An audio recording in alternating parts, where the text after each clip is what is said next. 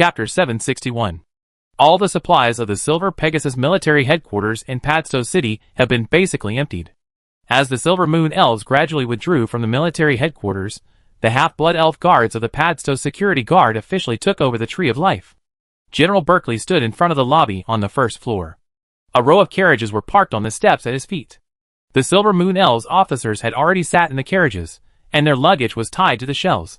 The adjutant walked up to General Berkeley and said, "Sir, everything is ready. We should set off." Chief Berkeley nodded, and he looked at the Tree of Life that was like a huge umbrella above his head. Padstow City had been developing continuously under his own eyes. Today, Padstow City is at least 5 times larger than when he came. Originally, there were less than 300,000 half-blood elves in this city, and now the population of half-blood elves in Padstow City has increased to 1.2 million. This is a rich forest city, with large apple orchards and orange trees around the city. As long as the half-blood elves gather around the Tree of Life, it can be developed into a central city. He had finally recruited 10,000 half-elf security guards, and the city was developing well, but the Elf Elder Council and the Corps headquarters issued several evacuation orders to evacuate the Partington Plain. General Berkeley could only evacuate from Padstow with all the Silver Moon Elf officers of the Silver Pegasus Corps in the Partington Plain. The transfer order did not allow Berkeley to take the Security Guard Corps of Padstow, that is, this half-elf Security Guard Corps would stay. General Berkeley stepped into the carriage and asked the adjutant, "The last order to the Security Guard Corps, have you notified it?" The adjutant said to General Berkeley, "Yes, General." "Is there still no news from Captain Roy?" General Berkeley asked again. Captain Roy disappeared after leaving Queen's Island. The Corps Intelligence Department speculated that Captain Roy may have gone to Castletown based on some clues he left behind. The adjutant continued to speak to General Berkeley. "I want to wait until Roy returns to Padstow before leaving." General Berkeley held the carriage door with his hands to stop the adjutant from closing the door. "But the emergency transfer order from the Corps headquarters has reached the deadline," the adjutant reminded General Berkeley. "We have been evacuating from Padstow one after another recently, which has caused Padstow to become very chaotic. Now only Roy's return can stabilize the chaotic situation in Padstow." Berkeley got off the carriage after speaking, and then waved to the convoy, indicating that the convoy could set off.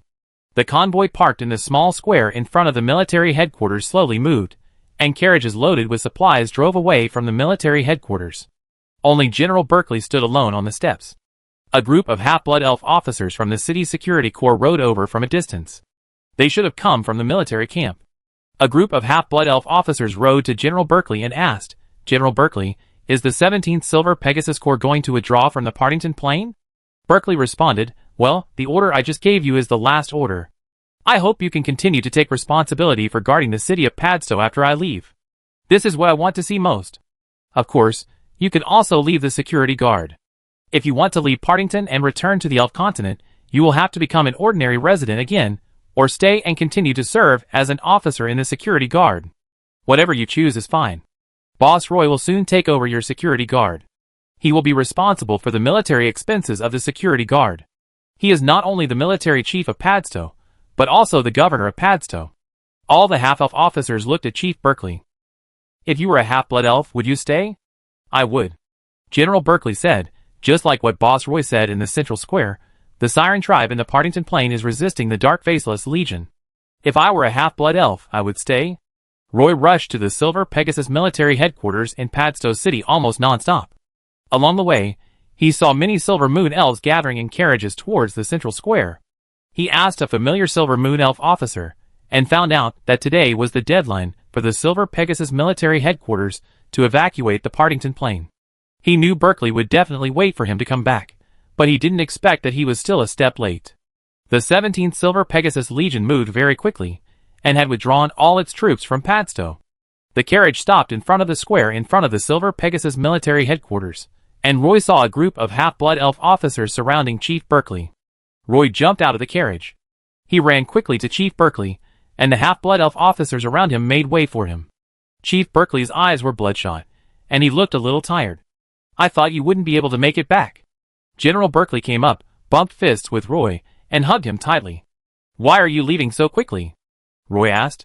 "It says that you will take over Padstow City and lead a fleet to Partington Island. You probably don't want to take responsibility for the Partington Plain, so you urged us to complete the evacuation mission before your fleet arrives in Padstow City. I still have to return to the Plateau City to gather a group of half-blood elf guards. It will take at least a week, Roy explained. Berkeley put his arm around Roy's shoulders, and the two walked out from a group of half-elf officers. Under the Tree of Life, Berkeley whispered to Roy, "Why do you still want to help us deal with those gray dwarf bandits? Obviously, there is also a lot of messes that cannot be cleaned up in the Partington Plain. Just consider it as my last gift to Earl Swinburne before leaving. After this separation, after the portal is closed, I don't know if I will have the chance to see you again in this life." Berkeley recalled that when he and Roy first met, he was the head of a material transport team in the logistics department, and Roy was just a young guide called by Earl Swinburne from the elf continent. Who would have thought that in just 10 years, Roy would transform from an ordinary guide to a plain lord? There will be opportunities in the future. After all, my home is in Castletown City. Roy was not worried about this at all. "Roy, have you broken through to the second level?" Chief Berkeley finally discovered Roy's difference and asked him with a surprised look. "Yes, the one standing in front of you is Roy, a combat priest from the Castletown Statue of Liberty." Roy chuckled and answered, "No wonder you said you had a chance to return to Castletown." The two chatted for a while, and Chief Berkeley's sadness of parting gradually disappeared. He took out a bunch of keys from his arms and handed them directly to Roy, saying to Roy, "These are the keys to all the rooms in the military. After we leave, I suggest you occupy this place as soon as possible. This Tree of Life will produce a batch of life tree juice every 2 weeks. The essence of these life tree juices is the foundation of the elves' development. Don't give this place away." Roy nodded and replied, "Of course I won't." "Well, now that you're back, I've handed you the key here, and I've done my last thing. I leave Partington through the portal later. Roy, you have to take care of this city for me. You don't know how much effort I've put into building this city over the years," Director Berkeley said, walking towards the carriage on the side of the road. "Where is the Earl going to transfer you to when you return to Queen's Island this time?" Roy couldn't help but ask. "It might be in the Rocky Mountains. I'm just guessing, it hasn't been decided yet," General Berkeley said. Just like that, General Berkeley hurriedly left the Partington Plain. He left Roy a complete Padstow City, all the half-blood elf security guards, and an intact Tree of Life.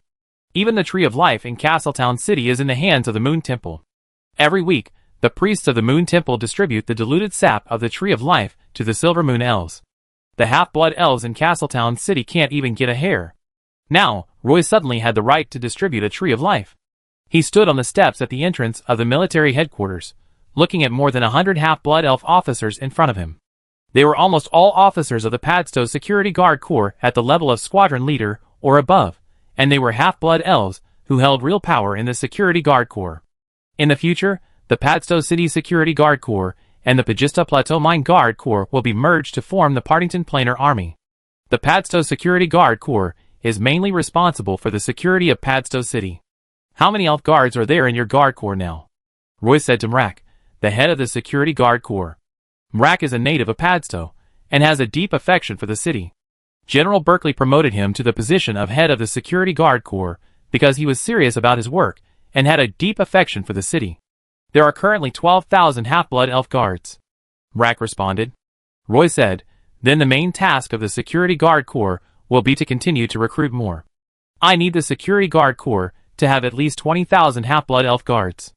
Next, I will divide Padstow into 10 districts, and each district must have 1,000 security guards. We must ensure that there will be no trouble in Padstow. I've been quite busy lately, and have little energy to manage Padstow. Padstow must remain stable." Mrak straightened his back and responded loudly, "Boss Roy, please rest assured that I will make Padstow stable." Roy nodded, and turned to walk into the lobby on the first floor of the Tree of Life. The lobby was empty. There were 2 half-blood elf receptionists standing at the front desk. They knew Roy and stared at him excitedly when they saw him walk into the lobby. Roy said to Captain Mike behind him, "Send a security team to the central square and wait for all the Silver Moon elves in the square to leave. This security team will take over the control of the portal." "Okay, Boss Roy." Led by the half-elf receptionist, Roy walked around the military headquarters. It was not until Lation got the information and hurried over here to see Roy that Roy said to him, "Lysander, from now on, the warehouses of the 17th Silver Pegasus Legion will also belong to me. The important materials will be stored in the warehouse here. You will work here. In addition, we will also be responsible for the supply of military supplies for the Padstow Security Guard. You will do a good job in collecting and allocating materials. Boss, once the portal is cut off, our army will be short of elf cookies. Rhysandr whispered to Roy. I take care of this. All problems will be difficult in the early stage. Once everything is in order, the rest will be easy. Roy comforted Rhysandr and transferred him to the Silver Pegasus military headquarters. Roy wasted most of the day in Padstow just to arrange a few small things. He was ready to leave the military headquarters in the evening. Walking outside, Roy found that the small square below the steps of the military headquarters was actually crowded with tens of thousands of half-blood elves. These half-blood elves chose to sit quietly in the square. No one said a word until Roy walked out of the military headquarters. Someone shouted in the crowd, "Boss Roy is out." The half-blood elves in the small square and the surrounding avenues stood up one after another, and all the half-blood elves looked at Roy. "Boss Roy, is the portal to the Partington Plain going to be closed?" A half-blood elf squeezed in the crowd and asked loudly. "That's right, the portal on Partington Island will be removed, and you will not be able to directly enter the Silver Moon Elf Kingdom from the Partington Plain in the future." Roy also raised his voice as loud as possible. "You will face two choices, stay in Partington Plain, or return to the Elf Continent." A half-blood elf walked out of the crowd and talked to Roy. "Boss Roy, I want to know, once the plain portal is closed, the magic herbs we collect will become worthless, and our life here will become the hard life we had before. I know very well that our current wealthy life is actually supported by the booming magic herb market, but now the Silver Moon Elf merchants have left the Partington Plain. Who will we sell our magic herbs to in the future?" Roy motioned for everyone to be quiet. "I think almost all the half-blood elves in Padstow know that I have a magic herb trading company in Padstow, right? You can sell your magic herbs to my trading company. If the person in charge of the company does not accept your magic herbs, or deliberately suppresses the price of magic herbs, you come to me again, and I will deal with him personally." Boom! Cheers rang out in the small square. Chapter 762. Soon the news that the Silver Moon Elf Elder Council decided to close the Partington Plain spread throughout Padstow. Although there were similar rumors before, the news was still uncertain. The half-blood elves in the city still had a glimmer of hope in their hearts.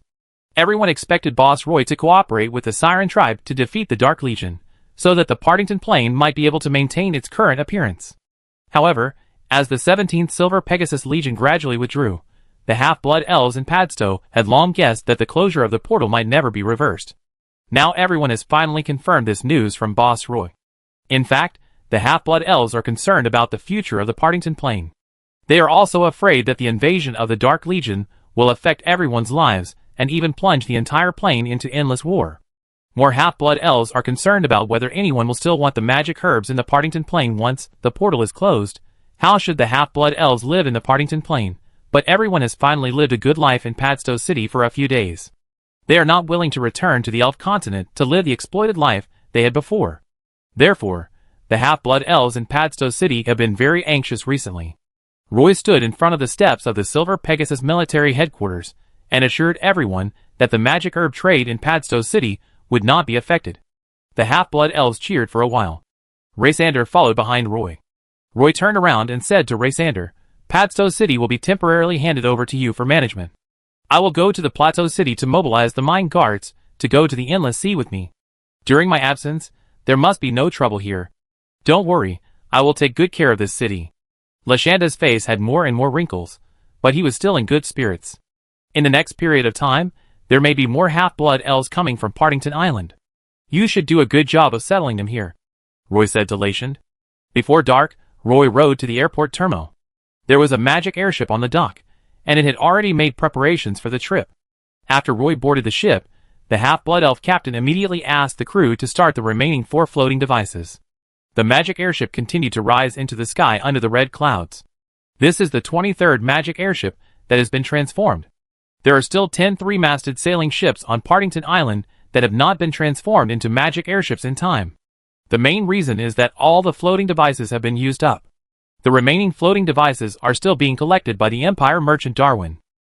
Because Roy destroyed a magic airship in the North Fjord before, but the floating devices on the ship were not broken, these floating devices were sent back to the transformation factory on Partington Island, and these floating devices were immediately installed on other three-masted sailing ships. Roy currently owns 34 magic airships, 2/3 of which are moored at the north coast pier of Sun Island Bay, and another 10 magic airships are parked in the Plateau City. There was only one magic airship that actually stayed in Padstow City. That was the one Roy was currently riding.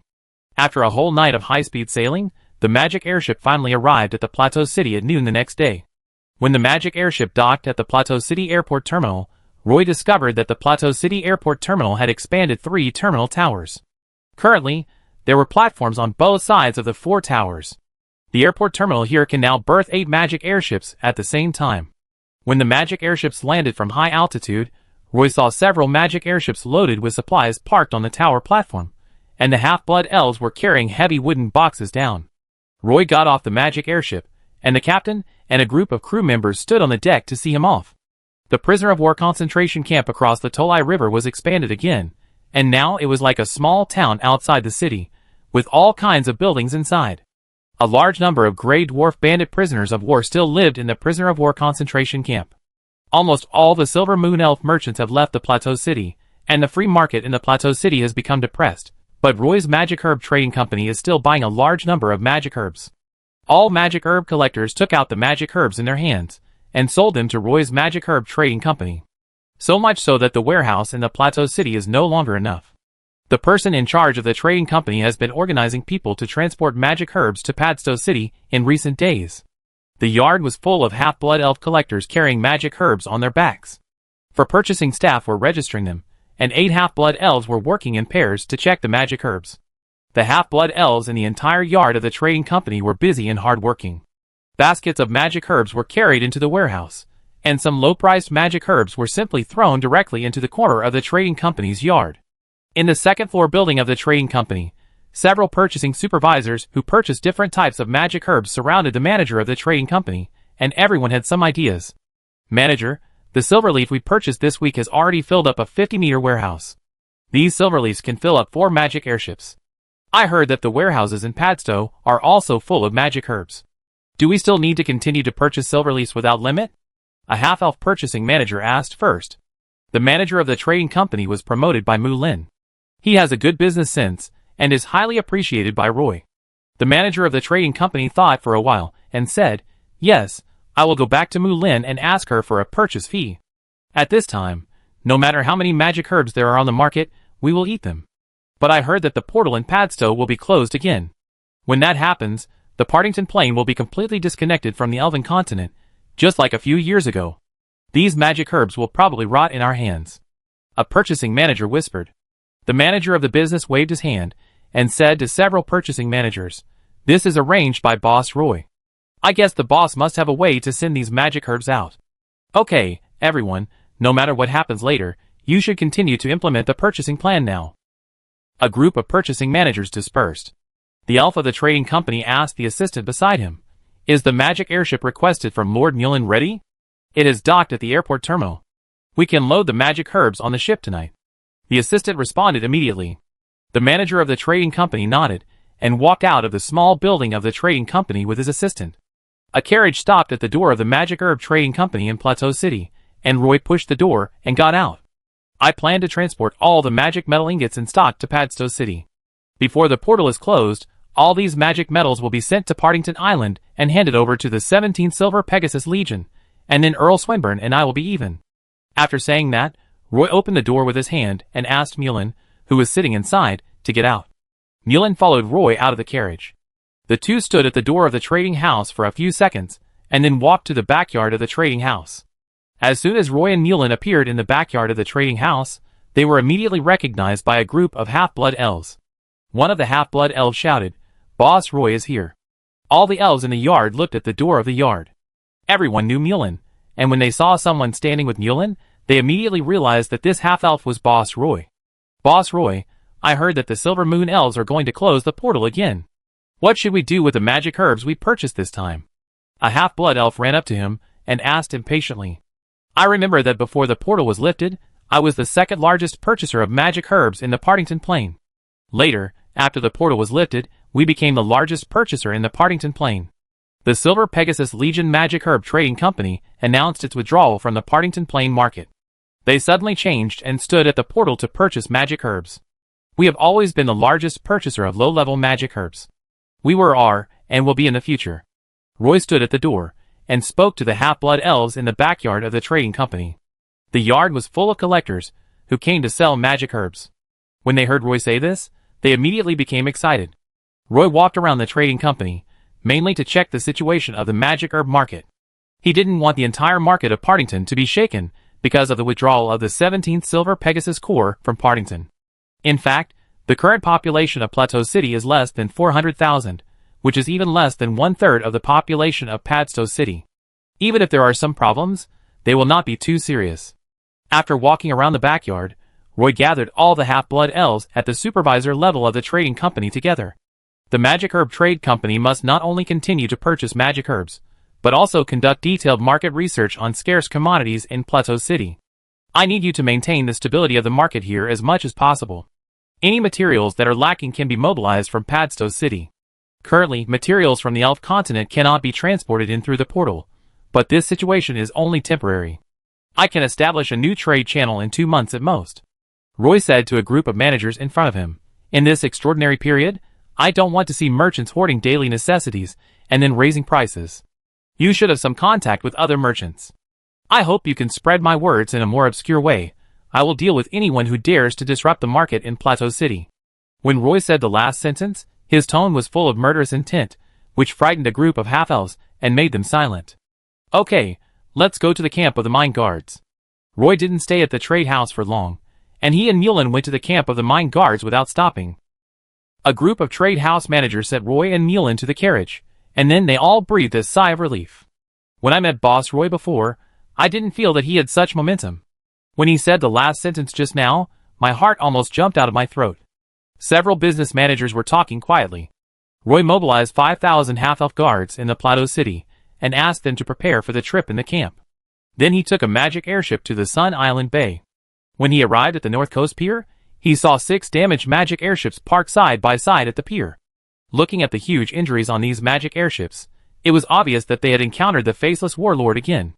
There were 19 magic airships parked at the North Coast Pier at the moment, and 6 of them were severely damaged.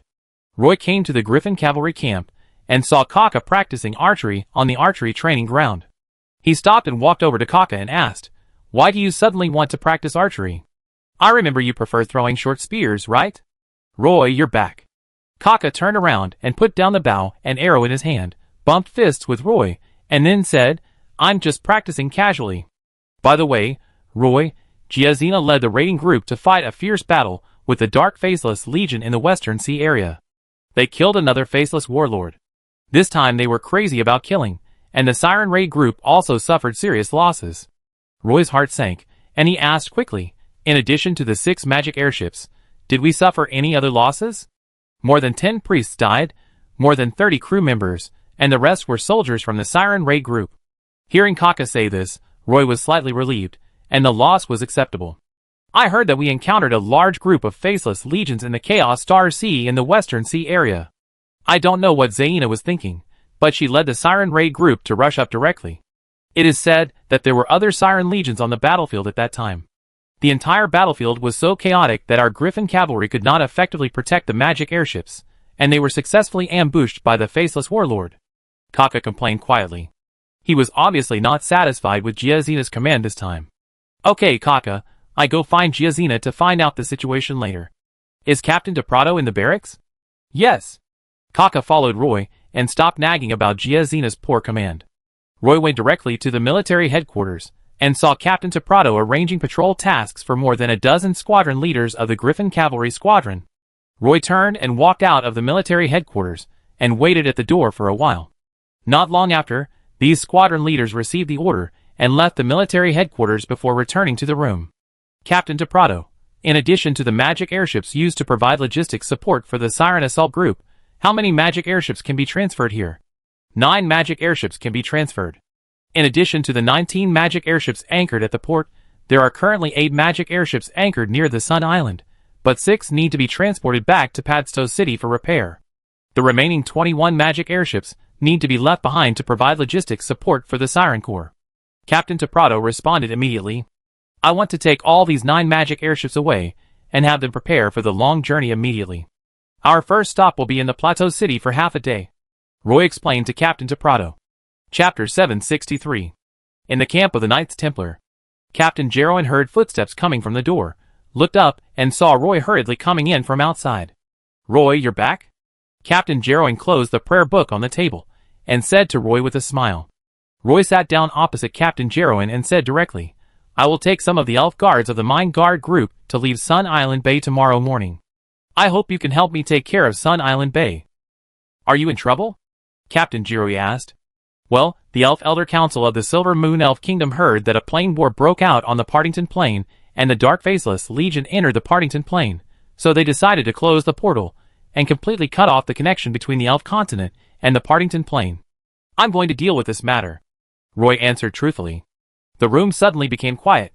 Although there had been rumors that the Silver Moon Elves were going to give up the Partington Plain, the plain war here was only in the distant sea. For the elves on the Partington Plain, the so-called plain war was still far away from them. Although they have fought against the Dark Faceless Legion several times, Roy's Mine Guards have never suffered any losses. Captain Jeroen was a little confused as to why the Elven Elders Council made such a decision. "What are you going to do?" "I happen to have a few wizard friends, some of whom are good at space magic. They will dismantle the portal on Partington Island and then build a portal on the island I occupy, so that Partington can continue to connect to the main plane," Roy answered. Captain Jeroen immediately grasped the key point of the matter. "So this time you go back, are you going to take the Mine Guard to occupy a piece of land outside the Silver Moon Elf Kingdom? To be precise, it should be an island. I have already chosen the island.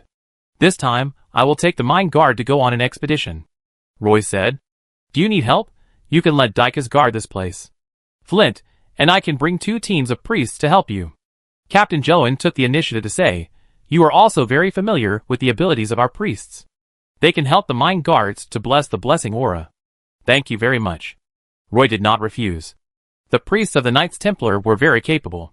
Once the 6 blessings were bestowed on the Elven Guards, their combat power would be doubled. "You took us away from the Dark Land, and we can be considered to be helping each other," Captain Jeroen said to Roy. "It is much better to spend the last part of our lives in this beautiful bay than to stay in the endless darkness. At least we no longer need to eat those strange foods every day. Just don't blame me for dragging you into the plain war in the Partington Plain," Roy responded. Captain Jeroen smiled and said, "Didn't the plain war just break out? You didn't know in advance that the Dark Army appeared in the Partington Plain. We all came to Partington from Golfito, and even built a seaside camp, only to find that this plain was also invaded by the Dark Army. I don't think this matter has anything to do with you. Besides, we often encounter the Dark Army in the Dark Land and always deal with them. By the way, why are you planning to leave from the Sun Island?" "Tomorrow morning," Roy replied. Captain Jeroen was shocked. "So urgent?" Roy nodded and said, "It involves many aspects, so the trip here cannot be delayed." Captain Jeroen said, "Got it, then we meet at the dock tomorrow morning."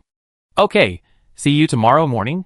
Roy originally planned to ask Captain Jeroen to look after Sun Island Bay, but he didn't expect him to ask to join the war.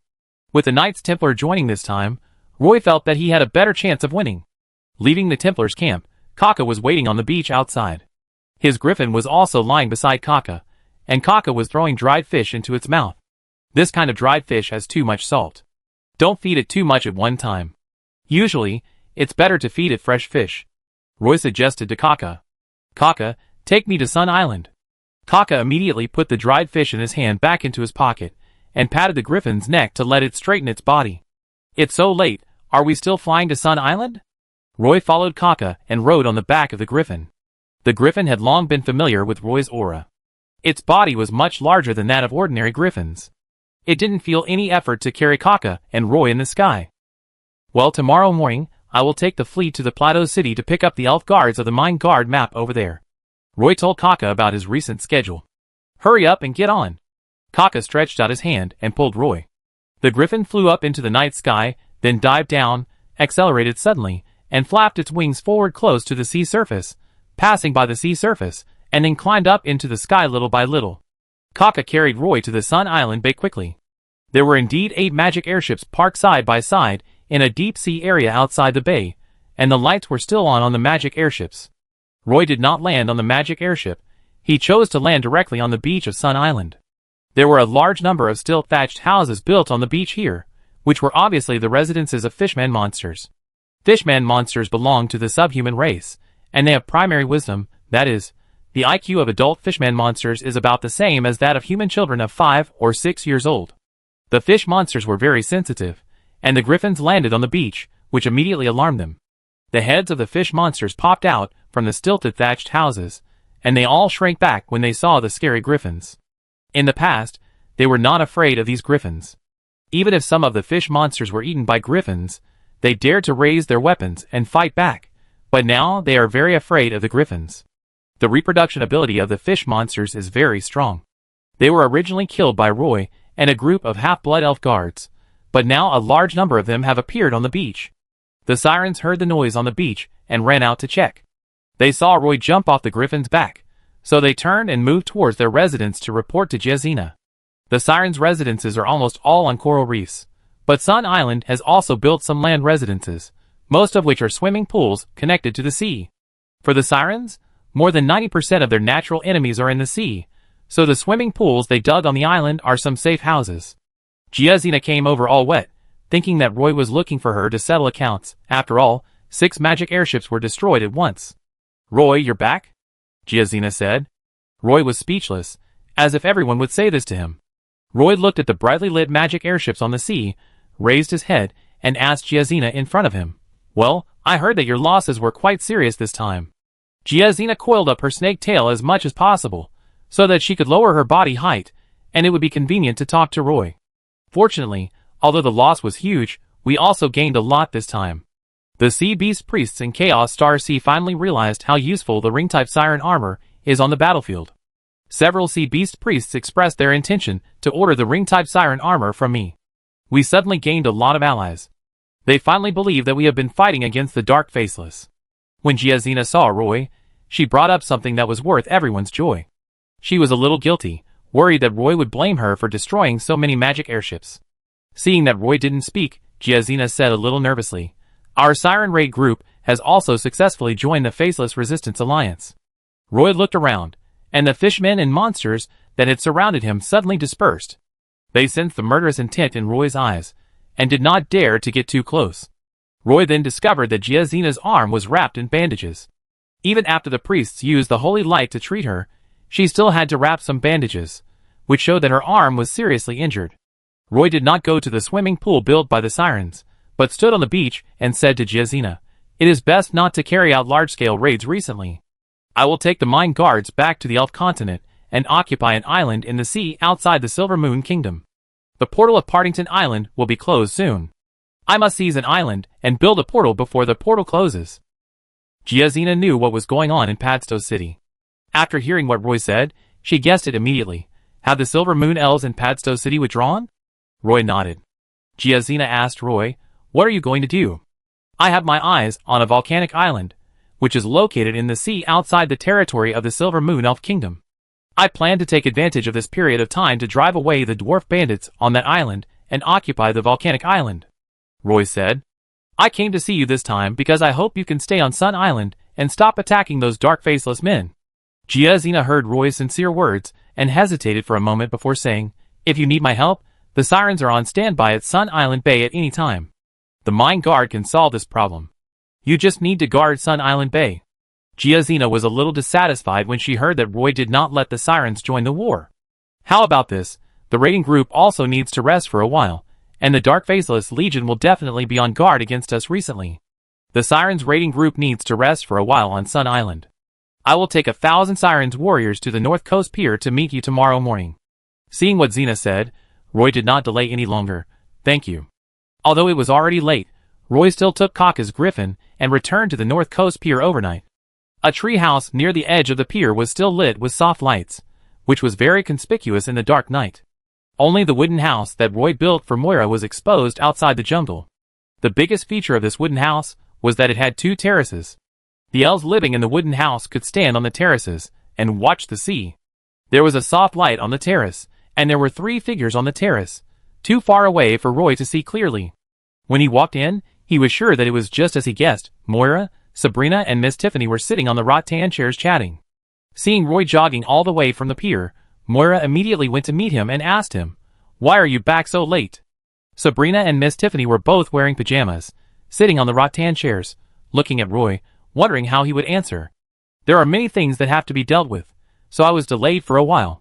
Roy hugged Moira, kissed her lips, and then pulled her to sit on the terrace. Tomorrow I will leave Sun Island Bay with the mine guards. So many things must be explained today. I heard that the Silver Moon Elves have decided to give up the Partington Plain. Miss Tiffany took the opportunity to ask. Well, that's why I ran back so quickly. I plan to mobilize the most elite half-blood elf guards to Partington Island, and the assassins will follow me this time. Then can I go with you? Moira said happily. Well, but it's not worth being happy about. Roy said casually. We are going to fight the Grey Dwarves for territory. Sabrina, you can also help. I need a sword poet like you to help. Okay. Sabrina didn't expect Roy to take the initiative to invite her, and was shocked, and then she agreed. In fact, the Griffin Cavalry Regiment received an order to stay in the Sun Island Bay. Tiffany, you should come with us. Roy invited Tiffany again. Miss Tiffany said very proudly, I don't want to go back to the Endless Sea. Forget it, I go with you. The next morning, 9 magic airships had opened their floating devices one after another. These magic airships docked at the dock, and 10 sampans were extended from each magic airship. A large number of half-blood elf guards gathered on the beach outside the dock, probably more than 2,000 people. In addition to some half-blood elf warriors, there were also 1,200 Dark Moon Elf assassins. Later, a large number of Siren warriors appeared in the sea, and these Siren warriors were also waiting for the notice to board the ship. In addition, a team of priests came out of the camp of the Knights Templar, with the 2 captains Jarowin and Fordlin walking in the front. When the priests came to the dock, they found that the most elite troops of Sun Island Bay were gathered here. Roy had already stood on the dock early, directing each team to board the ship in an orderly manner. They were busy until the weather turned hot, and then all the magic airships were fully prepared and flew into the sky one after another.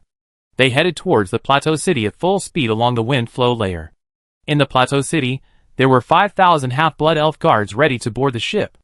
After a day and a night, the 9 magic airships arrived at the Plateau City smoothly. Below the airport pier, there were rows of fully equipped half-blood elf warriors. 6 magic airships were moored at the airport pier and ready to go. Under Roy's command, the half-blood elf guards began to board the ship. The 9 magic airships and the 6 magic airships on the Plateau City side merged together to form a fleet of 15 magic airships. This fleet went directly to Padstow City. Chapter 764. 15 magic airships suddenly appeared in the sky above Padstow. These magic airships descended from the clouds, and did not slowly fly into the airport terminal as usual, but landed directly near the central square. The elves in the city all raised their heads, and looked up at the sky curiously. No one knew what happened. After all, it was rare for 15 magic airships to appear in Padstow at the same time. Roy stood at the bow, and saw Apaya riding the magic broom directly into the sky, so he waved to her. There were no piles of magic herbs in the central square, nor were there any Silver Moon elves queuing to leave, which made the central square seem particularly empty. This was the only open space in the city of Padstow, and other places were almost covered by dense forests. The magic airship easily found the central square from high in the sky. Is this your fleet? Apaya looked at the magic airship slowly descending from the clouds behind her and asked Roy. Well, Master Apaya, can the magic airship pass through the portal now? Roy asked Apaya to land on the deck of the magic airship. Apaya put away the magic broom, looked around the magic airship, and wrinkled her nose and said, Why do we smell a dwarven stench on the ship? These 3-masted sailing ships were indeed seized from the Grey Dwarf bandits. The Silver Moon elves don't like this kind of large sailing ships, Roy said frankly. No wonder there is a greasy smell like the dwarves. Opia was wearing a black and gold Abaddon magic robe. Although the robe completely wrapped her body, her plump and enchanting figure was fully displayed, making Roy wonder if she had checked the condition of the portal carefully in the past few days. The portal will take a while longer. After noon, there will be a short period of time from the Partington Plain to Partington Island. The rest of the time, we will almost always receive half-blood elves from the elf continent, Opia said to Roy.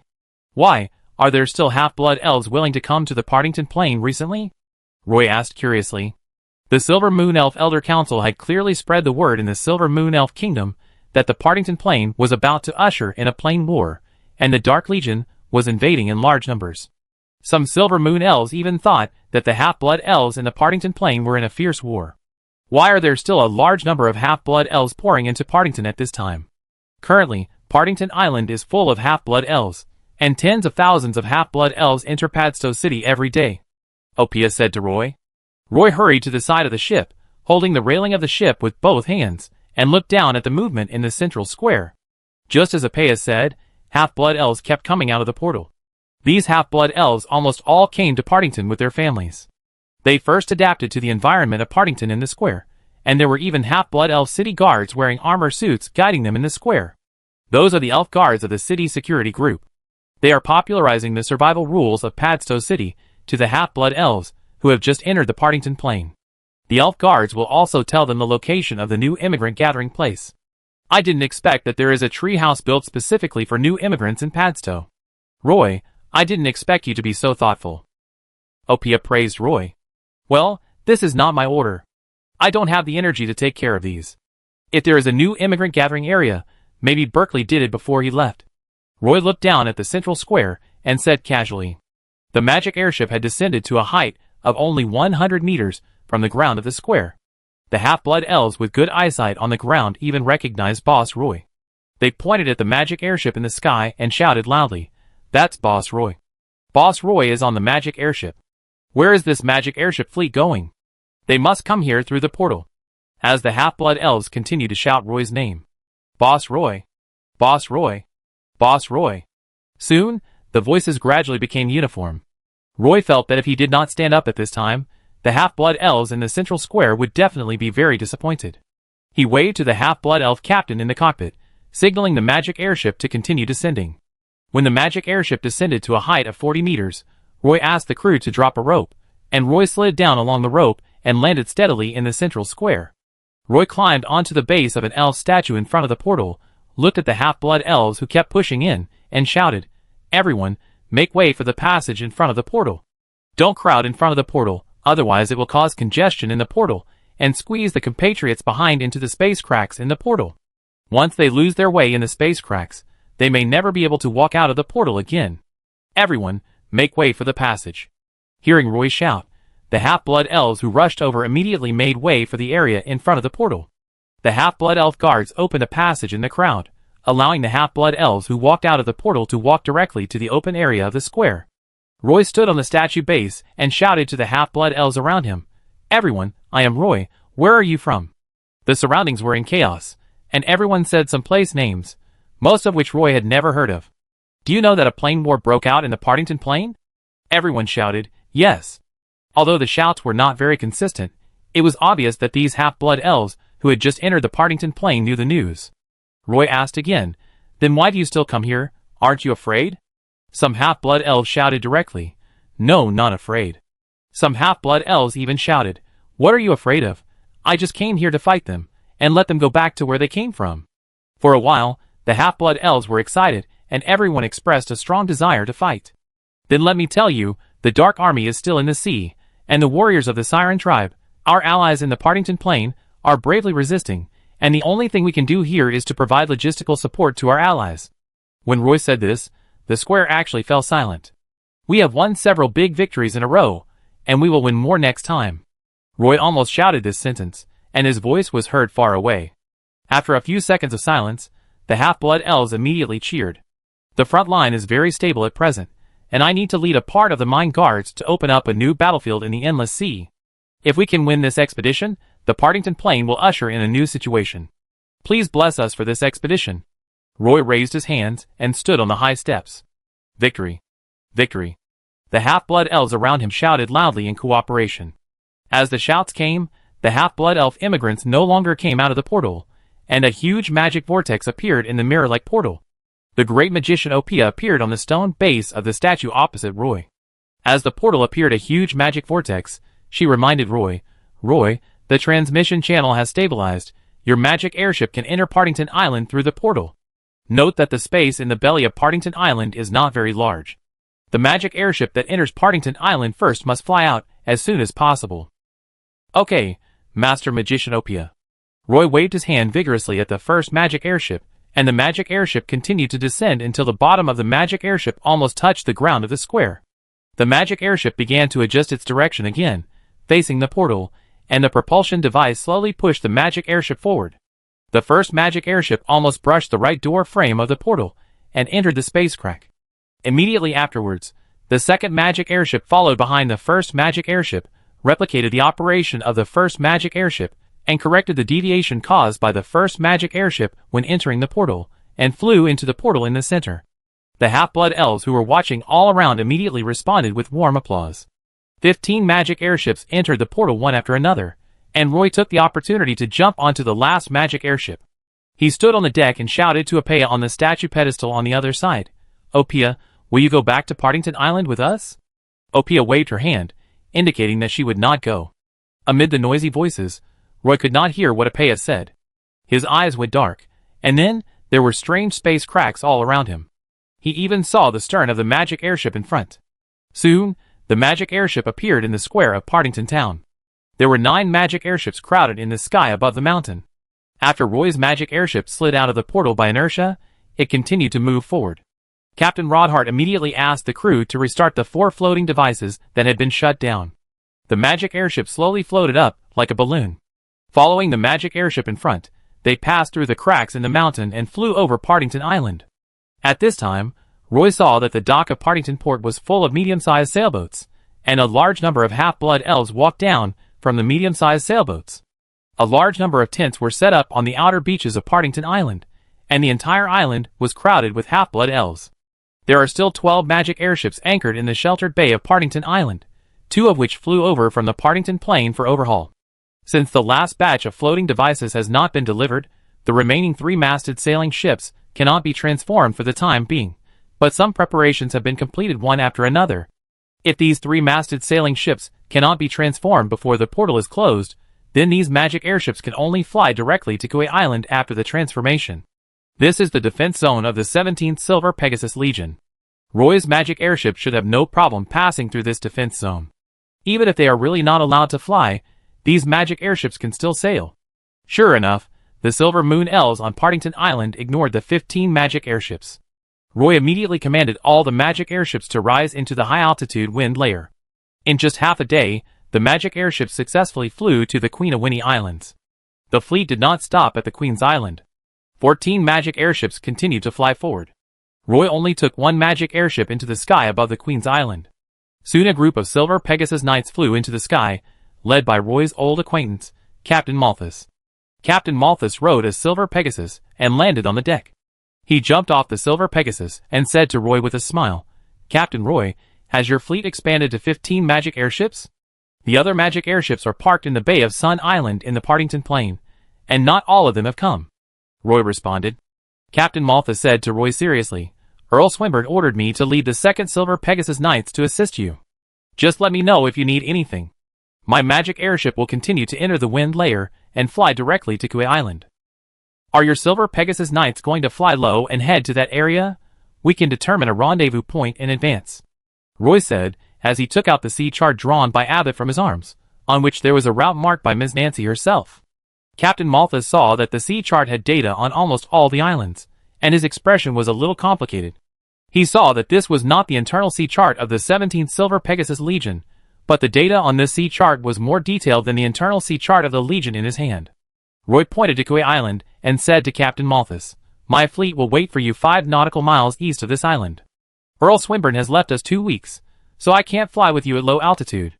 I can only go ahead with the help of high-altitude air currents." Marsa could only nod and said to Roy, "This is beyond the patrol area of the Silver Pegasus Knights in the past. It may take us some time to fly there. Before we arrive, you must be more careful in all your actions. I heard that the Grey Dwarf bandits there are very rampant. Thank you for your reminder. You must be more careful along the way." Roy took out a sea chart from his arms. It only depicted the sea area from the Queen of Winnie Islands to the K Island, and a series of islands that would be passed along the way. Roy even used a ruler to draw straight lines. He stuffed the chart into Captain Malthus's hands and said to him, "This is the flight route I drew based on all the reefs between the Queen Uni Islands and K Island. I know you need to rest along the way. You can fly along this route. The islands you encounter along the way should be enough for you to rest. It is worth noting that you should try to find a smaller deserted island without vegetation to stay on, so that the chance of encountering Grey Dwarf bandits will be much smaller," Roy reminded Captain Malthus. "Roy, your action plan is really detailed," Captain Malthus praised in a low voice. "In fact, these charts were obtained from a close friend of mine 8 years ago. At that time, I didn't even think that these charts could be used in this way." Roy smiled and complained in a low voice. Chapter 765. The magic airship that Roy was on was the last to enter the wind stratum. After raising the ball sail, the magic airship turned its bow along the wind direction. As the white sail on the main mast swelled, the magic airship began to sail at high speed. The Silver Pegasus Knights did not want to fly into the wind stratum and suffer from the frost, so they could only fly low over the sea surface, which was about 100 meters above the sea surface. However, in this way, the Silver Pegasus Knight's speed would be far behind the magic airship. The magic airship arrived at the Queen Yuni Islands in the afternoon. Soon it was night, and it became safer for the magic airship to sail in the wind layer. After flying all night, the sea under his feet finally showed a deep blue. Roy did not choose to fly directly over K Island, and then land in the sea around K Island. 15 magic airships chose to land in the sea 20 nautical miles away from K Island, and then hid behind a small island. Roy did not find the three-masted sailing ship of the Grey Dwarf robbers in the surrounding sea area, and thought that there was a deviation in the sea chart. Giazina sent out the Siren reconnaissance team, and quickly jumped into the endless sea, exploring the direction of Kauai Island pointed out by Roy. At noon, the Siren reconnaissance team successfully returned to the fleet. The information brought back by the Siren warriors was that there was indeed a volcanic island 20 nautical miles ahead. There was a port pier on the south side of the island. There were at least 43 masted sailing ships moored near the pier. In addition to the 3-masted sailing ships, there were more than a dozen 5-masted sailing ships, and there were also many small wooden boats on the pier. There were many Grey Dwarves on the dock, and all the ships were guarded by Grey Dwarves. There was even a row of dwarf-made cannons and catapults on both sides of the dock. This was indeed a hiding place for the Grey Dwarf bandits. This sea area belonged to the Naga Sea clan. If the Sirens appeared here rashly, they would inevitably be chased by the Naga Sea clan. Roy had never thought of taking action during the day. His action plan this time also drew on the combat experience of the Siren raid group and prepared to sneak attack this Kauai Island. For a whole day, Roy had everyone in the captain's room, making battle deployments around the sea chart. 15 magic airships hid in the shadow of the island. They waited until it was completely dark before secretly setting sail to leave the island. Under the guidance of the Siren warriors, these half-blood elf captains successfully arrived at the west side of K Island at midnight. In the conference room of the number 4 magic airship, Roy, Captain Jeroen, Captain Flint, Siren Jazina, Captain Timothy, Sabrina, Miss Tiffany, Moira, and a group of half-blood elf officers completed the last deduction. Adjutant Walker pushed open the wooden door of the conference room and said to Roy, who was standing in front of the map, "Boss, we have arrived at the designated location." Roy nodded and said to everyone in the room, "Everyone, start the action." He stood in front of Captain Timothy and said to him, "Captain Timothy, please be sure to protect the priests who are following you." "Boss, please rest assured, I know what to do." Captain Timothy was the first to walk out of the temporary conference room. He came to the deck and immediately went to other magic airships to summon the Dark Moon Elf assassins. This time Roy brought 1,200 Dark Moon Elf warriors from Plateau City. They were the most elite forces of the assassins. They were usually stationed in Plateau City. A while ago, they followed Miss Channing Sidney to the Nicobar Mountains to explore the abandoned mines there. However, recently Miss Channing Sidney began to restore the abandoned mines in the Nicobar Mountains, so she led 2,000 half-blood elf guards to the Nicobar Mountains. The assassins can rest in the Plateau City. Roy brought the assassins this time, hoping that they would sneak into the dense forest of K Island in the dark, create chaos on K Island as quickly as possible, and seize the bunker built by the Grey Dwarves on K Island. In order to ensure that the Dark Moon Elf warriors of the assassins has sufficient combat power, Roy asked Captain Flint to take 50 priests to follow the assassins. Another team that moved at night was 1,500 Siren warriors led by Giazina. This time, the Siren warriors needed to sneak attack the Grey Dwarf fleet on the dock at night. As long as these 3-masted sailing ships were destroyed, the Grey Dwarf bandits would be trapped and killed on this volcanic island. The Siren raiders will sink all the ships on the K Island pier at night. Then, the 4,000 half-blood elf guards will attack the K Island pier from the front under the blessing of the priests. After everything was ready, Giazina was the first to jump into the sea from the deck, and the Siren warriors standing on the side of the ship jumped into the sea one after another. The Siren warriors hid in the cabin for nearly 3 days. Even though the seawater in the cabin had a fishy smell, these Siren warriors did not come out of the airtight cabin until the evening. After blowing the sea breeze on the deck for a while, they followed Giazina and jumped into the sea. Following closely, Captain Timothy led the Dark Moon Elf warriors and quietly slid into the sea. The Dark Moon Elves are also good at swimming, but it is still a bit difficult to swim across a 5-kilometer sea surface. In order to allow these Dark Moon Elf warriors to quickly reach K Island, the Siren warriors who jumped into the sea in advance each dragged a Dark Moon Elf warrior to swim to K Island. This raiding group was led by Captain Timothy, Siren Giazina, and Captain Flint. Moira and Tiffany were also mixed in the assassination regiment and followed the army to fight. 100 priests, led by Captain Flint, also followed the Dark Moon Elf assassins to sneak into K Island. 1,000 Siren warriors were surrounded by 6 blessing halos. When they sailed through the sea, straight water lines appeared on the sea under the night sky. Although it was late at night, there were still some lights on the dock of Kui Island in the distance. The dock was full of large and small ships. These ships had all put down their sails and dropped their anchors.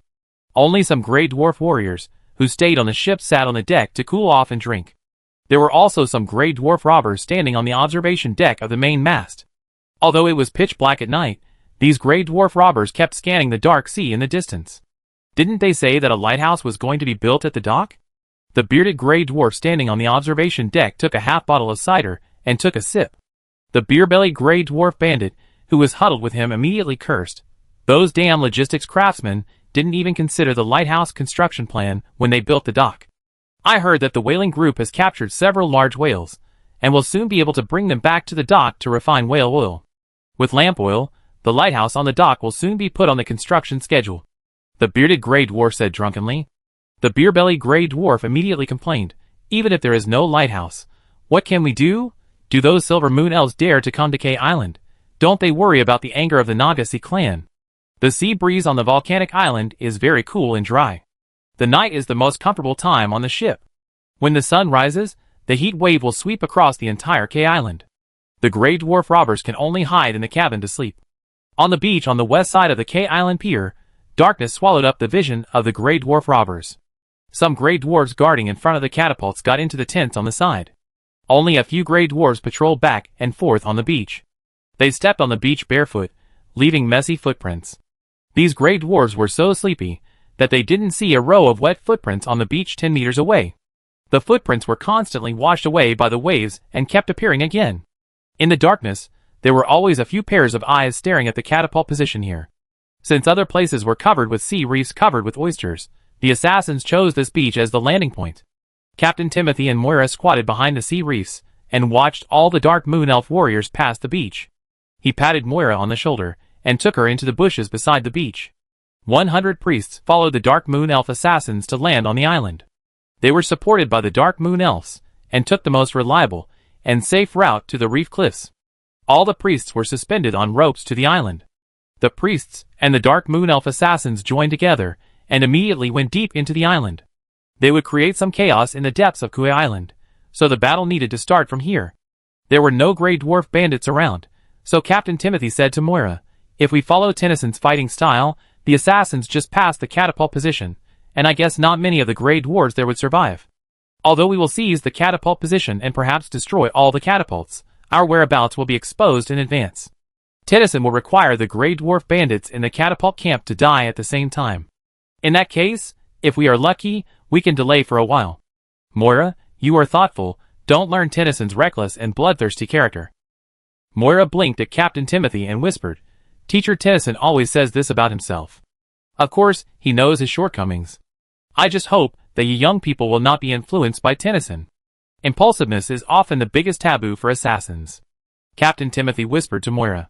The assassins quickly passed through the rainforest. Although they came here for the first time and were very unfamiliar with the surrounding environment, these Dark Moon Elves all came from the Evernight Forest. The Dark Moon Elf warriors have long been accustomed to moving in the dark.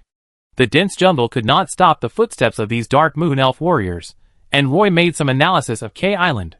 He believed that the Grey Dwarves would definitely build their bunkers at the foot of the volcano, and build some sentries around the Grey Dwarf bunker. The assassins had to walk through the 10-kilometer tropical rainforest, and find the Grey Dwarf bandit bunker at the foot of the volcano directly. In the jungle, on a wooden sentry post, a Grey Dwarf bandit was dozing against the wooden door. In the room above the sentry post, several Grey Dwarf bandits were snoring, and their snoring covered the assassins' light footsteps. These assassins came up the stairs. One of them stood behind the Grey Dwarf bandit guarding the door, and the other assassin sneaked into the sentry room with cat steps. The assassin guarding the door stretched out his hand, and that hand was like a spirit snake, winding around the Grey Dwarf's neck, and then 3 fingers were like eagle claws, grabbing the Grey Dwarf's throat, instantly suppressing his scream of fear when he woke up. Then the dagger in the other hand would be inserted through the gap between the right ribs and directly stabbed into the heart. The dagger was sharp and thin, with strong penetrating power, but the blade was also very sharp. The assassin flipped his wrist lightly, and cut the 4 main arteries of the heart. A strong stream of blood gushed out from the wound. The Grey Dwarf robber's body suddenly burst out with a strong explosive force, and the assassin was even a little unable to lock the Grey Dwarf robber's body. But as the Grey Dwarf robber's heart tube was cut off, the Grey Dwarf robber's explosive force made the blood in his body spurt out, and the Grey Dwarf robber also lost all his strength at this moment. The assassin warrior was worried that the Grey Dwarf robber was pretending to be dead, so he reached out and felt around his neck. The hand holding the dagger circled his neck silkily, and the Grey Dwarf robber's bearded head gurgled and fell at the door of the sentry post. A silent battle broke out in the room at this moment. These assassins almost simultaneously cut off the throat and carotid artery of the Grey Dwarf bandits with daggers, and then stabbed them in the heart. Without time to clean up the battlefield and confirm that all the Grey Dwarf bandits were killed, these assassins with blessing auras on their feet immediately moved their positions. Almost at the same time, the 5 sentries at the foot of the volcano were occupied by the assassins at the same time. Captain Timothy discovered that the blessing magic of the priests actually raised the combat power of all the Dark Moon Elf assassins to the combat power of the first turn peak period. In the past, some of these assassins' movements might not be so smooth in the dark, but with the blessing of the blessing magic, assassinating the Grey Dwarf warriors was so easy. Soon these assassins ran out of the sentry post and, led by Captain Timothy, quickly moved towards the entrance of the bunker. This is a bunker built on the mountain. Most of the facilities are built underground. The part exposed on the ground is like a small stone house. When you push open the main door of the stone house, you can see a staircase extending downward. 2 Grey Dwarf night watchmen were holding double axes and dozing against the stone wall at the entrance of the bunker. At night, the surroundings were silent. Even the chirping of insects and night owls stopped. There were even some birds that appeared at night flying over the top of the bunker. It was a pity that the 2 Grey Dwarf robbers at the door did not notice it at all. Captain Timothy walked into the bunker in person. He stood in front of the steps at the door and looked to the left and right. While he covered the mouth of the Grey Dwarf robber with one hand, the short dagger in his hand directly cut off the head of the Grey Dwarf robber. On the other side, a Dark Moon Elf officer made the same action as Captain Timothy. The 2 heads rolled down almost at the same time. Timothy's left hand stretched out like lightning and firmly grabbed the falling Grey Dwarf head. Chapter 766. The Dark Moon Elf warriors hid in the shadows, completely concealed. When they moved in the shadows, there was a slight fluctuation in the darkness, but the Grey Dwarf bandits on Kauai Island never thought that one day there would be such a well-trained Dark Moon Elf killer group sneaking into the island, and they didn't want to take any prisoners. The Grey Dwarves and the surrounding sentries had already been lying straight on the ground, with bright red blood spreading under their bodies, and their heads rolling to the side. The bunker gate was easily breached by the Dark Moon Elf warriors, who then divided into several teams and sneaked into the bunker. Moira followed Captain Timothy and saw him kill 3 Grey Dwarf bandits at the sentry post. Almost every Grey Dwarf bandit was killed with one blow, leaving them no chance to escape. Just a quarter of an hour ago, Captain Timothy was still complaining to Moira about Teacher Tennyson's bloodthirsty nature, saying that his body had been dominated by the heart of killing, and advised Moira not to learn Tennyson's assassination skills. In a blink of an eye, Captain Timothy turned into a god of killing. He was the sharpest dagger in the assassination regiment, always rushing to the forefront of the assassination regiment. Moira followed behind him, and almost had no chance to pick up leaks. She could only insert the serpent dagger into the scabbard on the outside of her thigh. She understood that Captain Timothy was trying not to let her take action. Moira hid in the shadows, with a black scarf covering her face, and followed Captain Timothy stubbornly. The passage in front of the bunker gate continued to extend downwards. When all the Dark Moon Elf warriors entered this passage, they remained hidden. Captain Timothy made a gesture to rush forward, and a group of Dark Moon Elf warriors quickly moved forward along the wall. The dwarves are good at building underground buildings. They will set traps in some passages, but these traps have no effect on the Dark Moon Elf warriors led by Captain Timothy. These Dark Moon Elf warriors are all survivors of the Spinel mines, and have seen all kinds of traps designed by the dwarves. The blessing magic of the priests has raised the combat power of these Dark Moon Elf warriors to the peak level of the first turn. Whether they are running or fighting, they are constantly realizing the power that can be felt at the peak level. Every time Moira jumps in the shadow, she could also feel the extreme speed. Because the speed is too fast, every step across the landing point is based on intuition. Her body blends into the darkness, and every time she jumps, her body seems to dissipate into a cloud of smoke. The passage dug by the Grey Dwarfs is very long. After walking down for dozens of meters, and bypassing a huge stone screen wall, Moira saw more than a dozen Grey Dwarf bandits lying under the screen wall. Almost all of these Grey Dwarf bandits have a wound on their throats. When they died, their faces were hideous, and many of the Grey Dwarfs had dark purple faces. When she turned around the huge stone wall, a large underground palace suddenly appeared in front of her. This underground palace should be a natural cave. The Grey Dwarf bandits transformed the cave, and built some stone houses in the cave. These stone houses were arranged in rows, and there was even a lava waterfall on the rock wall in the distance. Dark red magma flowed out from the holes in the stone wall, and fell into the lava underground river below. The cave was filled with a pungent smell of sulfur and ash. The underground palace had streets, residences, and workshops, just like a small town. Torches were lit at every street corner in this underground city, and there was a lava waterfall next to the rock wall opposite, so the underground palace was not lacking in light. Even Captain Timothy was a little dumbfounded when he saw this underground palace. No one expected that the Grey Dwarf bandits would actually plan to build an underground city on K Island. Moira could clearly hear the thumping heartbeats of the Dark Moon Elf warriors beside her, and even their breathing became very heavy. The Dark Moon Elf warriors around him looked at Captain Timothy. Captain Timothy cursed in a low voice, and then ordered the Dark Moon Elf warriors around him. Teams 1, 2, 3, 4, and 5 should immediately explore other exits of this dungeon. The rest of the warriors should follow me to kill. I repeat, this time we must kill all the Grey Dwarves until they lose their will to fight. Don't think about sparing their lives, and don't put your companions around you in danger. Our goal is to defeat all the Grey Dwarf bandits in the dungeon. Regardless of whether we can complete the task, everyone must withdraw before the blessing spell loses its effect. There are priests of the Knights Templar outside to meet us.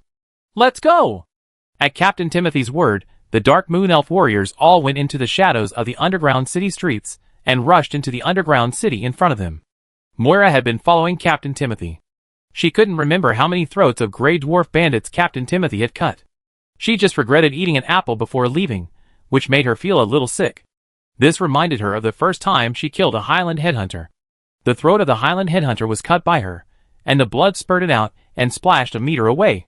When the Highland headhunter's pupils were dilated, the silent words in his mouth made Moira remember it clearly. Captain Timothy rushed into a stone house first, and Moira stood guard at the door, as usual. There was a fierce fight in the room. It seemed that Captain Timothy's sneak attack did not succeed this time. Then the miserable roar of the Grey Dwarf came from the stone house. She was about to peek into the stone house, when she saw a strong Grey Dwarf, with blood gushing from his neck rushing out of the stone house. His naked upper body showed the pattern of rocks. 2 Dark Moon Elf warriors caught up with him, and stabbed his back with daggers, which made a sound of metal clashing. The strong Grey Dwarf reached out, and grabbed a war hammer, and swung it back. The Dark Moon Elf warriors dodged one after another. The big iron hammer hit the door frame with a loud bang. The strong Grey Dwarf rushed out of the stone house, like a white rock rhino, and at the same time, the shadow of a dwarf berserker with both hands tightly holding a double-edged axe appeared behind him. Moira happened to be hiding at the door, and the strong Grey Dwarf rushed out and hit her. Moira's body turned into a black mist, and the next second, she appeared behind the strong Grey Dwarf. The strong Grey Dwarf missed his hammer, and hurriedly continued to leap forward. He felt danger behind him, and Moira pulled out the magic snake dagger on the outside of her thigh. At the moment, when her body rotated in midair, the dagger in her hand suddenly stabbed out, and directly inserted into the back of the strong Grey Dwarf's head. The dagger she had was engraved with 2 magical effects, sharp and penetrating. It was a fong obtained from the head of a 2-headed lizard. The head of the Grey Dwarf was as hard as a rock, but it was still pierced by Moira's dagger. The Grey Dwarf's body continued to run forward for a few steps before falling to the street outside the stone house with a thud. Moira glanced at the Grey Dwarf, immediately lowered her head, and wiped the bloody dagger again, and then put it back into the scabbard. Captain Timothy chased out of the stone house. His left shoulder armor was broken, and his left arm was drooping. A Dark Moon Elf warrior quickly took out a bottle of high-quality life potion, and handed it to Captain Timothy. Captain Timothy drank the potion in one gulp and then said, "Everyone should be careful when encountering this kind of second-level strongman." After saying that, Captain Timothy touched his left arm, stepped over the corpse of the Grey Dwarf on the street, and strode forward. The Dark Moon Elf warriors following him hit again. Just after sweeping the outermost street of the dungeon, I met a second-level Grey Dwarf warrior, and Captain Timothy was injured. The Dark Moon Elf warriors immediately became cautious. What's going on? It's been so long. Why is there no movement from the Assassin War Band? Roy stood on the deck, looking anxiously at the distant Kui Island hidden in the darkness. On the deck behind him, more than 300 half-blood elf guards lined up in 2 neat teams. No one spoke, and only the sound of the waves could be heard around. Roy walked back and forth on the deck for a few steps, then stopped and looked at the dock, and asked, "Have Xena and her siren warriors arrived at the dock?" Sabrina responded from the side, "We have arrived at the dock a long time ago. They should start to dig the boat now. Should we go over there?" Roy looked at the night sky. It should be a while before dawn. At this time, the dock in the distance suddenly lit up. It looked like the ship was on fire. Roy judged that the siren warriors were discovered by the Grey Dwarfs when they were digging the boat, and the two sides started a melee on the dock. Without the Griffin riders to provide information, Roy did not know the situation on the battlefield. He was a little restless, and shouted to the captain's room of the magic airship, "Rodhart, get ready to go." He turned around and said to Captain Jarowin, "Captain Jarowin, thank you." The crew pulled up the sails, and the stern propulsion device was activated. The magic airship moved forward on the sea. When sailing in the sea, the ship's turning became very easy to control. The 14 magic airships behind also moved slowly. Captain Jarowin stood on the ship's tower with 10 priests and began to recite prayers silently. Then beams of sacred light fell on the deck. Lines of half-blood elf warriors stood on the deck, and circles of blessing halos appeared on them. Soon, holy beams of light appeared on other magic airships, and all the half-blood elf guards began to prepare for battle. Roy stood at the bow and told the half-blood elf warriors on the deck, "I repeat again, once the blessing effect is gone, you must retreat. Our priests are behind you. Only with the blessing magic, you will have an absolute advantage against the powerful Grey Dwarves." These half-blood elf warriors wore the most sophisticated magic armor made by the Silver Moon Elves. This set of armor not only covered the whole body, but also had a silver mask on their faces. The magic airship was pushed to the dock by the waves. The half-blood elves approached the side of the ship. The outermost half-blood elf guard carried a 20-meter-long sampan on his shoulder, rushing from the dark and deep sea to the dock of Kui Island. At this moment, the dock of Kui Island has fallen into chaos. Ships are constantly sinking in the sea. The Grey Dwarf robbers on the dock immediately realized that the enemy had attacked the dock. They couldn't find the enemy, and could only watch the ships sink one after another. Some Grey Dwarf robbers, who are good at swimming and brave, jumped into the sea from the boat, but before they could dive, they were dragged into the sea by unknown creatures. The lights shone on the sea, and a pool of blood suddenly gushed out. Grey Dwarf robbers kept jumping into the sea, but no Grey Dwarf could float to the surface. "Is the Janasi tribe attacking our dock?" A Grey Dwarf captain held the railing of the ship with both hands, and shouted to the Grey Dwarf robbers on the dock, "Damn Nagasi tribe, go and call the axe throwers over. The Nagas are hiding in the sea. We will only die if we jump into the sea. They are chipping the boat. It won't be long before our sailboat will sink." On the dock, a Grey Dwarf leader, with a beard growing to his feet, shouted loudly. Grey Dwarves kept rushing out of the warehouse behind the dock, and the Grey Dwarf robbers on the ship also abandoned the ship and ran to the dock. The scene was very chaotic. In the darkness, the head of a bronze Argali suddenly appeared, followed by the hull of a 3-masted sailing ship from the darkness. The 3-masted sailing ship was very fast, rushing around on the dock, and the bow hit the side of the 3-masted sailing ship. The whole 3-masted sailing ship immediately capsized and fell directly onto the dock, and the Grey Dwarf robbers on the deck also screamed. After the 3-masted sailboat approached the dock, 2 sampans extended from the bow, and then a group of fully armed half-elf warriors rushed to the dock along the sampans. These silver-armored elf warriors quickly formed a formation at the dock, and as soon as they came into contact, they quickly killed the chaotic Grey Dwarf robbers. Following closely behind, other 3-masted sailboats also squeezed into the dock, and a large number of half-elf guards poured out of the ships. The elf warriors were wrapped in armor, and the Grey Dwarf robbers holding war hammers could not reach the bodies of the half-elf guards at all. Roy also rushed to the dock with a group of half-elf guards. Sabrina and Captain Jarowin protected him on both sides. Sabrina held the Saruki sword in her hand, and her steps were light, and with a very unique rhythm. The 2 swords formed streams of light around her body. She danced on the dock, and an indescribable mysterious power spread from her feet. The half-blood elf guards around her were all infected by the war dance, and a strong fighting spirit burst out from their bodies. The half-blood elf guards rushed into the crowd of Grey Dwarf bandits. These Grey Dwarf bandits, who basically didn't have time to put on armor, were chopped down by magic weapons. The Grey Dwarf robbers holding axes could not resist the long swords of the half-blood elf guards. They were completely suppressed by the half-blood elf warriors in terms of strength. For a moment, wailing came from all over the dock. The Grey Dwarf robbers retreated to the edge of the port dock. At this time, a large group of Grey Dwarf robbers rushed out of the dense forest. The two sides joined together and rushed towards the dock. The half-blood elves had already formed a square formation on the dock. A large number of Siren warriors also climbed onto the dock from the sea, forming a double team against the Grey Dwarf robbers on the edge of the dock. Chapter 767. A large group of Grey Dwarf bandits emerged from the jungle and joined the Grey Dwarf bandits retreating from the dock. The Grey Dwarf bandits on the catapult position also picked up weapons to support them, and quickly gathered thousands of Grey Dwarf bandits at the edge of the dock. The Grey Dwarf bandits on the dock had just been stunned by the fully armed half-elf guards.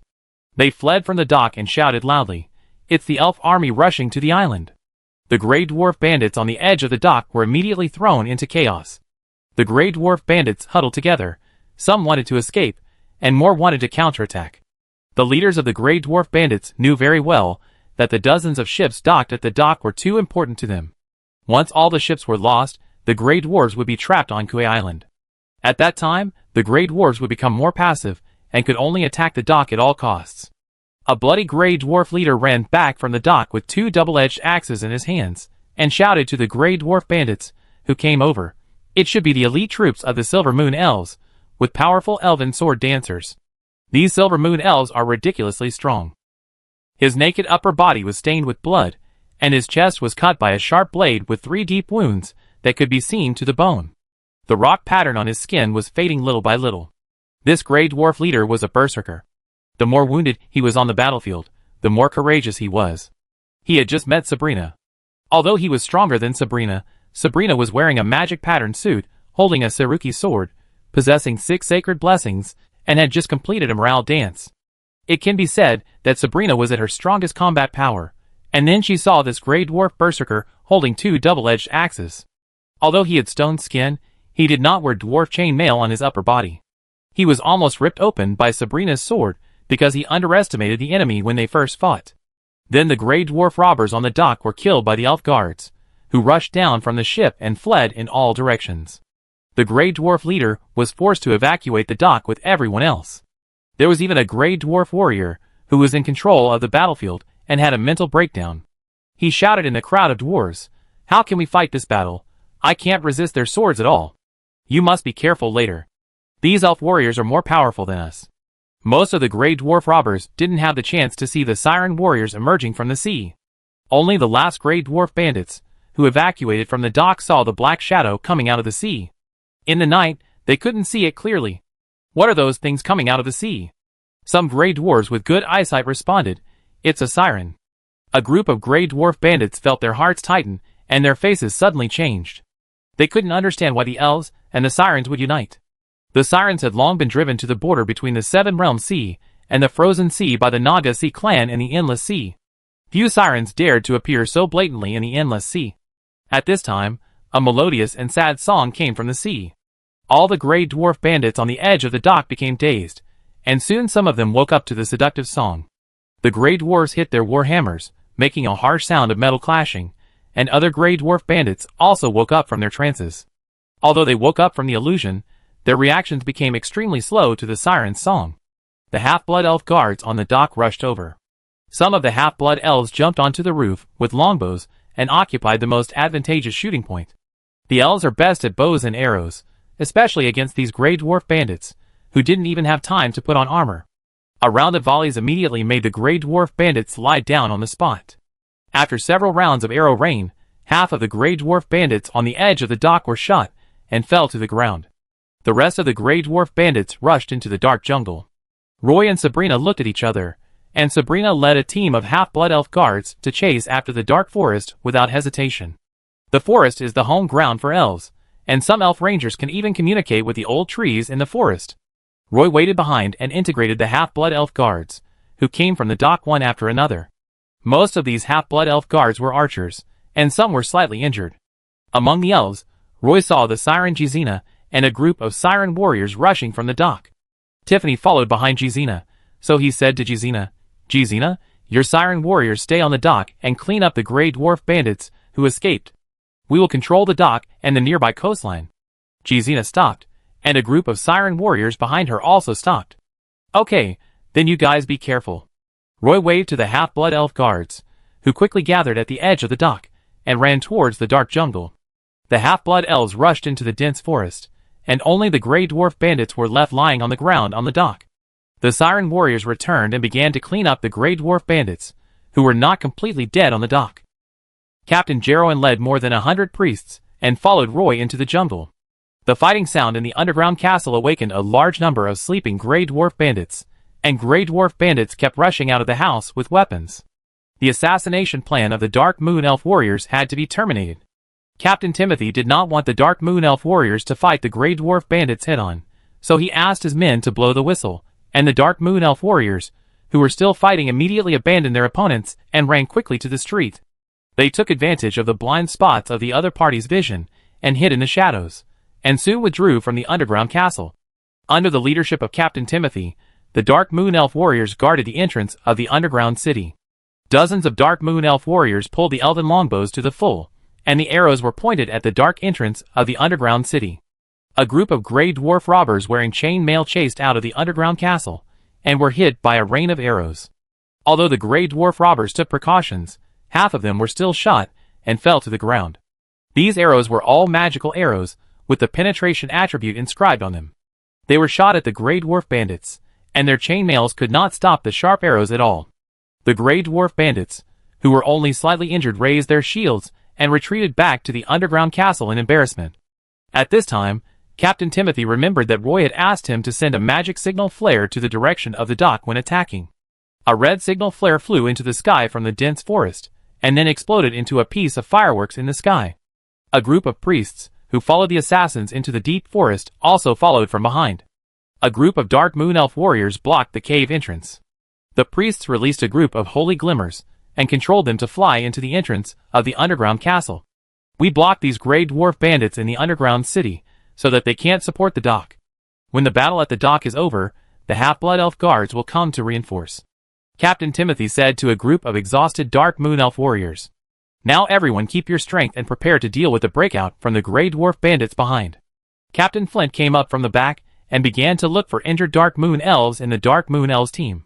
All Dark Moon Elves injured in the battle must receive treatment with holy light. At this time, Captain Timothy found that his left arm had lost consciousness. After untying the bandage, a large black bruise could be seen on his upper arm. Flint stretched out his hand and pressed the injured part of Captain Timothy and asked him to move his arm while enduring the pain. Seeing cold sweat on Timothy's temples, he said to him, "Your shoulder socket should have been cracked by a blunt object, and you need treatment as soon as possible." After that, he cast the holy light spell on Captain Timothy, and a sacred beam of light covered Captain Timothy. Captain Flint was also a second-level strongman. He used to be a temple priest of the Statue of Liberty, and his major was blessing magic and healing magic. This holy light spell fell on Captain Timothy, and Captain Timothy immediately felt a tearing pain in his shoulder, but the pain became lighter as time went by. "Not bad, the bones are not dislocated, so the healing is going well. For the time being, you can't use your left arm for a few days to prevent the spliced bones from breaking again," Captain Flint told Captain Timothy. At this time, all the Dark Moon Elf warriors were blocking the exits of the underground castle, so a large number of injured Dark Moon Elves could take a breath. The uninjured Dark Moon Elves took a short rest, and the injured Dark Moon Elves had to line up for treatment. The priests who followed squatted in the woods and kept busy. The Dark Moon Elf warriors kept guarding until dawn. The jungle was filled with shouts and killings all night long, and the Dark Moon Elf guards never came to support, and the Grey Dwarf bandits in the underground castle did not succeed in breaking through. The bodies of the fallen Grey Dwarf bandits at the entrance of the dungeon could be piled up into a wall, but those Grey Dwarf bandits still stubbornly broke through. Captain Timothy rewrapped the bandage on his injured shoulder and stood next to the entrance of the underground castle. 3 Grey Dwarf prisoners stood beside him. The 3 Grey Dwarf prisoners kept shouting in Dwarven language, "The elves have occupied K Island. All the dwarves in the dungeon come out and surrender. The elves have occupied K Island. All the dwarves in the dungeon come out and surrender." But the Grey Dwarf bandits in the underground castle ignored the shouts of these Grey Dwarf prisoners. They hid behind their companions' bodies and waited for an opportunity to move. Soon, another group of Grey Dwarf bandits held chain shields and slowly moved to the cave entrance. Roy didn't expect that an island as big as a shell peanut on the sea chart would almost make him run his legs off. Fortunately, this was a rainforest that the elves loved most. There were many rangers among the half-blood elf guards. They were best at tracking and reconnaissance. They could communicate with trees in a unique way. Although this ability was far less powerful than that of druids, they could also obtain some important information. So those Grey Dwarf bandits, who fled into the dense forest, had nowhere to hide. The half-blood elf guards kept chasing some Grey Dwarf bandits. At the beginning, these Grey Dwarf bandits were still desperately trying to escape and resisting. When more and more Grey Dwarf bandits were shot and killed by the elves' longbows, the Grey Dwarf bandits finally realized that running away was not a solution. They tried to surrender.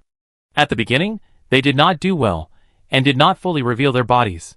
So even if some Grey Dwarf bandits felt that they could not escape and raised their hands to the half-blood elf guards, they were still shot and killed by the half-blood elves. Later, the Grey Dwarf bandits realized that only by holding onto the tree trunk with both hands and discarding all weapons and protective gear, the elves chasing behind would not shoot them immediately. The half-blood elf guards also began to accept these captives. They would divide these unarmed Grey Dwarf bandits into groups of 5, and then tie them up with ropes. They chased them all night, and captured captives all night. When it was dawn, Roy led a group of half-blood elf guards to the entrance of the underground castle. There were still a lot of Grey Dwarf bandit corpses piled up at the entrance. Captain Timothy was sitting under a tree to rest. When he saw Roy and the half-blood elf warriors coming, he immediately went to meet them. "Leave this to us. The assassins will rest here and prepare to move at night," Roy told Captain Timothy. Then he saw a bandage wrapped around his shoulder and asked him, "Timothy, how is your shoulder injury?" "No problem, I can still fight." Captain Timothy moved his arm gently and said to Roy, "That's good, leave this to me, you guys take a rest first." Roy asked the half-blood elf archers to take over the position of the Dark Moon elf warriors, and a large group of half-blood elf guards blocked the entrance to the underground castle passage. The remaining half-blood elves began to check the surrounding terrain, and some half-blood elves had already brought some stones from the surrounding sentries. The elves built an arc-shaped wall outside the underground castle, completely blocking the entrance to the underground city. At this time, even if the Grey Dwarf robbers suddenly rushed out from the entrance, they could not climb over the arc-shaped wall outside the exit.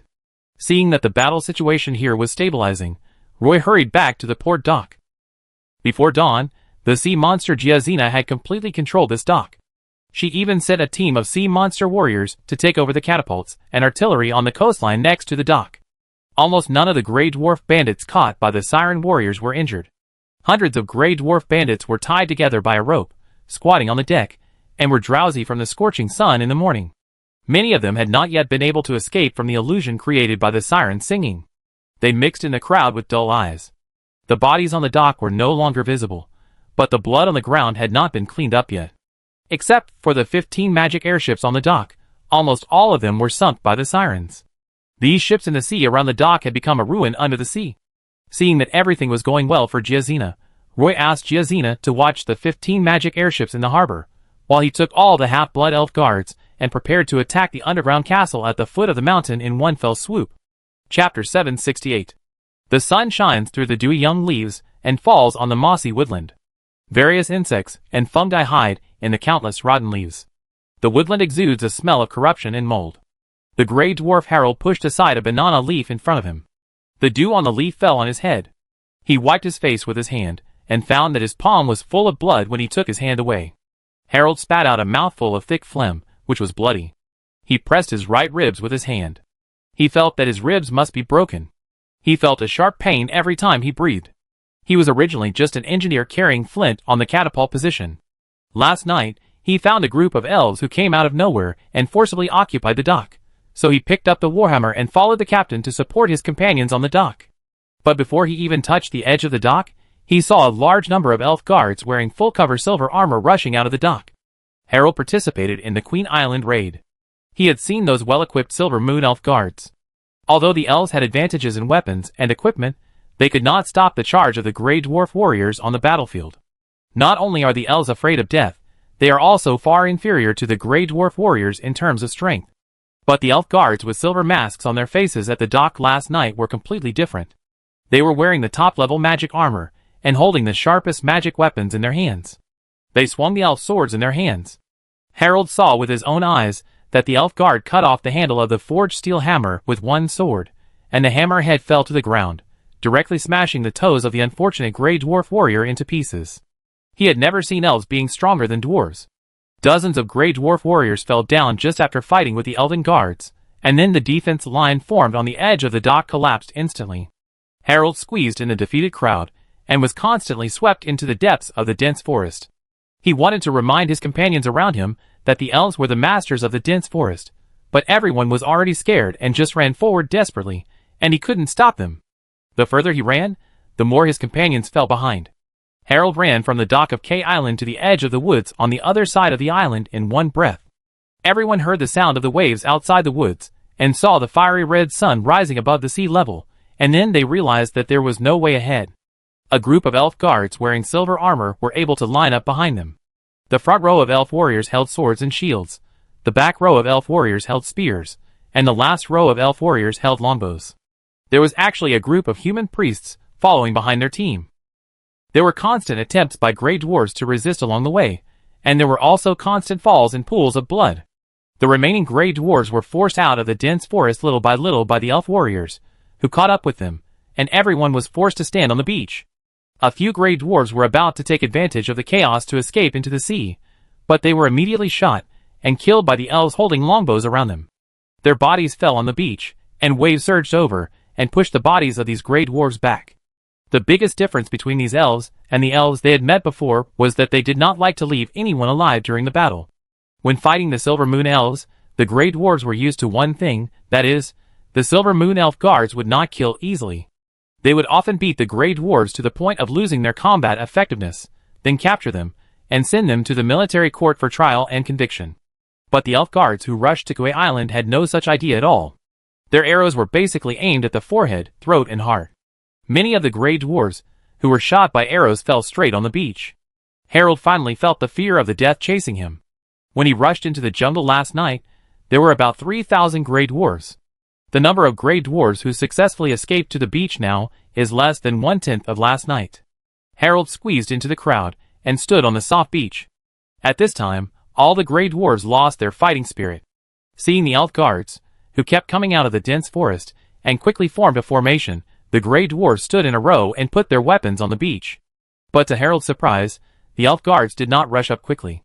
Instead, someone shouted in Dwarven language, "All Grey Dwarves who are willing to surrender should put down their weapons, walk forward 10 steps, raise their hands above their heads, and spread their legs."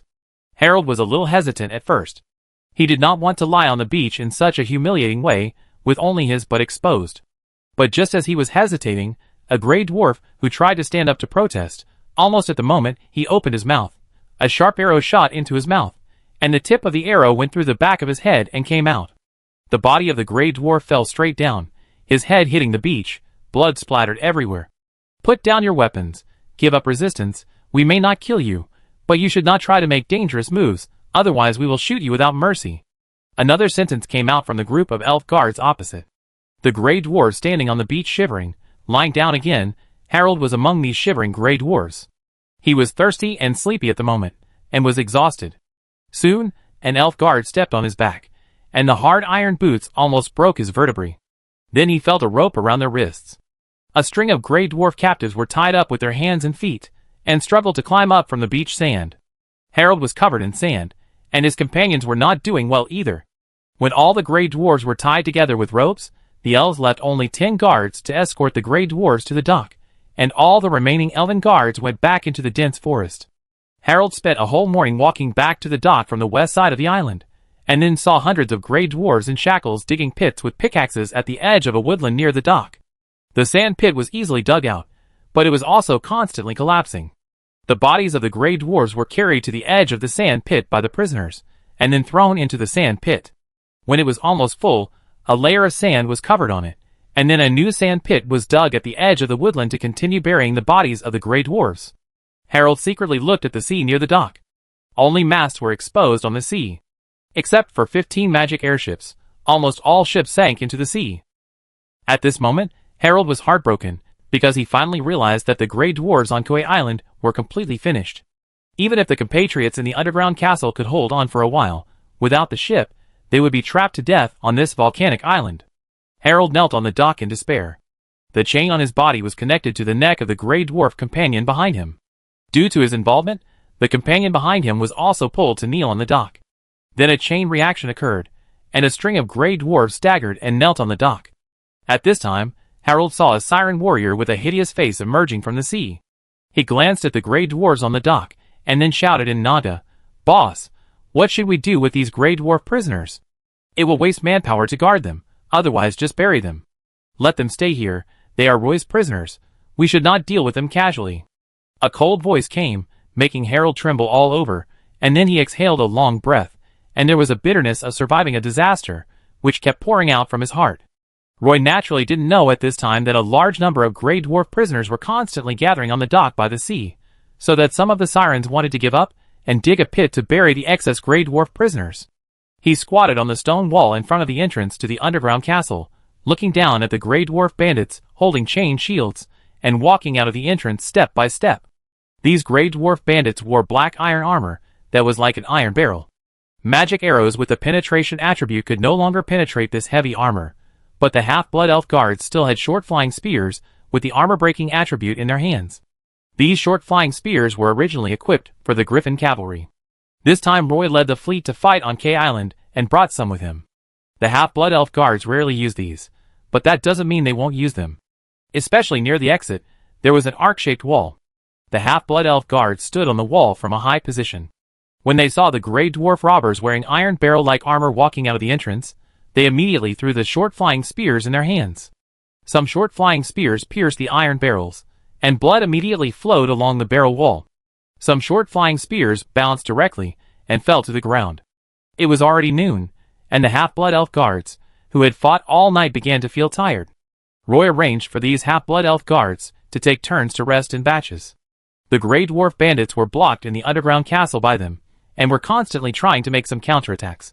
Roy felt that the iron barrel heavy armor might be the last resort of the Grey Dwarf bandits, because he had already felt the powerful aura overflowing from the entrance of the underground castle. At this time, Captain Jarowin and Captain Timothy unexpectedly came to Roy at the same time, staring at the entrance of the underground castle. With the sound of the chain dragging, a Grey Dwarf second-level strongman, with a beard growing to his feet, walked out of the underground castle. He was holding an iron chain in his hand. At the end of the 5 or 6 meter long iron chain was a huge hammer head. He walked out of the entrance with his eyes narrowed and yawned, looking up at Roy, with an almost crazy smile on his face. "You guys actually dared to come to my door."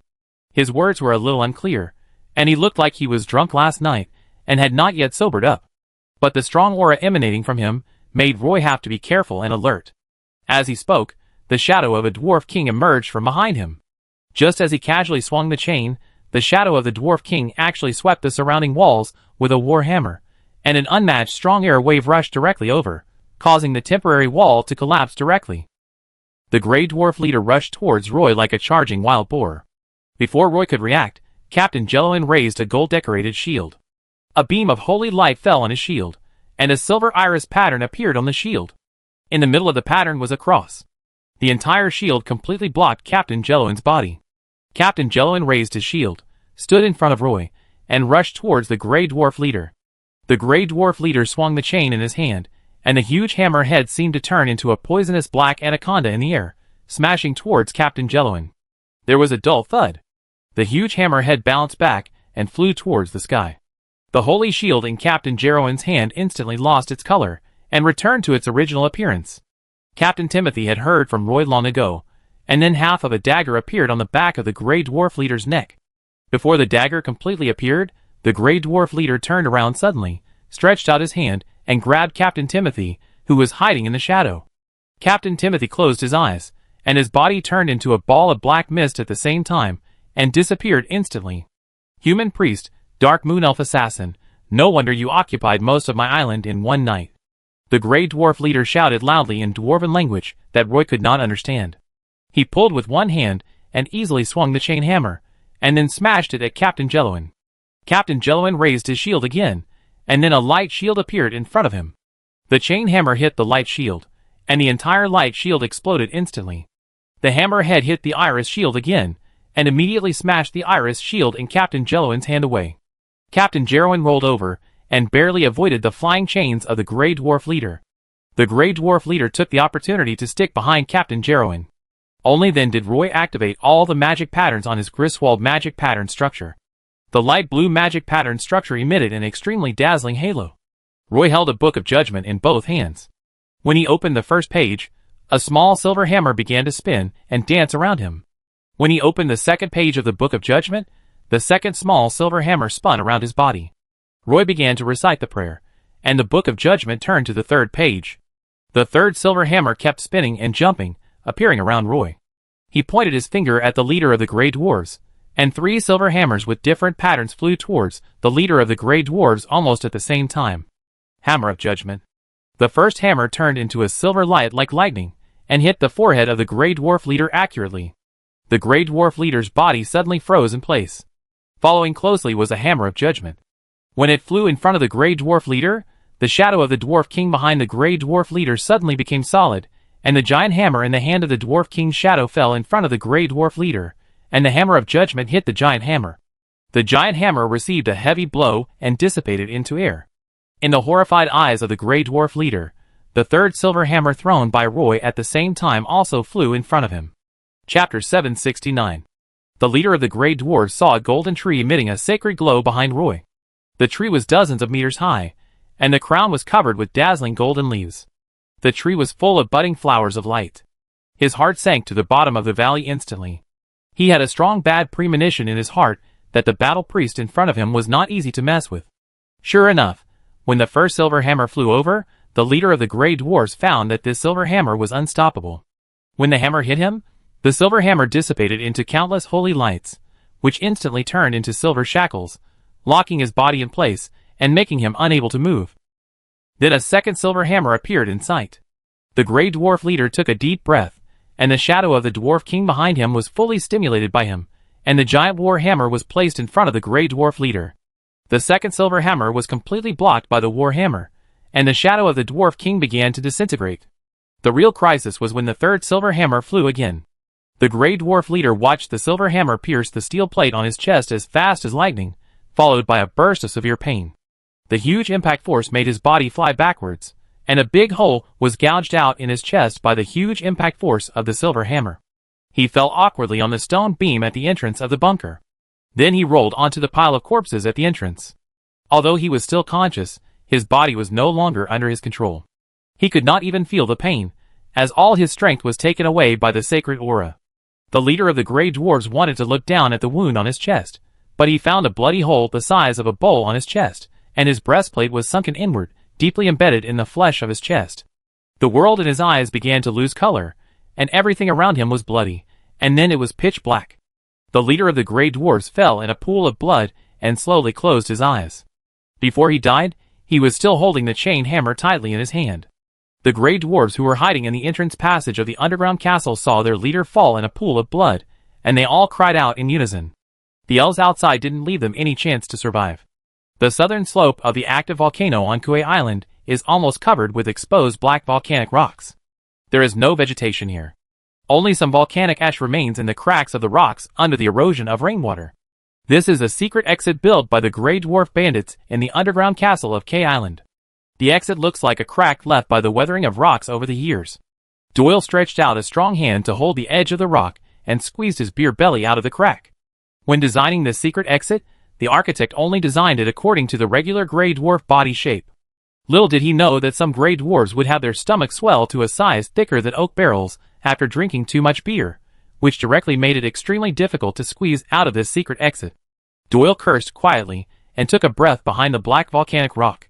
He wanted to investigate the situation of some ports and docks. It was said that the elves had occupied the docks last night. The leader sent him to find out the situation in order to see if there was a chance to recapture a few sailboats. This time the elves suddenly attacked Kauai Island, and all the Grey Dwarves, including him, were caught off guard by this wave of surprise attack. Everyone was unprepared. For so many years, the 17th Silver Pegasus Legion had not even gone out of the Queen of Winnie Islands, and they gradually relaxed their vigilance. Who would have thought that such an elven army would suddenly rush out and block them in the underground castle? There were nearly 10,000 Grey Dwarf warriors stationed on the dock, and they were defeated by the elf army last night. This was what the Grey Dwarves could not accept the most. After all, dwarves are usually known for their strength. When they put on the carefully crafted dwarf chainmail, they have almost the strongest defense in land warfare. The Silver Moon Elf guards on the Queen of Winnie Islands have never been a match for the Grey Dwarf warriors. Only those annoying Silver Pegasus Knights are the biggest danger to the Grey Dwarves. But just last night, the elves completely overturned the Grey Dwarves' cognition. A group of elven warriors wearing silver standard armor defeated the most elite Grey Dwarf war group on the dock in one fell swoop, killing these Grey Dwarf warriors without even a chance to fight back. What's more hateful is that this elven army actually blocked the gate of the underground castle. No matter how many Grey Dwarf warriors rushed out, they would be shot into hedgehogs by the elven warriors. The magic arrows they carried seemed to be free. This was simply the most elite elf army Doyle had ever encountered. Doyle calmed down. Although he was a fat man, he was also a top treasure hunter, and was very good at camouflage. Crouching behind the volcanic rock, Doyle, wearing a black cloak, ran down the hillside little by little. Soon he found the elf patrol team at the foot of the mountain. He just stuck his body to the trunk of a big tree, and quietly pulled off his cloak. The leather armor he was wearing inside was the same color as the bark. He waited motionlessly for the elven patrol to leave, and then continued to grope towards the dock. Doyle knew that there would be many elven patrols and sentries along the way from the dock to the underground castle. He circled along the volcano to the east of the island, and then approached the dock along the edge of the jungle. Although he met several elven patrols along the way, Doyle was lucky to avoid them all. Doyle touched his face with his big hand and looked out of the bushes towards the dock. He actually saw thousands of unarmed Grey Dwarf compatriots standing on the dock. These Grey Dwarves were tied together with ropes and squatted on the dock. At this time, Doyle was actually a little strange. As pirates, the Grey Dwarf warriors were good at diving. They were tied up with ropes and squatted on the dock, but no one tried to struggle and jump into the sea to escape. A group of elf warriors guarding the dock, only 100 or 200 people, could actually guard thousands of Grey Dwarf captives. He found an opportunity, rushed out of the jungle, rushed to the beach at the fastest speed, and then plunged into the sea. He pinched his nose and swam forward along the seabed. Doyle was very good at swimming. He could swim in the sea with his eyes open, and he could dive hundreds of meters in one breath. He deliberately swam a distance into the depths of the sea before changing direction and approaching the dock. Suddenly, a figure passed by Doyle. Doyle thought it was a big fish in the shallow water. He turned his head and looked around, but he didn't see the shadow of the big fish. He slowed down and prepared to stick his head out of the water to breathe. Just as his mouth was out of the water, he felt a strong arm strangle his neck. Doyle immediately elbowed back and used his other hand to hold the arm that was strangling his neck tightly. A bone spur pierced his palm. Doyle's head emerged from the sea, and he let out a scream. He used his strong arms to break free from the hard arm, and turned around to see a scaly siren warrior pulling out a dagger from his waist and stabbing at his ribs. Doyle immediately petrified his body, and the dagger stabbed his left ribs with a ding sound, but did not pierce his stone skin. Doyle raised his fist and punched the siren warrior in the face. The siren warrior was knocked away, and Doyle did not dare to fight at all. He immediately swam more than 10 meters towards the shore, then stood up and ran into the woods like crazy. But when he ran to the edge of the dense forest, he found that there were hundreds of Grey Dwarfs digging pits with hoes behind the sand dunes, and there were only a dozen elf guards with longbows watching them. After these Grey Dwarfs dug the sand pits, other Grey Dwarfs threw a large number of Grey Dwarf corpses into the sand pits for burial. Doyle turned around and wanted to run in another direction, but he was just at the top of the sand dune. When he turned around and ran, he was not careful, and stepped on the soft sand, causing the entire sand dune to slide. The elf warrior who was supervising the Grey Dwarves digging a pit immediately found Doyle, and the elves blew the whistle. Doyle rushed into the dense forest in a panic, and his fat body was like a cannonball, directly crashing into the dense forest next to the beach. At the moment when his body flew into the dense forest, a hand stretched out from behind the tree trunk, holding a sword in that hand, and the tip of the sword pointed directly at his stomach. If Doyle's running direction did not change, his stomach would definitely be cut by this sword. But if he changed direction at this time, he must slow down. Before Doyle made a choice, a fishing net fell from his head, wrapped his whole body in it, and he fell to the ground in an instant. The Dark Moon Elf warrior jumped out from behind the tree, holding a long sword in his hand, and chasing Doyle, pointing the sword at Doyle. The Grey Dwarf Doyle was pale, and he wanted to take the axe from his waist.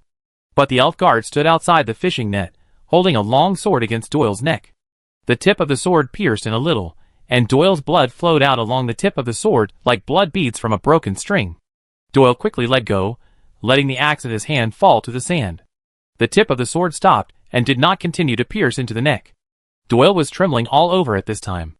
As long as the elf guard stabbed the long sword in his hand deeper, it would probably cut off his throat. Doyle was like a wild animal trapped in the fishing net, and he shouted angrily, "You despicable elves can only attack by surprise. Let's fight on the sea." "Tiffany, what is this dwarf yelling about?" Josina chased after him from the direction of the sea, all wet, and asked Miss Tiffany behind him. Miss Tiffany could only understand some simple dwarven language. Doyle spoke too fast just now, and Tiffany didn't understand it all, so she said to Josina, "Who knows? Never mind these. I think he is quite capable. Sending him to Roy might give us some useful information." In fact, not only did Xena send the treasure hunter Doyle to Roy, she also sent a group of grey dwarves, who she thought were the leaders to Roy. Roy asked the Dark Moon Elves to interrogate these grey dwarf leaders and learn about the situation of the underground castle from them. These Dark Moon Elves assassins were almost all brought up by Captain Tennyson, and they also had some experience in torture. They just separated all the grey dwarf leaders and interrogated them individually. Then kill the grey dwarves who gave different answers first, and then interrogate them separately. Their answers suddenly became surprisingly consistent. Through the interrogation, Roy learned that there were nearly 30,000 grey dwarves living in the underground castle. Although the underground castle had some secret passages, the passages were narrow and difficult to navigate, and were not suitable for large-scale escape of grey dwarves. "Boss, this fat man ran out of the underground castle. Do you want to talk to him?" The adjutant walked quickly to Roy's side and asked. Behind him followed a grey dwarf bandit, who was escorted by 2 elven guards. Roy turned his head and looked at the grey dwarf Doyle. He stood in front of Doyle and asked the fat grey dwarf, "Where are you going after you run out?" "I plan to see the situation at the dock. If possible, I will steal a small boat and run out to get help." The grey dwarf Doyle stared at Roy and said. Captain Jarwin understood the dwarven language, and he simply translated it for Roy. "You are quite honest." Roy took out a bottle of mental potion and drank it. He planned to hold on until the evening, and then let Captain Timothy replace him. Doyle did not expect that the highest commanders of the elven army were actually a few humans, and there were even some human priests among them. Now he finally understood why the grey dwarf warriors on the dock were defeated so badly. These priests are the standard auxiliary troops of the Imperial Construct Knights. The Green Empire Construct Knights with priests almost broke through the entire Roland continent. "You despicable guys, if you have the guts, just fight us grey dwarves openly on the sea," Doyle shouted at Roy. Captain Jarwin translated it, and Roy was almost amused by him. "You actually said we are despicable guys? You grey dwarf bandits attacked our Queen Uini Islands for no reason. We have been fighting in this sea for so many years, and now you actually say we are despicable guys?" Roy looked at him and said, "Who started the incident first? Now you are talking about us." Roy pressed his hand on his forehead, which was throbbing with veins, and glared at the grey dwarf Doyle. After Captain Jarwin translated Roy's words, the grey dwarf Doyle did not dare to continue to contradict the young human officer. "I will let you see with your own eyes here how the grey dwarf bandits hiding in the underground castle are judged by us," Roy said hatefully. Doyle was tied tightly with ropes, and tied directly to the trunk of a big tree. From his side, he could just see the exit of the underground castle. At this moment, an iron hook appeared at the exit of the underground castle, hooking the bodies of the grey dwarf bandits, who fell at the entrance one by one. 200 half-blood elves stood on the wall, holding elven longbows in their hands, waiting for the grey dwarves to show up. Seeing the situation outside the island, Doyle, who was trapped in the tree, couldn't help but close his eyes. Then he seemed to have made a decision, and shouted at Roy's position, "If you are willing to let these brothers of mine go, I can provide you with a treasure. Let us make an equal exchange." Chapter 770. Roy put away the flail, and walked to the front of the grey dwarf Doyle. Looking at Doyle's flushed face, the grey dwarves were different from the hot-tempered and upright dwarves. They were greedy, cunning, and aggressive. They came from the north to fight for a piece of land from the elves. As long as they could gain a foothold here, more grey dwarves would come from the north. Roy didn't want to talk to this grey dwarf. It was not easy for them to communicate. However, Captain Jarwin told Roy that this grey dwarf named Doyle said he wanted to exchange a treasure for the lives of all the grey dwarfs on Kauai Island.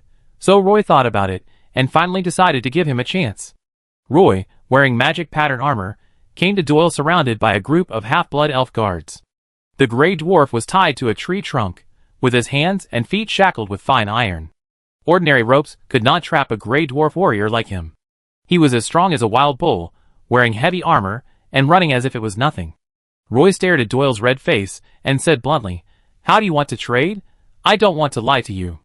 I will never let you go, these gray dwarves on K Island. No matter what conditions you offer, I will not let you go." Doyle's eyes showed a trace of despair. He stared at Roy, and said loudly, "The treasure I told you about is definitely enough to buy the lives of all the gray dwarves on the island. Just consider it as a sum of money to redeem ourselves. Last time I drove you away from the Queen of Winnie Islands, you said you would not come again, but it has only been a short time, and you have come back again." A half-elf guard placed a chair behind Roy. Roy sat down on the chair and said slowly, "This time. How can I trust you?" Roy paused, scratched his head, and then said, "How about this? I can give you a chance to live. If the gray dwarves in this underground castle are willing to surrender before dark tomorrow, I can promise to send you prisoners of war to the Partington Plain. I will not kill any gray dwarf bandits for no reason. As prisoners of war, you need to participate in labor reform in the mines in the Partington Plain for 15 years. During these 15 years, if you perform well and accumulate enough labor points, I will give you freedom." After saying this, he looked up at Doyle. "Did you hear that clearly?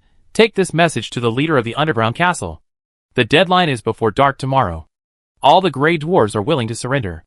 If you take this opportunity, I don't mind continuing to waste time here. I hope that all the gray dwarves here will die, which can save a lot of trouble." The elves would never say such cold-blooded words. Doyle stared at Roy. "Put him back." Roy waved to a half-blood elf guard beside him. The half-blood elf guard quickly put Doyle down from the tree trunk. Roy slowly closed his eyes, and said to the gray dwarf Doyle, "Go before I change my attention. If the negotiation fails, you don't have to come back. See you on the battlefield." When Roy said this, his eyes were not fully open. Doyle wanted to say a few more words, but the shackles on his wrists and ankles were untied by the elves, and a half-blood elf warrior pushed Doyle away and sent him directly to the entrance of the underground castle. Doyle stumbled down the high wall and fell awkwardly on the pile of corpses full of stench. The corpses of these gray dwarves had been piled at the door of the underground castle for only one day, and they had already begun to smell rotten, attracting many flies and insects. The weather on the island was humid and hot, and the stomachs of these gray dwarves began to swell. Some gray dwarf warriors in the cave were pulling these corpses back with hooks, and then they dug a side room next to the cave wall to place these corpses. They saw Doyle staggering down the wall, and they all stared at him in surprise. Some of the gray dwarf warriors even looked at him with suspicion, obviously thinking that he must have surrendered to the enemy to escape from the elves. Doyle didn't want to explain to these gray dwarf warriors. He was covered in wounds, dragging his injured leg as he walked along the passage. He had nothing else on him except a linen shirt. He only walked a short distance when several gray dwarf warriors surrounded him. "Doyle, the elder wants to see you." "I was just about to go find him," Doyle said calmly, and then he kept silent. Walking into the underground castle, there were hundreds of injured gray dwarf warriors lying in the passage. They lay side by side, and most of the wounds on their bodies were arrow wounds. And those blood-stained magic arrows filled a lead bucket next to them. The gray dwarf warriors at the entrance of the underground castle suffered heavy casualties, so no gray dwarfs broke out of the castle. The elves he saw this time were different from the previous ones. Although there were 3 different factions of gray dwarf forces in this underground castle, the one who really had to say was the great elder Augustus of the K Island underground city. Even this underground castle was dug out from the foundation of a natural cave by the gray dwarves he personally organized. Doyle was taken by 4 gray dwarf warriors into the small building closest to the lava waterfall in the underground city. From here, you can not only see the lava waterfall, but also the exposed lava underground river, and the 11 magic furnaces built by the river. The furnaces are currently out of service, and only the hot lava flows along the underground river. The room is covered with bare skin carpets, and an old dwarf with a white beard sits on the main seat. He stares at Doyle. "Doyle, what's the situation outside?" Doyle didn't even dare to raise his head in front of Elder Augustus. He half knelt in front of Elder Augustus and honestly told him about being captured. The elf officer released him just to pass on a message. After saying this, Doyle got to the point. "All the ships on the dock have been sunk. Even if we rush out and occupy the dock, it will be difficult to leave K Island in a short time. Currently, There are 15 magic airships moored at the dock, with the remaining elf crew on them, and some elf troops are stationed at the dock. However, most of the elven troops are currently gathered around the exit of the underground castle. These elven warriors are very well equipped. The most noteworthy thing is that there is a team of human priests helping them. I guess it is with the blessing of these human priests that these elven warriors have become so brave. I was captured by several Dark Moon elves. I had almost no ability to fight back in front of them. They were able to release me this time just to let me pass on a message. Doyle said everything he could and couldn't say, and then the hall full of arguments suddenly became silent. The Grey Dwarves were all staring at Doyle, wanting to hear more about his comments on the elven army. I found that their army is a mixed army composed of half-blood elves, Dark Moon elves, and human priests. Their fighting will is very strong, and they are well equipped. All the elven warriors carry magic weapons and magic arrows with them. Great Elder Augustus nodded slowly, his forehead wrinkled deeply, and a sea map of the area around K Island was hung on the wall behind him. The other Grey Dwarves in the hall are also the leaders of the three forces. Everyone suffered heavy losses last night. At present, at least nearly 10,000 Grey Dwarf warriors are dead or captured, and there are also 7 second-level strongmen who died in the battle that night. The problem is that the Grey Dwarves in the underground castle of Kui Island have suffered such heavy losses, but they are blocked in the underground city by the elf army, and can't even rush out. Grand Elder Augustus, the other party asked me to bring back a message. If we are willing to surrender, they will escort us to the Partington Plain to mine. As long as we dig in the mine for 15 years, he will give us freedom. Doyle finally mustered up the courage to say this. All the Grey Dwarves in the hall looked at Doyle in astonishment. Elder Augustus also strode to Doyle with his scepter in hand, grabbed his collar angrily, and roared, "Doyle, do you know what you are talking about? It's impossible for us to surrender." The Grey Dwarf leaders around also shouted angrily. The other party also said that the surrender deadline is before tomorrow night. If it is after tomorrow night, the elven army outside will no longer accept surrender. Doyle gritted his teeth and said the last sentence. Before he finished speaking, Doyle felt dizzy and was thrown out by the furious Elder Augustus. Although Doyle activated his petrified skin immediately, his body hit the rock wall, and spider web-like cracks appeared on the hall wall. Doyle was thrown unconscious. When the Silver Pegasus Knights arrived at Kui Island, it was already the third day since the mine guards successfully landed on the island. Roy and the mine guards have firmly controlled the entire K Island. Tonight is the deadline for the Grey Dwarves to surrender. Although most of the Grey Dwarf bandits are hiding in the underground castle, the victory is already decided, and these Grey Dwarf bandits can't rush out at all. Last night, Captain Timothy, Captain Jerowin, and Sabrina teamed up to kill 3 second-level Grey Dwarf strongmen, breaking the last hope of the Grey Dwarf bandits. By the day of the third day, no Grey Dwarf bandits appeared from the exit of the underground castle. The Silver Pegasus Knights landed on the beach near the pier. There was already a simple prisoner fence on the beach, which held a large number of Grey Dwarf bandits tied with ropes.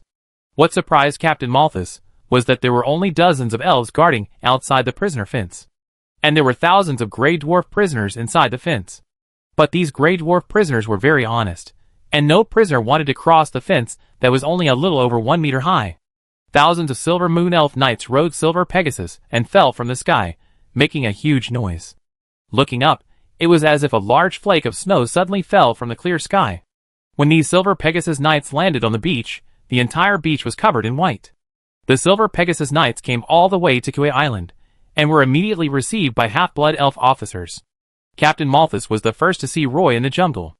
Roy and Captain Timothy were studying the secret exits of the underground castle. There were always Grey Dwarves running out of the secret exits, and Captain Timothy planned to block these secret exits. Roy looked up and saw Captain Marsa coming through the dense forest, and immediately greeted him enthusiastically. "Captain Marsa, you are here so fast. I thought you would have to fly for 2 more days to reach Kui Island." "Captain Roy, the flight route you provided us is very suitable for us to rest along the way, so we didn't encounter any emergencies along the way. If we hurry up, we will arrive ahead of schedule." Captain Marsa praised the sea chart provided by Captain Roy. "I heard that you have already controlled the situation on K Island." Captain Malthus looked at the map of K Island on the table and asked curiously. "At present, the remaining Grey Dwarf bandits are blocked by us in the underground castle. I am discussing with the officers of the mine guards how to successfully attack the underground castle." Roy introduced to Captain Malthus. Captain Malthus touched his chin with his hand and said nothing. He was a little confused. How could these Grey Dwarves become so vulnerable in front of the half-blood elf guards, During this journey, Captain Malthus actually figured out one thing. Roy led the magic airship fleet to such a far place to raid the island occupied by the Grey Dwarf bandits, not only to strike down the arrogance of the Grey Dwarf bandits, but they really intended to occupy the island. Because this island is not within the territory of the Silver Moon Elf Kingdom, that is to say, if the Mine Guard Corps can occupy this island, then the ownership of this island will no longer belong to the Silver Moon Elf Kingdom, but will belong entirely to the Mine Guard Corps.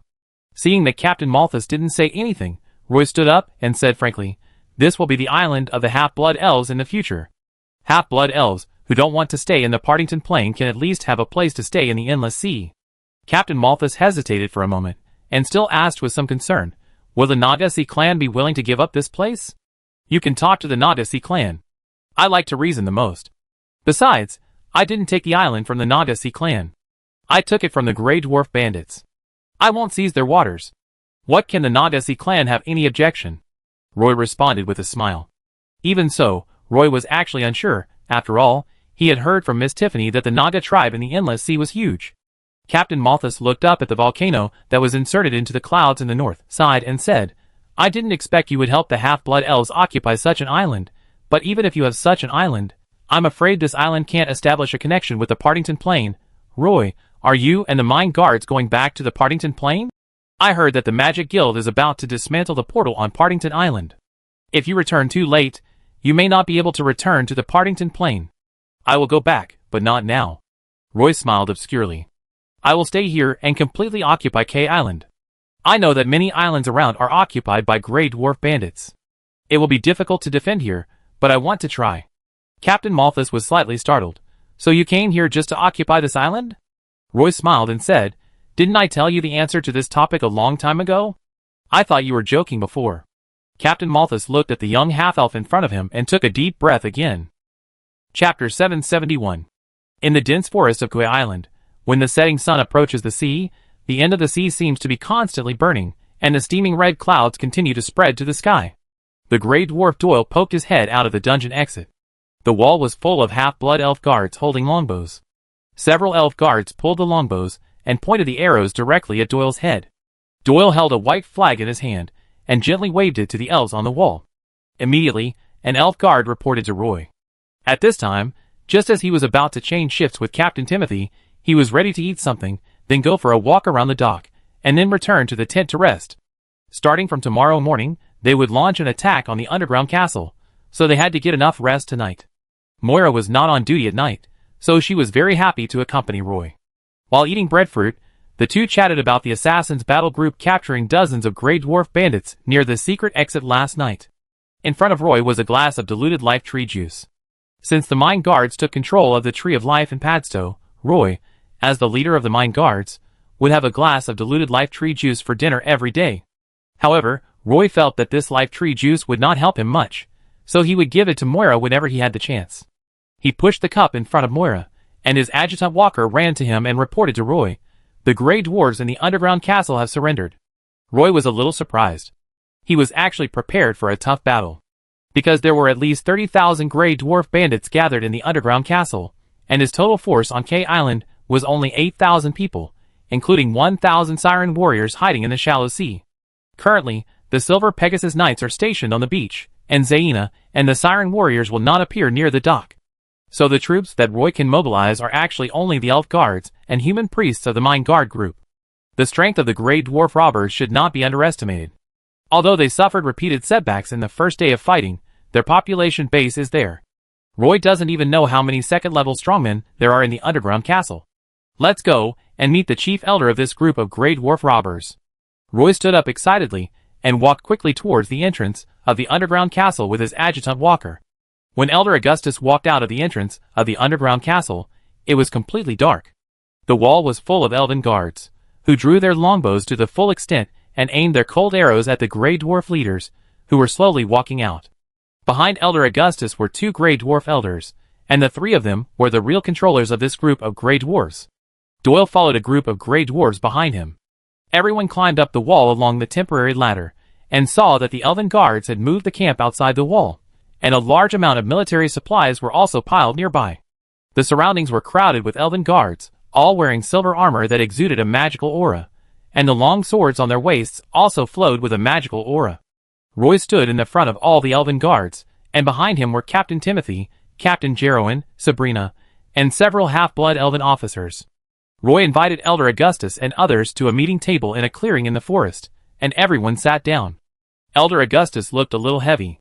He looked at Roy and never thought that the captain who controlled such a powerful elven army was actually a half-elf. He set his eyes on Captain Timothy. Many Grey Dwarves died at the hands of this group of assassins. He was furious and stared at Captain Timothy fiercely. Captain Timothy gave Elder August a smile of victory, which immediately made Elder August blush. After introducing the identities of the participants in the negotiation meeting, Elder August was the first to speak. "I want to know how you will deal with us after we surrender?" Roy pointed his finger at the table and paused for a moment before saying, "If the information Doyle provided to us is true, you will serve in the mines of Pagisto Plateau.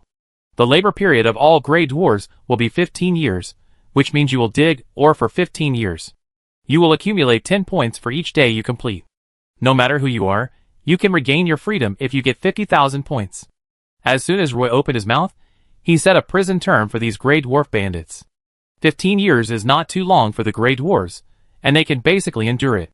The Grey Dwarf leaders around were whispering to each other, but Elder Augustus did not speak. Roy continued, "In addition, I can also tell you about the benefits of being a dwarf miner. Every day you will work underground for no more than 10 hours, and then take a mine cart back to the surface. The quality and quantity of the ore brought back by the mine cart will determine how many points you will get that day. When there is less ore, it may be 1 point, and when there is more ore, it may be 10 points. The specific number of points depends on how hard the miners work that day." When Roy said this, he heard one of the Grey Dwarf leaders opposite him say dissatisfiedly, "If we are only given 1 point every day, we may have to dig for 150 years before we have a chance to gain freedom." Roy looked at the Grey Dwarf and said, "Each mine has a very fair evaluation standard. If I want you to extend your sentence, I can tell you directly. There is no need to tamper with these numbers. Your residence is a stone house in the mine. The mine will provide you with 3 meals a day, including some fruits and dried fish. The food may not be very delicious, but it will fill you up. The food is provided free of charge by the mine. You can rest for 1 day after every 6 days of work. You can move freely in the mine, but you cannot leave the mine without permission. If you escape from the mine without permission, you will be severely punished. There is an internal store in the mine. You can buy some daily necessities in the store, such as blankets and clothes. Sometimes the store also has special food and wine. You need to exchange these supplies with points. The price is absolutely conscious. After your service is over, you can choose to live in the Partington Plain or return to the Elven continent. There is a town built specifically for the Grey Dwarves on the Pagisto Plateau. There are currently more than 60,000 Grey Dwarves living on the Pagisto Plateau, but their service period is 15 years longer than yours. If you have any questions, just ask me." Elder Augustus sat on the chair, staring at Roy with sharp eyes. He asked Roy, "If we go to the Pagisto Plateau in the Partington Plain and serve for 15 years, can we really regain our freedom? I can sign a magic contract with you." Roy responded, "Will we be abused and tortured when we arrive at the mine on the Pagisto Plateau? As long as you work hard every day to mine, you will not be punished. If you are lazy, you will be given a verbal warning. Fighting in the mine will be severely punished. After that," Roy explained, "we need miners, and will not easily give up any hard-working dwarf miner. Please rest assured. I guarantee this to those hard-working Grey Dwarves. If anyone dares to cause trouble in my mine, the supervisor in the mine may have some punishment measures." Elder Augustus continued to ask other questions. All of Elder Augustus' questions were about how the Grey Dwarf prisoners would be dealt with and treated after they surrendered. He did not even ask Roy to reduce his sentence. The other 2 Grey Dwarf elders did not make any special requests, but just hoped that Roy would do what he said. Then Elder Augustus solemnly announced, "We surrender." He stood up slowly, and handed a bronze scepter in his hand to Roy with a heavy face. Roy took the heavy scepter. On the top of the scepter was a copper ball held up by 4 dwarves standing back to back. The carved pattern was very delicate, but the scepter did not have any magical fluctuations. "I have to say, this is a wise move," Roy responded. Elder Augustus was like a deflated ball, slumped in his chair, and in a daze. He handed over the island of K to the elves. Even if he regained his freedom in the future, he would have betrayed the Grey Dwarf tribe. But if they don't surrender, they can only be trapped in the underground castle and wait for death. During this period, no other Grey Dwarves will risk coming to rescue them. Between life and death, Elder Augustus decisively chose to live. Afterwards, Roy asked Miss Tiffany to prepare a magic contract, which was signed by him and Elder Augustus. The main purpose was to set the service period of the Grey Dwarfs on Kauai Island at about 15 years. In fact, it is not so accurate to measure the service period in years. In fact, these Grey Dwarf prisoners of war need to accumulate 50,000 points. That is to say, if a Grey Dwarf prisoner falls ill and cannot mine, his points will stagnate and not increase until he can work and continue to accumulate points, so that his actual service time will be longer. If a Grey Dwarf prisoner likes to enjoy life in the mine, and often uses points to exchange for rare materials such as wheat cakes and rum, a lot of points will also be consumed. The surrendered Grey Dwarf prisoners will hand in all their weapons and armor. They will walk out of the underground castle, and live in a temporary prisoner camp on the beach. The mine guards have settled 60,000 Grey Dwarf prisoners of war. There are only 40,000 Grey Dwarfs on Kauai Island. These Grey Dwarf prisoners of war are currently concentrated in 10 prisoner camps on the beach. The mine guards successfully occupied Kauai Island. In the following days, a large number of elf guards were cleaning up the spoils in the underground castle, and some half-blood elf crews began to salvage the sunken three-masted sailing ship near the dock. This war once again made Roy rich. In contrast, the Silver Pegasus Knights, who came a step later, did not get any benefits at all. They did not participate in the war from beginning to end, and this group of proud Silver Moon Elf Knights were embarrassed to take any spoils. The Silver Pegasus Knights stayed on Kauai Island for only 3 days. On the morning of the 4th day, Captain Malthus took the initiative to find Roy and said to him, "Roy, the matter on Kauai Island has come to an end. Do you want to return to the Queen Uni Islands with me?" Captain Malthus thought that Roy just wanted to launch a surprise attack and return to the Partington Plain with a group of Grey Dwarf prisoners. Roy shook his head. "I will stay on Kauai Island for a while." Since the Battle of Kauai Island was won and most of the spoils had been looted, it was time to evacuate Kauai Island. In addition, the portal on Partington Island would soon be closed, so Captain Malthus asked again, "The plane portal is about to be closed. If you stay here, how will you return to Partington in the future?" "There will always be a way, don't worry." Roy casually said, "Malthus, are you leaving?" "Well, the order we received was to cooperate with you to capture Kauai Island. Now you have successfully occupied Kauai Island, and we can't help much. Since the mission is completed, we will return to the military headquarters of Queen Awini Islands to report." Captain Malthus didn't want to stay on this deserted island any longer. Roy stretched out a hand to Captain Malthus. "Although I may not be an officer of the 17th Silver Pegasus Legion in the future, our friendship will not change. Captain Malthus, thank you for your care all the time. Captain Roy, you are the most outstanding half-elf captain I have ever seen. I am glad to meet you." The two captains held hands tightly, said take care to each other, and then said goodbye on the dock. The Knights of the Silver Pegasus Knights flew into the sky one after another, and under the leadership of Captain Malthus, they flew towards the direction of the Queen Awini Islands. The mine guards did not leave Kauai Island. This place does not belong to the territory of the Silver Moon Elf Kingdom, and the laws of the Silver Moon Elf Kingdom cannot apply to this place. Roy took over this island, so Kauai Island currently belongs to Roy. Even if he wants to settle on Kauai Island, the 17th Silver Pegasus Legion cannot control them. The only controversial point is that the 17th Silver Pegasus Corps let Roy's fleet come, but Roy's fleet did not return to the Partington Plain as scheduled. Seeing that the Silver Pegasus Knights left Kauai Island, the Siren warriors hiding in the shallow waters dared to return to the vicinity of the dock. These Siren warriors assisted the elf guards in salvaging the sunken ships near the dock, and the speed immediately increased a lot. It has been 2 weeks since leaving the Partington Plain, and the Siren Giazina is a little worried about the situation in the Sun Island Bay. She found Roy and asked directly, "Captain Roy, how long will it take for our Sirens to return to Sun Island Bay?" Roy was leading the half-blood elf guards to clean up the sunken ship near the dock. When he saw Xena coming over, he knew what she wanted to know. "It will probably be in the next few days. Let the Sirens get ready. When the time comes, I will send 2 magic airships to take you back to Sun Island Bay," Roy said firmly. Chapter 772. Xena has been asking Roy almost every day these days, "When can we return to Sun Island Bay?" Roy's answer is always the same. Soon, maybe in the next few days. 8 concentration camps for prisoners on the beach hold 36,000 Grey Dwarf bandits, and the half-blood elf guards have to allocate half of their forces to guard these Grey Dwarf prisoners. Despite this, most of the half-blood elf officers are worried that if these Grey Dwarf bandits find that their number is less than 10,000, they may overwhelm the mine guards in one wave if a riot breaks out. The 15 magic airships no longer docked at the dock, but hovered over the island of K day and night. They would rather burn some magic crystals every day than let them become the target of attack by the Grey Dwarf bandits. The salvage work of the ships at the dock of K Island has also been temporarily stopped. The 4 three-masted sailing ships salvaged from the sea are now all stranded on the beach. These Grey Dwarves built a row of catapults on the beach, with a number of more than 40.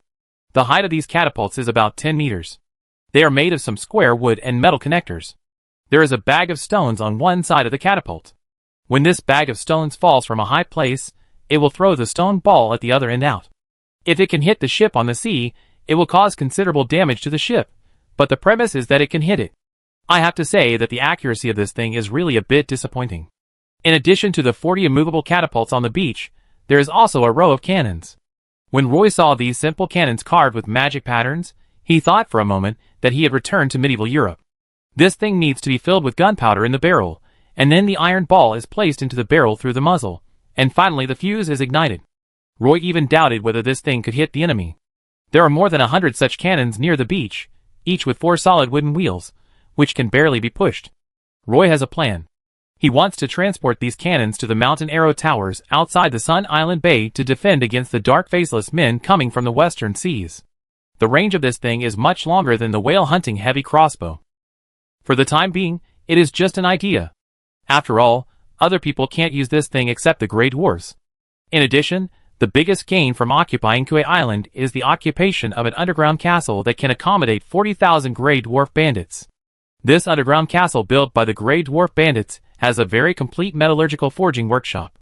Several large magic furnaces were close to the underground lava river. As long as the metal ingots from the Partington Plain were transported here, some metal parts could be forged. This group of Grey Dwarf bandits were quite poor. Roy did not loot many magic crystals from them. The magic crystals on all the Grey Dwarf bandits put together did not exceed 100,000. However, Kui Island had a large amount of war supplies, including a large amount of heavy chain mail that was only suitable for dwarves to wear. Of course, the dwarves' weapons were also heavy and short, and had no use value to the elves. The dwarves were good at making magic devices, but Roy did not find anything of that kind in the underground city of Kui Island. If they did not have magic furnaces and sophisticated heavy chain mail, Roy would even think that they were no different from the orcs in the north of the continent. The underground castle was too shabby. In the Dwarf Kingdom, the Grey Dwarves were not the kind of dwarves who were proficient in forging. They were born robbers who liked to burn, kill, and rob, and had a bad reputation in the northern continent. For a long time, the territory of the Grey Dwarves and the kingdom of the elves were not adjacent to each other. There was the vast and desolate Mensa Plain between them. This plain belonged to the territory of the Orc tribe. The Grey Dwarves could not defeat the strong and brave tribal orcs on land. Therefore, after their homes fell one after another, they immediately ran to the gap between the Naga Sea clan and the kingdom of the elves to survive. The Grey Dwarves were greedy and cunning, cruel and bloodthirsty, and had a strong desire to attack. However, they also had a big disadvantage, which was that they were suspicious by nature. When they met those opponents who showed strong performance, they would easily retreat.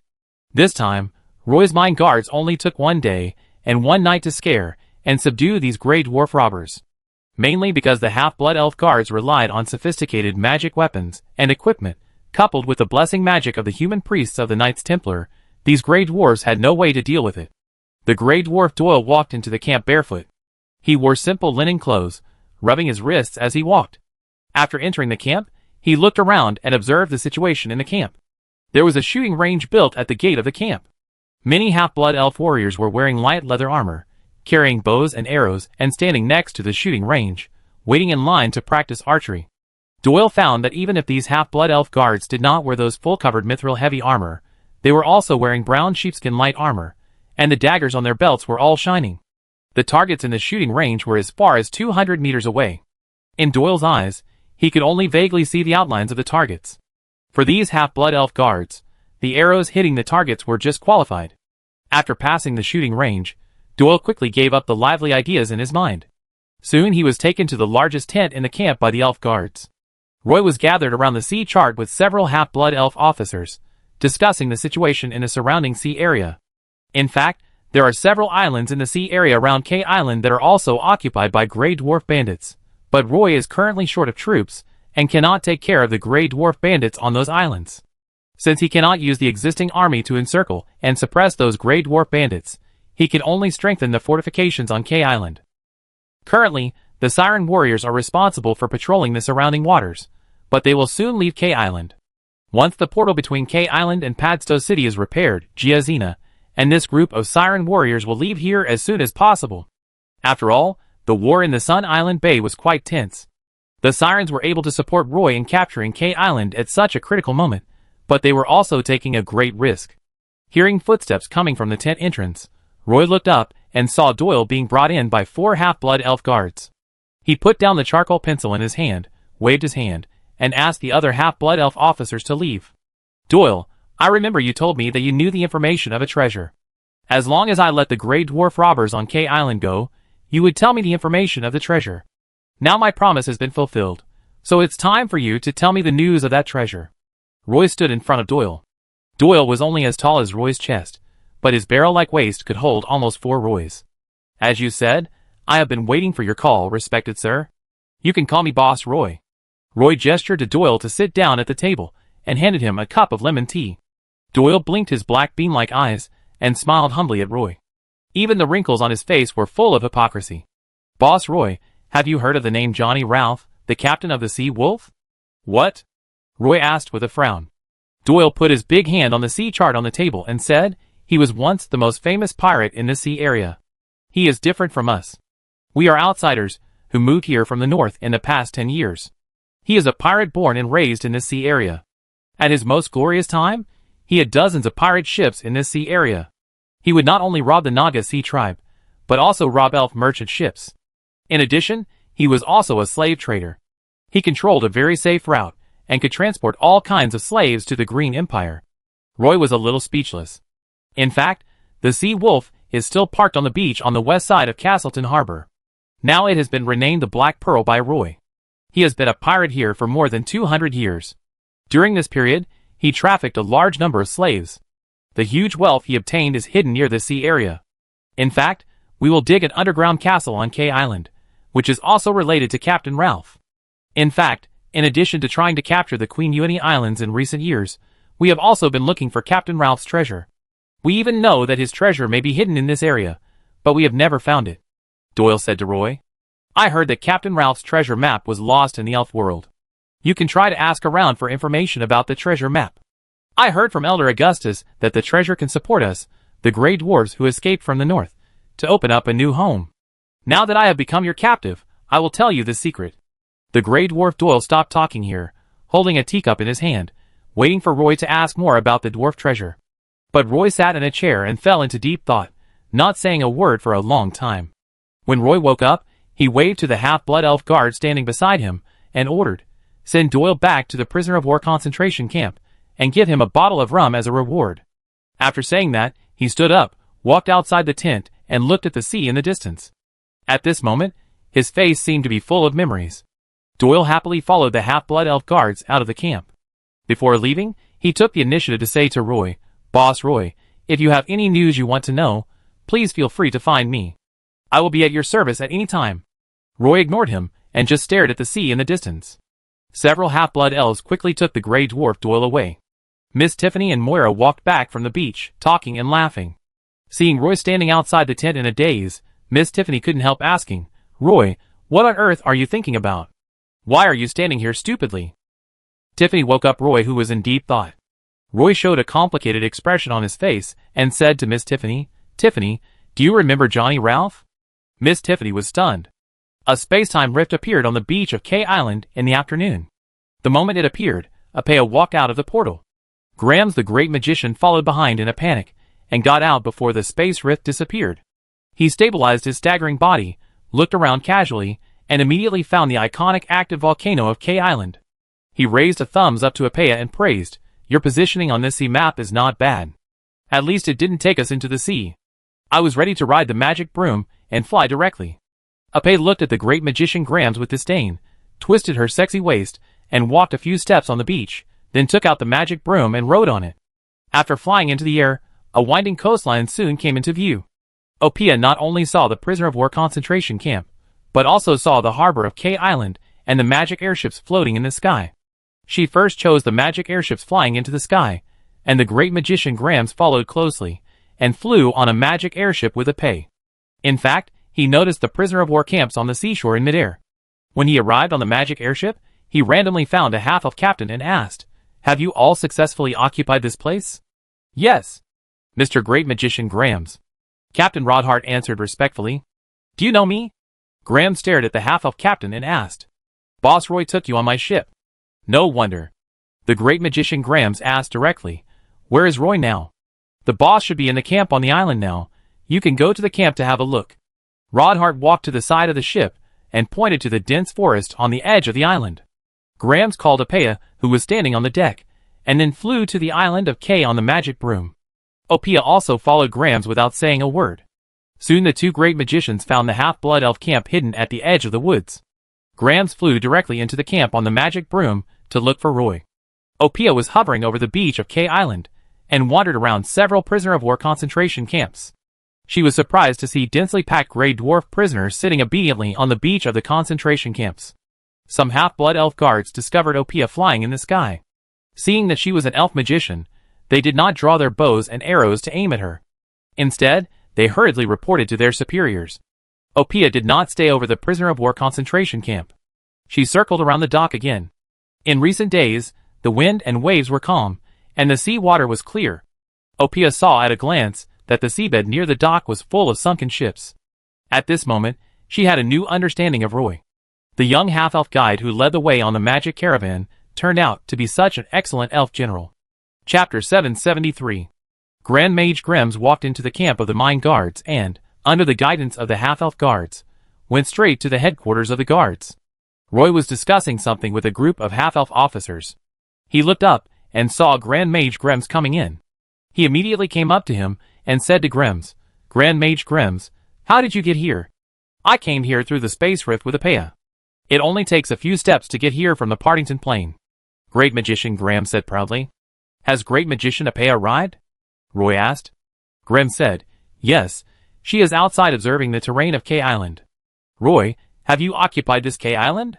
"Yes, everything is ready on K Island," Roy replied. Grams came up, put one hand on Roy's shoulder and said, "Let's go, let's discuss with Epea and see where to move the portal. In fact, I have opened up a clearing in the woods, right near the dock. I think in the future, the portal and the dock of K Island can be closely connected." After saying that, Roy asked his adjutant Walker to take the map of K Island on the table, and walked out of the barracks with Grams. Just then, the sea monster Zaina came to ask Roy how long it would take to return to the Partington Plain. Roy pointed at the great magician Grams and said, "The magician who helped us build the portal has arrived. I heard that it is very fast to build a portal." The great magician Grams standing next to Roy waved his hands and corrected him. "Roy, don't talk nonsense. It takes at least 1 or 2 years from the beginning of preparation to the completion of a portal. This is the best case scenario when the specific star field coordinates are known. How can it be completed in an instant?" Roy stood at the entrance of the camp, a little dumbfounded. "No way, does it really take 1 or 2 years?" The great magician Grams laughed. "I mean to build a brand new portal. The situation here is different. We just moved the existing portal here.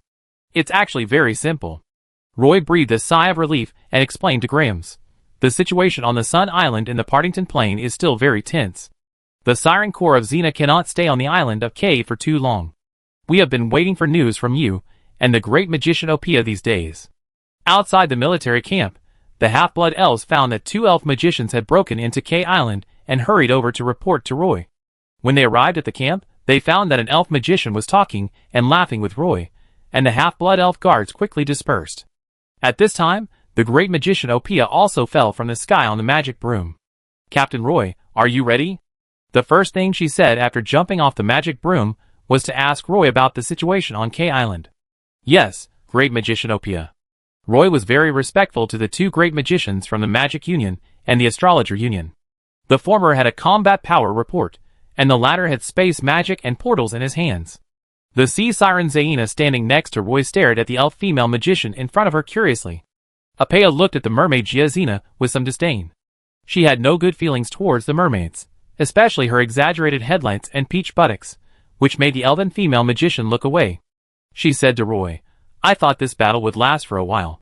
In this case, I will ask them to move the portal on Partington Island.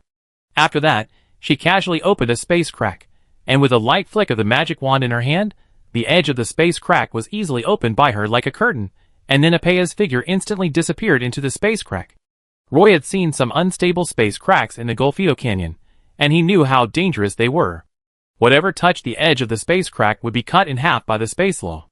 Roy looked at Apea's departing back with some envy, and the great magician Graham said beside him, "It's useless to envy this ability to travel through time and space. Only the great magician, who has mastered the space law, can have the ability to travel through different dimensions.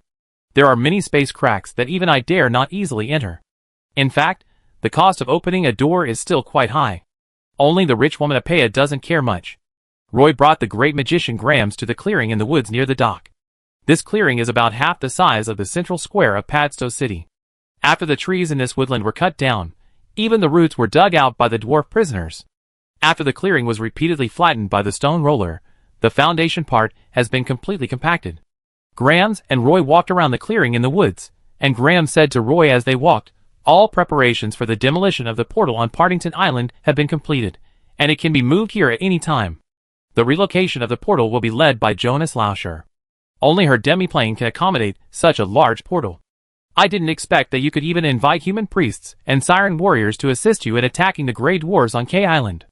With their help, these Grey Dwarf bandits will not be your opponents no matter how strong they are." The great magician took a casual walk around the island and found out Roy's background. "No wonder you want to occupy K Island and leave a passage to the Partington Plain.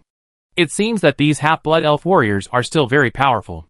Grams and Roy left the clearing in the forest and followed the forest path to the entrance of the underground castle. There was a half-blood elf guard team guarding it. The underground castle was now empty. The elves did not like to live in the underground city, and the Grey Dwarf prisoners could not live in it, so it had to be empty. The entrance to the underground castle still retained traces of the previous fierce battle. Great magician Grams touched the arrow holes on the rock wall and said to Roy, "No wonder you bought so many magic arrows. You are equipping all the elf guards in the entire guard group with magic arrows. In fact, when I found out that the Dark Faceless Legion appeared in the Partington Plain, I planned to equip all the elf guards in the group with magic armor and weapons. Magic arrows can be purchased directly from the Magic Guild, so they are the first to be popularized," Roy said to Grams. The two walked around the underground castle.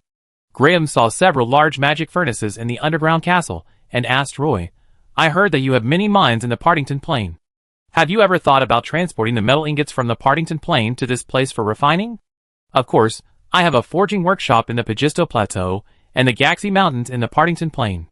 If conditions permit, I will bring some dwarf craftsmen here. Maybe a large shipyard will be built here later. Those magic airships of mine in the Partington Plain need a place to repair." Listening to Roy's series of plans for K Island, the great magician Grams was also dumbfounded. It can only be said that Roy has a lot of ideas. A beautiful small portal appeared at the gate of the mine guard camp. The outer part of the portal was a pure gold door frame with silver vines entwined on it. The branches were blooming with beautiful flowers, all of which were ruby-carved stamens. This portal was actually like a wooden door of a house, with golden-laid patterns on it. A white jade-like arm pushed the wooden door open from the inside. Magister Jonas was the first to walk out of the door. She stood in front of the door and looked around, then looked at the vast sea in the distance. Archmagister Opia followed Magister Jonas and walked out. "Teacher, this is K Island. Is it here? The scenery is pretty good." As they were talking, a group of magicians came out of the portal. These magicians were all students of Magister Jonas. After arriving at K Island, they all ran to the white beach. Waves pushed towards the shore, and the elf magicians almost rushed into the sea. The small portal was erected at the entrance of the camp, and Magister Jonas did not take it back. Roy heard the news and hurried to the entrance of the camp with Grams, and saluted the Magister. "Roy, are you sure you want to install the portal of the Partington Plain here?" "Yes, Magister Jonas." Roy agreed quickly.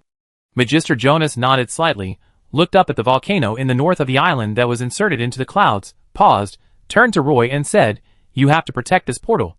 This is a volcanic island. Once the volcano erupts, the portal on the island will probably be affected. I will move the portal here for you, which is considered to be fulfilling one of your requests. We are now even, but this does not include the maintenance cost of the portal.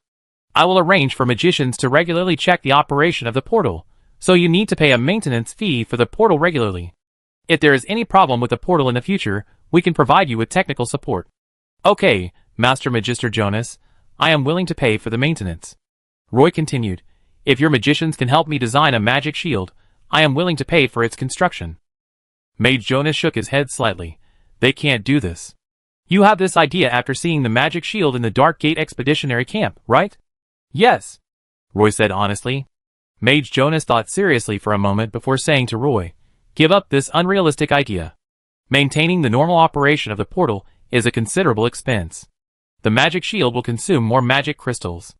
Instead of building a magic shield, you might as well build an artificial drainage canal along the southern foot of the volcano. Once the volcano erupts and magma flows out, the magma will flow along the drainage canal to the East Sea.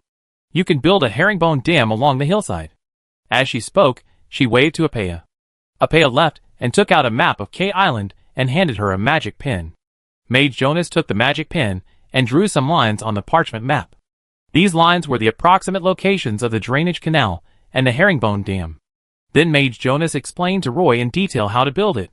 This space mage not only made great achievements in space magic, but also had a good understanding of how to control volcanoes. Roy brought a group of magicians to the clearing in the forest where the portal was built. Magister Jonas saw the flat and solid ground, turned around and said, students, start working. A group of magicians were originally chattering behind him, and they immediately started to act after hearing Magister Jonas's order. A huge dimensional space black hole appeared in front of Magister Jonas, and a stone pillar more than 3 meters high covered with magic runes came out of it, and fell on the clearing with a bang. Then, stone pillars with magic runes engraved on them appeared on the ground. Roy found that these stone pillars were the base of the portal in Partington Town Square, and then some Roman columns appeared on the open space. And the magicians began to assemble the magic hub of the portal on the spot. Apea came to Roy, pointed at the 2 magic airships in the sky, and said to Roy, Roy, send those 2 magic airships over and let them help us hoist the base of the portal, so that we don't need to build scaffolding to build the portal. Oh! Roy quickly sent someone to call the 2 magic airships floating in the sky to join the portal assembly project. These magicians are very familiar with disassembling and assembling portals. In Roy's opinion, building this portal is like splicing building blocks. Mage Jonas put out all the disassembled portal components, and sat on a chair at the edge of the clearing in the forest to rest. She did not forget to introduce this portal to Roy at this time. This is a very typical one-way portal, which is very common in the Elf continent, but now this type of one-way portal is gradually being eliminated. The two-way portal that replaces it has a more convenient way of transmission. The two-way portal usually has the south side as the exit and the north side as the entrance, and the entry and exit do not interfere with each other. The disadvantage of this one-way portal is that when one side begins to enter, the other side becomes the exit. At this time, the portal must be controlled. Once you enter the portal in reverse, you may get lost in the space rift. Of course, this one-way portal also has some advantages.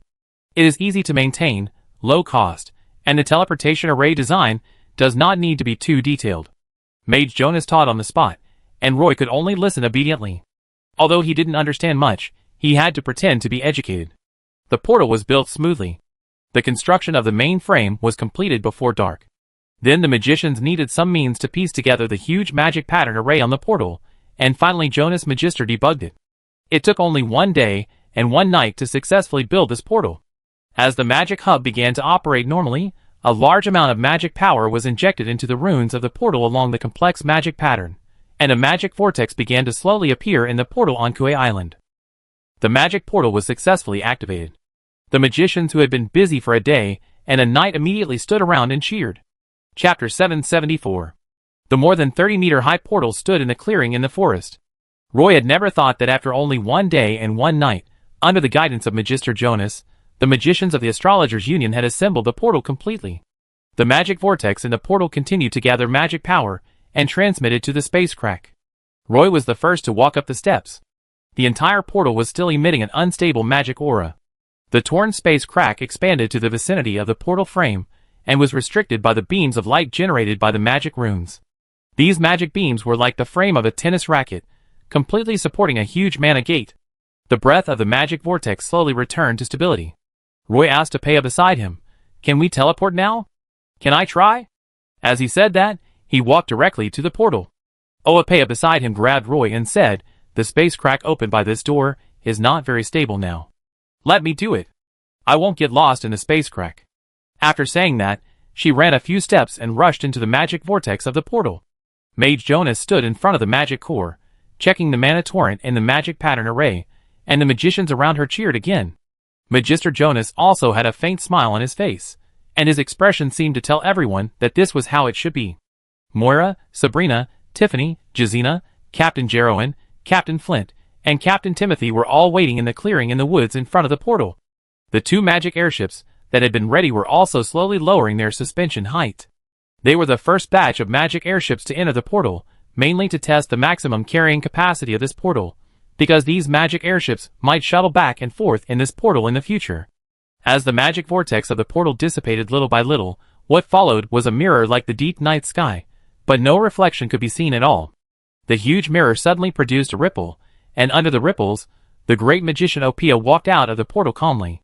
She made a gesture to the magician Jonas that everything went well, and then said to Roy, "Captain Roy, the installation test of this portal has been completed. Next, we will conduct the first round of stability test of the portal. This test will take about 45 days. During this period, the portal must have a sufficient supply of magic crystals, and the magic hub cannot stop running." After saying that, Opia's eyes showed a hint of pride. She held up the hem of her magic robe with one hand and ran quickly to Magister Jonas. Magister Jonas led a group of magicians out of the magic stone chamber of the portal. A magician closed the stone door and set a magic seal on it. Magister Jonas said to Roy calmly, "Okay, Teacher Cedric has finally fulfilled his promise to you. Captain Roy, the next thing will be done by my students. There are new magic topics waiting for me to discuss at the Astrologers' Union. We will go back now." Roy quickly thanked Magister Jonas. "Thank you so much, Magister Jonas." Magister Jonas was also in a good mood. She smiled faintly. "Captain Roy, this is what you deserve. We may have cooperation again someday. It may be a very pleasant start. This is what we hope to see." Magister Opia mixed in with a group of magicians, waved to Roy gently, and then left with the magicians without looking back. The small portal opened by Magister Jonas was still at the gate of the Mine Guard camp. A group of magicians came to the gate of the camp and returned to the Astrologer Guild in Wopai City through this portal. Only a half-elf male magician was left to be responsible for the daily maintenance of the portal and the first round of stable testing.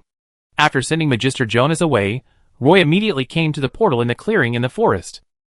Two magic airships were lined up in front of the portal and adjusted the angle of entry into the portal. The propulsion device directly pushed the magic airship into the magic vortex.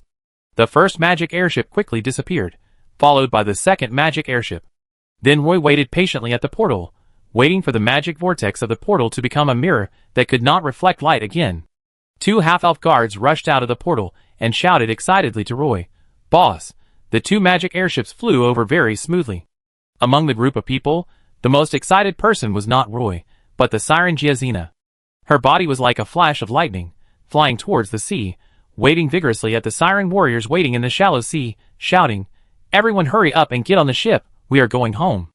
At this time, the great magician Grams also came to Roy and asked him, "Is the war situation in the Sun Island Bay very troublesome? The Siren tribe in the Western Sea area has had a difficult time recently. Most of the Siren tribe has been driven to the Star Island by the Dark Faceless Legion. At present, the Siren tribe is ready to launch a counterattack against the Dark Faceless Legion. Giazina hopes that the Siren Raiders can participate in the war." Roy explained to the great magician Grams. Grams said, "I just happened to have a little vacation recently, so I thought about going to Sun Island Bay to see the arrogant appearance of the group of Dark Faceless people. How about it? Is it okay? You are most welcome." Roy stretched out his hand and shook hands with the great magician Grams tightly. The Siren warriors scrambled to climb onto the magic airship along the grid. After just half an hour, two magic airships carrying 1,000 Siren warriors successfully passed through the portal and arrived at Padstow City. This time, Roy and the great magician Grams also walked to the central square of Padstow. At this moment, the central square of Padstow was also crowded with a large number of half-blood elves. When everyone saw the magic airship appearing above their heads, they burst into cheers.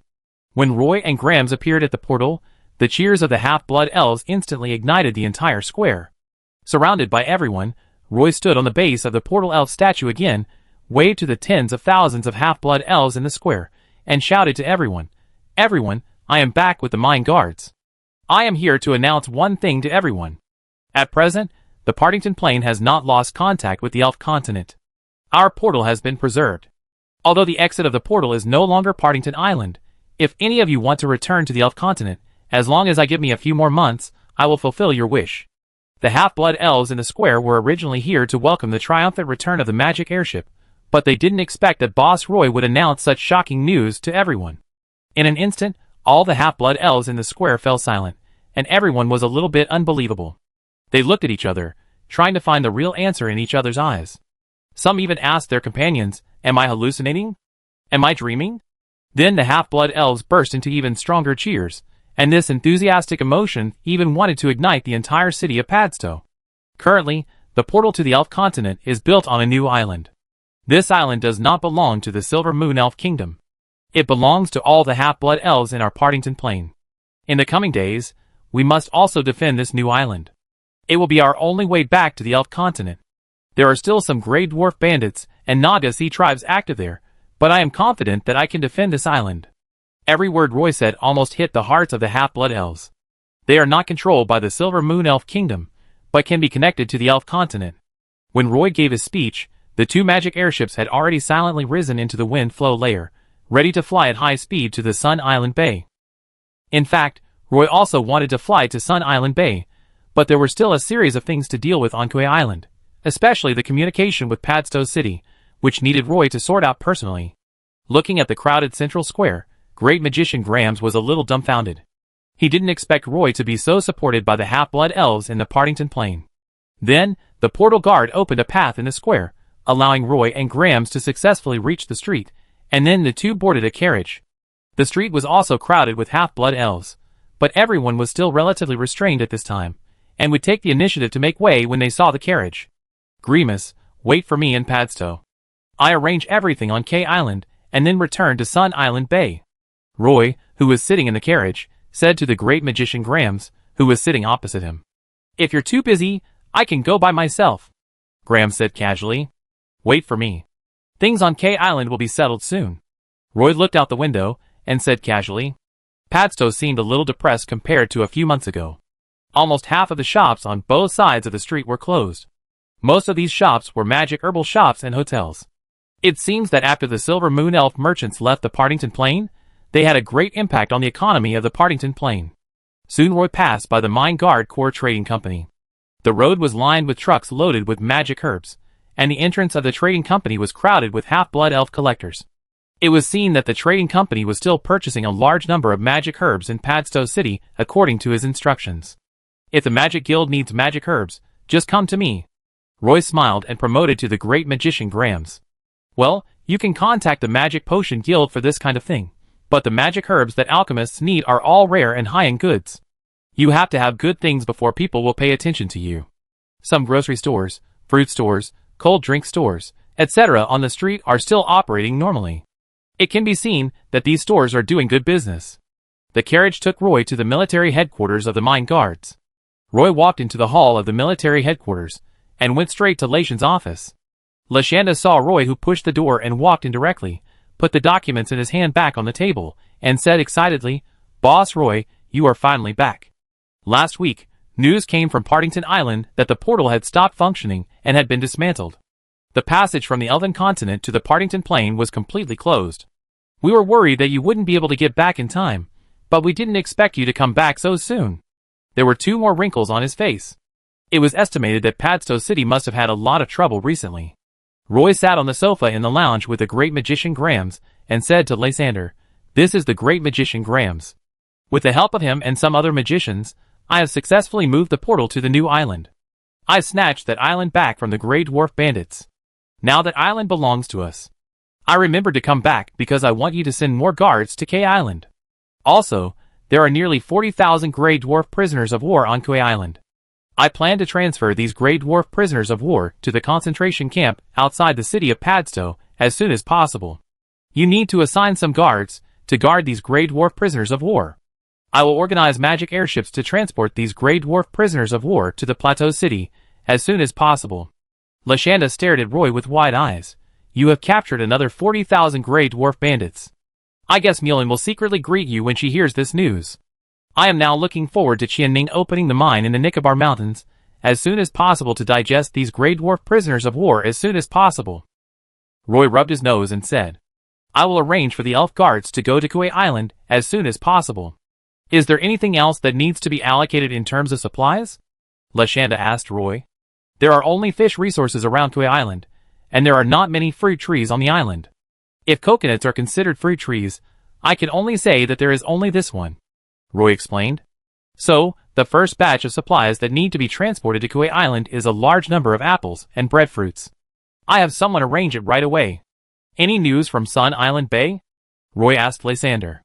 The Siren tribe sent a messenger saying that they were preparing to order a large number of ring-type siren armors. Although the workshop has already produced a large number of them, because you are not here, the deal cannot be carried out without your signature, Lysander complained. Roy stood up, found a tea tray on the cabinet beside him, poured 2 cups of lemon tea from the teapot, handed one to the great magician Grams, and the other to Lysander, and then asked him, I will go to Sun Island Bay as soon as possible to deal with this matter. Now I need 10,000 half-blood elf guards to follow me to Kauai Island. Can you get them together? Lashand answered without hesitation. Yes, the security guard group in Padstow has been expanding. At present, the security guard group already has 25,000 half-blood elf guards. If 10,000 half-blood elf guards are transferred, the security of Padstow will not be affected. Roy's hand holding the teacup trembled a little. He didn't expect Lashand to have expanded the security guard group to such a scale. Now the portal has begun to convert normally. Tonight at dawn, 10,000 half-blood elf guards and supplies will go to Kauai Island with me. Okay, I get ready right away. At this time, Lashand called over a group of half-elf officers and quickly explained the matter. The entire military is currently operating at high speed. Seeing that things were almost arranged, Roy drank the lemon tea in the cup and said to Lashand, I go to the airport terminal to see that we need to intercept all the magic airships that transport supplies. I need all these magic airships to transport the Grey Dwarf prisoners. Chapter 775. Only 3 magic airships are moored at the airport terminal, which is currently out of service. The half-blood elves who were waiting for work near the airport terminal have also dispersed. Now the airport terminal has become very depressed. The yard is full of metal ingots shipped from the Pagisto Plateau. These metal ingots are neatly packed in wooden boxes and piled up neatly at the airport terminal. Roy came to the airport terminal and happened to see a row of carriages transporting fruits to the terminal. Some young half-blood elves were sitting on the carriages. When the carriages stopped at the courtyard of the airport terminal, they jumped off the carriages and took the boxes full of apples off the carriages and placed them in the material transfer area. The young half-blood elves were very quick, and they unloaded a cart of apples while chatting and laughing. They moved all the apple boxes on the carriages in one go, and then the carriages left one by one, but the young half-blood elves stayed at the airport terminal. Roy walked down the spiral staircase from the airport platform and came to the boxes. The boxes were covered with some alfalfa. Roy pulled the alfalfa away, revealing the red apples inside. It can be seen that the quality of these apples is very good. Arriving at the management office of the airport terminal, a half-blooded female elf was reading a book intently. She felt a shadow swaying at the window, and when she looked up, she saw Roy staring at her through the window. The half-blooded female elf was shocked. Of course, she knew Boss Roy. She quickly put the book on the table, stood up nervously, and pushed the window of the management office completely open. Roy did not give her a chance to speak, and asked her directly, Do you know who I am? I know you are Boss Roy. The half-blood female elf's heartbeat accelerated, and her pretty face instantly turned red. Roy nodded. From now on, all transportation tasks at the airport terminal will be suspended, and all magic airships arriving at the port cannot leave the port empty. I need these magic airships to transport the Grey Dwarf prisoners of war. You pass on what I said, and the first batch of Grey Dwarf slaves will arrive in Padstow City in the early hours of this morning. Okay, Boss Roy. The half-blood female elf quickly agreed. Roy said, Repeat what I just said. The half-blood female elf repeated Roy's words word for word, and Roy nodded and said, That's right, go and do it. The half-blood female elf quickly pushed open the door of the management office and ran to the airport terminal without looking back. Grems did not check the supplies in the airport terminal yard with Roy, nor did he go to the management office. His eyes were attracted by a group of young half-blood elves who were resting in the corner, and he walked over slowly. When the group of young half-blood elves saw a magician approaching them, they all stood up and saluted the magician. Great Magician Grams took charge of the wooden box with one hand, avoiding the alfalfa covering it, took out a bright red apple from it, and asked the young half-blood elves, "Which orchard are you from? Are the apples in these boxes of this quality?" One of the half-blood elves, who looked very strong, walked out of the crowd and answered, "We are from the West Suburbs orchard. Of course, these apples are very good. The apples that can be shipped out of the orchard are basically of this quality. The inferior apples are basically used to make wine in the orchard." The great wizard Grims had never drunk cider before, so he asked curiously, "Is cider selling well? How does it taste?" "It tastes a little sour. You may not know how popular these ciders are on the Pagisto Plateau. Many dwarves there like to drink some cider before going to bed." Speaking of this, the young elf smiled brightly. Grims found these young half-blood elves' conversations very interesting, so he continued to ask, "Did you all move here from the elf continent?" "Well, we have moved here for more than a year." A group of young half-blood elves nodded repeatedly. Grims the great magician continued to ask, "Do you feel disappointed when you come here? Do you want to go back to your hometown in the elven continent?" "No, life here is much easier than in Manaska City. Even if I miss home a little, I miss my relatives in Manaska City. They didn't come with us at that time. Now I think it's a pity. Life here is easy. You can live well by finding a job. Even if you don't work, you won't starve to death. You just need to build a wooden house on a hillside full of fruit trees in the suburbs, and you will have endless apples to eat." A young half-blood elf rushed to answer. Then another half-blood elf continued, "In the past, we were in Manaska City. All the apple trees there were owned by the Silver Moon Elf nobles. We worked from morning till night, but all we got in return was a basket of rotten apples. It's different here. The entire mountain outside the city is covered with apple trees. These orchards currently belong to the Padstow City Fruit Farmers Union. All orchards are managed by the union. Not only can you eat apples here, you can also get paid for working in the orchards. Usually we pick the good-looking apples, and we wait for the small fruits, green fruits that are not exposed to the sun, and rotten fruits that are eaten by insects to fall from the trees, and then collect them together to make wine. When the young elves get together, it is easy to become noisy, and the atmosphere suddenly becomes cheerful. Are you going to be gatherers?" A group of half-blood elves shook their heads. "We also want to be herb gatherers, but herb gatherers are still quite dangerous, especially now. If you don't go to the depths of the Blackwater Swamp, you can hardly see high-level magical herbs. But there are many poisonous horned black anacondas there, and it is still very dangerous for inexperienced herb gatherers to go there." The great magician Grims looked at these carefree young half-blood elves and asked, "What do you wish for? You won't spend your whole life picking apples in the orchard?" Everyone started talking at once, and the sturdy half-blood elf spoke most clearly. "This kind of life is pretty good. If you want to say wishes, then I do have them. When I save enough money, I will buy a ticket to the Plateau City and travel there. I will come back when the money is gone." Every elf likes to travel. In fact, the Partington Plain is also quite large. When the Sun Island Bay is open in the future, I also want to go to the Sun Island Bay for vacation. Yes, I have also saved money, and it will be enough to buy a round-trip ticket soon. I heard that you can see snow-capped mountains in the Plateau City. Other half-blood elves also echoed. Grims the great magician smiled, and waved goodbye to the group of young half-blood elves, and these half-blood elves stood up very politely. Grims sat in the carriage and waited for a short while before Roy trotted all the way from the airport terminal yard and got into the carriage. The coachman followed Roy's instructions, raised the whip, and drove towards the central square. Roy leaned on the sofa a little tired, closed his eyes, and rested for a while. "Have you finished your work here?" Grims asked Roy. "Yes." Roy nodded slightly, then stretched out his hand to pinch the corner of his eye. "I know you have been managing the mines on the Partington Plateau for the 17th Silver Pegasus Legion. I didn't expect you to do so many things in the Partington Plain and manage it so well." Grims looked out the window and praised sincerely. Roy explained, "In fact, the manager of Padstow City has always been someone else. He officially withdrew from the Partington Plain a few days ago. The manager here has never been me. At first, the area I was responsible for was just the town of Fortress, then the Pagisto Plateau, and then the Sun Island Bay was inexplicably occupied. The half-blood elves' occupation area on the Partington Plain continued to expand, but the city of Padstow was never under my jurisdiction.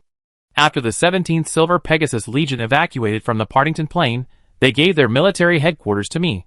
In fact, the 17th Silver Pegasus Legion suffered the greatest loss in this incident. They were forced to abandon the Partington Plain. Originally, half of the output of the mines on the Pagisto Plateau belonged to the 17th Silver Pegasus Legion. Now they have given up this part of the income, and the loss is still quite large. They probably didn't expect you to rebuild the portal on K Island. Grams, the great magician, hit the nail on the head with his casual remark. If the Partington Plain is really isolated, the magic metals produced by the Pagisto Plateau can only stay in the Partington Plain. The 17th Silver Pegasus Corps can't get them even if they want them. But now the Partington Plain can actually establish a connection with the Elf continent, and the output of these mines on the plateau will be a considerable amount of wealth. What's more important is that all the Silver Moon Elf merchants in the Partington Plain have left. Now the only and largest magic herb trading company is Roy's. He now monopolizes the magic herb business in the Partington Plain. When talking about the magic herb business, Roy patted his forehead. He suddenly remembered that there was still a business deal with the Imperial merchant Darwi that had not been completed. He had not yet received the third batch of floating devices. Now there were still 10 three-masted sailing ships parked in the safe harbor of Partington Island. He also had to find time to complete the deal and sell the magic herbs he had hoarded in recent days. When he thought of the magic herbs hoarded in the warehouse in Padstow City, Roy suddenly became a little worried. Could the merchant Darwin eat so many magic herbs? Roy's carriage stopped at the central square. The square had returned to normal order. Under the arrangement of the portal guards, 2 columns of gray dwarf prisoners were passing through the portal and arriving at the central square. Roy made a rough count and found that there were already more than 5,000 gray dwarf prisoners in the central square. Adjutant Walker was also in the central square. When he saw Roy push open the door of the carriage and walk down, he hurried over here, holding a sheepskin account book, and reported to Roy, "Boss, all the gray dwarf prisoners in the first prisoner of war camp on K Island have arrived in Padstow City through the portal. Please give instructions. Arrange them to go to the temporary resettlement point in the suburbs as soon as possible. You will go to the airport terminal to apply for a magic airship later. I have just greeted the airport terminal management office." Roy walked towards the central square. On the other side of the portal, a large number of half-blood elf warriors from the security guard were gathering quickly. These half-blood elf warriors were the reinforcements that Roy requested from Leyland. They would be transferred to K Island in the early morning, and the number of half-blood elf guards on K Island would increase to 15,000. At the same time, 100 human priests would stay on K Island to assist these half-blood elves in guarding K Island. The remaining human priests, and all the Dark Moon Elf warriors would return to the Partington Plain in batches. Once these 40,000 gray dwarf prisoners of war arrive at the Plateau City, the pressure on Mulin will increase again, and the number of prisoners of war in the Plateau City will increase to 100,000 for the first time. Currently, there are only 300,000 elves living in the Plateau City. This Plateau City, which was originally designed to accommodate only 100,000 half-blood elves, has been stuffed with nearly 400,000 people. Not only Mulin has a headache, but Roy is also thinking hard about how to reduce the potential crisis of the Plateau City. Roy returned to Kauai Island in the early morning with the elf guards of the Security Guard Corps. When Roy returned to K Island, it was daytime. A large number of gray dwarf prisoners were waiting in the clearing in the woods near the portal. Everyone sat under the shade of the trees, watching the half-blood elf guards enter K Island one after another. Miss Tiffany found Roy and reported to him. Just now, a patrol team discovered a 3-masted sailing ship of gray dwarf robbers in the waters around K Island. They only circled half a circle around K Island. When they were circling the northern part of the volcano, the 3-masted sailing ship accelerated away from K Island. Roy nodded and said, "They shouldn't dare to approach K Island. If they dare to approach, we will bombard them with catapults and artillery." "Tiffany, do you want to go back to Sun Island Bay with me?" Tiffany thought for a moment and said, "I'd better stay." Arriving at the camp of the mine guards, Roy walked into the tent and saw Captain Timothy checking the map of K Island. Roy said to Captain Timothy, "Captain Timothy, I will leave 3 magic airships for you, and the remaining 10 magic airships will follow me back to Padstow. I need magic airships to transport these gray dwarf prisoners to the Plateau City as soon as possible." Captain Timothy rubbed his brows in annoyance and asked Roy, "When will the Griffin Cavalry Regiment arrive?" "Within a week, a group of Griffin Cavalry will arrive on K Island," Roy said. Captain Timothy drew a line on the southern beach of K Island on the map of K Island, and then said to Roy, "I will build a defense line here. Let the Griffin Cavalry come as soon as possible before the Grey Dwarves react. By then, as long as we have air superiority, the Grey Dwarves will not dare to attack the island easily. I have the Griffin Cavalry come here as soon as possible," Roy responded. Outside the tent, 11 magic airship captains stood at the door and poked their heads to Roy inside and said, "Boss, are you looking for us?" Roy turned around, waved and motioned for them to come in, and said to the captains of the magic airships, Now I need 3 magic airships to stay on K Island to help Captain Timothy defend this place. Who among you wants to stay? Chapter 776. The captains of the magic airships took a step forward in unison, vying to say, "Boss, I am willing to stay." Seeing that everyone expressed their willingness to stay on K Island, Roy thought about it for a while, and finally decided to let the magic airships number 14, number 27, and number 28 stay. These 3 magic airships will conduct daily patrols in the waters near K Island and monitor the movements of the Grey Dwarf bandits on the surrounding islands. In addition, Captain Timothy will also stay on K Island for the time being, and he will be responsible for the security and defense of K Island. At present, K Island will not be open to the half-blood elves from the Partington Plain. In the past 2 days, a small group of Grey Dwarf bandits have begun to try to investigate the situation on K Island. In fact, K Island is quite large. On the coastline of more than 80 kilometers, only the southern coastline has beautiful silver sand beaches and dense forests. When the coastline extends to the east and west, due to the influence of the active volcano in the north, the coastline is a black cliff several meters high. This cliff continues to extend northward, and the height of the cliff is getting higher and higher. The northern slope of K Island is directly connected to the volcano, with steep rock walls extending all the way to the clouds. The rough volcanic rocks are covered with traces of lava flowing and solidifying, just like scars on a huge mountain. If the surrounding Grey Dwarf bandits mobilized a fleet to besiege K Island, the more than 6,000 half-blood elf guards on the island could not defend it at all. So Roy transferred another 10,000 half-blood elf guards from Padstow City. Even if the half-blood elf guards on K Island increased to 16,000, Captain Timothy still felt that it would not be easy to defend the more than 20 kilometers of coastline in the south of the island against the subsequent counterattack of the Grey Dwarf bandits. This is why he is eager to have the Griffin cavalry come to K Island. At present, the half-blood elf guards are mainly gathered near the K Island dock. For the long coastline of the island, there are only more than 1,000 Dark Moon Elf assassins set up secret posts. The assassins' reconnaissance team is lurking all over the island. Under a banana tree, rotten leaves are piled up under the huge leaves. There are vines everywhere here, and the sun cannot shine into the woods. It is blocked by dense branches and leaves, and even the wind cannot blow in. The jungle was hot and humid. The barks of many trees were covered with water droplets. Most of the tree trunks were covered with green moss. If you touched them, you would feel wet and slippery. The Dark Moon Elf warriors wore light leather armor, and lurked in the shadows of the dense forest. Although these leather armors had been made light and breathable in this humid rainforest, after sweat soaked through the leather armor, the Dark Moon Elves soon became like pickled sour meat, greasy and sweaty. Occasionally, some reptiles would pass by their bodies, and the taste was indescribable. The sentry lurking in the dense forest couldn't move freely. Although he had applied some ointment to repel mosquitoes, some blood-sucking leeches would still crawl silently onto the exposed skin. Moira squatted under a banana leaf from the morning sun until the sun was about to set. The area she was responsible for monitoring was a forest area less than 200 meters long. As long as the Grey Dwarf bandits entered this forest area from the beach, it would be difficult for them to escape Moira's eyes. Less than 100 meters away from her, the captain of their reconnaissance team was leaning against a tree. Don't think that sitting on a tree will be easy. In fact, lurking on a tree is the most troublesome.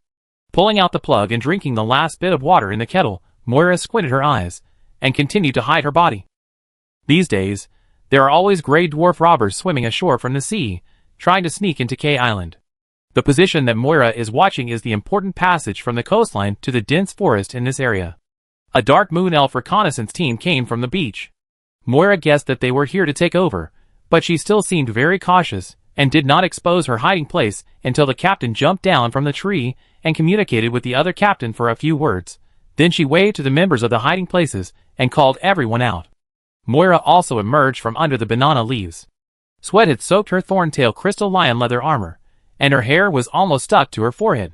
The captain of the other team obviously recognized Moira's identity at a glance, and his eyes stayed on her for 2 or 3 seconds. The captain of the reconnaissance team quickly completed the handover.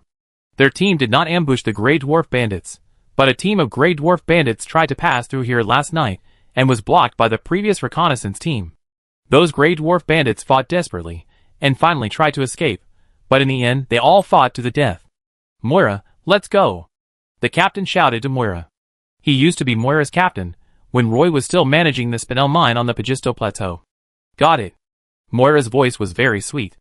The members of the team have become accustomed to her presence in the past few days. Although she has a special aura, no one feels that she is any different, and no one gives her any preferential treatment. The atmosphere within the reconnaissance team is very harmonious. Walking along the edge of the dense forest towards the camp, as long as you don't stay in the dense forest and don't bask in the sun, this island is still very comfortable. The captain stood at the entrance of the camp and said to the team members, "Go back and take a good bath, have a good sleep, and gather at the entrance of the camp before dark tomorrow night." "Yes." After the 5 team members answered, they followed the captain back to their tent. Moira went to her tent alone. She lived in the same tent with Sabrina. Occasionally, Miss Tiffany would come to join in the fun, but most of the time, Miss Tiffany still liked to live in the sea. Moira had a day off. She needed to take a shower and wash and dry her magic pattern leather armor. When she came to the front of the tent, Moira was about to get in to get some toiletries. When she turned around, she found Leah under the big tree opposite. In fact, Leah was hiding at the moment, but Moira saw the vague outline under the tree at a glance and immediately recognized it as Leah. Leah usually followed Roy. When Leah appeared in the camp, Moira knew that Roy was back. Moira walked straight to Leah and asked the vague outline, "Leah, is that you? How long will you stay on K Island this time?" When Leah showed up, the surprised expression on her face had not disappeared. "I guess we will leave for Sun Island Base soon." "Hey Moira, how did you find me? You have some dark aura, and I am a little sensitive to dark aura," Moira said bluntly. "Will you go to Sun Island Bay with us?" Leah asked Moira under the tree. Moira shook her head and said, "I plan to stay on K Island for this period of time." In fact, the two have become very familiar with each other recently because Roy always meets Moira at night. Every time Leah is on duty, especially at night, she always hears some indescribable sounds. Leah looked at Moira carefully. Although her face is delicate and her figure is well proportioned, her skin color is a little gray. In the eyes of the elves who regard white as beauty, her appearance is not outstanding. Everyone knew that she was Boss Roy's childhood sweetheart, but Leah really couldn't figure out why Boss Roy liked her. Moira could actually sense the hostility from Leah, but she wasn't the only one who was hostile to her, and Moira was used to it. Roy hurried out of the military tent, followed by a group of half-elf officers. When he saw Moira standing under the tree, he walked towards her. Moira thought about how she had been squatting in the jungle for almost a day and a night, and had almost become a piece of sour meat. She didn't want to leave any bad impression on Roy, so she waved to Roy and quickly ran to the bathroom with a basin of water. Seeing Moira fleeing like a fly, Roy stopped, called the half-elf officer behind him, and walked towards the dock. He was going to personally deploy the defense formation near the dock. Because there were a lot of sunken ships around the dock, the fleet of the Grey Dwarf robbers could not dock when they launched an offensive against K Island. They could only swim a distance in the sea before landing on K Island. Roy estimated that the Grey Dwarf robbers would attack K Island at night, because this would effectively avoid the detection of the magic airship in the sky. Once the Grey Dwarf bandits successfully land on K Island, it will be more troublesome to defend. The Grey Dwarf bandits on the surrounding islands will never give up K Island. They will attack K Island sooner or later. We must prepare for defense in advance. I hope the Grey Dwarf bandits will launch the attack as late as possible to give us more time to prepare. Roy stood on the dock, looking at the sunken ships in the sea around him, and said to the half-blood elf officers. On the beach near the dock, several salvaged sunken ships were stranded. This is the only passage from the Partington Plain to the Elf continent. We must guard this portal. It is an extraordinary period recently. We may encounter a counterattack from the Grey Dwarf bandits at any time. You must be more careful. Don't think that we have captured nearly 100,000 Grey Dwarf prisoners of war. These Grey Dwarf bandits are just a bunch of weak chickens. You must always remember one thing, Grey Dwarves are also dwarves. They are not weak in combat power. They can become pirates, so they must be good at swimming. They just had bad luck in the 2 battles with us. There are many allies willing to help us. You all showed great courage in the battle, which enabled us to win. As he spoke, a large number of Grey Dwarf prisoners lined up to enter the clearing in the forest. For temporary prisoner camps on the beach had been cleared. The Grey Dwarf prisoners walked silently on the fine sand, and it was obvious that they were all in a heavy mood. The first 4 temporary prisoner camps were almost all filled with strong Grey Dwarves, and the last 4 temporary camps were basically filled with female dwarves and children. They were hiding in the underground castle, but now they are all unlucky to be captured by Boss Roy. The last 2 temporary prisoner camps are almost full of old Grey Dwarves and some injured Grey Dwarf warriors, and the team seems to be scattered. After all the strong Grey Dwarf prisoners entered the Partington Plain, the female dwarves and children passed through the portal. There were children crying, female dwarves scolding, some sighing complaints, and even some low curses in the team. Although there were always half-blood elf guards urging and scolding on both sides, their team always walked very slowly. In front of the portal of K Island, the gray dwarf prisoners lined up in 4 rows and slowly passed through the magic vortex and entered the Partington Plain. The process was smooth, but the gray dwarf's pace seemed very slow. Although the half-blood elf guards were a little dissatisfied, when all the strong gray dwarves passed through the portal, the remaining female dwarves and children, even if they walked a little slowly, everyone's tolerance increased infinitely. No half-blood elf guard would whip out a whip because of impatience. It took a whole day for all 40,000 gray dwarf prisoners to pass through the portal and enter Padstow. The transfer of prisoners was very smooth this time, mainly relying on the portal on Kauai Island. When all the gray dwarf prisoners entered Padstow, Roy also brought the great magician Grams back to Padstow. Both sides of the forest road in Padstow were crowded with half-blood elves. It was estimated that there were more than 100,000 half-blood elves gathered on the whole long street. Everyone ran out to watch the excitement, and wanted to see what kind of ugly faces the gray dwarf prisoners would put on. In recent years, the 17th Silver Pegasus Legion has always fought with the gray dwarf bandits in the Queen Ivany Islands. The gray dwarf bandits' fleet harassed the 17th Silver Pegasus Legion so much that they once abandoned the outer islands of the Queen Ivany Islands. The gray dwarf bandits even launched an offensive against the Queen Island. In the mouths of the Silver Moon Elf warriors of the 17th Silver Pegasus Legion, the gray dwarves are evil, cruel and bloodthirsty, almost the incarnation of the devil of hell. However, Boss Roy led the Mine Guards to fight 3 times and achieved amazing results, which made the half-blood elves in Padstow City feel that these gray dwarf bandits were just paper tigers. So when these gray dwarf prisoners passed through the long street and headed for the temporary camp on the outskirts of the city, the half-blood elves all wanted to run out and see for themselves what was going on. The gray dwarf prisoners wore simple linen robes, were unarmed, and walked dejectedly in a line in the middle of the forest road.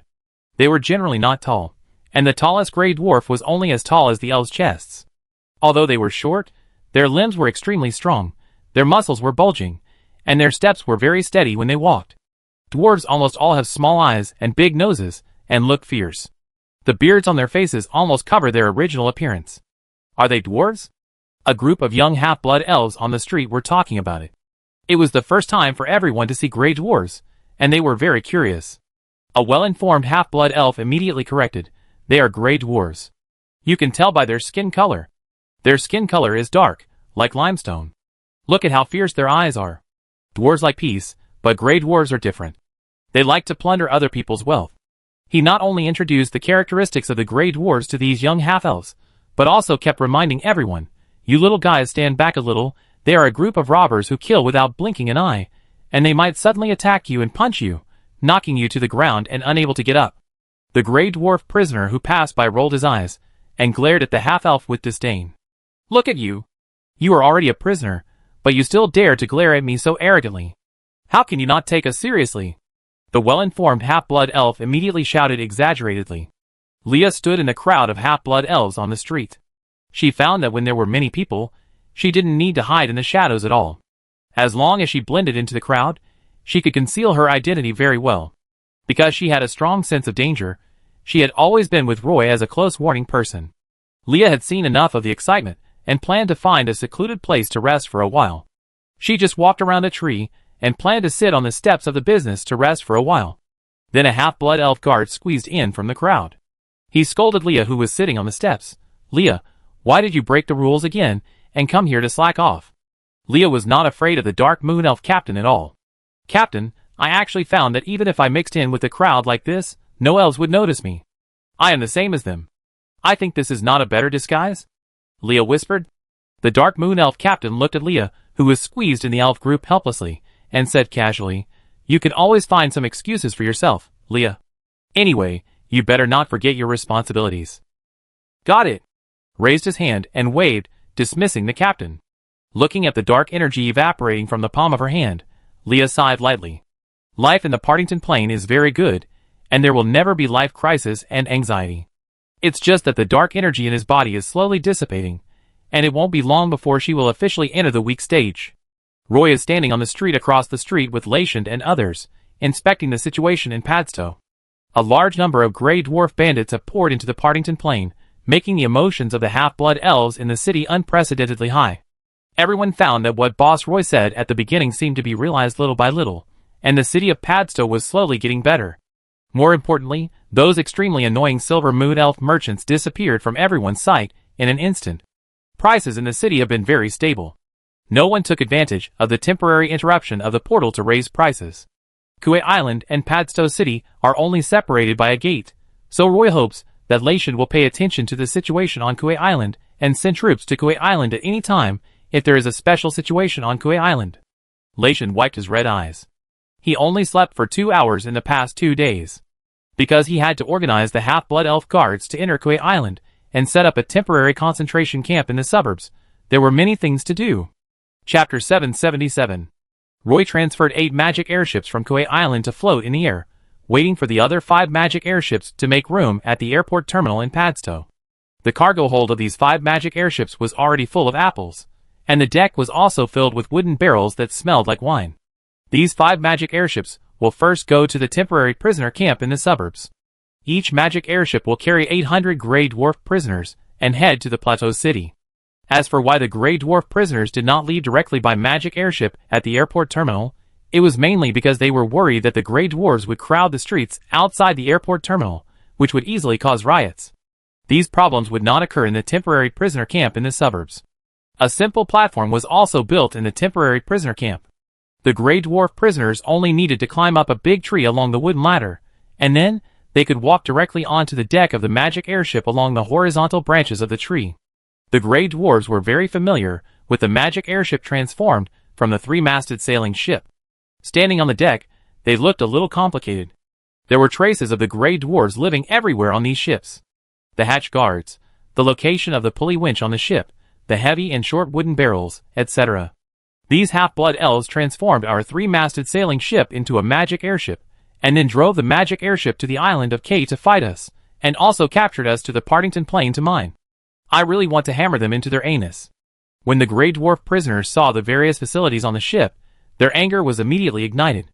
Hey, watch your words, we are prisoners of war, don't let the half-blood elves on the ship hear your words. The Grey Dwarves who were still able to keep their sanity immediately reminded their companions. What if they heard it? I will say what I have to say even if I die. That's right. Do these half-blood elves want to shut us up? The Grey Dwarf prisoners became a little irritable, and some of them began to have bloodshot eyes. Many of them had the blood of berserkers. When they stared at the crew, their eyes were full of aggression. At this time, a half-elf crew member carrying a tin bucket came out from the stairs of the ship. He hit the tin bucket with a hammer, making a clang clang clang sound. He shouted to the Grey Dwarf prisoners crowded on the deck in a hoarse voice and clumsy dwarven language, "Quiet, please keep quiet." The Grey Dwarf prisoners did not listen to the half-elf crew member shouting at all, and some even stared at the small hammer in the half-elf crew member's hand. The half-elf crew member did not care about the Grey Dwarf prisoners, and went directly to the wine barrels piled up next to the main mast. He put the tin bucket in his hand at his feet, and then shouted to the Grey Dwarf prisoners, "For this trip, we will issue a card to everyone when you board the ship. This card will be your identity on the ship. Please line up to receive it. Everyone needs this card to receive any supplies on the ship." The Grey Dwarf prisoners crowded on the deck, staring coldly at the half-elf crew member. More Grey Dwarf prisoners continued to board the ship, making the crowded deck even more chaotic. Considering that everyone may get seasick and have various physical discomforts, we have also prepared some cider for everyone. These ciders are provided to everyone for free. Each Grey Dwarf can get a glass with the card in his hand. After drinking the wine, the Grey Dwarves will go to the cabin below the deck to rest. Those who have different opinions can stay on the deck first. These cards will be issued to the Grey Dwarves, who are willing to cooperate with our work. After saying this, the half-elf crew member raised his head. He met the cold gaze of the Grey Dwarf without fear, but his hands did not stop moving at all. He pried open the cork of the wine barrel, scooped out the apple-scented wine with a long-handled spoon, and poured it into the wooden cup. The rich aroma of wine instantly rushed into the nose of the Grey Dwarf prisoner. A Grey Dwarf prisoner standing next to the half-elf crew member immediately received the number card, took the wooden wine cup from the crew member and drank it all, then burped and walked into the cabin below the deck without looking back. The Grey Dwarf prisoners quickly lined up in a long line, and the tense atmosphere immediately disappeared. At this moment, Leah followed the elite team of the Dark Moon Elves hiding on the top of the ship, and they all breathed a sigh of relief. Just now, if any Grey Dwarf prisoners dared to provoke trouble, they would probably be shot by the half-blood elf archers standing on the main mast. Once the Grey Dwarf prisoners righted, the entire magic airship might become a sure field. Fortunately, their attention suddenly shifted to the cider, and the atmosphere eased up immediately. The Grey Dwarf prisoners walked into the cabin below the deck. The first Grey Dwarf prisoners who entered the cabin directly occupied the bed in the cabin, and the Grey Dwarves who came in later could only sit on the floor. A half-elf crew member stood in the corridor and shouted in an unskilled dwarven language, "After entering the cabin, please do not make loud noises, do not make trouble, and do not defecate anywhere in the cabin. Pay attention to keeping the cabin clean. Violators will be punished with 10 lashes. We will provide 2 meals in the morning and evening. When distributing meals, we will select the cleanest cabin. We will reward each of the 3 cleanest cabin members with a large glass of delicious cider. In addition, we provide you with breadfruit and dried fish for dinner. If any of you are dwarf craftsmen who are good at metallurgy and forging, you can sign up with me in advance. As long as you pass our exam, you may be transferred to the forging workshop to work. Perhaps you don't understand what the forging workshop is like. I'm here to tell you that it is a large forging workshop that integrates smelting and forging. Currently, there are more than 10,000 Grey Dwarf craftsmen working there. They work 10 hours a day, and are provided with 3 meals and accommodation for free. They have 1 day off a week. They can earn 10 work points a day, and the work points of senior forgers are doubled. The Grey Dwarves who failed to enter the forging workshop will be assigned to various mines in the near future and become miners in the mines. The half-elf guard spoke fluent dwarven language and kept walking back and forth in the cabin corridor. Leah found it hard to believe that this group of Grey Dwarf prisoners, who were restless, extremely confused about the future, and could explode at any time were calmed down by a glass of cider. In fact, as early as the first 2 times when escorting Grey Dwarf prisoners, Roy found that these Grey Dwarf prisoners would become more and more irritable in a depressing environment. And the longer the suppression lasts, the stronger the explosion will be. The first 2 times the Grey Dwarf prisoners were escorted, there were as many as 300 half-elves guarding the ship. Such a magic airship can only carry 600 Grey Dwarves, but there were still Grey Dwarves who were not afraid of death and made trouble. The oppressive and narrow cabin at that time made many Grey Dwarf prisoners collapse directly. Later, Mu Lin, who was still in charge of managing 60,000 Grey Dwarves in the Plateau City, discovered that the Grey Dwarf prisoners had a dependence on alcoholic beverages that was beyond the elves' understanding. As long as these Grey Dwarf prisoners were given some rum regularly, they would become easy to manage. Originally, the alcoholic beverages were purchased from the Elven continent, mainly rum, and occasionally some ale, wine, and orange wine. But after the portal of Partington Island was closed, this trade route was directly cut off. In order to ensure the supply of alcoholic beverages for the dwarves, Newland wrote to Lashanda, asking him to arrange for people to brew cider in the orchard outside Padstow. After all, there are a lot of apple trees outside Padstow, and a lot of apples fell to the ground and rotted before they could even be picked. Now all these bad apples are used to make cider, which is at least better than letting them rot in the orchard. This time Roy transported 40,000 Grey Dwarf prisoners to the Plateau City, and decided to use cider to comfort the anxious Grey Dwarf prisoners. Unexpectedly, the effect was better than he expected. Roy and the great magician Graham stood in the captain's room, observing the status of the Grey Dwarf prisoners on the deck.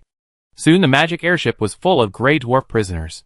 As all the Grey Dwarf prisoners entered the cabin, Captain Rodhart immediately asked the half-blood elf crew to untie the ropes. The floating device was fully activated, and the magic airship finally slowly took off, flying over the collapsed mountains, the mountains on the western foot of the plateau, and the Nicobar Mountains. Soon, the magic airship arrived at the Plateau City. The Grey Dwarf prisoners felt that they had only taken a nap on the magic airship, and they had actually reached their destination. The prisoner concentration camp by the Tolai River was going to be expanded again. Newland had just replenished the number of elf guards in the mine guard group, but she didn't expect Roy to make another big move right after that. Newland was a little crazy. Even if she pulled her hair off, she couldn't figure out why more than 7,000 elf guards could capture nearly 40,000 Grey Dwarf prisoners in just 2 weeks. Fishing in the sea is not so exaggerated. Could it be that these Grey Dwarf prisoners were not attracted by the cider? Mu Lin looked at the small town in front of him, which was about to burst, with some worry. The small town of 100,000 people was forced to live with 300,000 half-blood elves. Now the small town was even a little overwhelmed. Seeing Roy slowly walk down from the magic airship, Mu Lin complained to Roy, The small town is about to be overwhelmed by the half-blood elves. Roy stood in front of the cargo pile at the airport terminal of Plateau City and took out a map of Plateau City from his magic waste bag. He spread the map on a wooden box and took out a charcoal pencil from his pocket. He casually drew a circle around the Plateau City, and this circle even expanded the entire Tolai River in the shape of a J. Roy casually said to Mulin, "We will continue to build the city in this area. Well, this can be called the second ring of the Plateau City." Mulin's eyes widened, pointed at his nose, and asked Roy, "Boss, you don't want me to organize people to expand the Plateau City, do you? Isn't the circle I drew clear enough?" "That's right. Next you will start planning the main streets of the second ring of the Plateau City, and then divide several areas around these main streets." Roy pointed at the map and talked freely. Chapter 778. Mulin had just completed a large prisoner-of-war concentration camp on the south bank of the Tolai River. She had not even had time to finish the finishing work in the concentration camp before she had to start preparing for the second phase of the construction of the Plateau City. Although Mulin was already very familiar with this set of things, she also arranged other things for herself. She originally wanted to build a prisoner-of-war concentration camp on the south bank of the Tolai River, and then lead the mine guards to mark out a pasture in the wilderness. She planned to graze a herd of one-horned bison in this pasture and drive other predators to the central and southern areas of the grassland. Once the herd of unicorns has no natural enemies, the herd will expand rapidly. In this way, the headhunters and gray dwarves in the prisoner-of-war camp will have beef to eat, and there is no need to organize hunting teams to hunt unicorns everywhere in the wilderness. Roy arranged for her to expand the second ring of the Plateau City, and the planning of the ranch would be postponed. In fact, Mulin is really familiar with this kind of urban expansion. The Plateau City was planned by Roy, and then she supervised the construction personally. First, divide the area on this planned land, and then draw the main streets. Later, secondary streets will be subdivided, and drainage channels will be dug along these streets, the ground of the streets will be compacted, and fine gravel will be laid. With roads, it becomes very simple to build houses. The original Plateau City was just a pile of earth in the center of the Tolai River. Now Roy will expand the second ring, which will completely expand the Tolai River. The half-blood elves in the city usually drink water from the Tolai River. The water supply route originally planned was to intercept the water intake point from the upstream, and then divert it into the city at a high level. Now that the Tolai River is to be expanded, the water intake point must continue to move upstream. At the same time, the drainage channels in the city are distributed in a network. Due to the terrain, the drainage channel outlet is set at the downstream of the Tolai River. Once the Plateau City expands outward, these pipe networks will continue to increase, and even independent water supply pipelines will need to be arranged. Otherwise, the originally built water supply network will not be able to meet the needs of the elves after the expansion.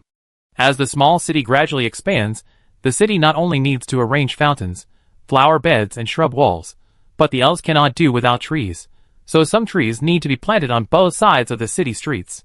Mulin's headache was that she had to lead her subordinates to complete almost all these trivial matters, and there were no qualified urban designers in the Plateau City. In the Elven continent, this high-end profession has always been occupied by the Silver Moon elves, and the half-blood elves rarely come into contact with this knowledge. Then Roy and Mulin talked about Kauai Island and the portal on the island. Mulin heard that Roy successfully moved the portal of the Partington Plain to Kauai Island, and asked Roy, "So, we can go directly to Kauai Island through the portal?" Roy knew that Mulin was an elf born and raised in the Partington Plain. Her mother gave birth to her after she came to the Partington Plain. Her mother fled the elf continent, which made her fear the elf continent. She had never left the Partington Plain. Now the portal was connected to an island in the endless sea, which had a strong attraction to her. Roy responded, "Well, the central square of Padstow City is directly connected to Kauai Island, but it's a pity that it's not a two-way portal." Mulin and Roy walked towards a row of houses in front of the airport terminal. The half-blood elves they saw along the way received the letter, and saluted the two. "How far is it from Kauai Island to the elf continent?" Mulin asked. Roy replied, "It takes about a week to sail by 3-masted sailing ship." Mulin sighed, "It sounds so far. But Kauai Island still belongs to the offshore area of the endless sea close to the elf continent. After I defeat the Grey Dwarf bandits, I will negotiate with the Nagasi clan of the endless sea and strive to take over the waters around Kauai Island." Roy talked about his future plans for Kauai Island. Mulin turned his head to look at Roy and asked him, "Don't the Nagasi clan still want to take back the Queen Uni Islands? Will they be so easy to talk to and give you the waters near Kauai Island?" Roy smiled and replied, "I will try to convince them. In fact, the worst result is a war. I am not afraid of them. Mullen frowned and said to Roy, Roy, I suddenly realized that wherever you go, it seems that wars will break out everywhere. Hey, Mullen, don't talk nonsense. Roy was a little speechless. Mullen and Roy came to the warehouse in front of the airport terminal. Mullen stood at the warehouse door and asked the warehouse manager to open the warehouse door. The warehouse was filled with a large number of wooden boxes storing ring-type siren armor. Mullen introduced to Roy, there are 8,000 sets of ring-type siren armor stored here. At present, the forging workshop will deliver 1,000 sets every week. It is said that 30% of the armor pieces of the ring-type siren armor no longer need to be hammered by hand. These armor pieces are all forged by open molds. In the future, this type of forging molds will continue to be added, and the number of ring-type siren armor will also increase further. The entire warehouse was filled with ring-shaped siren armors. Without Roy's order, these armors had been stored here. Mullen did not let the magic airship transport these ring-shaped siren armors to Sun Island. This time Roy came back and stayed in the Plateau City. In addition to settling 40,000 Grey Dwarf prisoners, he mainly wanted to take away these ring-shaped siren armors. He had promised the Sea Beast priests that he would sell these equipment to them. Roy instructed Mullen, load all these siren armors on the ship later. I will take these armors to Sun Island Bay. I will leave this here to you. Mullen waved his hand casually, and a large group of half-blood elf guards came over. Mullen ordered them to move the ring-type sea monster armor to the magic airship, and the half-blood elf guards immediately gathered people and quickly took action. Mullen stood beside Roy and said, Chan Ning has always wanted to talk to you about developing the Nicobar Mountains mine. You always miss it every time you come to the Plateau City.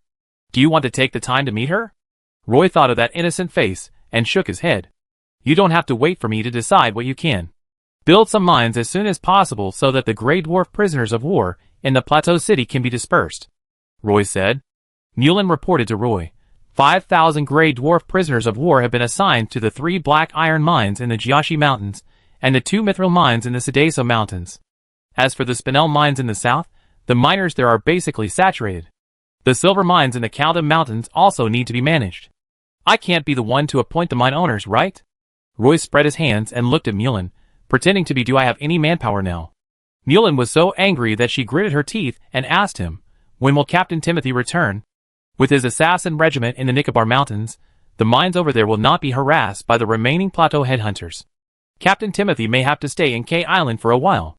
After Roy finished speaking, he suddenly thought of something and hurriedly said to Mullen, Oh, by the way, send me a Griffin cavalry now, and let them go to K Island to cooperate with Captain Timothy to complete the defense of K Island. Mullen was so angry that she almost jumped up, and complained to Roy angrily, Where are the Griffin cavalry here in Plateau City? Didn't you transfer the only 800 Griffin cavalry back to Sun Island Bay last month? Roy slapped his forehead hard and said awkwardly, I feel like I have amnesia recently, and I always forget some key things. At the airport terminal of Plateau City, the Grey Dwarf prisoners of war and all the supplies got off the ship one after another. This group of Grey Dwarf prisoners of war acted as porters. They moved the barrels of cider from the magic airship to the warehouse of the airport terminal, and then lined up neatly on the dock, compared with the numbers on the nameplate, and lined up in order to go to the prisoner concentration camp outside the city. At the airport terminal of the Plateau City, these half-blood elf guards didn't care whether the Grey Dwarf prisoners had tempers or not. As long as the Grey Dwarf prisoners didn't follow the rules, they would immediately correct them with whips.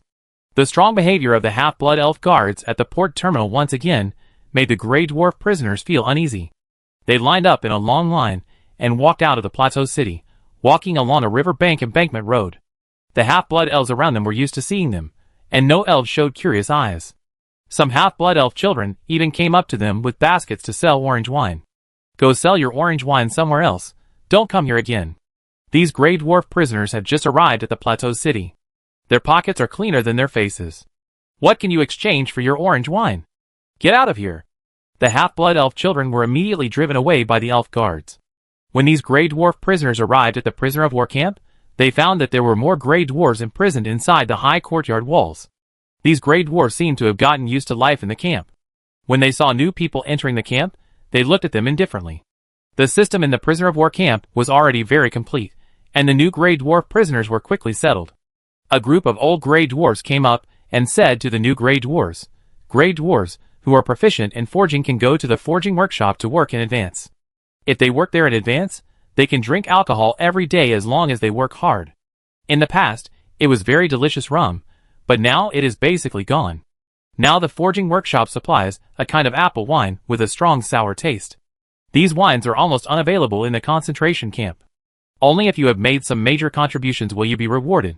I heard that if the mine opens in the future, everyone can use work points to exchange for alcohol when they go to the mine to mine.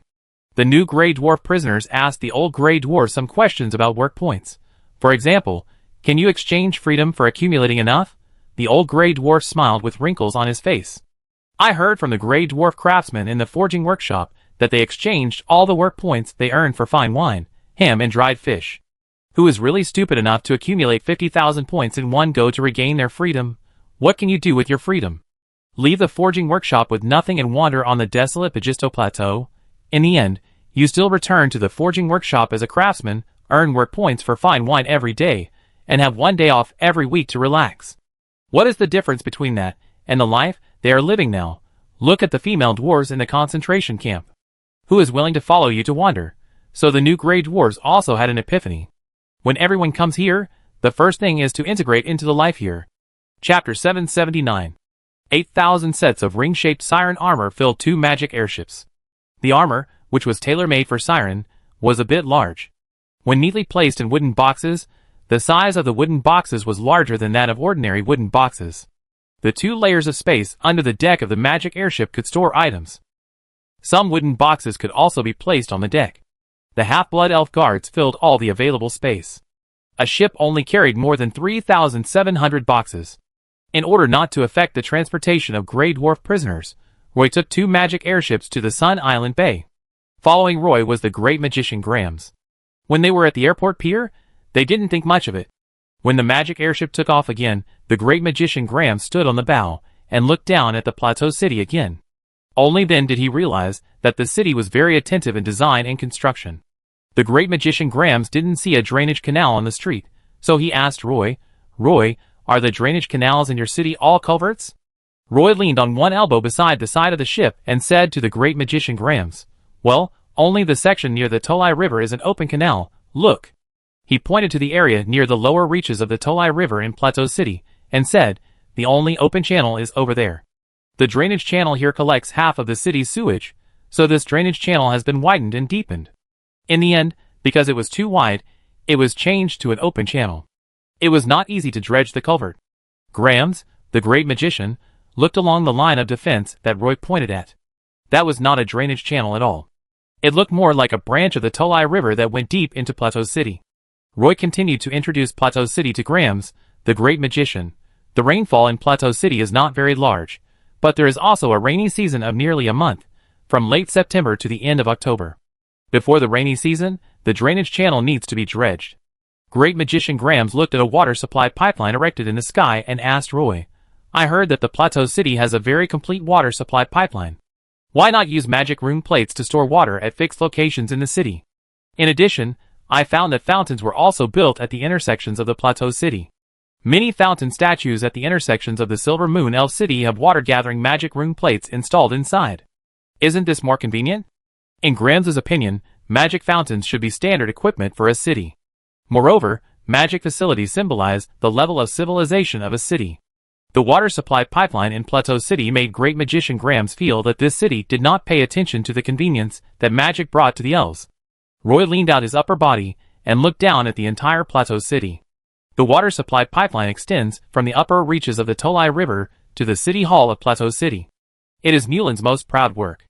Roy said, "It is definitely more convenient to use the magic rune board, but the cost of use is a bit high for me. When the Plateau City was first built, there were only more than 10,000 elves in the city, and the Plateau City had no output. If magic rune plates were installed at the fountains at the intersections, the daily consumption of magic crystal fragments in the entire city would also be a considerable expense. The half-blood elves living here simply cannot afford it, and I can't pay endlessly to the Plateau City. But laying water supply pipelines in the city is more cost-effective. The main reason is that we have a natural geographical advantage here. The Tolai River flows from the northwest into the wilderness. Before it entered the wilderness, especially in the Jiashi Mountains, the water level difference in the river was relatively large, so it was very convenient to find a water point upstream. At this time, the magic airship had risen nearly 1,000 meters, and not only the Plateau City was in full view, but also a long section of the Tolai River was in everyone's sight. The Tolai River gradually became flat after entering the wilderness. In this section of the Jiaxi Mountains, the Tolai River has a very large drop in the river. Most of the water in the Tolai River is melted snow from the Jiaxi Mountains, and the other small part is the confluence of some small tributaries in the western Nicobar Mountains. Roy said to Grams, "Another point is that I have a forging workshop that can produce water pipes. This may be the most important factor," the great magician Grams thought. At this time, Roy pointed to the distant Jiaxi Mountains and said, "There are 3 black iron mines in the Jiaxi Mountains.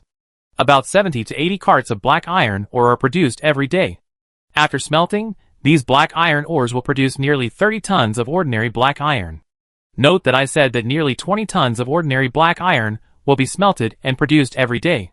Although these 30 tons of ordinary black iron are placed here, they may only be as big as 6 boxes, but with such a daily output, there will still be a lot of storage over time." In fact, the mine owner here smelted black iron ore only to obtain the rarer magic black iron. 80 carts of black iron ore can only smelt a fist-sized piece of magic black iron. Roy gestured with his fist.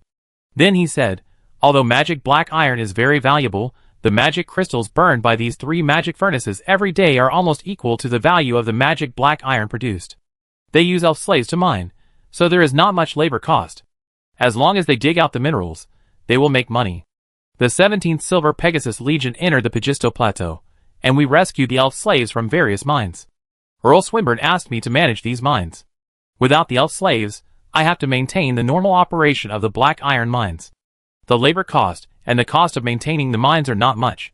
But if it is only for the little magic black iron burned out, the 3 black iron mines will lose money. If the black iron ore cannot be used at a higher value, the black iron mine will be closed soon. At first, I tried every means to purchase ore refiners and magic furnaces from the Silver Moon Elf Kingdom, and used the most economical diversion method to smelt magic black iron. In the process of smelting black iron ore in the magic furnace, due to the density, the melted ore will be divided into 3 layers in the furnace, so that the magic black iron, ordinary black iron, and slag will be automatically separated. These molten liquids flow into the molding molds on both sides of the furnace. In addition to magic black iron, ordinary black iron and slag can also be obtained. The Silver Moon Elves do not like this black iron. They think that this metal has no aesthetic appeal.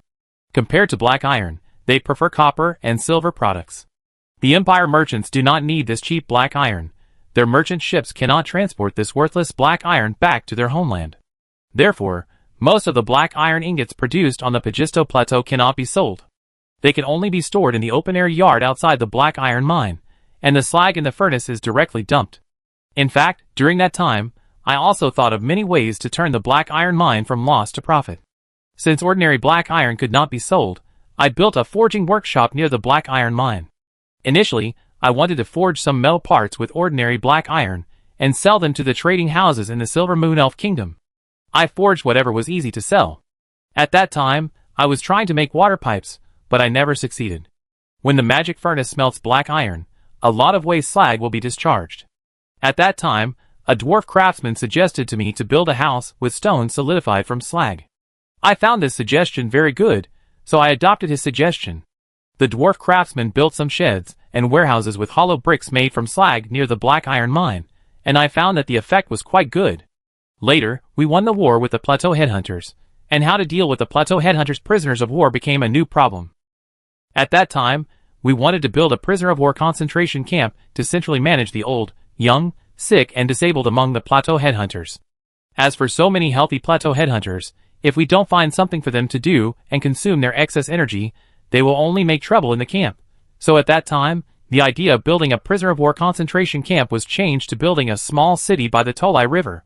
The black iron in the forging workshop is used to make steel bars, and the slag is used to make hollow bricks. These materials are all ready-made. The labor is those headhunters on the plateau, who are also free labor. The construction of the small city went smoothly later. By the time the city infrastructure began to be improved, the forging technology in the forging workshop was already able to make closed square water pipes. Therefore, after a field investigation, the current governor of the Plateau City decided to lay a pipeline from the upstream to divert the water of the Tolai River directly to the highest point of the Plateau City, and built a reservoir here. The water supply pipelines in the city were also installed little by little later. The main reason is that the water pipes were produced by the forging workshop, so no extra money was needed. Roy said so much in one breath, and he also wanted to explain that the small town did not use magic fountains, just to save a sum of magic crystals for daily consumption.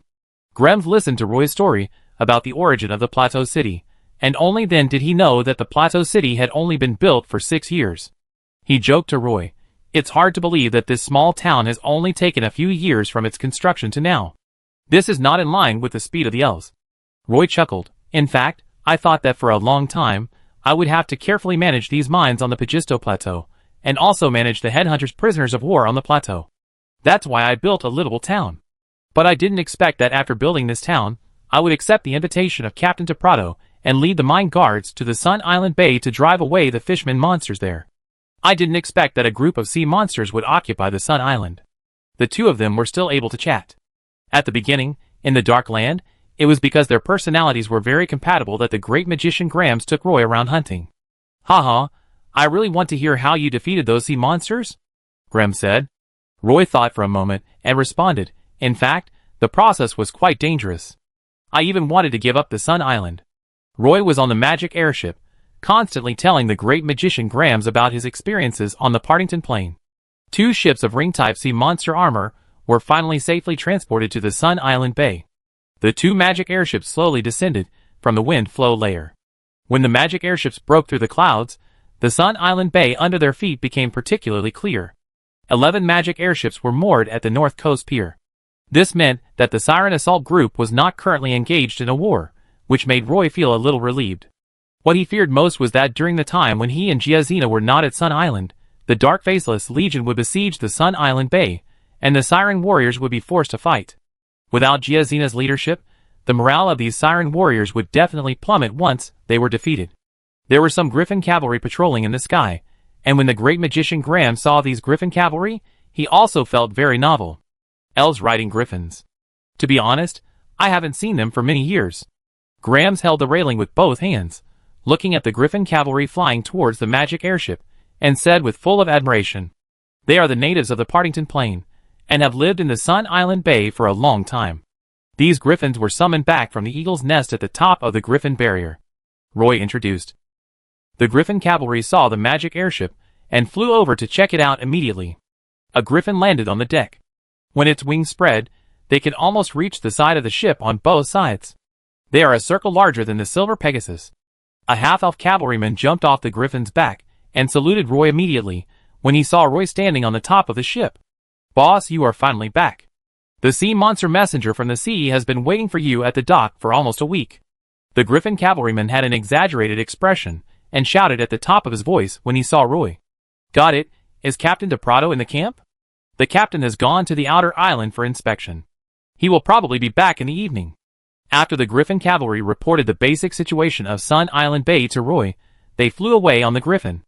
Looking at the entire Sun Island Bay from the magic airship, the beautiful Sun Island Bay is like an exquisite blue pearl, dotted on a green ribbon. The magic airship soon landed in the sea area around the North Coast Pier. The moment the bottom of the ship touched the sea surface, the waves splashed out to both sides more than 10 meters high, and the hull was also violently shaken from side to side under the huge shock. The crew standing on the deck was instantly soaked by the splashing seawater. There was no way. Although there were still 4 floating devices running at the moment of falling into the water, the 2 magic airships were almost fully loaded with cargo. It was so heavy that the hull shook greatly at the moment of falling into the water. If the sails were not lowered in advance, followed by a gust of sea breeze, the magic airship would probably have capsized in this sea area. Then the well-trained crew immediately raised the sails and adjusted the sail angle according to the captain's instructions. The magic airship drew a beautiful arc in the sea and soon docked at the dock. After the magic airship slowly approached the shore, Roy saw a female siren warrior curled up at the end of the dock corridor, looking over here from afar. She crawled out of the sea, and her lower body turned into 2 long legs. After the green scales on her body disappeared, the long skirt made of shells and seaweed had a retro beauty. Chapter 780. After the snake tail turned into legs, the mermaid was 2 heads taller than an ordinary elf. She had a round and plump figure, and her skin was as white and shiny as pearls. Her body exuded a sexy aura under the cover of shells and seaweed. Grams the great magician tilted his head and whispered to Roy, "I feel the magic fluctuations of the ceiling array." The body of the mermaid was sealed into the form of an elf by the magic runes. It can be seen that the sea beast priest over there really values you. What's the point of sealing the body with magic runes? Roy didn't know much about magic. Magicians can use magic to change their forms at will, but this transformation can only last for a period of time, and the original form will return after a period of time. And because of the adaptability of magic power, the transformation can't be performed continuously. At this time, if you want to keep the transformed form, you have to use a special rune orb to perform the sealing spell, and you have to wear it all the time. Speaking of which, this rune orb is very precious. The great wizard Grams explained to Roy. As long as the seal is not broken, the transformation will not disappear. Roy remembered some fairy tales he had heard when he was a child, such as a wandering merchant who turned a child into a donkey. He asked the great wizard Grams curiously, "So, is it really possible to turn into a mule or a mouse?" "It's about the same, there will be a little difference in body size." Grams touched the bridge of his nose and answered vaguely. "Can you turn yourself into a dragon?" Roy asked curiously. It seems that there is indeed a magician who is proficient in transformation. After becoming a 4-turn legendary magician, he can turn himself into a dragon and travel between the star fields.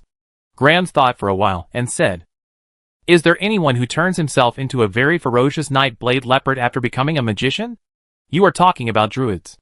They can turn into animals with supernatural powers, such as giant bears, lions, cheetahs, wolf kings, and crows. I heard that druids, who are proficient in transformation, are all intelligence personnel.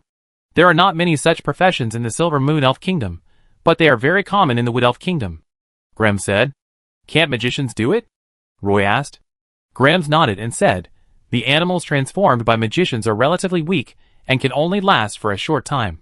While speaking, the siren messenger had already walked in front of Roy. The headlights hanging on her chest were a little dazzling. Standing in front of Roy, she didn't even think about glancing at Grams, and directly confirmed Roy's identity.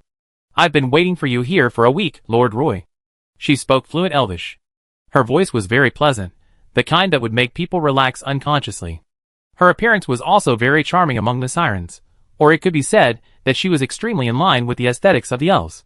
She was slender, but her key parts didn't look small at all. Roy felt that the commander of Teziko must have some misunderstanding about him. He liked the pure desire type. Seeing that Roy didn't speak, the siren messenger stretched out his hand to Roy and took the initiative to introduce himself. "My name is Olive. Lord Tyes sent me here to fulfill the promise you and Lord Tyes made at the beginning. You said that we could buy the siren armor from you. This time, I came to Sun Island Bay to purchase the ring siren armor from you." Roy shook hands with her. Her hands were delicate and smooth, but cold. "How do you feel? Are these ring-type siren armor still useful?" Roy asked with a smile. Olive nodded slightly. She was 2 heads taller than Roy, and she had to bend down to look at Roy, which was very oppressive. "Not bad. Our warriors fought against the group of dark faceless warriors head-on the battlefield, and were not at all inferior," she said proudly. "Did you bring the black magic crystals required for the transaction?" Roy looked back at the 2 magic airships behind him. Olive whistled, or maybe it was a sharp sound from her throat. Roy couldn't tell. As soon as she finished speaking, he saw a splash of water on the sea not far from the port dock. 2 sea monster warriors carrying boxes poked their heads out of the sea. After seeing Olive's call, they immediately swam to the dock, put the wooden boxes on the dock, and then quickly got out of the sea. Their bodies were wet, covered with green scales, strong and without a trace of excess fat. The cyan scales reflected dazzling light in the sun. The siren warriors placed 4 treasure chests in front of Roy. They bent down and opened the lids, revealing the black magic crystals the size of walnuts inside the boxes. For full boxes. Grams looked at Roy and said nothing. Roy pointed to the magic airship docked at the dock and walked up along the sampan. Olive followed Roy and came to the deck and saw that the deck was full of wooden boxes. Roy asked a crew member to open a wooden box, revealing a whole set of brand new ring-type siren armor. This set of ring-type siren armor is divided into 16 parts, and each part of the armor is linked together to protect the siren's body intact. There is actually nothing to praise about this set of armor. It is more like a comprehensive interpretation of metal armor by the dwarves. This set of armor is made of finely forged black iron. The main features are the sharp blades on the armor, and the hard keel supported by the armor itself. In order to make the armor look exquisite and rust-proof, Roy also plated a layer of silver on the surface of the armor, which makes the whole set of armor shine silver. Roy patted the wooden box and asked, "What do you mean? Do you need me to send these ring-type sea monster armor to a place in the Western Sea, or do you come to pick it up? Olive's eyes fell on the siren armor. She first reached out and pressed the thin armor plate. She checked it very carefully. It can be seen that she is very familiar with this ring-type siren armor. After just touching a few parts of the armor, she said to Roy, "It turns out that you have also discovered the defects of this armor and have made corresponding improvements. Of course, our siren warriors in Sun Island Bay were the first to wear this kind of armor," Roy responded. "Wouldn't they think the set of armor is too heavy?" Olive asked with some doubt. "For example, they can't keep fighting on the battlefield. Our siren warriors consume their physical strength very quickly on the battlefield. Roy thought that we have human priests blessing magic here, so the siren warriors here naturally can't feel how heavy this set of armor is." But he didn't explain to Olive, just casually responded, "If you want to resist the entanglement of the Dark Faceless, the whole set of armor must be thicker." Olive added, "If possible, of course, I would like you to deliver this batch of goods to Shanghai Island." Roy felt that it was the responsibility of every manufacturer to deliver goods to the door. "No problem. There are only 7,500 sets of ring-type siren armor on these 2 ships. You only need to pay me 37,500 black magic crystals for this transaction. For the other 2 magic airships to deliver goods to the door, you only need to pay me 500 black magic crystals for shipping. A total of 38,000 black magic crystals will be paid to me." Roy quickly reported the transaction amount. Olive was stunned for a moment and said to Roy, "You are really a shrewd businessman." Roy laughed and responded, "You are right. My subordinates call me Boss Roy." 10 half-elf crew members counted the black magic crystals in the treasure chest at the same time, and soon the black magic crystals were successfully counted. There were still some black magic crystals left in the box, and the remaining number should be more than 10,000. Olive asked the siren warrior to put the remaining black magic crystals in the treasure chest, and then carry them back to the sea. "If you need it, you can come back to purchase it later. There will be more ring-type siren armor produced in the future," Roy said to Olive. "We are also actively hunting down the Dark Faceless ones, and try to collect as many magic crystals as possible for the next transaction." Olive responded respectfully. After paying the black magic crystals, strictly speaking, the ring-type siren armor on the 2 magic airships belonged to her. She opened a few boxes at random, and the quality of the ring-type siren armor inside was exactly the same. Then she went to the bottom cabin and checked the ring-type siren armor stored in the warehouse. When she walked out of the warehouse under the deck, a more relaxed smile appeared on her face. "Don't worry, I won't use defective products to make up the number, because I still look forward to our subsequent cooperation," Roy said to Olive. The news of Roy's return was quickly uploaded from the dock. Just as the siren warriors were counting the number of ring-type siren armor on the ship, Captain Teprado flew back directly from the outer mountains of the Sun Island Bay on a griffin. A large group of griffins hovered in the air above the dock, and the scene was quite spectacular. Grams looked up at the griffin cavalry in the sky, squinting his eyes, and said, "Roy, no wonder you said you were sure to defeat the group of dark faceless men. It turns out that you have such an air force. With the help of the magic airship, you are indeed very powerful. In addition, you have united the Siren tribe, and with the help of human priests, this coalition has gathered the elite of the 3 tribes of humans, elves and sirens. What reason is there to lose to those dark faceless men?" The 2 stood at the bow, and the griffin of Captain Teprado landed on the dock. He quickly walked onto the magic airship and said to Roy when he saw him, "Boss, have you dealt with the matter on K Island so quickly?" "Well, Captain Teprado, let me introduce you to Master Mage Grims." Roy took the initiative to introduce. "Master Mage Grims, I have long heard of your name. The magic arrows and heavy crossbows you provided to our Sun Island Bay have helped us a lot in these naval battles." Captain Teprado showed a sincere expression on his face. Master Mage Grims was also very happy to hear him say that. "Roy and I are close friends. It is also a great pleasure for me to be able to provide you with some help." Roy asked Captain Teprado, "Captain Teprado, how is the situation in Sun Island Bay recently?" Captain Teprado said, "The Dark Faceless reconnaissance team has come here several times, but they were discovered in time by the Fishman Monster Patrol team arranged by Giazina in the Outer Sea area. Sun Island arranged some Siren warriors to intercept them. They were killed several times before they could touch the gate of Sun Island Bay, and there was no movement afterwards. Giazina took the Siren warriors and followed you to the Endless Sea, so the Siren assault group here did not take any action. 3 days ago, Giazina returned to Sun Island Bay in advance with the Siren warriors. We also know that the occupation of Kauai Island was very smooth. Just as Roy expected, the Dark Faceless army was frightened by the defeat at Sun Island Bay, and did not dare to come here easily. Roy did not expect that the sea monster Giazina would come to the North Coast Pier so quickly after hearing the news of his return. She emerged from the sea, wet all over, and walked onto the pier, followed by a large group of sea monsters. Although Giazina did not have a sea beast, she was a second-level strongman with a very strong aura. Especially when she stood in front of Olive, Olive almost dared not look at her. The first thing she said when she came over was, "The Dark Faceless Legion is currently in the Qingdao area of the Western Sea area, fighting with the army of the Siren Tribe Alliance. They have no time to take care of the Sun Island Bay. I plan to lead the Siren Assault Team to the Deep Sea area of the Western Sea area to find the connecting channel in the Deep Sea." Roy was shocked. What Giazina meant was that she was going to lead the Siren Assault Team to attack the Dark Faceless Legion's lair.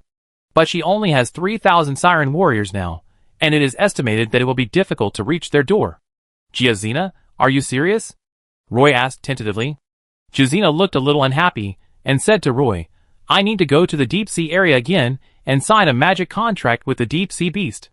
Although its injuries have almost recovered, it dares to resist my summons." Olive seemed very obedient in front of Giazina. When she heard Giazina say this, she said beside her, "The companions of Sea Beast priests are almost like this. As long as they are injured, they will hide and refuse to show their heads. You don't trust each other yet. Every new Sea Beast priest will experience this." Although she is not a Sea Beast priest, she knows this situation. Giazina snorted softly in her nose, unwilling to pay attention to the sea monster Olive. Roy asked Olive, "So, the Dark Faceless army is fighting with the Siren army on the Star Island in the Western Sea area?" "Yes," Olive responded. Roy asked Giazina, "Does the Siren Assault group have a combat plan recently?" Giazina said, "I came to see you this time, hoping that you can support us to go to Star Island to participate in the war." Roy hesitated and said, "But the priests of the Knights Templar are still stranded in Padstow. If we join the battle now, the priests of Captain Jeroen will not be able to come back. The Knights Templar are ready, and can join the battle at any time." Captain Dykas and several human priests hurriedly boarded the magic airship from the dock, and said to Roy while standing on the deck. Chapter 781. 3,000 fully armed Siren warriors boarded the ship from the Shallow Sea area in the south of Sun Island. They climbed up the grid ladder from the Shallow Sea, and quickly got into the bottom cabin. Olive could even clearly hear the sound of water coming from the bottom cabin. The Siren twisted their bodies, and slid forward on the deck, and their armor kept making collision sounds. "Lord Giazina, has your Siren raid group always taken magic airships to the battlefield?" Olive whispered to the Siren Giazina. Roy had something to do, so Giazina came to entertain the Siren messenger Olive. When the magic airship arrived at Sun Island, Giazina asked the Siren warriors on the island to board the ship. Olive was also very surprised to see these well-trained Siren warriors boarding the ship in an orderly manner. "If the span is too far, they will take the magic airship," Giazina responded. Roy dispatched a total of 12 magic airships this time, 10 of which carried 3,000 Siren warriors, 800 Griffin cavalry, and 300 human priests, and the other 2 magic airships were filled with brand new ring-type Siren armor. 300 human priests were distributed on 10 magic airships. Each magic airship had 30 people, which could just fit into the cabin on the first floor of the ship. As for the 800 Griffin cavalrymen of the Griffin Cavalry Regiment, 80 Griffin cavalrymen were arranged on each magic airship. During the day, the Griffin cavalrymen would follow the magic airships and ride the wind in the wind layer. At night, the Griffin cavalrymen would land on the deck of the magic airship, rest on the deck, and live in the cabin on the lower deck. 12 magic airships rose from Sun Island to high altitude, entered the wind stratum, and headed westward. Captain Teprado stayed in Sun Island Bay, and was responsible for the defense of the entire Sun Island Bay. Since the outer wall of Sun Island Bay was built, and it was a narrow mountain range of 200 to 300 meters high, the Dark Faceless Legion could only rush in from the main gate of Sun Island Bay if they wanted to attack Sun Island Bay. Since the Faceless Legion suffered a loss in Sun Island Bay last time, they dared not try it easily again. It was probably the first time in her life to ride a magic airship. As soon as the magic airship rose to high altitude, Olive felt her skin dry and her whole body itchy. Her body remained in the state of an elf, and it was impossible for her to jump into the sea on the boat. Just as she was feeling a little embarrassed and fidgety, Giazina took out a small bottle of spray from her magic waist bag, sprayed it on her face and shoulders a few times, and then handed it to Olive. During this time away from the sea, you must always pay attention to staying hydrated. This contains the essence of water, which was given to me by a friend of the Nagasi clan," Giazina said to Olive. Olive took it in her hand and sprayed it on herself. The essence of water in the bottle turned into a puff of water mist and splashed on Olive's face, which immediately made her feel cool. The strong smell of water elements made Olive feel like she was back in the sea. She looked at the small exquisite glass bottle again, and for a moment she couldn't say anything to praise it. "My friend is a Naga Sea tribe member who needs to stay away from the sea for a long time, so she used magic to create this potion. She often told me that this potion is not a magic potion, but the wonderful effect brought by the atomization of the essence of water." Giazina introduced it on the side. "Very good, it really solved my big problem," Olive whispered to Giazina. "It is said that there is also a perfume version of water essence. I will give you another bottle next time I have a chance." Giazina hurriedly painted another pie for Olive. This time the fleet is heading to Sank Island, and the Siren Raid group will participate in the war in that sea area. Giazina feels it is necessary to have a good relationship with Olive, so that the Siren Raid group can obtain first-hand and accurate intelligence. Olive looked at Roy, who was talking to the half-blood elf captain in the captain's room, and said to Giazina, "Is Captain Roy usually so busy?" "Almost. This time he needs to confirm the flight route with the captain. We have only flown as far as the North Fjord area. This route is definitely safe. We will not fly along the coastline for the rest of the journey. We will probably fly over the sea," Giazina said to Olive. "If there are any high-level flying monsters around here, it will be extremely dangerous for us." The two sirens stood on the deck and chatted for a while. The magic airship rose into the high-altitude wind layer. The cold wind blew, and immediately made them shiver all over. "Let's go, it will be much better in the cabin." Giazina took Olive to the room on the first floor of the ship. After pushing the door open and entering the room, there was a bathtub installed where the bed was originally placed. This is Tiffany's exclusive room. Now she has gone to K Island. It just so happens that you can live here and sleep in the bathtub. It is still very comfortable. If you have anything, you can find me in the cabin below the deck. After saying this to Olive, Giazina said goodbye and left. Olive closed the hatch, walked to the window, opened the curtains, and could just see the deck through the glass window. The sail on the main mast was swollen by the wind, and there was a giant kite-like ball sail at the bow. 3 crew members operated the capstan to adjust the direction of the ball sail, so that the course of the magic airship could be slightly adjusted.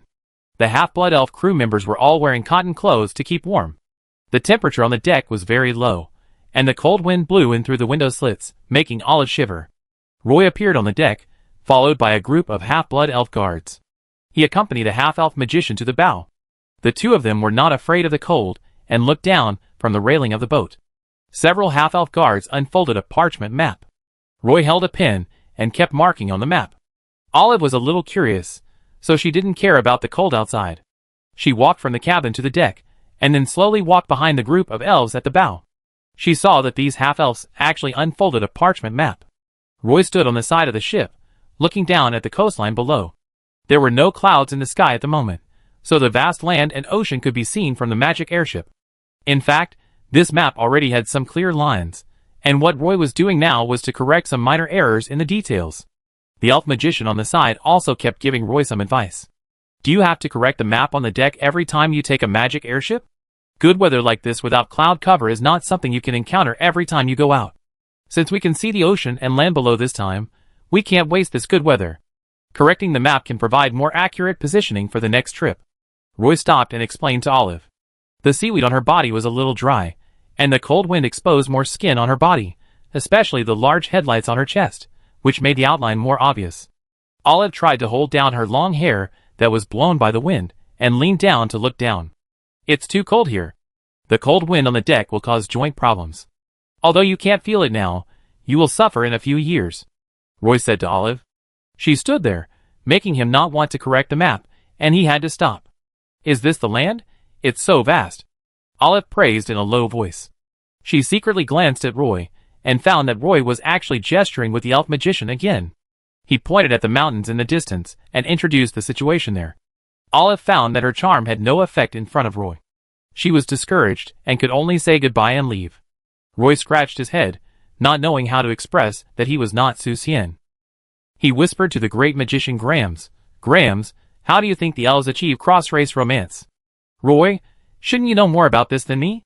Grams gave Roy a heavy blow with a surprised look on his face. The magic airship arrived at the North Fjord smoothly. The fjord was in a mess, and there was no trace of the dark faceless man. The magic airship did not stay in the North Fjord area, but flew directly through the wind layer above the North Fjord. In fact, Roy planned to establish a base in the North Fjord if conditions permit in the future, so that the territory occupied by the half-blood elves could be opened up to a large area to the west. However, the mine guards do not have such conditions for the time being. According to the Sirens, the western seas have always been controlled by the Sirens, and no high-level monsters have been seen passing through the sky for so many years. Roy judged that there might be no high-level flying monsters in the western seas, so he let the fleet pass directly over the western seas. The magic airship went directly into the sea from the coastline of the North Fjord. Soon, the large land of the North Fjord disappeared from sight, followed by the endless sea, and occasionally a few islands could be seen in the sea. After just 2 hours, Roy could no longer see any land. The magic airship finally encountered clouds, and gradually even the sea under his feet could not be seen. At this time, Rodhart could only estimate the approximate location of the magic airship based on the speed of the magic airship according to the map. According to the map, the magic airship would need to fly for at least 6 days, and 5 nights to reach the other side of the Western Sea. If it was a sailboat sailing in the sea, it would take more than a month. Compared with the endless sea, the Western Sea is more like a small puddle where mud and water will splash if you step into it.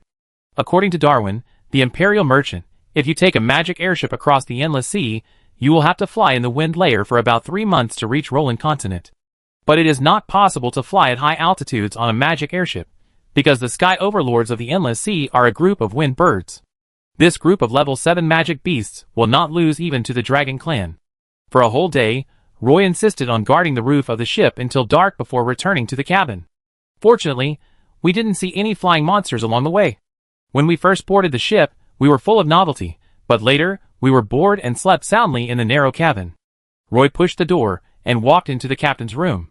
Captain Rodhart was standing in front of the map, measuring with a compass, probably calculating the current location of the magic airship.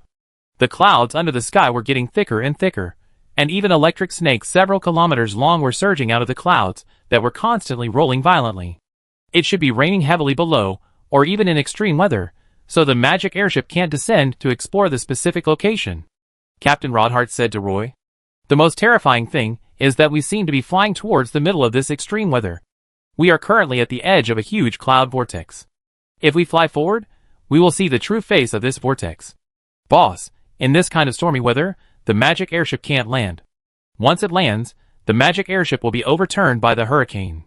Although the sun was glaring above the clouds, and there was no rain at all, the thick cumulonimbus clouds under his feet had formed a huge vortex in the sky. Roy had already noticed this strange cloud in the morning. After he took a nap, the magic airship had already arrived above the edge of the cloud vortex. Roy opened the cabin door and walked out. It was still very cold outside. The magic airship was at least nearly 1,000 meters above the clouds below, and there were 3 wind layers in different directions in between. The voice of the great magician Grams came from the observation deck above. There is a sea storm under the clouds. After hearing Graham say this, Roy suddenly woke up. It turned out that he had encountered a typhoon. Don't go to the center of the vortex. It is estimated that the further you go there, the more dangerous it will be. We can only walk along the edge of the sea storm, or turn around and avoid it, Graham said. This scale of sea storm is amazingly powerful. If we stay in the sky, there will be no danger. Our magic airship is probably in the area of Shanghai Island in the Western Sea area. We need to land to determine the location of the fleet, Roy said to the great magician Grams. At this time, the clouds below were dancing wildly again. After a while, there was a rolling thunder from underfoot, and the sound was like the sky and the earth collapsing. The magic airship where Roy was at the front of the fleet. Whenever the magic airship made any movement, the half-blood elf crew on the main mast observation tower would use flag signals to notify other magic airships. Because it is very troublesome to change direction in the wind layer, and once the speed increases, there is no way to brake, and the only way is to lower the sail to slow down. If it still doesn't work, you need to adjust the floating device to let the magic airship descend from the current wind layer, but this is very dangerous. Roy does not intend to let the magic airship enter the center of the sea storm, so he lets the half-blood elf on the lookout tower pass flags to other magic airships. When the 12 magic airships fly normally, they will be separated by a distance, and this information needs to be transmitted by all the lookouts together. Soon, other magic airships approached Roy, and all magic airships lowered their sails and slowed down almost at the same time. Although the wind sails on the 3 masts were lowered, the bow sail not only played a guiding role, but also kept the magic airship from rolling in the wind layer, so the guide sail could not be retracted anyway. The speed was reduced little by little, and under the leadership of Captain Rodhart, the 12 magic airships were neatly arranged and began to descend from the wind layer, rushing to the edge of the sea storm. Chapter 782. After the magic airship rushed into the clouds, the fog blocked the view. What Roy was most worried about was a lightning snake rushing over at this time. The clouds were much thicker than Roy had imagined. After descending several hundred meters, it came out of the surging clouds. The wind was very strong, and the sea surface surged several meters high. Although it was a thick cumulonimbus cloud, it did not rain. The sea surface in the distance became pitch black, and the closer to the center of the sea storm, the dimmer the light. The strong wind made it impossible for the magic airship to hover in the air. Even if all the sails were folded, the entire magic airship was blown south by the strong wind. Fortunately, the center of gravity of the bottom of the ship was designed reasonably enough, and the other 12 floating devices were evenly dispersed. Although the entire magic airship was slightly tilted, it would not be overturned by the strong wind. The magic airship built by the dwarf craftsman is indeed trustworthy. At this time, Olive also walked out of the room. She looked at the sea surface and the humid wind. Under the rolling waves, the islands and reefs were almost invisible. She was somewhat unable to determine the area where the magic airship was located. Soon, other magic airships landed from the clouds one by one and appeared in Roy's field of vision. However, all the magic airships were blown by the wind and drifted uncontrollably to the northeast. "Where is this? How far is it from Sanka Island?" Roy asked in the strong wind. He had to hold the railing with both hands to stand firmly on the deck. The dark clouds above his head brought a strong sense of oppression. Olive stood beside him with difficulty. She looked at the sea for a long time. The whole sea was just huge waves. Not even an island could be seen. "I need to enter the sea to identify the direction." Olive looked for a long time, and finally said to Roy with a wry smile. Rodhart on the ship immediately shouted, "Boss, with such strong winds and waves, the magic airship may capsize the moment it enters the sea. The magic airship cannot land in such winds and waves." Obviously, he was worried that Roy would give the order to fall into the sea in a fit of anger. Olive frowned, and let the strong wind blow her long hair away. The seaweed dress on her body was about to fall off her body. "I will jump in and guide you in the sea," she said. Roy shook his head and said, "With such strong winds and waves, even if you can identify the direction in the sea, we can't move in the direction you indicate.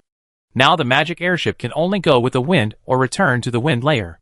He looked at the clouds around him, turned to Rodhart and said, "Then continue for a while.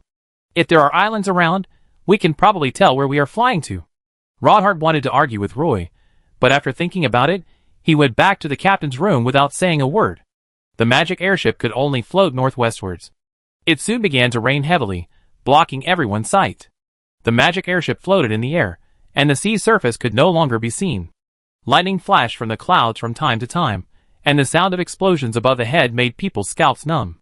Grams, the great magician, came to Roy at this time.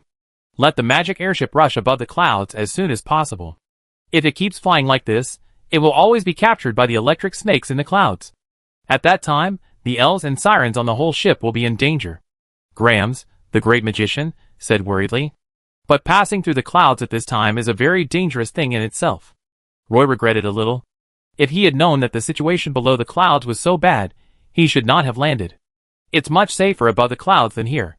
Maybe I can make the clouds above my head disperse, but I can only hold on for a short while. Let the other magic airships prepare to rise."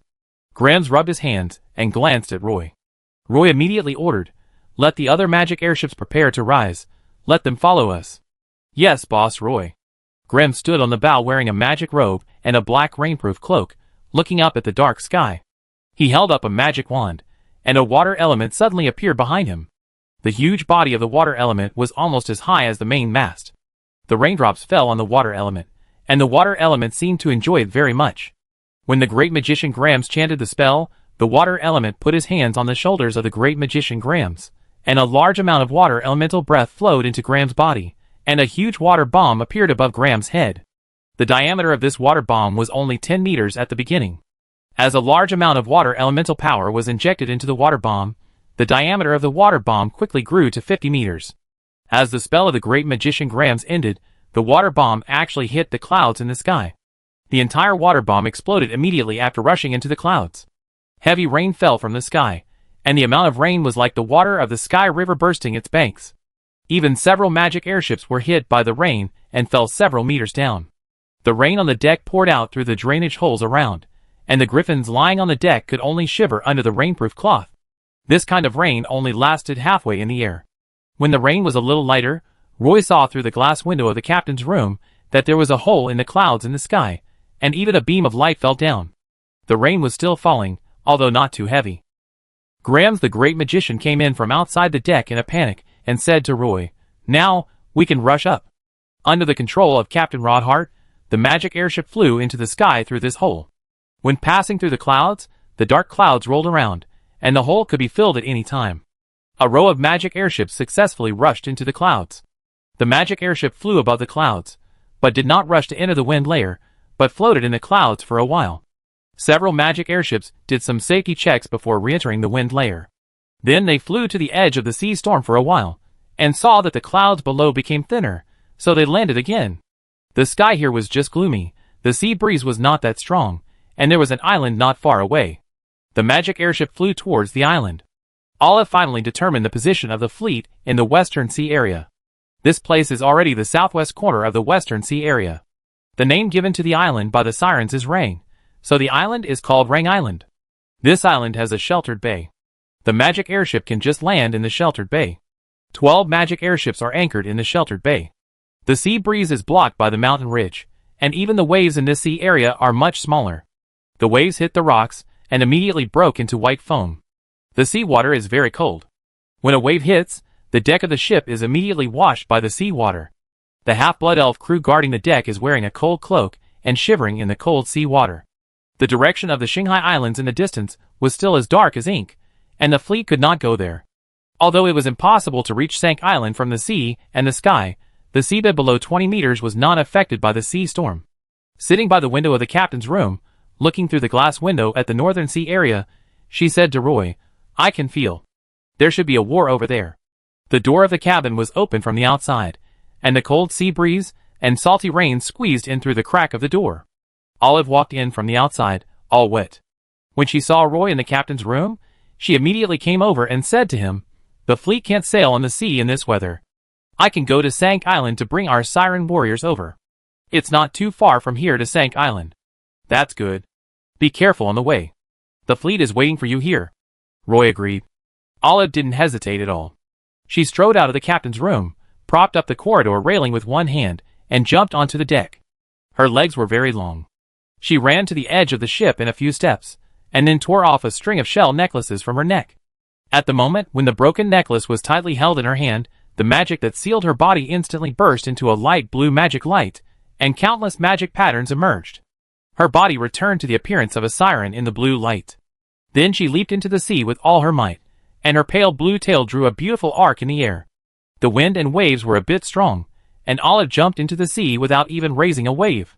Rodhart held the steering wheel, looking at it in a trance. Roy patted his shoulder and said to him, "In this kind of weather, let the crew on duty on the deck rotate a few more times, and everyone has to come in to warm up." "Okay, boss." Rodhart came back to his senses and agreed immediately. Giazina said to Roy, "I won't accompany you to suffer on the boat anymore. I want to sleep on the seabed." After saying that, Giazina slid out with her shoulders swaying.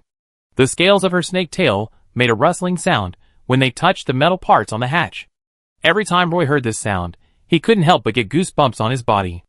Then he saw Giazina also jumped off the edge of the ship and disappeared into the sea. The 3,000 siren warriors of Giazina's siren assault group are now resting on the seabed near the sheltered fjord of Rang Island. They have been in the narrow cabin of the magic airship for 5 days and 4 nights. If they don't come out to move around, their bodies will almost become stiff. The siren warriors were active on the seabed and were not affected by the storm. If they had not waited for the fleet to act together, the raiding group would have probably approached the battlefield. The Griffin cavalry were the most affected by the storm. In such stormy weather, the Griffins liked to hide in their nests to avoid the wind and rain, but now they could only lie on the swaying deck of the magic airship. The magic airship hid in the sheltered fjord for a day and a night. In the second half of the night, Roy was sleeping in the cabin. Someone knocked on Roy's door, waking him up suddenly. When he opened the door, Olive was standing at the door, her seaweed and shell dress gone, and she was wearing a magic rune necklace. The light in the corridor was dim, but Roy was not blind. He was stunned for a moment before he realized that Olive had just returned from the sea, but she didn't have a mermaid pattern dress like Miss Tiffany, so Roy could only say that her skin was very white. I brought the Siren Warriors from Sank Island here. Roy hesitated for a moment, but still took out a linen robe from his magic waist bag and handed it over. This loose tubular robe is mainly used as the lining of heavy armor. Before the half-blood elf guards change to soft leather lining, they have to wear this linen robe when they are equipped with heavy armor. How many sirens are here? Roy asked while Olive was putting on the robe. 7,500 sirens. Are you going to change clothes here? Roy put on the magic pattern construct and walked out of the cabin. In such a dangerous place, it is actually better to wear armor when sleeping. For Roy, it is really uncomfortable to curl up in a narrow bed, wearing a magic pattern construct. In order to have a good sleep quality, he changed into pajamas. Unexpectedly, he was woken up by Olive in the middle of the night. Roy walked out of the ship's tower and found that the rain had stopped. But the sky was still dark, and the stars were not visible. The sea breeze was strong, and the sound of waves hitting the rocks was heard continuously. The sound of waves in the dark made people feel a deep fear of the sea. Roy felt a little cold, but on the deck, a group of griffins were awake. They were lying on the deck and combing their feathers, but no griffins made any sounds. Several half-elf cavalrymen came out of the stairs of the cabin below the deck, carrying iron buckets filled with sea fish. They stuffed the sea fish into the mouth of the griffin. The ring-type sea monster armor was not on this ship, so he could only take a small boat to transfer to another magic airship. Climbing down the grid rope ladder, there was a small boat waiting below. The waves were huge, and the small wooden boat was shaking violently on the sea. When Roy jumped onto the small wooden boat, it became stable inexplicably. Roy glanced into the sea and saw countless figures in the dark sea water, and those figures were also around the small boat. Olive followed behind Roy. She was wearing a very close-fitting linen robe, which was completely vacuumed. Roy came to the magic airship loaded with the ring-type siren armor and climbed up the rope ladder to the deck. The crew here was already waiting on the deck. Now use the hoist to lift these wooden boxes into the sea, one by one. Tie the ropes tightly, and don't let them fall suddenly, otherwise it will easily hit the Siren brothers in the sea. Roy instructed the half-blood elf crew on the deck. A group of crew members immediately took action, pushing the wooden boxes to the side of the ship, and then hoisting them one by one onto the sea. As soon as these wooden boxes touched the sea surface, they would be unloaded by the Siren warriors waiting below, and then collected with rope hooks. The two magic airships unloaded the wooden boxes into the sea at the same time. When it was almost dawn, all 7,500 boxes of ring-type siren armor were unloaded from the ship. The sirens completed the change of clothes in the sea. As for the wooden boxes, they were pushed onto the beach by the waves. There were a lot of broken wooden boxes, and planks piled up on the beach of Rang Island. Unfortunately, the space on the ship was really limited. These wooden boxes were not worth taking back, and could only be abandoned on the island. The crew, griffin cavalry and human priests ran out of the cabin early, and lay beside the ship to watch the excitement. Olive was also in the sea. All the ring-type siren armors had been delivered. She also waved goodbye to Roy in the sea. A large number of sirens wearing armor swam towards the north, and a very clear shadow emerged on the sea. At this time, Giazina also found Roy. She said to Roy, "Captain Roy, the Dark Faceless Legion and the Siren Alliance army are fighting in front. I am going to take the Siren Assault group to join the battle. But the waves are so big now, the magic airship can't go out for the time being," Roy said, frowning and looking at the cloudy sky. "This time we are going to try what it will be like to face the Dark Faceless warriors without the blessing of the priests.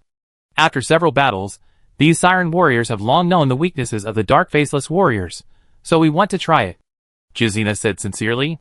"Be careful, if the opponent is too strong, you must retreat, and wait for our fleet to support or simply lead them to Rang Island," Roy asked Xena to warn. Chapter 783.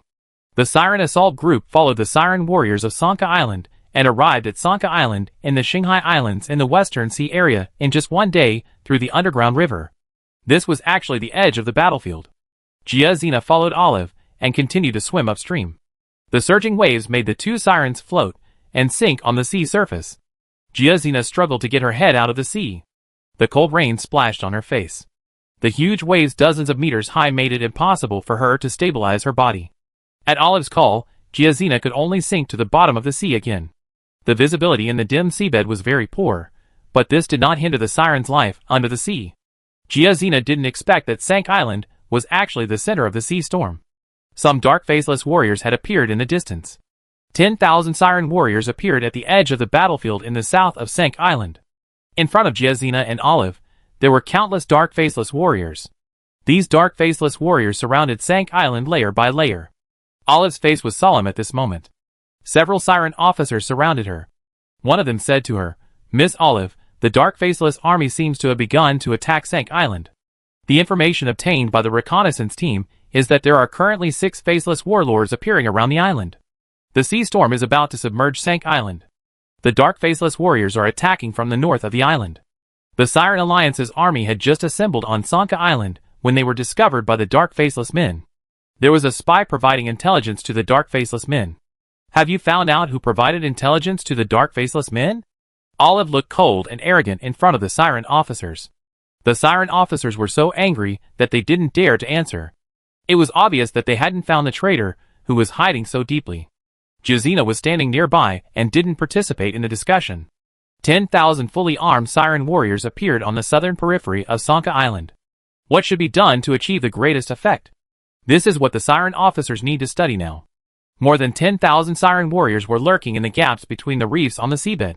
Several siren officers had already taken out a map of the troop deployment of Sank Island and said to Olive, "Currently, the Siren Alliance has gathered here with 200,000 siren warriors to build a circular defense line along the coastline of Sank Island. This time, Lord Taizé contacted 19 sea beast priests, and they have all arrived at Sank Island." Miss Olive lowered her head and thought for a moment before saying, "How many faceless warriors has the Dark Faceless Legion dispatched so far?" "The initial estimate is about 100,000, but now there are faceless warriors coming from the deep sea every day, and the number is increasing," the siren officer said to Olive.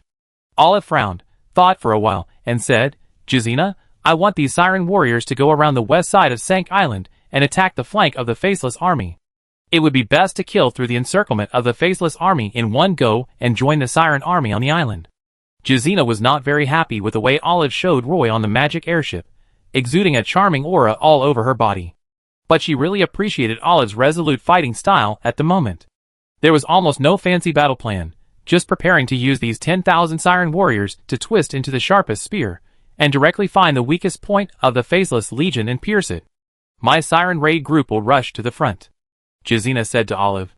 The wind was raging on the sea, and the heavy rain was pouring on the sea.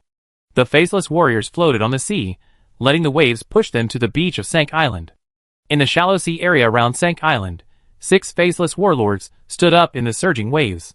A large amount of rain washed the bodies of the faceless warlords, so that they would not lose strength because of leaving the sea. Countless dark runes lit up on their bodies, and 6 dark beams of light pierced directly into the dark cloud vortex. Tens of thousands of dark faceless warriors rushed towards Sank Island, and the dozens of meters high waves seemed to be the horn of their charge. The faceless warlords also took big steps in the sea, approaching the island step by step. In such heavy rain, the dark faceless will not weaken even if they leave the sea. It seems that there is a big hole in the sky, and a lot of rain is pouring down. At this moment, there are 200,000 sea monster warriors gathered on Sanka Island. They are huddled in the dense jungle of the island, patiently waiting for the dark faceless warriors to land on the island.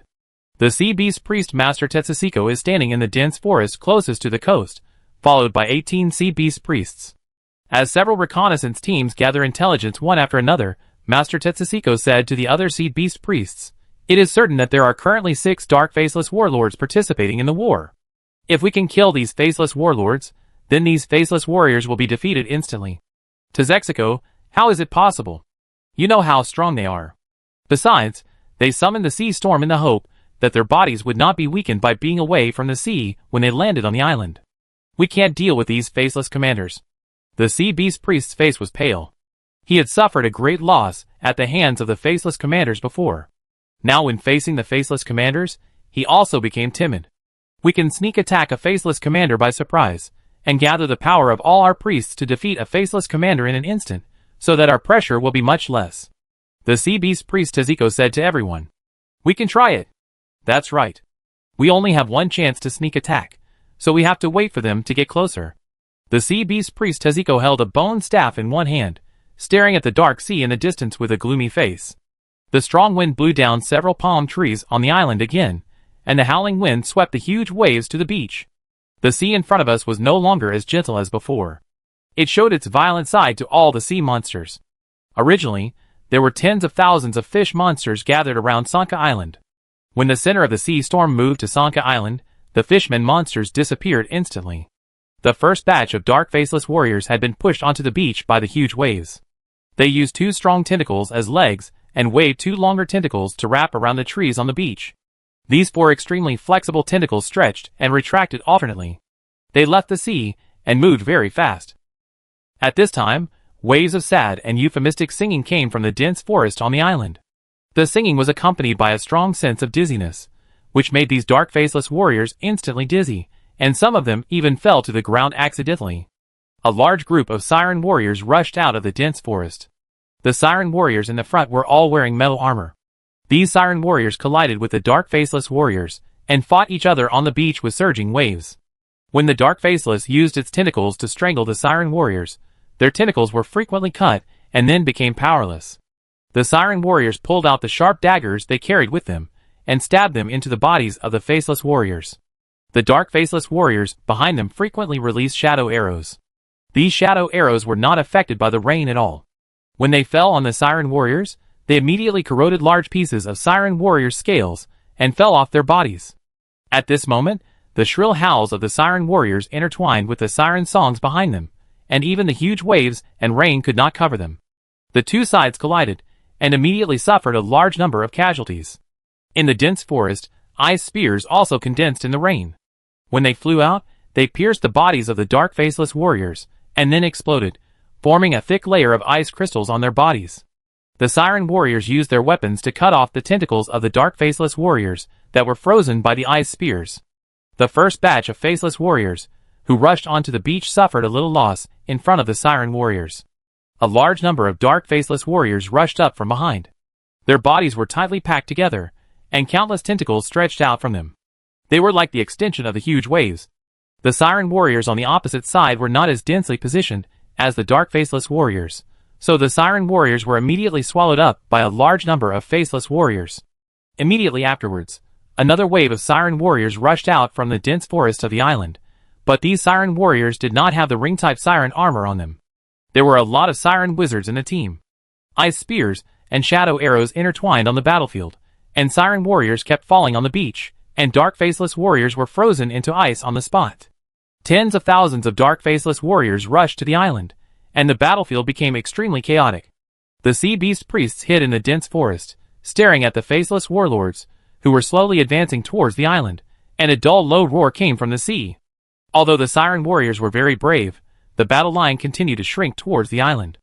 Although the magic airship could not continue to move forward in such wind and waves, the 600 Griffin cavalrymen who came with the ship said, "They can fly to Sank Island in the wind and rain."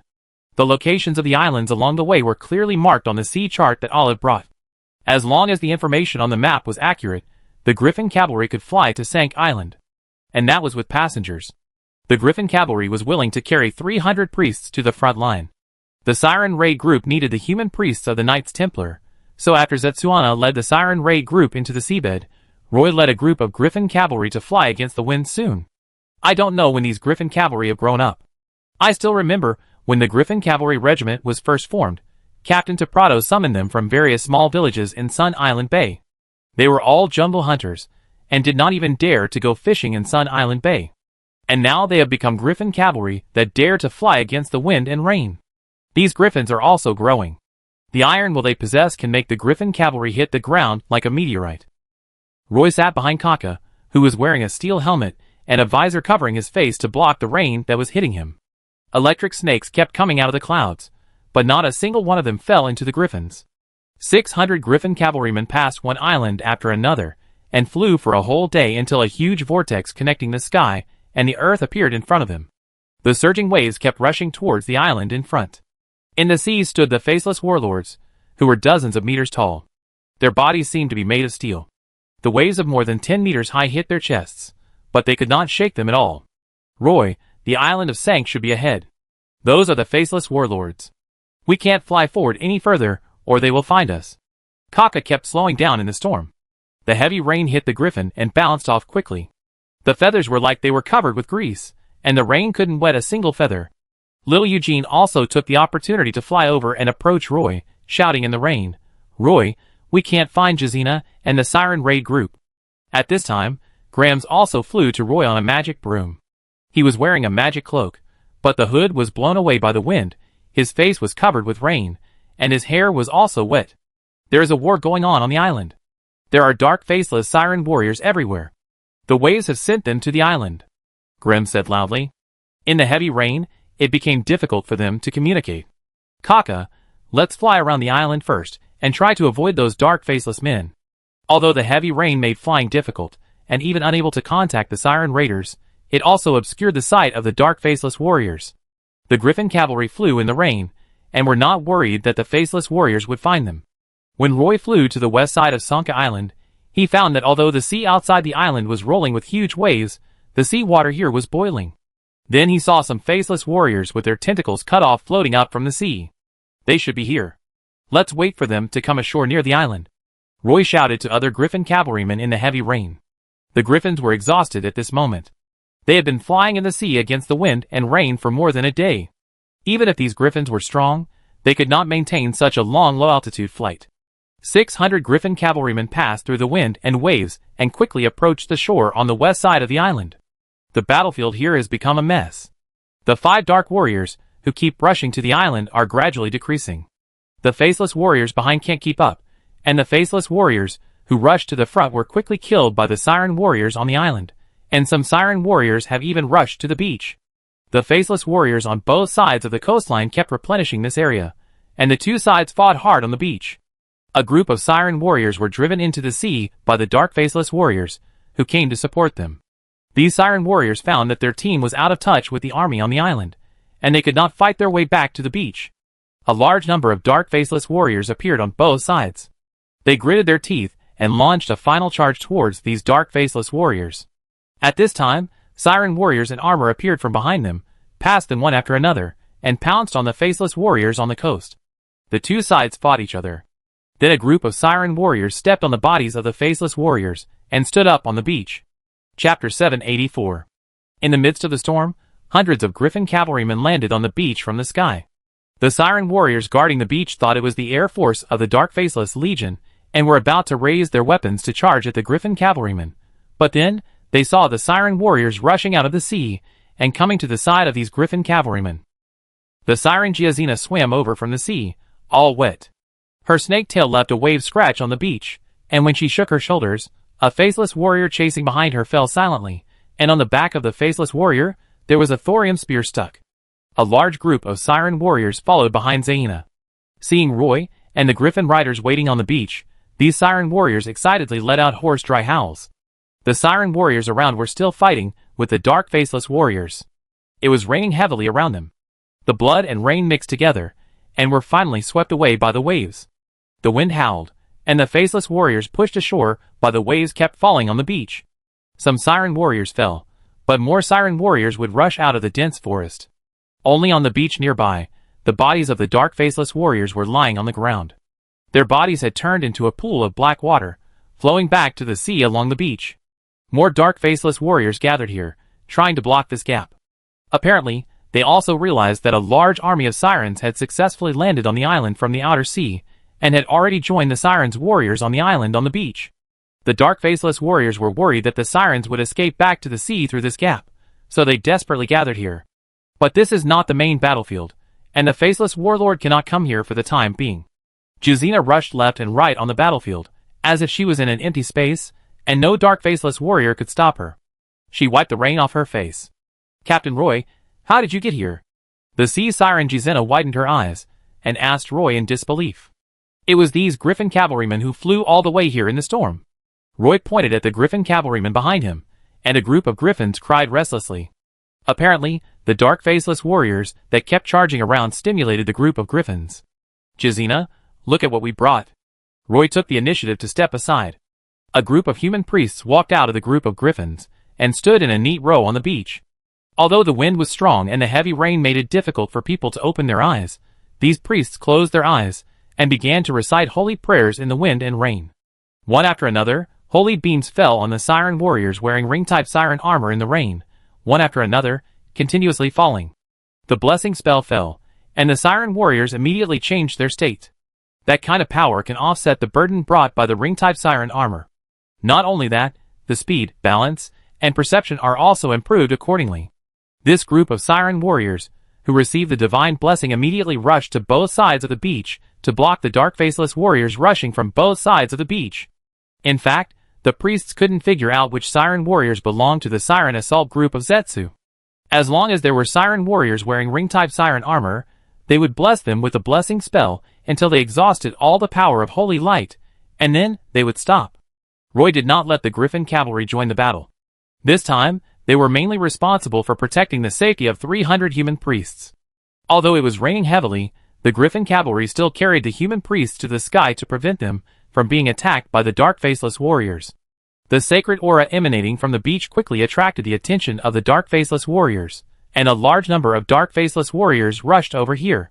Looking at a group of griffins flying into the sky, Roy turned and walked to the side of the great magician Grams. He did not take Kaka's griffin to the sky, because great magician Grams thought this was a good hunting ground. With so many dark faceless warriors rushing onto the beach, it would be much easier than searching in the dark land. A water elemental appeared behind him again. The water elemental, several dozen meters high, appeared on the beach, which immediately alerted both the siren warriors and the dark faceless warriors. Finally, a dark faceless warlord came from a distance. Great magician Grams was chanting spells in the wind and rain. Roy discovered that when the great magician Grams chanted the spell, not only did the magic light on his magic robe flow continuously, but also magic runes flowed on his body. Magic runes appeared on his face, neck, hands, and other visible places. Grams, the water element here is really abundant. You finally found a battlefield where I can show my full strength. A string of spells that Roy couldn't understand came out of the water elementalist's body, and a huge vortex suddenly appeared around the water elementalist. This vortex kept rolling up the surrounding rain, and at this moment, all the rain falling from the sky was spinning into the water elementalist's body. Roy felt that the heavy rain seemed to stop suddenly. He looked up at the sky and saw a vortex-shaped umbrella above his head. At the same time, Giazina and Olive on the battlefield felt something. They were followed by a large number of siren warriors. They led the siren warriors to charge in different directions on the beach. After feeling the strong fluctuation of the water element behind her, Giazina rushed forward even faster. Originally, the raindrops falling from the sky were cold. These raindrops not only had no effect on the dark faceless warriors, but even made them feel like they were in the sea. Their bodies did not weaken because of leaving the sea. However, on the beach on the west side of Sanka Island, a blizzard appeared. Under the vortex of magic, the raindrops quickly condensed into hail, which fell from the sky with a crackling sound. The hailstones hit the faceless warriors, but they didn't seem to hurt. But there were some ice blades as thin as cicada wings hidden in the hailstones. These ice blades cut directly into wounds on the faceless warriors, and even cut off the tentacles of the faceless warriors. In a blink of an eye, a thin layer of ice condensed on the beach. Although the sea water kept washing away the ice, some thin ice had already mixed into the waves. As the hail fell, the waves were covered with broken ice. These waves hit the faceless warriors, and immediately stiffened their bodies. The faceless warriors were surrounded by dark air, and they kept releasing shadow arrows at the siren warriors in the sea. When they entered the hail, the ice and snow completely blocked their perception, and even a thin layer of ice condensed on their eyes, making it difficult to see the enemy. Roy.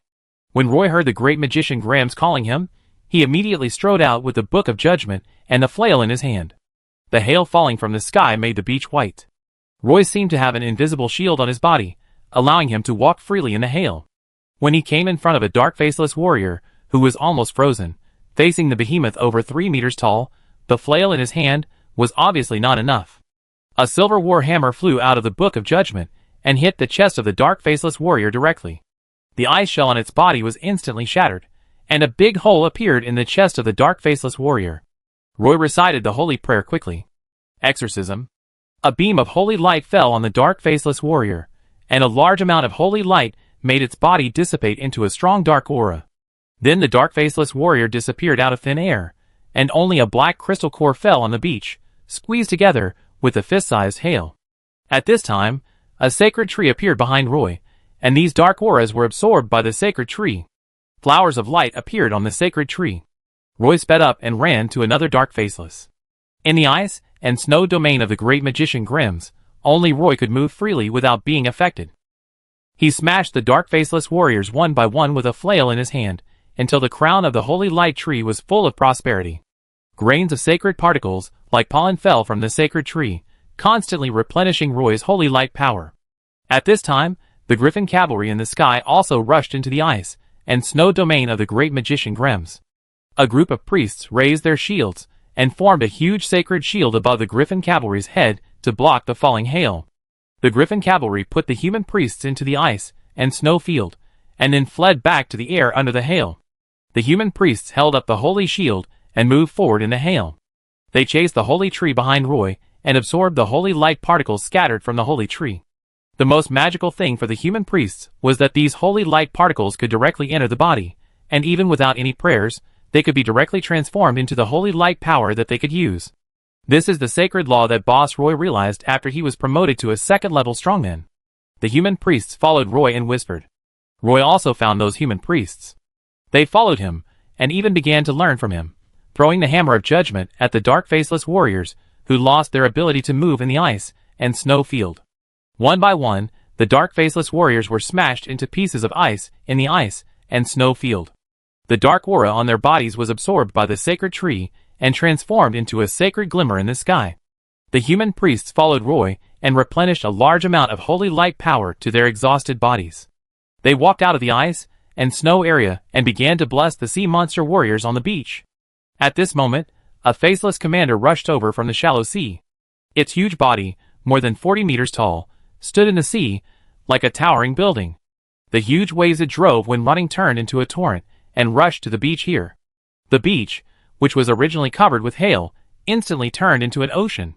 In this ocean, a black figure went upstream as fast as lightning. She held a stabbing saber in her hand and walked on the waves. Every jump on the wave could make her speed up. Finally, her figure disappeared from sight, leaving only a vague black shadow. That shadow was the siren Giazina, who rushed towards the body of the dark faceless commander like a sharp arrow. She dived into the body of the faceless commander and disappeared in an instant. Miss Olive on the other side of the beach saw the faceless commander rushing towards the ice and snow area. Although her face was a little pale, she still gritted her teeth and turned to fight with a group of siren warriors. Behind her appeared a three-pair-armed siren phantom, and then Olive cut her wrist with a dagger. She raised the injured hand and let the blood flow from her wrist to her forearm, upper arm, and all parts of her body. Wherever the blood flowed, blood-colored spell patterns appeared one after another, and even her neck was covered with those complicated and difficult-to-understand spell patterns.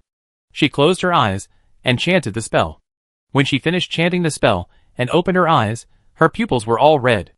Then, Olive's body turned into a shadow, while the six-armed siren behind her, which was more than 10 meters tall, became completely solid.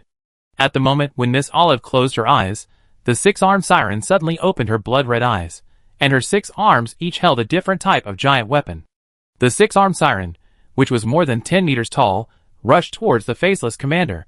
At the edge of the ice and snow field, an ice wall more than 10 meters high was quickly formed between the waves of the water elemental. The surging waves hit the ice wall, and while the ice wall was shattered, the momentum of the waves was completely blocked. The faceless commander had already crashed into the blizzard. It strode over the ice wall, and Roy and 300 human priests appeared in its sight. Behind Roy and the group of human priests were the great magician Grams and the water elementalist. Now the great magician Grams and the water elementalist were maintaining the ice and snow field and could not get away to help. Roy looked up at the faceless commander who was rushing towards him. The suction cup on the giant tentacle was even larger than Roy's body. The human priests were not panicked at all at this moment. They gathered under the sacred tree and chanted prayers at the same time. Hundreds of silver hammers flew above their heads at the same time, and then these judgment hammers flew towards the faceless commander. These hammers hit a tentacle of the faceless commander, instantly smashing it into a bloody mess. But the tentacle still reached out. A shield filled with sacred aura stood up in front of Roy again. This sacred shield was more than 3 meters high. The moment the tip of the tentacle touched the shield, the more than 3-meter-high sacred shield cracked, but then a large amount of sacred aura flowed upstream along the tentacle. Where the sacred aura passed, the sacred fire ignited on the arm of the faceless commander. The sacred shield shattered. One of the Faceless Commander's tentacles rolled towards Roy, and the other rolled towards the great magician Grams. Roy had no time to dodge at this moment, so he could only turn sideways and raise the Book of Judgment in his hand, pouring a large amount of sacred power into it. Just as the tip of the tentacle, which was a circle larger than the cabin, hit him, a huge figure also appeared in front of Roy. It was a 6-armed sea monster more than 10 meters tall. She used 6 weapons to hold the tentacles of the Faceless Commander. Chapter 785. A siren warrior more than 10 meters tall stood in front of Roy, and its 6 arms covered with blue scales blocked the full force of the Faceless Commander. The siren warrior leaned back, looked up, and spit out a mouthful of blood towards the night sky where hail was constantly falling. 2 huge tentacles were wrapped around the siren warrior, and her body was twisted into a twist by the tentacles. The siren warrior's eyes were a little absent-minded, and blood kept flowing out of her mouth. Her body began to break down. It was raining heavily in the surrounding sea area, and only this area was blowing a blizzard. The hail that kept falling from the sky fell on the Faceless Commander and the siren warrior, and quickly condensed into a layer of ice crystals. The wind howled. Seeing the siren warrior about to be strangled by the Faceless Commander, the great magician Grams chanted a spell again. The water elementalist suddenly stretched out 2 large hands that had condensed into ice. It bent down and grasped the tentacles of the Faceless Commander with its powerful hands. The tentacles were quickly covered with ice crystals and began to spread towards the body of the Faceless Commander. A few more tentacles emerged from the body of the Faceless Commander, dancing wildly around it. Just as these tentacles reached out to the water elementalist, the body of the Faceless Commander began to tremble constantly, as if something was rushing left and right in its body, forcing it to stop and divide some of its strength to fight against the thing in its body. At this time, the body of the siren warrior entangled by the tentacles disappeared, revealing its original appearance. Miss Olive fell from the gap between the tentacles onto the beach. She was pale and covered in blood, lying unconscious on the beach covered with hail.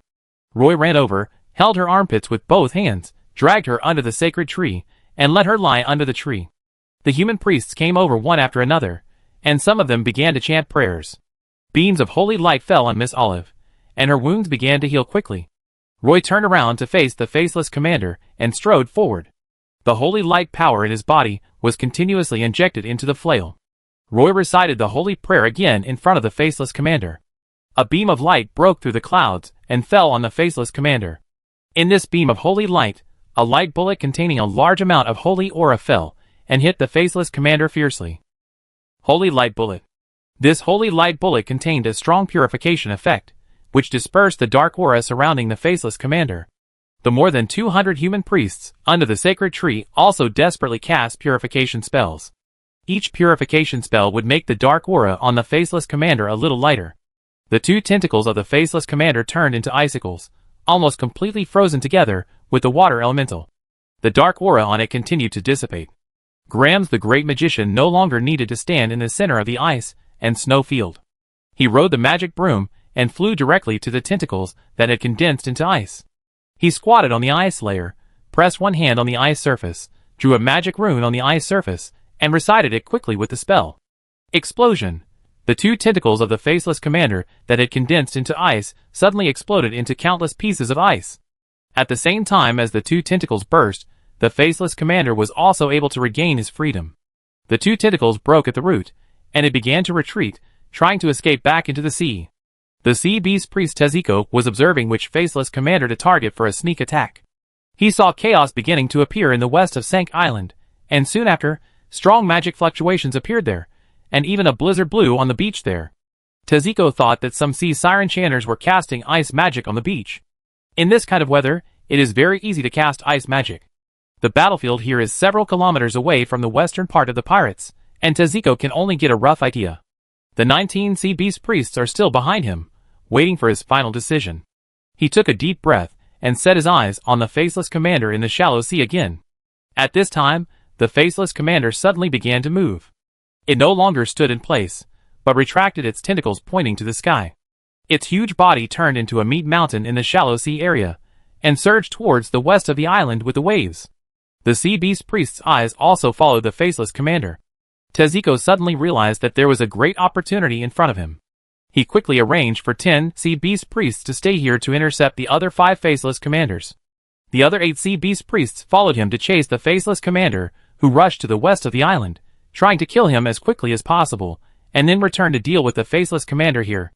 Teziko led the 8 sea beast priests to chase decisively.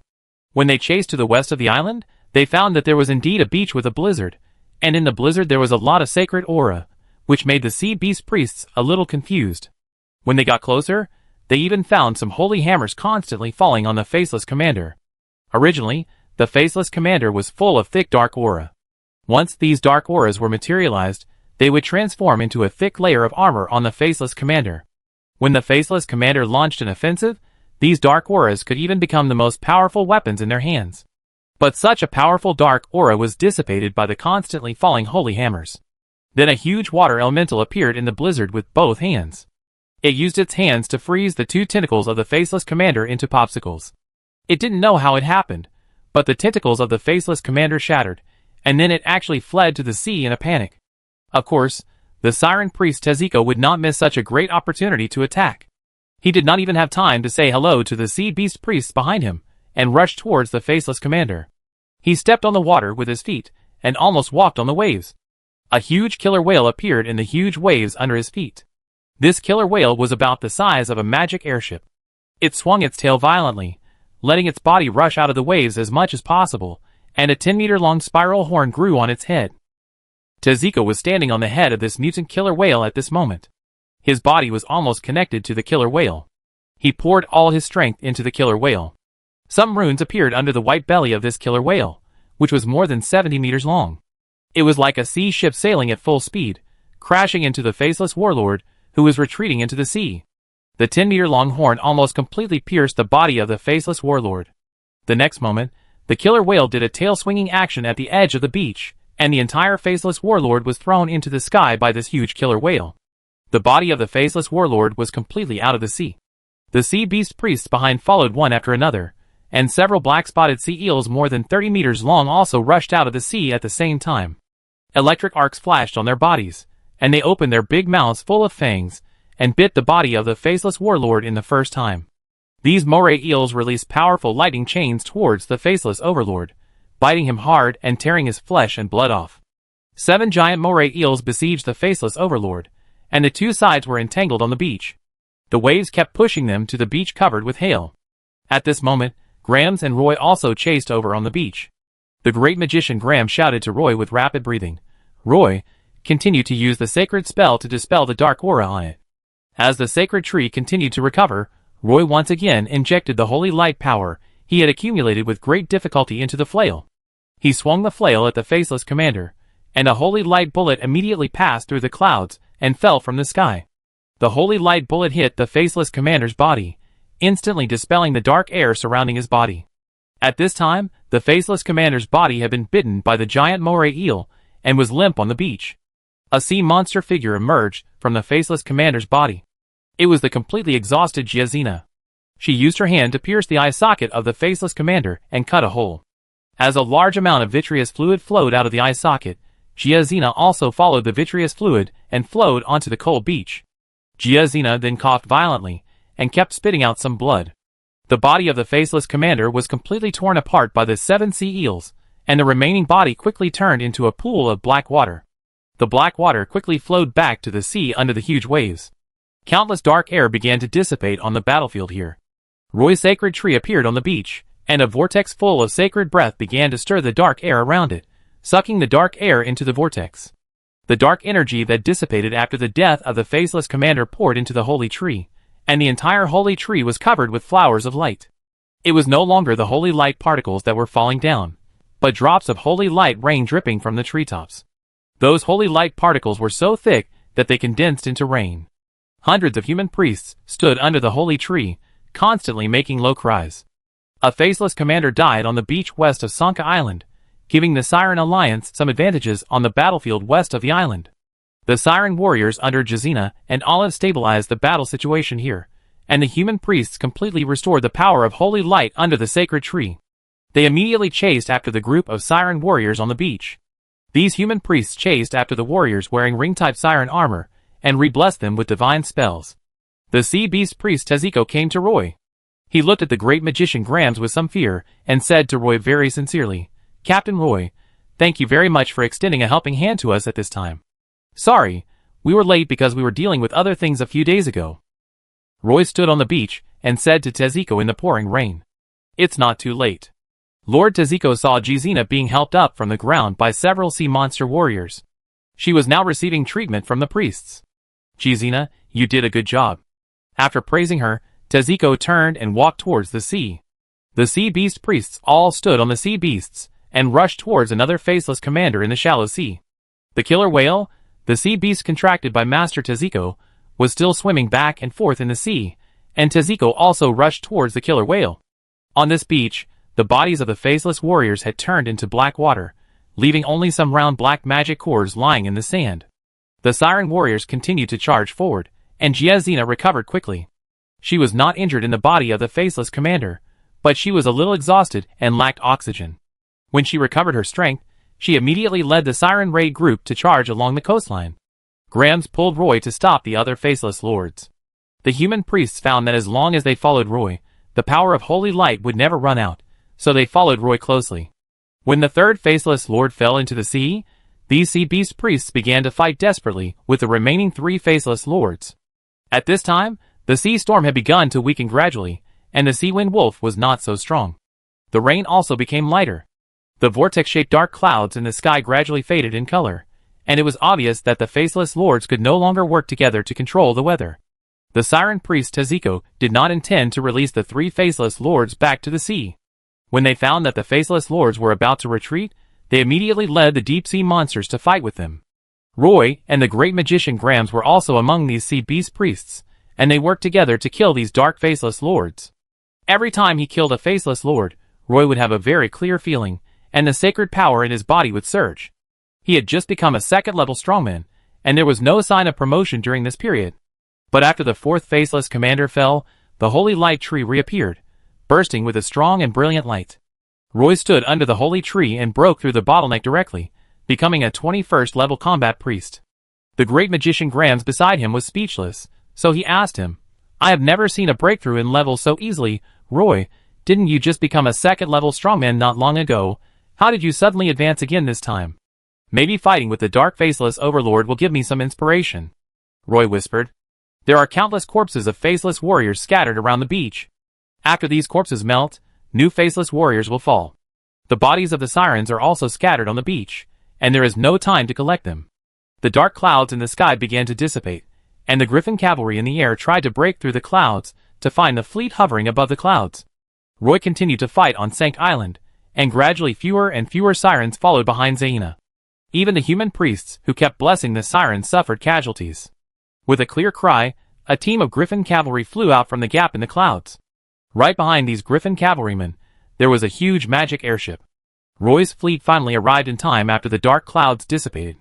At this moment, in the shallow sea area of Sanka Island, 19 sea beast priests were besieging and killing 3 faceless warlords, surrounded by a large number of siren warriors. Chapter 786. A magic airship appeared over Sank Island, and a group of griffin cavalrymen flew to the airship deck. Then, another 10 magic airships broke through the clouds and appeared over Sank Island. The half-blood elf crew members on the magic airship immediately turned the airship around, aiming the right side of the ship at the 3 faceless commanders in the sea, and all the whale-hunting heavy crossbows on the right side of the 10 magic airships adjusted their shooting angles. Captain Rodhart pushed open the door of the captain's room and shouted to the half-blood elf crew members on the deck, "Hurry up and prepare the magic crystal arrows. Our siren raiders are fighting below. We have to freeze these 3 big guys in place." The lookout standing on the main mast took off his cold-proof cloak and quickly sent a flag signal to other magic airships to fire together. The 2 magic airships equipped with ring-type siren armor did not have whale-hunting heavy crossbows, so they could only follow the end of the fleet. At this moment, the griffin cavalry flew to the decks of the 2 magic airships to rest. These griffins had long been exhausted due to continuous flying, and could only circle and glide in the air. Now that they had a resting place, they landed on the deck one after another. The half-blood elf cavalry jumped off the griffins and immediately fed them magic potions. Some griffins even stumbled when they landed. After the griffin riders landed on the deck, they were busy trying to get the griffins to recover as quickly as possible. At this moment, 10 magic airships were ready to attack. As the magic glow on the whale-hunting crossbows lit up, magic crystal arrows shot out from the magic airships, leaving a nearly straight trajectory in the air. They fell on the body of the faceless commander. The moment the magic crystal arrows touched the body of the faceless commander, the surrounding magic elements were immediately activated by the magic pattern array, and a large amount of water elements gathered towards the magic crystal arrows. 1 second later, an extremely cold air erupted from the magic crystal arrow, and a huge ice explosion covered everything within 10 meters around the magic crystal arrow with a thick layer of frost and snow. 40 magic crystal arrows were shot out at the same time and exploded on the 3 faceless commanders at the same time.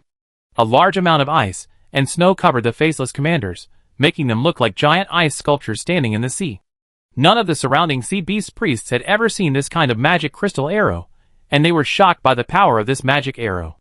The deep sea beasts that besieged the faceless commanders hid in the sea, fearing that they would also be affected by this powerful magic arrow. The sea beast priests then woke up immediately. While paying attention to the movements on the magic airship, they quickly approached the faceless commander.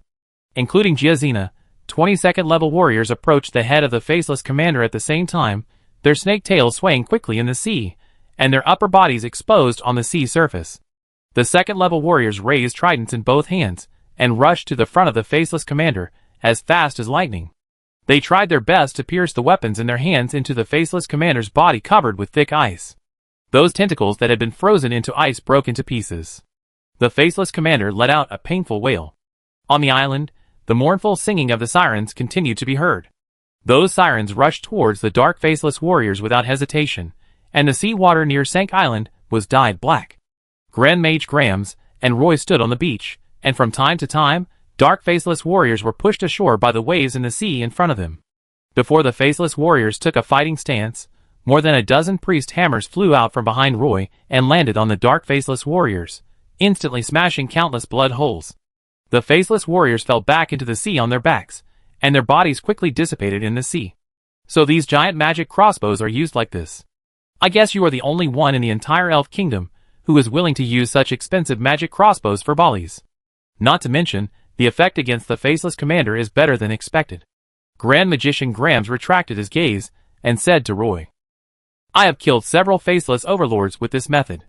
These captains even know clearly how high the magic airships should fly to avoid the water column shot into the sky by the faceless overlords. In fact, even if they can't make it, these sea beast priests can get rid of the faceless overlords. Roy responded. As the rain gradually subsided, the battlefield on the beach began to move to the shallow water area, and the faceless warriors began to be gradually suppressed by the siren warriors emerging from the dense forest. Many siren warriors knew that as long as they ran to this group of human priests, they would receive the blessing magic. At first, only some sirens wearing ring armor came over to ask for help from the priests, but now ordinary sirens will also come for help. This group of human priests stood under the sacred tree, enjoying the holy light rain falling from the tree. Since they can quickly recover the power of holy light, they can continue to cast blessing spells on the sirens. The sirens began to counterattack the faceless warriors, and the sea area around the entire Sanka Island was in complete chaos. A killer whale with a sharp horn rushed out of the sea, raising a huge wave. It was like a magic airship that jumped out of the sea, crashing into the faceless warlord with great momentum. The faceless warlord, whose body was frozen into ice crystals, was already riddled with holes by the sea beast priests, and then hit by the killer whale with all his strength. His body was instantly shattered and fell into the sea. The siren priest Teziko appeared on the back of the orca and rushed towards another faceless overlord with the orca. The other 2 faceless overlords were also surrounded and killed in the shallow waters of Sanka Island, and a large amount of dark energy dissipated from the faceless overlords. The 3 faceless overlords were 2 kilometers away from Roy. Roy could only see the general situation of the battle, and he could not absorb much of the dissipated dark energy. All 6 faceless overlords died in the battle, and the dark faceless warriors immediately lost their last fighting spirit and fled to the deep sea. The siren warriors were not willing to let these faceless warriors escape, and a massive chase began in the sea area around Sanka Island. The dark faceless warriors left Sanka Island, and the dark clouds in the sky dissipated. However, Sanka Island became a mess after the storm.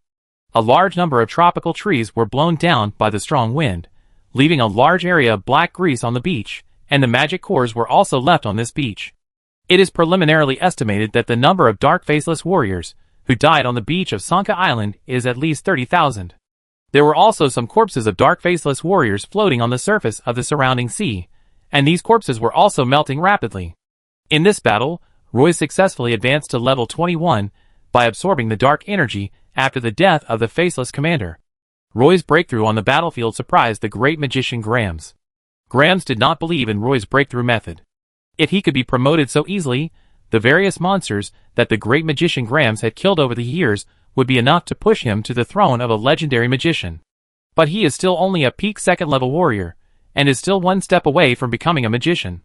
Maybe it's because you have accumulated a lot of experience that you have successfully promoted to the next level so quickly after breaking through to become a second-level warrior. In fact, it's not a good thing to be promoted so quickly. Your understanding of the power of holy light is not deep enough. You must always feel it well. When the great magician Graham said these words, he was holding a bottle of dark blue mana potion in his hand. This kind of exquisite magic potion cannot be made in the alchemy workshop opened by Roy in Castletown City. Roy has never even seen it in ordinary magic shops.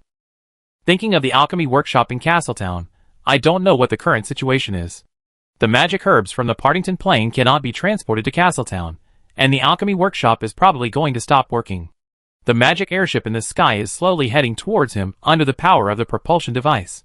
The Griffin cavalry seems to be resting on the magic airship, and there are no escorts around the magic airship. Jazina and the Siren Raiders have joined the pursuit of the faceless warriors, and will not go ashore in the short term. On the shore, there is only a large group of human priests, who have been soaked by the heavy rain. They are now using magic to light a bonfire, and everyone is gathering around the fire to warm themselves and change clothes. Only Roy and great magician Grams were not affected. Those sea beast priests are coming, let's go talk to them. Roy looked at a group of sea beast priests emerging from the sea, and whispered to great magician Grams. The one walking in the front was Lord Teziko. This sea beast priest had just participated in the battle to kill 6 faceless warlords. At this moment, his body had not fully recovered. His face looked a little black, and he didn't know how many blue scales on his body had fallen off.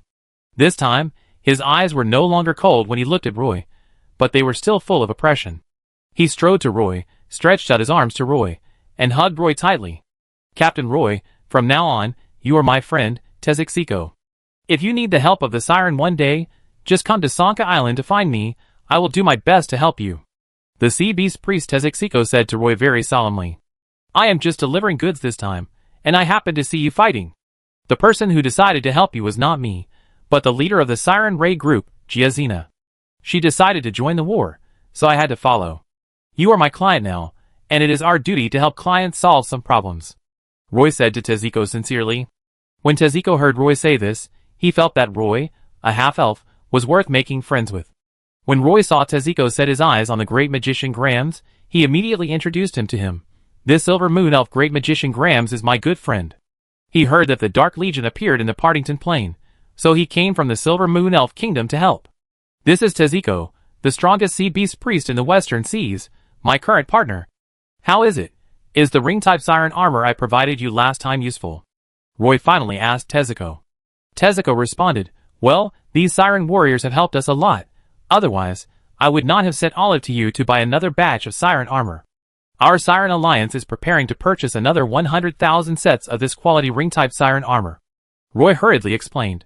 Even if my forging workshop works day and night, it can only produce 4,000 sets of siren armor a month at most.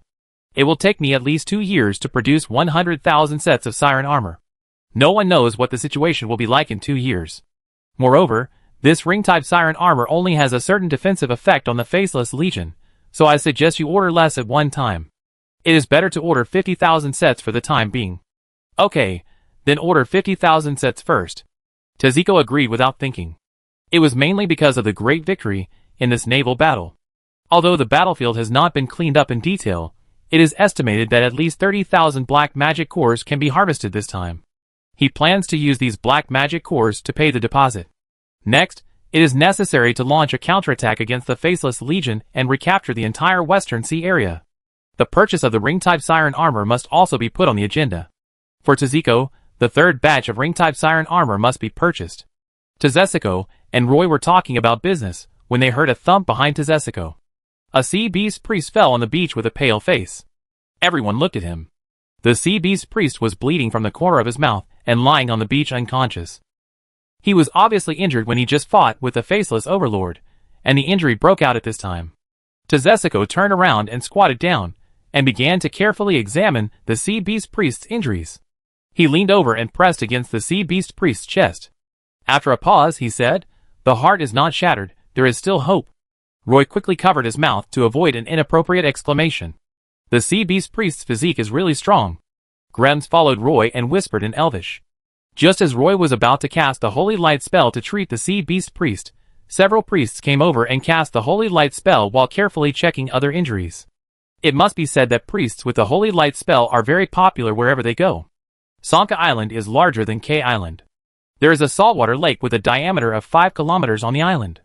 Usually, this saltwater lake is not connected to the sea. This is the camp of the Siren Alliance. The Dark Faceless Legion summoned the sea storm in order to use the power of the waves to push the Dark Faceless warriors into the saltwater lake of the island. But the Dark Faceless Legion did not expect that there were 200,000 Siren warriors and 19 Sea Beast priests hidden in this island. And these Siren warriors were well prepared. After a battle, the Dark Faceless Legion was beaten to pieces by the Siren warriors. All 6 Dark Faceless warlords died in the battle. In the next few days, the Siren warriors chased and killed the Faceless warriors in the nearby seas. The Siren warriors felt it for the first time. Victory can come so easily. The Siren Giazina and Olive led 10,000 elite Siren warriors on a long-distance raid, and the news spread throughout the Siren Alliance. Chapter 787. The Siren Alliance defeated the Dark Faceless Legion on Sank Island in the Western Seas, and directly killed 6 Dark Faceless warlords. The victory on this battlefield directly caused the Dark Legion to quickly shrink its front, and completely give up the Shanghai Islands in the Western Seas to the Siren Alliance. Juzina led the Siren Raid group to hunt down the Dark Faceless warriors, and went all the way into the lightless deep sea before returning to Sank Island. Commander Tezuko also truly saw the complete configuration of the Siren Raid group. Behind the 3,000 Siren warriors were 10 magic airships, 300 human priests, and 600 Griffin cavalry. The Siren Raid group could use the mobility of the magic airships to conduct raids across the Western Seas. If the Dark Faceless Legion had not summoned the sea storm, this war would have been much easier. What made Tezuko regretful was that this formula could not be widely applied to the entire Siren Alliance, especially to the mysterious human priests, who had power no weaker than the Siren Chanters. The Siren Chanters could only affect the minds of the Faceless warriors on the battlefield, but could not make the Siren warriors individually extremely powerful.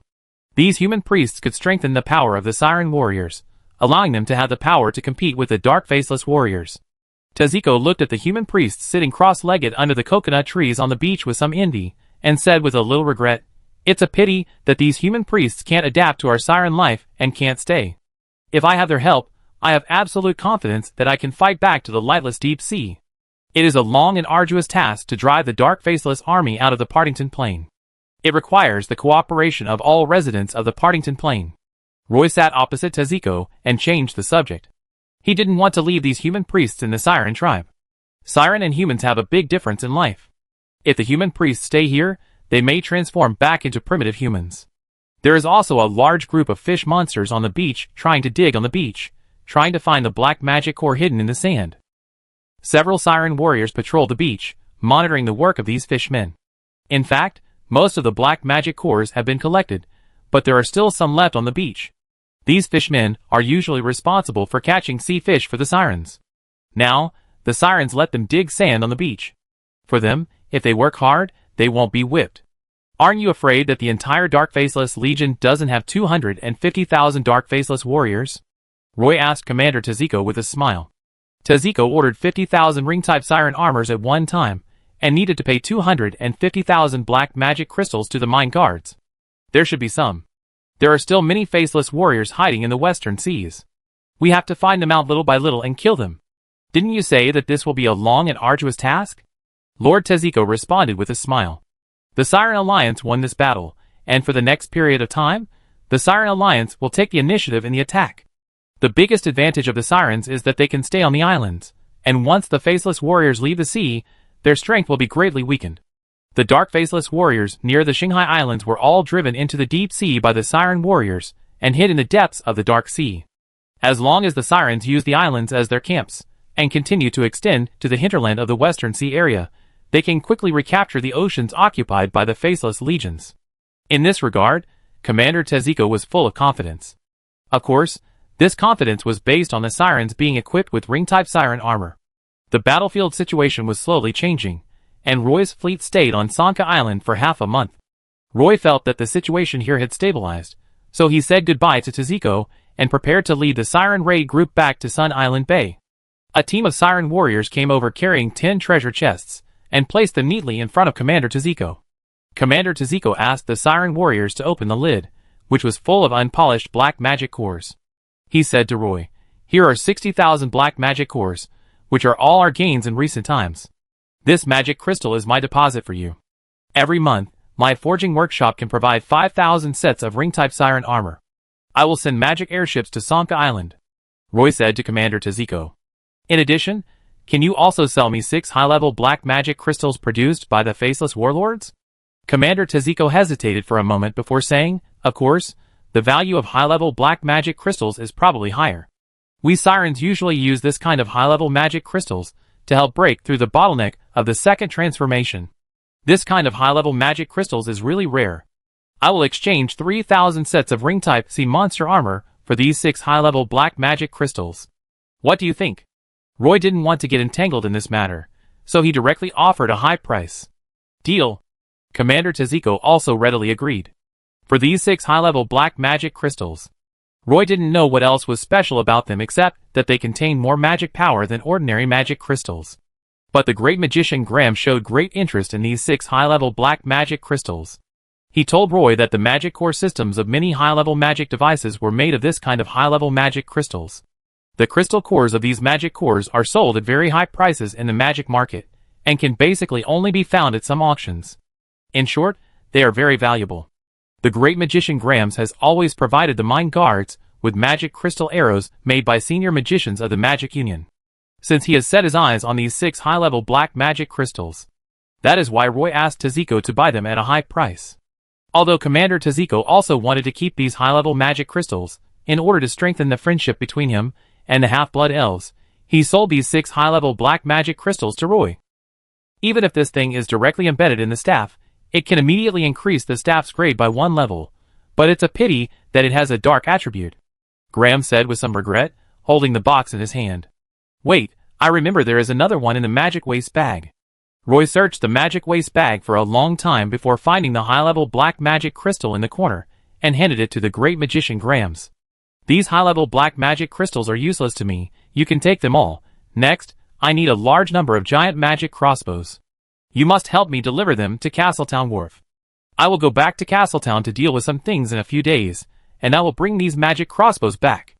Roy stood on the beach, pointed at the 12 magic airships parked in the sea, and said, "Look at those magic airships. They defeated those faceless warlords with these giant magic crossbows.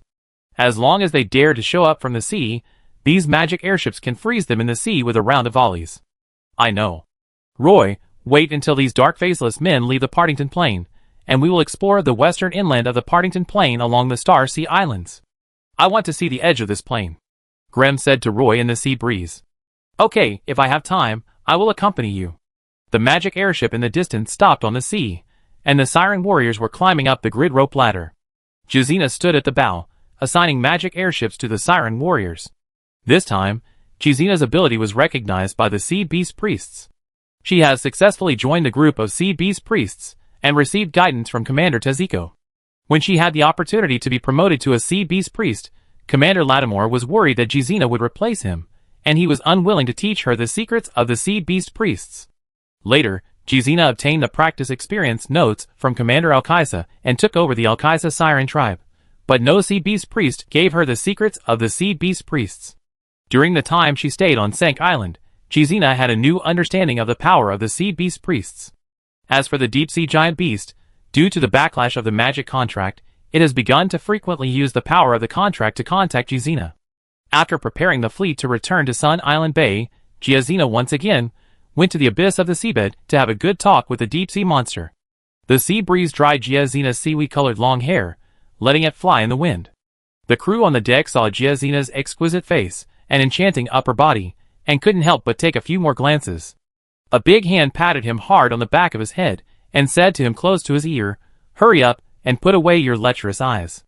If you look at a genuine second-level strongman with this look again, I will kick you into the sea next time, and let you swim back to Sun Island Bay by your own ability." Captain Giazina, can you peek at her with this look? The crew member shuddered and turned around to see Captain Rodhart standing behind him, staring at him seriously. Got it, Captain. Rodhart glared at the crew member. Put away your mean look and prepare to activate the floating device. We will be in the air soon. Won't you wait for the boss? The crew member wiped his hands, picked up the cloth bag next to him, and prepared to go to the warehouse to get some magic crystals.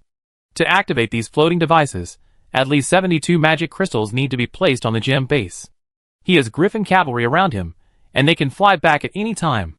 Rodhart looked at the coastline, which was at least 2 kilometers away. Although there were a group of sirens and elves standing on the coastline, it was impossible to see who was Boss Roy at such a long distance. Miss Olive's face was still a little pale. She had withstood the full force of the faceless commander. Although she was treated with advanced life potions and holy light magic, the severe injury to her abdomen would not heal in a day or two. That beautiful face has the most extreme charm, but the lower body is a snake tail covered with green scales. She wore a set of ring-shaped sea monster armor, and it seemed that there were countless ring-shaped joints around her body. Before I leave, I still want to say thank you. If you hadn't blocked the attack of the faceless warlord for me, maybe I would have to lie on a stretcher and return to Sun Island Bay this time. Roy sincerely thanked Miss Olive. I also want to thank you for lending a helping hand to us when the Sea Monster Alliance was in the most critical moment. Whether it was the ring-shaped sea monster armor or the help from thousands of miles away, it was a great friendship for us. Olive's voice was a little hoarse with a metallic texture. It seemed that this was her true voice, which was naturally full of endless charm. I've said it before, we need to join forces to fight against the Dark Faceless Legion. What I'm doing is also for ourselves. You are really a unique elf. Other elves I've met can't resist my charm, only you are different. Miss Olive leaned down slightly, and her plump hemispheres were revealed through the gap in her collar. Roy turned his head and looked at the coconut on the top of the tree, thinking, she is a snake, a snake, a snake. This delivery service is successfully completed, Miss Olive, goodbye. Roy shouted to Kaka, who was combing the feathers of the griffin in the distance. Kaka, let's go. Kaka responded quickly, and ran along the beach on the griffin. When the griffin ran on the beach, its wings were also open, but it had 4 claws, so it was not difficult to run on land.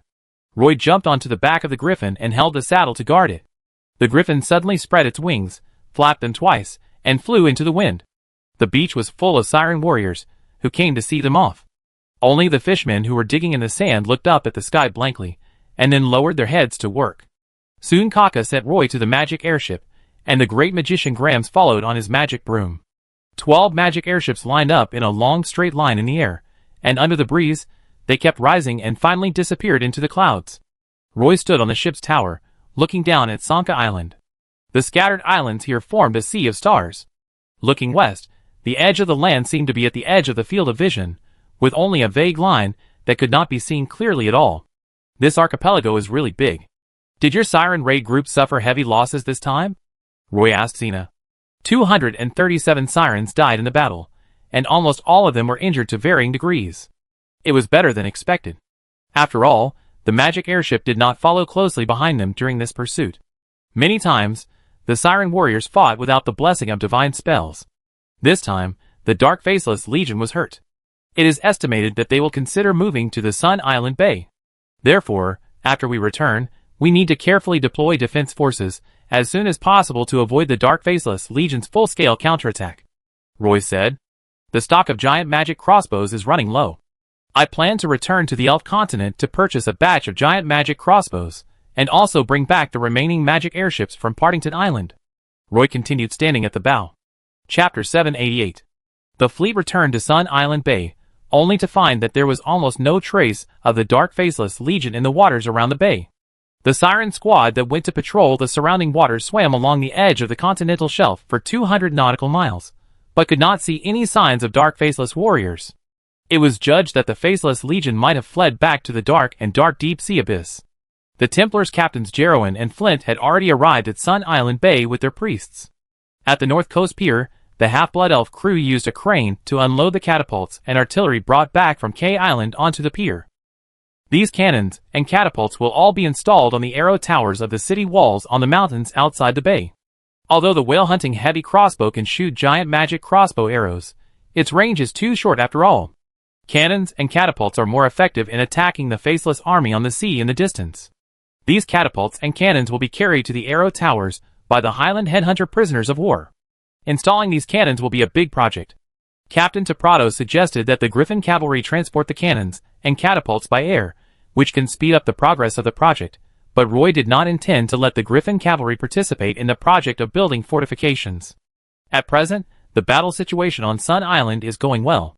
The Dark Faceless Legion cannot spare the energy to attack the Sun Island Bay in the near future. The main task of the Griffin Cavalry Regiment is to conduct coordinated training with the magic airship. In addition, the Griffin Cavalry cannot currently cooperate with the Siren Warriors.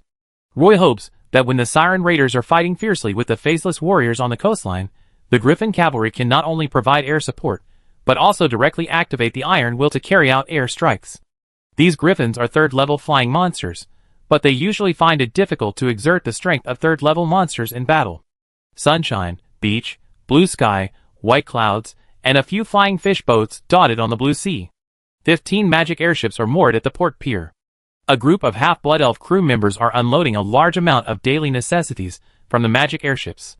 Most of these daily necessities were airlifted from Padstow, and some were airlifted from the Plateau City. There are currently nearly 80,000 half-blood elves living in the half-blood elf town next to the north coast pier of Sun Island Bay, and the number of residents in the town is continuing to increase. There is also a camp of the Knights Templar next to the elf town. Now their camp has been built in a proper manner. Almost all wooden houses are high-steel buildings that are moisture-proof and ventilated. The wooden houses are built under shady trees and close to the beach. The human priests had opened up a vegetable garden around the camp. Most of the plant seeds that the half-blood elves could find were ornamental flowers. There were only cabbages, onions, kale, and tomatoes in the vegetable garden. Roy came to the Templars' camp and saw Alice sitting under a coconut tree praying. Dozens of human priests were sitting around her. Everyone kept quiet. Only the sound of wind and waves could be heard in this area. Standing in front of the vegetable garden separated by a fence, Captain Jarowin was standing in the vegetable garden and waved to Roy. "Roy, have you never seen a vegetable garden?" Roy hesitated for a moment before nodding. "Yeah." In fact, he had seen one, but there really wasn't one on the outside. Elves usually only eat fruit, and occasionally fish. They rarely eat vegetables, not because they can't, but because they're not used to it. Captain Jarowin put the hoe aside and said to Roy across the fence, "In the Green Empire, every town has a large vegetable garden like this, and there are large wheat fields around the town. At dusk, those houses will emit black smoke at the same time, and every household will make wheat cakes or oatmeal porridge. There is also a Statue of Liberty in the town, and every weekend all residents of the town will go to the temple to pray." His eyes were a little blurry, and his gaze fell on the place where the sea and the sky met in the distance. Roy asked him, "Are you homesick?" Captain Jarowin smiled bitterly and said, "I have been away from home for so long, how could I not miss it, but now we can't go back." Then he said humorously, "If I go back, I may find my tombstone in the cemetery of the town. People in the town may not have heard of my name. After all, it has been so long. If the Partington Plain War is victorious, I plan to lead the fleet across the endless sea and visit the Green Empire. Then you can go with me," Roy said to Captain Jarowin. "Okay, I go back with you and take a look then," Captain Jarowin responded readily. Captain Jarowin pushed open the gate, walked out of the vegetable garden, and handed Roy a tomato. Roy took a bite, and it was not sweet, but a little sour, and his tongue felt a little numb. But this familiar taste was like a big hand, which pushed open the gate of Roy's memory. Roy suddenly wanted to try scrambled eggs with tomatoes and a red oil hot pot. Just when he was a little distracted, Captain Jarowin stood beside Roy and said, "You and Alice can both absorb the power of holy light with your own abilities. When we are with you, the recovery speed of the holy light will basically remain at a normal level. But there is a little difference between you and Alice. You can help us recover the holy light quickly when you are in battle. Alice can help us recover the holy light faster when we pray, so no matter where you go, we, the Knights Templar, will follow you. In fact, when we found that we could not recover the holy light, we just got through the days one by one. After getting used to it, we didn't feel how hard it was. But now, we find that we can have the power of holy light again. It is hard to explain how we feel when we regain the power of holy light, especially when we can control the divine arts again. We, the priests abandoned by the Statue of Liberty, will never be able to restore the power of holy light through our own abilities in this lifetime. But I hope that young people who want to continue on our path in the future can obtain the power of holy light through their own abilities, like you." Recently, Flint and I have been in charge of the daily affairs of the Knights Templar, and Ducas has been studying this topic." The two walked along the shade of the trees by the sea into the camp. When some priests saw Jeroen and Roy, they stood up and greeted them. "Is Alice okay here?" Roy thought of the twin sister who came back from the Dark Land. Leah had always been by his side. As long as he turned around and called her name, she would emerge from a shadow, just like his own shadow. Alice moved to the Templar camp 2 months ago to learn divine knowledge from the priests here. I guess she is the child of light, who was born for the power of holy light. Not only does she have a high affinity for the divine attribute, but she can also learn divine arts at a glance. I estimate that in a few months, we will have nothing to teach her," Captain Jeroen said with a smile. It can be seen that he is very satisfied with Alice. "During this period, I have to go back to the Elven continent and meet Darwin at Castletown port. If you need anything, I can buy it from the Empire merchants." Roy explained his purpose. "There is nothing to buy. We can buy everything we want in Padstow. Before we leave tomorrow, tell me anything you think of." In the evening, Roy sat on the terrace outside Moira's cabin, from where he could see the magic airship on the dock. Moira and Sabrina were both on K Island. I haven't seen them for nearly 2 months. I miss them. The waves pushed onto the beach one after another. Suddenly, a figure stood out from the sea. She twisted her shoulders and glided forward without swinging her arms. She was the coolest of all the sirens. Before seeing Miss Olive, Jezina should be the most beautiful female mermaid Roy had ever seen. Every time she shrugged her shoulders forward, she would slide forward a long distance. When she came to the front of the wooden house, Jezina coiled her snake tail and did not transform into a human form. She just faced Roy and said, "I heard that you are going to Kui Island. Do you want our siren raid group to follow you? This time we go there and directly wipe out the Grey Dwarf bandits on the nearby islands. I guess you won't be troubled by these Grey Dwarf bandits." Jezina said it very directly. Roy shook his head firmly and said to Jezina, "I will not drive these Grey Dwarves away. With the Grey Dwarves bandits around, the Nagasi clan will not intervene without authorization. If we completely defeat the Grey Dwarves bandits, we will soon face the Nagasi clan. So you plan to build fortifications on Kui Island?" Jezina immediately caught Roy's thoughts and asked him. "It's already under construction. No army is more proficient in construction than our mine guards," Roy said confidently. "We built a small city on the Pagisto Plateau and a wall several dozen kilometers long in the Sun Island Bay. I plan to build Kui Island into a large fortress and migrate a group of half-blood elves there. Forget it if it's not needed. It's just the right time to repair the Siren Raiders. Recently, Sirens have been coming to us. The number of Siren Raiders has expanded to 10,000. You only gave us 3,000 sets of ring-type Siren armor. When can you prepare the remaining 7,000 sets of Siren armor?" Jezina asked Roy. "You just need to write an armament application to Mulin, and I will take care of the rest," Roy said to Jezina. "Didn't Commander Teziko order 50,000 sets of ring-type Siren armor? How come they still have the spare capacity to equip us with Siren armor?" Jezina was a little confused. "You misunderstood. Only when we have sufficient equipment on our side will we provide the extra ring-type Siren armor to Commander Teziko. So these equipments are of course given priority to our Siren Raiders," Roy explained. After hearing what Roy said, Jezina returned to Sun Island with peace of mind. The distance between the North Coast and Sun Island is quite far. It would take her most of the night to swim back at full speed. Roy left Sun Island Bay on the magic airship the next morning. The ship would fly directly to Padstow. On the magic airship, Roy found that the road from Padstow to the barrier town had been widened, and there were still many caravans on this road. Many half-blood elf collectors would make the last round of repairs in the barrier town, and then go east along the Griffin Barrier Mountains to enter the depths of the Blackwater Swamp to collect magic herbs. At the foot of the Griffin Fortress, you could often see some gathering teams. Roy plans to set up an airport terminal in the Griffin Fortress town. If you fly from Padstow City to the fortress town in the morning, you should be able to arrive before sunset in the evening, so that the two places will establish a closer connection. Now that the Partington Plain has temporarily cut off contact with the Elf continent, if you want Padstow City to continue to prosper, you must have the support of the fortress town, the Plateau City, and the Sun Island Bay. When the magic airship arrived at Padstow, the city was still bustling. Roy came to the military headquarters and went upstairs directly. He pushed open the door of Rosander's office. Rosander was sitting behind the desk, signing a thick stack of documents. "Rosander, I want to take all the magic herbs to K Island." Roy's first words after entering the door. Rosander paused and raised his head. When he saw Roy, He was a little excited and immediately retorted loudly, "That's impossible. There are not so many warehouses on K Island to store these magic herbs. Do you know that I built several large warehouses in Padstow City to store these magic herbs? There are currently 39 warehouses, and the 39th warehouse will soon be full of magic herbs. I have used all the magic crystals that can be diverted to purchase magic herbs. Since we currently have no income, as long as we continue to purchase magic herbs without limit for 2 weeks, the mine guard's treasury will be exhausted. Now we can't sell magic metals or magic herbs. If we continue to spend like this, the magic crystals accumulated in the treasury will be used up. How is the situation of other supplies in the city?" Roy sat opposite Lachand with a calm face and asked him.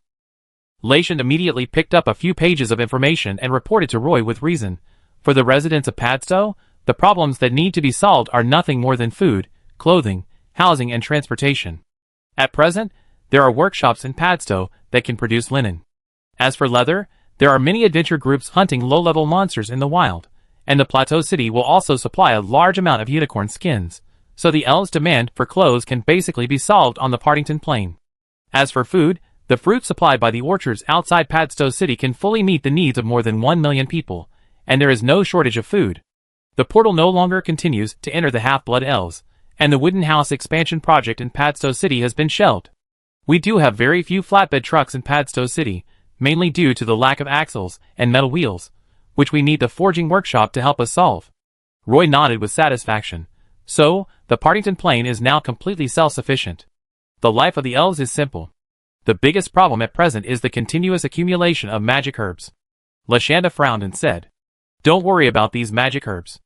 I came here to bring a batch of magic herbs to Castletown Port. I see how many magic airships are docked at the airport terminal.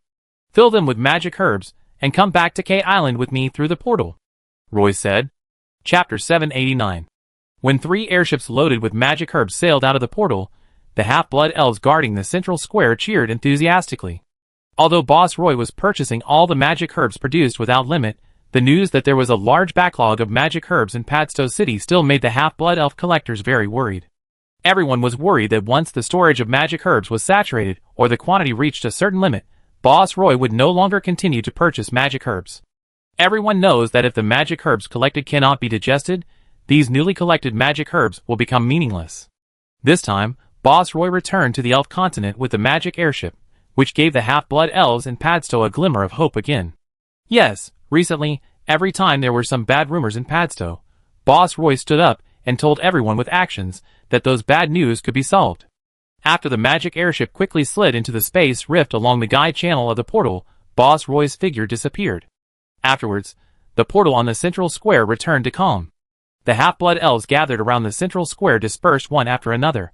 3 magic airships passed through the portal and arrived at Kui Island. The magic herbs loaded on these 3 magic airships were only 1/30th of the current reserves of Padstow City. Only 3 magic airships were used to load magic herbs, not because there were no extra magic airships at the airport terminal in Padstow City, but because Roy was worried that once the magic airships entered the Silver Moon Elf Kingdom, they would be driven away by the Silver Pegasus Knights. As for the 3 magic airships, as long as they sailed honestly in the sea, they would not attract the attention of the Silver Pegasus Knights. As soon as Roy got off the magic airship from the dock, he saw Captain Timothy stationed on Kui Island with a group of half-blood elf guards waiting on the dock. Today's Kui Island is very different from before. During this period, more than 10,000 half-blood elf guards were transferred from the Partington Plain, which directly increased the number of Kui Island's garrison to 20,000. In addition, a group of Highland headhunter prisoners of war built a seawall defense line on the southern coastline of Kui Island. These Highland headhunters have lived on the Pagisto Plateau for many years, so they basically can't swim. Probably for this reason, they became very honest on Kui Island. They worked very hard to build a seawall on the beach. In fact, it would be a bit difficult to defend Kui Island if there were only 20,000 half-blood elves guarding it. There were a large number of Grey Dwarf bandits on the surrounding islands. After several reconnaissances by the Griffin Cavalry and the magic airship, Roy obtained an approximate number of Grey Dwarf bandits on the nearby islands. There were at least 200,000 Grey Dwarf bandits on more than 30 islands of various sizes around. On some large islands, the number of Grey Dwarf bandits may be tens of thousands. On some small islands, the number of Grey Dwarf bandits is even less than 1,000. Recently, these Grey Dwarf bandits have been exploring the situation of K Island. The magic airships, and Griffin cavalry have completely blocked the sea area around K Island. The Grey Dwarf bandits are not very clear about the information inside K Island. We are ready to attack other islands. This is the battle plan I have made recently. If it is feasible, we will start to capture the surrounding islands tomorrow, Captain Timothy said to Roy. He was holding a thick parchment book in his hand. Roy reached out to take it, and opened it to find that it was indeed a very detailed battle plan. The battle book not only had a title timetable, but also an analysis of the internal terrain of the island, an analysis of the ocean currents, the specific number of Grey Dwarf bandits on the island, the size of the fleet, and the approximate time of support from the surrounding Grey Dwarf bandits, etc. Roy was a little surprised that Timothy, as the leader of an assassin group, actually made such a battle plan. It can be said that he was very attentive. Several ships that were silent near the island dock have been salvaged one after another. These ships are stranded on the beach next to the dock and look very dilapidated. Have you had any contact with the Grey Dwarf bandits on the surrounding islands recently? There are some frictions almost every day, but we have air superiority, so as long as we find the Grey Dwarf bandit ships, we will send out magic airships to drive them away, Timothy responded. Roy was still very confident in Captain Timothy. He was a meticulous Dark Moon elf. Before carrying out certain actions, he would do a lot of preparation and investigation. This was different from Captain Tennyson.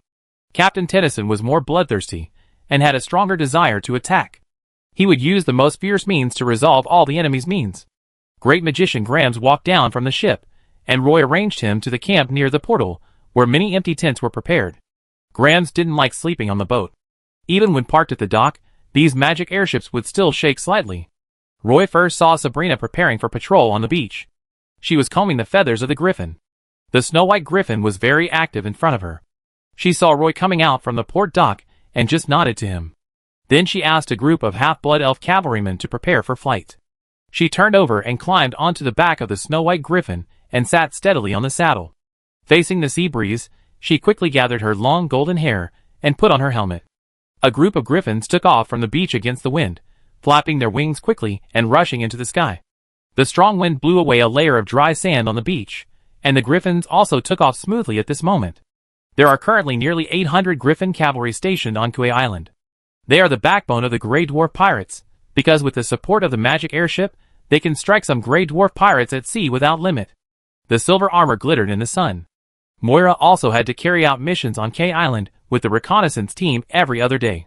These reconnaissance teams of the Assassin Corps were mainly responsible for blocking all places on the island where the Grey Dwarf bandits might land, to prevent the Grey Dwarf bandits from finding out the number of half-blood elf troops on K Island. Today happened to be her rest time, and she did not live in the camp with other Dark Moon elf warriors of the Assassin Corps. Instead, she lived by the woods near the dock, with a coconut tree hanging on the wooden roof. When building the cabin, Roy joked that once the coconuts on the tree fell, a big hole would be smashed in the roof. After Roy returned to Kauai Island, he did not rush to deal with the things here, but went straight back to the cabin. Moira was lying on a rattan chair under the shade of a tree taking a nap. When she slept, she liked to curl up sideways, which made her feel more secure. There was a dark figure lying next to her. Unexpectedly, the big cat was actually on Kauai Island. Roy thought it was wandering around in the jungle on the north coast of Sun Island Bay, but it actually came to Kauai Island. Roy walked on the beach and just approached Moira. The big cat shook its whiskers gently. It didn't even lift its eyelids and continued to sleep under the shade of the tree. Moira was wearing gauze bloomers and a long-sleeved short shirt, with a cool linen chest wrap underneath. Just as Roy climbed the first step outside the wooden house, Moira suddenly woke up. She looked at Roy in a daze, and when Roy's figure appeared in her eyes, her big dark eyes opened even wider. "Roy, you're back?" She was like a light little deer, and she jumped into Roy's arms. Moira, with her eyes narrowed, looked like a cat. Roy pressed his lips on her forehead and sat with her on the rattan chair under the tree. The big black cat then raised its head, licked Roy's ankle twice with its tongue, and then curled up to sleep. I hurried back after finishing the things in Sun Island Bay. There are too many magic herbs in Padstow City. I am going to Castleton Port to contact the Imperial merchants there. Roy hugged the soft Moira and whispered to her. The two of them lay on a rattan chair, which was just in the shade of a tree, so they could enjoy the sea breeze without being too hot. Will you come to Castletown with me? We may not return to Castletown frequently in the future. The route has not been officially opened yet. Sabrina and I have discussed it. We don't want to become an exception among these half-blood elves because of you. Moira squinted her eyes, rested her head on Roy's arm, and responded in a low voice. "No one will say anything," Roy assured Moira. "That's why we have to be more careful. I'm going to close the alchemy workshop this time.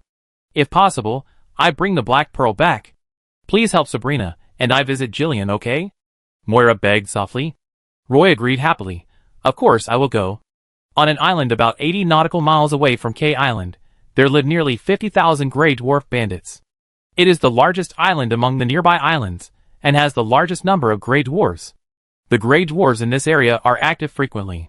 However, in the past 2 weeks, the gray dwarves here have just suffered an aerial attack from the magic airships of the half-blood elves. At this moment, the gray dwarves dare not park their 3-masted sailing ships at the dock. These 3-masted sailing ships are parked in a cave on the island. There is a waterway connecting this place to the sea outside, and the 3-masted sailing ships can just barely pass through. In the past, the gray dwarf pirates always had the upper hand when they encountered the elf fleet in the sea. Now these 3-masted sailing ships can't stop the high-altitude launch of the whale-hunting heavy crossbows on the magic airship. The gray dwarf bandit leader hiding in the cave looked at the only 31 3-masted sailing ships in the cave, feeling a little bitter. He threw the wooden wineglass in his hand to the ground and said, "It's all these damn bastards. Have you found out where these half-blood elves came from?" A group of gray dwarf island leaders were silent around them. The gray dwarf bandit leader couldn't help but feel bitter. He knew that the other side was just fighting for money. A giant crossbow arrow was worth about 2 magic crystals. These magic airships not only used floating devices to float at low altitudes, but also consumed magic crystals to keep the magic airships moving in the air. When encountering a 3-masted sailing ship of gray dwarf bandits, it would immediately shoot a giant magic crossbow arrow. The half-blood elf crew would choose magic explosive arrows. As long as these magic explosive arrows fly to the 3-masted sailing ships on the sea, they will immediately explode with inextinguishable magic flames. After 2 or 3 arrows explode in succession, the 3-masted sailing ship will burn in the sea. The gray dwarf bandits have no way to deal with this. They even think of asking the North for help, hoping that the headquarters can send a few magic airships. Even if the magic airships can fly over, they have to worry about the Griffin cavalry. Once the Griffin cavalry crashes the magic airship, the last trump card of the gray dwarf bandits will be destroyed. For the gray dwarf bandits, the cost of magic airships is too high, and they can't afford the loss at all. When the 3 magic airships passed over an island, they only destroyed a dilapidated 3-masted sailing ship in the nearby sea area, and then quickly climbed to the sky according to Roy's order. "Why did you stop? Aren't you going to fight on the island?" Graham stood on the ship's tower, and asked loudly to Roy, who was beside the ship. Roy waved his hand directly and responded, "This time I only plan to destroy their 3-masted sailing ships. Once these gray dwarf bandits lose their 3-masted sailing ships, they will be trapped on these islands, and K Island will become very safe." Roy's idea is to destroy as many gray dwarf bandit ships as possible on his way to the Queen of Winnie Islands. He had no intention of occupying the island. "With these gray dwarf bandits here, the Naudesi clan won't attack us." Roy went up to the roof and continued to explain to Grahams. "As long as the gray dwarf bandits don't attack K Island, the Naudesi clan won't dare to easily intervene in such a mess, and I just need time to manage K Island." He reached out and knocked on the glass window of the captain's room, and shouted to Captain Rodhart in the captain's room, "Let's go, our next stop is the Queen of Winnie Islands." The 3 magic airships flew to the edge of the Queen of Winnie Islands and landed in the sea. The 3 magic airships turned into 3-masted sailing ships, raised their sails, and sailed on the sea for a whole day with the help of wind, and then successfully drove the magic airships into the newly built dock of Queen Island. It was still the same here. Except for the newly built dock, the whole island looked particularly old because of the war. Roy handed a letter to the Silver Moon Elf guards on the dock and asked them to hand it to Earl Swinburne in person. Then Roy waited on the dock. After the war, Queen Island underwent another large-scale renovation, and the dock and pier were restored to their original appearance.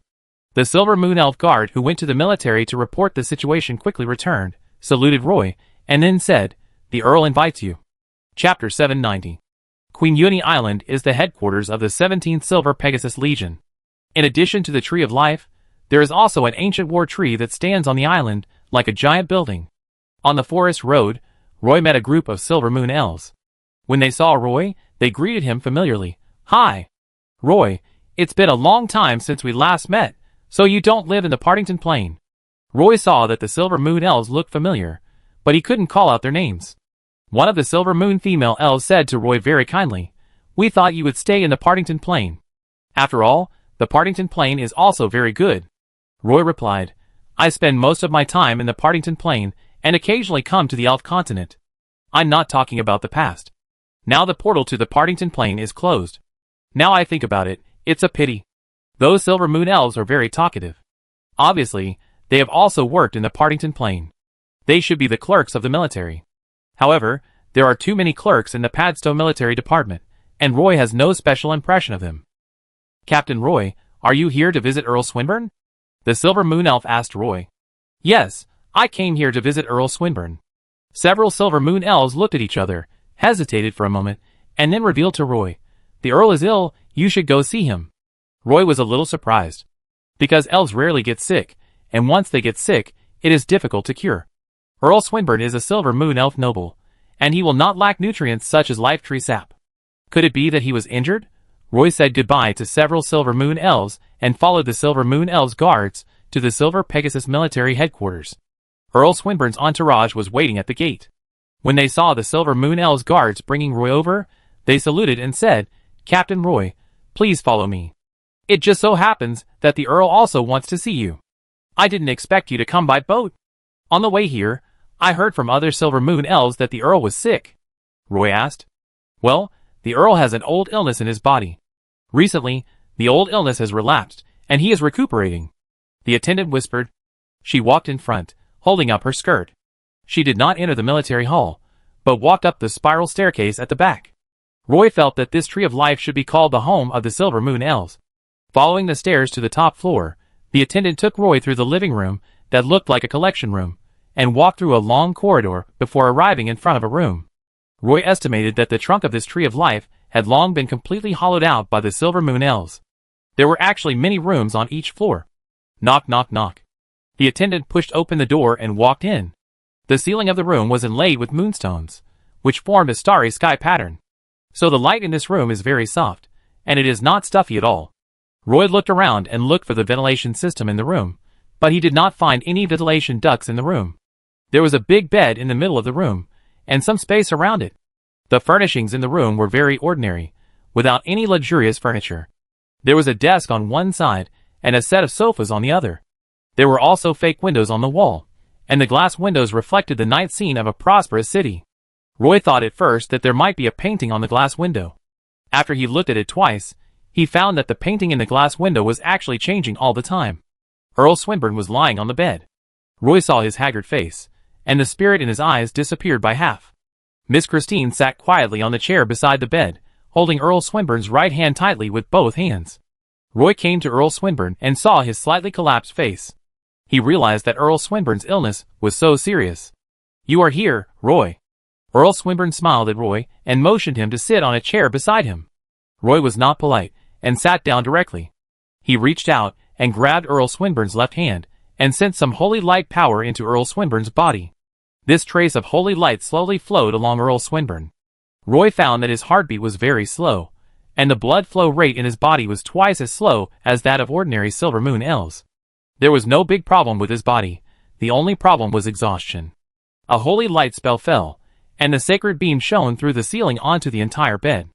Earl Swinburne, bathed in the holy light, was recovering rapidly. Earl Swinburne's eyes glowed again, and his breathing became steady, and Roy stopped.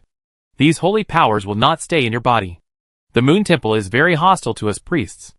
I am worried that they will notice the remaining holy power in your body, and will implicate you," Roy said to Earl Swinburne. "It's an old problem. This time it's worse than before. The priests of the Moon Temple will arrive at Queen's Island in a few days." Earl Swinburne struggled to sit up. Miss Christine helped him get 2 pillows and helped him sit up. When she looked at Roy, there was some resentment and gratitude in her eyes. Roy was a little confused by her complex emotions. Recently, the Grey Dwarf bandits have no spare energy to attack the Queen Uni Islands. "I heard from Malthus that it was your endless sea that occupied the island of the Grey Dwarf bandits, which made the Queen Uni Islands quiet," Earl Swinburne said. "In fact, we need a bigger island," Roy hurriedly said in a low voice. "Now, has the Mine Guard group settled down there?" Earl Swinburne asked, then laughed at himself. "I guess most of the troubles should be solved, otherwise how could you have time to come to me?" Roy nodded slightly. It's a volcanic island. It takes about 8 days to get there by sailing. Earl Swinburne looked at Roy with an apologetic look. The portal of Partington Island has been removed. You may not be able to return to the Partington Plain. Roy did not mention the portal of K Island.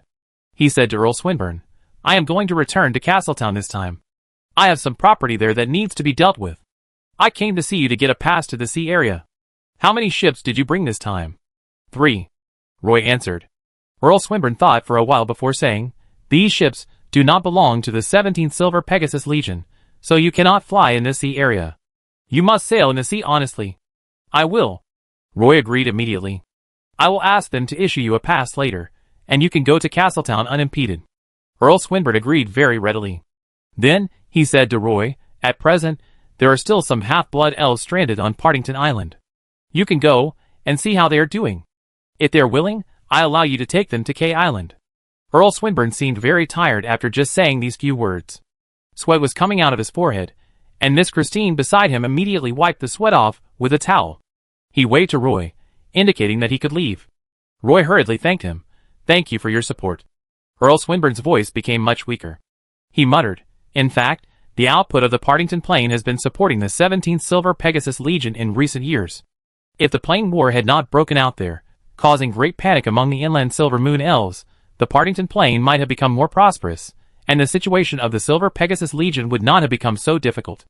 Roy did not hear clearly what Earl Swinburne muttered, and felt that he seemed to be talking about something in the mine.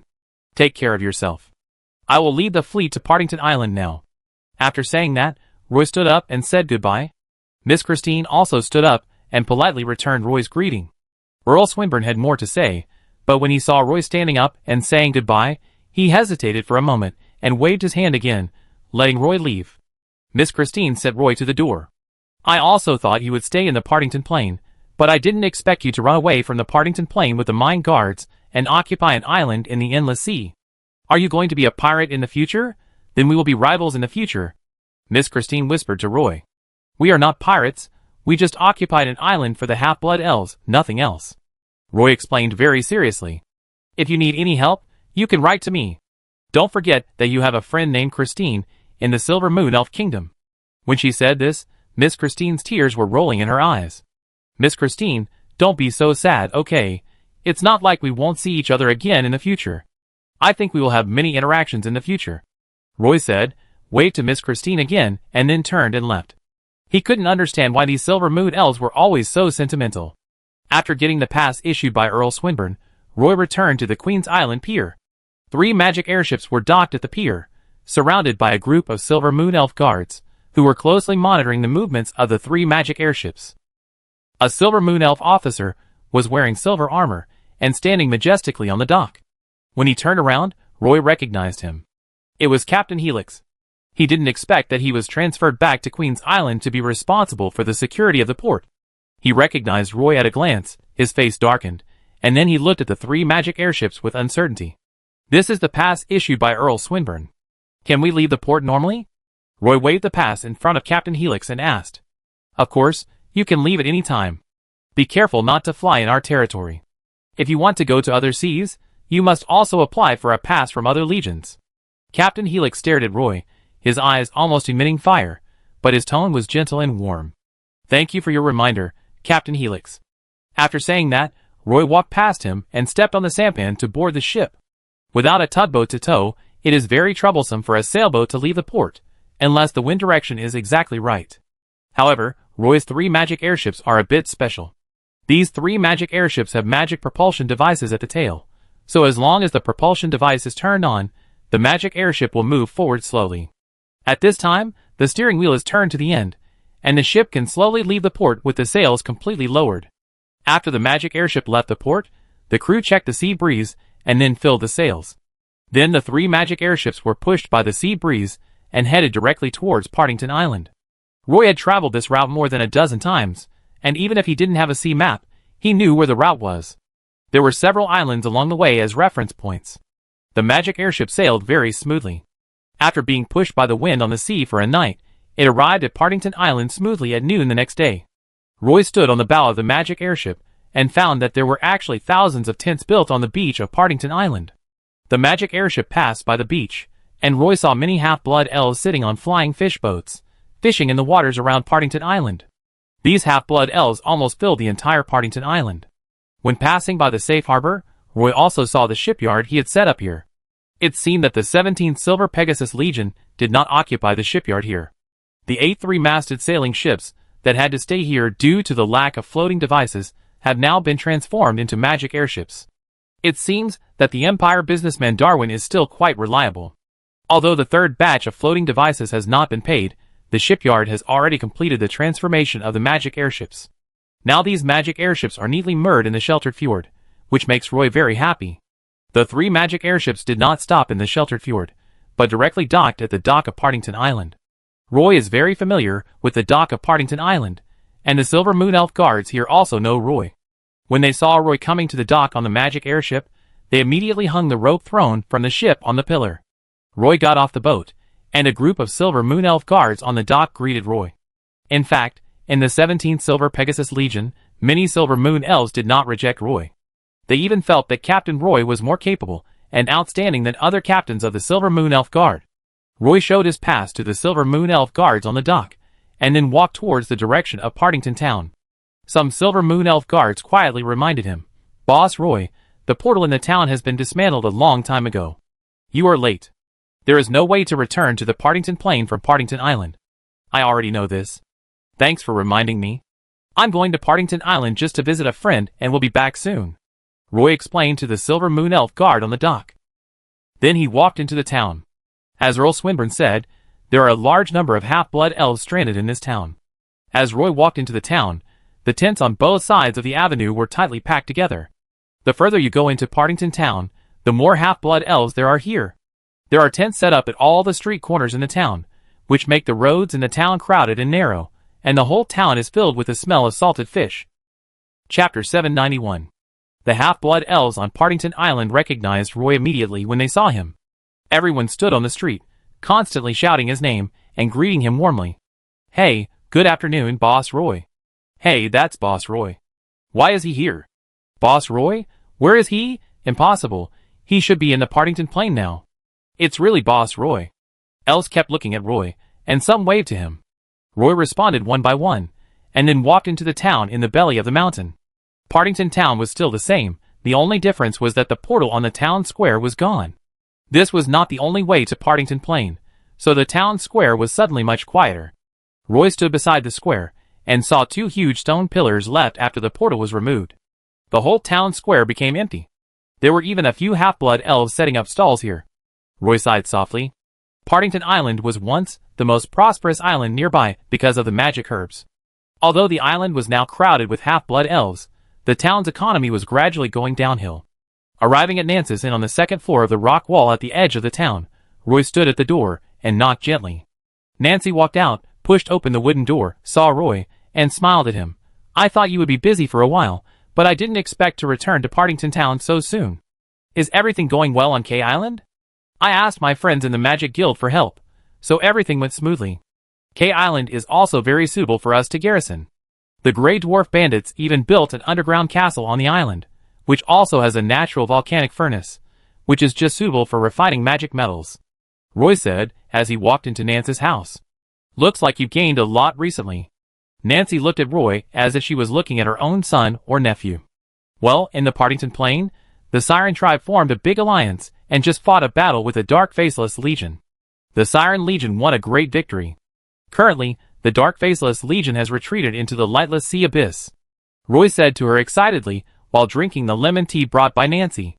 If the elf nobles in Buenos heard this news, they would probably be so angry that they couldn't sleep. Nancy sat elegantly opposite Roy and responded with a smile. "I came back this time to end the business in Castletown City and close the alchemy workshop there.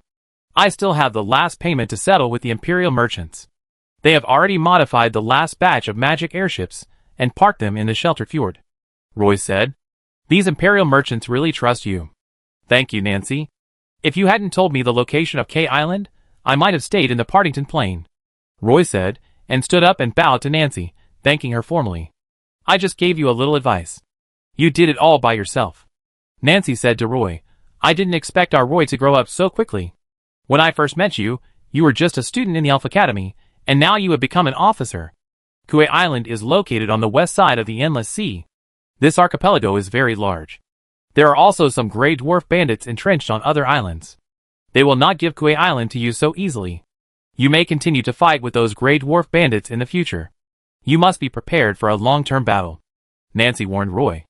I know, I will respond, Roy said firmly. He currently has the Half-Blood Elf Guard, Assassin Regiment, Griffin Cavalry Regiment, Templar Knights, Siren Raiders, and Magic Airship Fleet. As long as these regiments are combined casually, they can defeat the Grey Dwarf Bandits with overwhelming advantages. Talking about the Grey Dwarf Bandits, Roy remembered that the treasure map was still in his hands, and he should find the treasures when he had time. It is said that the Grey Dwarf Bandits entrenched near Kauai Island are all looking for Captain Ralph's treasure map. After drinking a cup of tea at Nancy's place, Roy left some gifts brought from the Partington Plain and said goodbye to Nancy. Then Roy came to the shelter bay. The great magician Grams was waiting for him on the beach. The shipyard in the shelter bay had been dismantled, and the large wooden frame supporting the bottom of the three-masted sailing ship on the beach had disappeared. It seems that these half-blood elves have dismantled them to build tents. 8 magic airships are quietly docked in the sea. Roy stood on the beach and could clearly see the half-blood elf crew members on the deck. Don't tell me. These 8 magic airships are also your ships? Great Magician Graham said to Roy speechlessly. My main purpose of coming back this time is to settle the renovation costs of these magic airships with the Imperial merchants. Roy pointed to the magic airships in the fjord and said.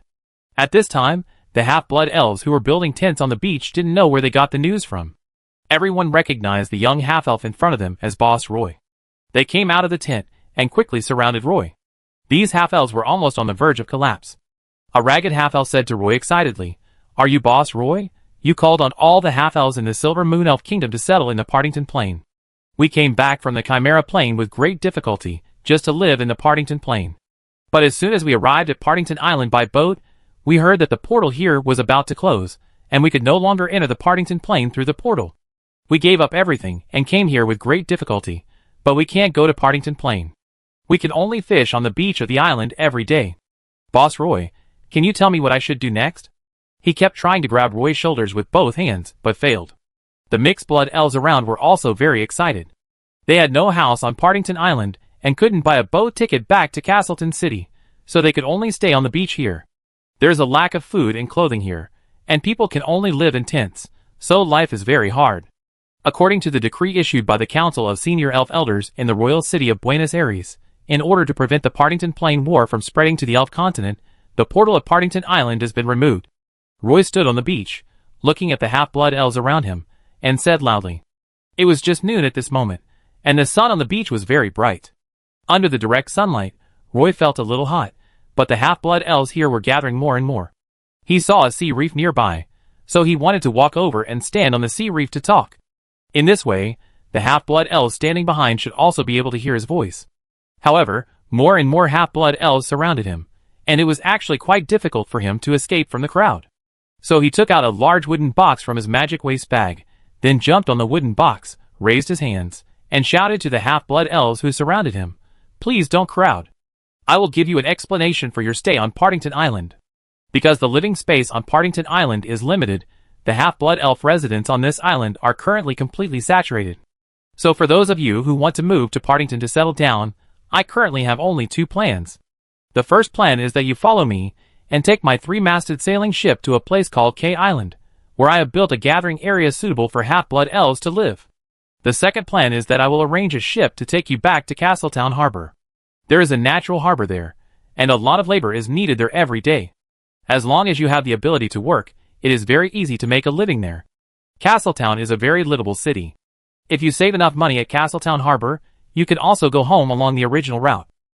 No matter which plan you choose, please gather at Partington Island Pier tomorrow morning. My ships are docked at the pier, and I will use these ships to pick you up. Roy shouted at the top of his lungs. Boss Roy said he would send us to live in Castleton City, and we can also follow him to Kauai Island. Some half-blood elves were already shouting like crazy below, and some even jumped onto the wooden box excitedly, ready to sing with Roy. The half-blood elves responded to Roy one after another, but Roy shouted loudly, Don't tell me the answer now. You have 2 nights to think about it. You can think about it seriously with your family.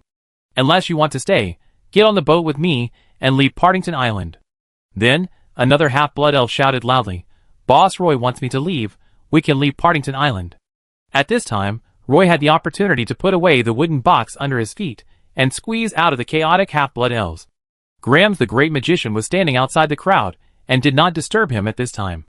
Seeing Roy coming out, Grams the Great Magician said to Roy, I can see that you really need to come back.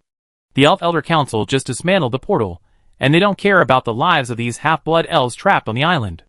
Well, I guess there will be a group of half-blood elves who can't go home in Castletown Harbor. At this time, the flying fish boat coming from the magic airship finally docked in the shallow water area. Several half-blood elf guards strode over, stood in front of Roy, and saluted him. Take me to the boat. Roy ordered the half-blood elf guards. Roy and Grams jumped onto the small wooden boat, and when the small wooden boat entered the sea, Roy asked the half-blood elf crew members, Has the transformation of the magic airship here been completed? Yes, boss.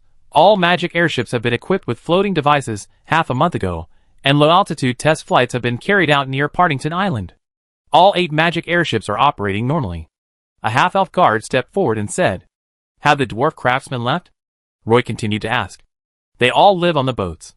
Roy nodded, and soon the wooden boat sent Roy to a magic airship, and Roy climbed onto the boat smoothly using the grid ladder. The ship was remodeled very carefully, and it can be seen that the floating devices installed on the ship have no wear and tear, and are almost brand new. When the dwarves heard that Boss Roy had arrived, they ran out of the cabin and asked Roy, Captain Roy, when can we dwarf craftsmen leave here? You can leave at any time. We don't restrict your freedom. If you are not in a hurry, you can take the magic airship with me and meet Darwin. Roy walked around the wide deck, then stood up and said to the dwarf craftsman, I guess you don't mind one more night. The next morning, the 8 magic airships, under the control of the half-blood elf crew, sailed out of the sheltered fjord smoothly. Then they joined the 3 magic airships docked at the pier. A large number of half-blood elves had gathered at the pier. They had packed their luggage, big and small, and dragged and hauled them to the magic airships. A magic airship can carry 800 half-blood elves when fully loaded. If the deck is full of half-blood elves, a 3-masted sailing ship can transport about 1,000 half-blood elves. Roy arranged for only 800 people to live on a magic airship. 8 magic airships were packed with half-blood elves. They carried 6,400 half-blood elves in one trip. But even so, there are still nearly 10,000 half-blood elves stranded on Partington Island.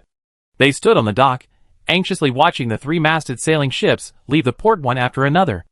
After watching the ships sail away, they dragged their tired bodies back to the beach of Partington Island and rebuilt the tents that had been folded up. The beach was in a mess. Will they come back to pick us up? A half-elf child snuggled in his mother's arms and asked in a low voice. Her mother looked at the mast that was almost completely disappearing on the blue sea and said to her son, Yes, they will come back to pick us up soon. 11 magic airships arrived at Castletown just at nightfall. At this moment, the streets of Castletown were lit with streetlights. The residential areas in the city were clearly separated. The upper city area belonged to the residential area of the Silver Moon Elves, and the lower city area where the half-elven people lived was just below the hillside separated by a wall. In fact, at night, the lights in the lower city are brighter than those in the upper city. Mainly because the people in the lower city live in stone-built apartments, while the half-blood elves in the upper city live in tree houses. It was a tide at this time, and 11 magic airships docked at the shore.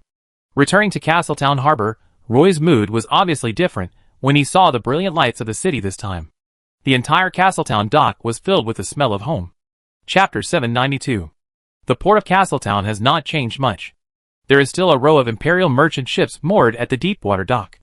After the magic airship docked, it attracted a group of Silver Moon Elf guards to check. Roy had a pass issued by the 17th Silver Pegasus Legion, so it was naturally a legal ship to dock at Castletown port. Moreover, the captain of the Silver Moon Elf Guard, who checked Roy, was also an acquaintance. Seeing that Roy was bringing the fleet to the port, he did not say much. The half-blood elves on the magic airship disembarked one after another. Some of them chose to return home. Of course, they might work in Castletown port for a while, as Roy said, and earn enough money before continuing their journey home. A large number of half-blood elves planned to follow Roy to live on his island. They needed to buy some daily necessities in Castletown and enjoy their time in the Silver Moon Elf Kingdom. After getting off the ship, Great Magician Grams went directly to the Magic Guild. He wanted to get as many giant magic crossbows produced by the Magic Guild as possible before Roy's fleet returned. Roy exchanged greetings with the Silver Moon Elf guards at the port, and then went to visit the Imperial Merchant Darwin at the Imperial Merchant ship. At the dock where the Imperial Merchant ship was moored, there were still some supplies piled up, and they were constantly being transported to the merchant ship. It was already night, and there was still a team of half-blood elf porters working hard. They pushed boxes of goods to the side of the merchant ship, and then used the crane on the merchant ship to transport them to the deck. The merchant ship was brightly lit, and it was relatively quiet at night, so their voices would be infinitely amplified when they were working. Roy stood in front of the Empire merchant ship, and the half-blood elves working on the dock quickly recognized Roy. "It's Boss Roy. Boss Roy, why are you back? I heard that the portal on Partington Island has been removed. Are you unable to go back? Boss Roy, what is the situation on the Partington Plain? Do we have a chance to move there? I was originally planning to earn a boat ticket to go to Partington Island." "Boss Roy, my brothers and sisters are all in the Partington Plain." The porters on the dock were talking nonsense, and the scene suddenly became chaotic. Roy quickly raised his hands and said to everyone, "Be quiet, please be quiet, let me talk." The excitement of the half-elf porters around them began to calm down, and their voices became a little quieter. Then everyone stopped when they heard Roy's call. "Everyone, I know you are all very concerned about the situation in the Partington Plain, and I also happen to know something about it, so now I will answer your questions. You can only ask questions one by one, not at the same time. I will answer them one by one." Roy chose a wooden box and stood on it. "First question, someone asked me why I came back suddenly. I came back this time to close the trading house and the alchemy workshop here, and to say goodbye to Castletown formally. After all, this is my hometown." After Roy finished speaking, he saw that the half-blood elves were about to ask questions, so he continued, "Now I will answer the second question. The portal to the Partington Plain has indeed been dismantled. At present, the ships behind me are full of compatriots transported back from Partington Island. Some of them want to stay in Castletown Port to earn money to go back home, and a large number of compatriots are ready to follow me to live on the islands outside the Silver Moon Elf Kingdom." "Wait." Everyone waited for a while. "Let me answer the third question. The third question, the current situation in Partington is normal. The Dark Faceless Army suffered a great defeat in the Shanghai Islands in the Western Sea area. They were defeated by the army of the Siren Alliance. The current situation in Partington may disappoint some Silver Moon Elf nobles. The Dark Army is somewhat untenable in Partington. The half-blood elves living there may not have the opportunity to see the Dark Army for a long time in the future." After Roy finished the third question, the half-blood elves on the dock cheered enthusiastically, and the sound spread far away in the silent dock. "Okay, I've finished the 3 questions. You can continue to ask questions one by one. When an elf asks a question, the other elves have to wait patiently. Boss Roy, we want to go to the Partington Plain. Do you have any other ideas?" a half-blood elf asked loudly. "For now, I can't take you to the Partington Plain, but I can take you away from the Silver Moon Elf Kingdom. You will stay on an island temporarily. Just give me some time, and I think I can solve these problems later," Roy answered. After Roy finished speaking, a half-blood elf immediately raised his hand and asked loudly, "Really? Can we follow you on the boat and leave Castletown now?" Roy looked embarrassed, as this question touched the most crucial point. He pondered for a moment before slowly speaking. "How many compatriots can board the ship this time depends on how many compatriots are ready to get off the ship and go home. I am very sorry about this. Due to the insufficient capacity of the magic airship, I cannot take all the elves here away." After saying that, he bowed to all the half-blood elves present, then raised his head and said, "But I promise, as long as you are willing to wait here patiently, I will bring the fleet to pick you up soon. As long as you are willing to go with me, I will bring the fleet to pick you up. Boss Roy, we are willing to wait for you here, you must come early."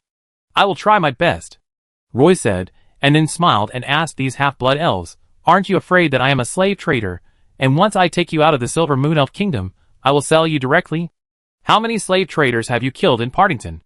We all know that those slave traders will only run away when they see you. How dare they cooperate with you?" Someone in the crowd shouted boldly. At this time, a voice came from the Empire merchant ship. "You are right. Now Boss Roy is well known on the wanted list of slave traders and pirates. Boss Roy's bounty is currently 2,000 magic crystals. Many bounty hunters have set their sights on Boss Roy, but they can't even touch Boss Roy's shadow." Roy looked in the direction of the voice, and saw the Empire merchant Darwin getting off the merchant ship, followed by several mercenaries. After Darwin got off the ship, he walked through the crowd and came to Roy. He opened his arms and hugged Roy. I'm so glad to see you again, Darwin said to Roy with a smile. Me too, Darwin, Roy responded, and then said, I have already driven the magic airship anchored on Partington Island over here. Thank you for your trust, Darwin. You knew that I might not be able to come back from Partington, but you still fulfilled our deal and transformed the last batch of magic airships. Just based on your trust, my trip to Castletown is worth it. Merchants value their promises the most. I must do what I promised you. You are back. I think you are in a hurry to come back, and you are also ready to pay the last balance, Darwin said with a smile. Of course. After that, the two laughed, and then passed through these half-elves and porters, and boarded the Imperial merchant ship directly. Roy noticed the mercenaries around Darwin, and his eyes showed doubt. After Darwin boarded the merchant ship, he said to Roy, Because of our friendship, I am not afraid to tell you now that the plane war in the Green Empire is getting more and more intense. At present, not only the rich plains that produce magic herbs are occupied by the Dark Army, but even the plains that produce magic metals are also involved in wars. Among the 50 Grand Dukes in the Empire, 9 out of 10 are involved in the Plane War, and the Duke rankings are constantly changing every day. Because of this, the magic herb market in the Green Empire has completely collapsed. You may not see a single magic herb in the magic market in the Green Empire. These magic herbs are hard currency in the Empire. Now the magic crystals in the Green Empire are constantly depreciating, and only the Empire gold coins are relatively strong. The price of magic herbs has doubled from the original basis, so now the Empire merchants, who come to the Elf continent to do magic herb business, have also increased fivefold in just 1 month. Now that I have occupied the magic herb market in Castletown City, those magic herb merchants want to chop me into pieces and throw me into the sea to feed the sharks. After hearing what the Empire merchant Darwin said, Roy realized why he hired the mercenary group. In fact, the caravan itself also has a guard team, and they are quite strong, otherwise they would not be able to cross the endless sea. Doesn't that mean that we can raise the price of the magic herb business again? Roy asked with a smile. Do you still have magic herbs? Aren't all the portals on Partington Island closed? The Empire merchant Darwin asked with a constipated expression. You know, I am the largest low-level magic herb dealer in the Partington Plain. Not only do I provide you with magic herbs, I also run the largest alchemy workshop in Castletown. How could I not have magic herbs in my hands? Roy laughed and explained. I also brought a batch of magic herbs this time. In addition, I also want to inform you that our magic herb transaction cannot be completed here. As they spoke, Roy and Darwin walked into the captain's room. Roy took out a stack of sea charts from his magic waste bag. He took out 4 sea charts from Castletown Harbor, Partington Island, Queen Uni Islands, and K Island. He had copied some of these sea charts. He handed the simplified sea chart to Darwin, the Imperial merchant. Sea charts are a kind of disguised wealth for merchant ships. Just like Darwin would not reveal their trade routes on the endless sea to Roy would not give Darwin the complete versions of these 4 sea charts. But there are still some necessary sailing routes. This is my newly opened settlement. Roy spread out the K Island chart, pointed to the largest volcanic island on it, and said to Darwin, This is K Island, all future transactions will be completed here. Darwin took a look at K Island, then ran to the wall on the other side of the captain's room, and looked at the drawings on the wall with a magnifying glass.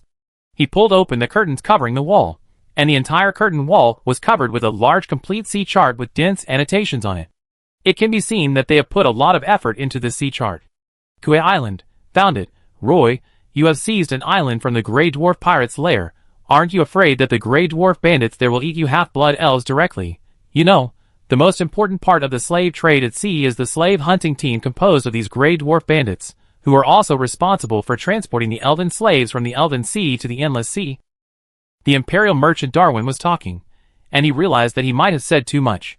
So I will be like a nail, directly stuck on Kui Island. Don't worry, the sea area around Kui Island is currently under the control of the Mine Guard Group. Your merchant ship will never be attacked by Grey Dwarf bandits near Kui Island, Roy assured Darwin. Since you said so, then our future trading location will be temporarily set here. Are you sure you will continue to sell me magic herbs? Darwin asked unconfidently. I am very confident and sure that there are so many magic herbs over there that I can't transport them by ship. Roy laughed after he finished speaking. The Empire merchant Darwin was completely dumbfounded and said, You really deserve to be boss, Roy. Now I finally understand why you always mention that you control the largest magic herb trading company in Castletown. Okay, now let's start to complete the real purpose of my trip. I will deliver the last balance of the floating device order. As he said this, Roy took out treasure chests from his magic waste bag, opened the lids of the treasure chests, and found that they were full of black magic crystals. Boss Roy, can you tell me how many Dark Warriors you killed on the Partington Plain? Did you kill all the Dark Warriors on the entire Partington Plain? The Empire businessman Darwin wiped the sweat from his forehead with a handkerchief. His eyes were filled with fear and excitement. He is definitely a qualified businessman. In the face of absolute interests, his eyes are constantly shining. I can only say that a piece of black magic crystal represents the life of a Dark Warrior. Roy answered briefly. Okay, I pay you the balance. You can count the money slowly with your staff. I go back to sleep first. There are still many things to deal with tomorrow. Maybe we won't be able to meet again before we leave. If we can't meet, the next place we meet will be K Island. Roy said to Darwin as he walked out. Then we see you on K Island. Darwin didn't try to keep Roy.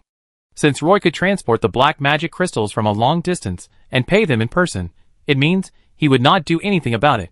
Otherwise, wouldn't it be better to just drive the ship away from Partington Island without paying a penny? Looking at Roy's back as he got off the ship, the Empire merchant Darwin took a deep breath, and there were 5 boxes of black magic crystals in the captain's room. These black magic crystals could form 2 construct knights. Roy actually threw them to him so lightly and left without even looking at them. Chapter 793. This time Roy brought 3 ships of magic herbs. In the night, boxes of magic herbs were unloaded from the ship and carried to the dock next to the Imperial merchant ship by half-blood elf porters. These magic herbs were afraid of wind and rain, so after unloading from the ship, they had to be immediately loaded into the cargo hold of the Imperial merchant ship. The 3 magic airships were almost full of magic herbs. The Imperial merchant ship was a 5-masted ship with a length of more than 90 meters. The crew rest cabin was minimized to the maximum extent, and the entire ship's deck was full of cargo holds. An Imperial merchant ship actually ate all the magic herbs on the 3 magic airships.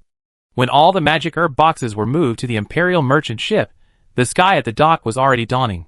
Darwin, an Imperial merchant, yawned and looked at the last few dozen boxes of magic herbs on the deck of the Imperial merchant ship, which could not be loaded into the cargo hold below the deck. He also smiled bitterly at Roy and said, Boss Roy, if the magic herbs you brought this time are calculated according to the new market purchase price, I will probably have to spit out half of the black magic crystals you paid me last night. Roy stood on the dock and waved his hands to Darwin, the Imperial merchant next to him. I don't want black magic crystals. That thing is so expensive. My magic airships can't afford it. You can pay the reward with ordinary magic crystals of other properties. I know you need ordinary magic crystals. We don't have much other things in the Green Empire, but we have a lot of these ordinary magic crystals. All the great lords and grand dukes have the habit of hoarding magic crystals.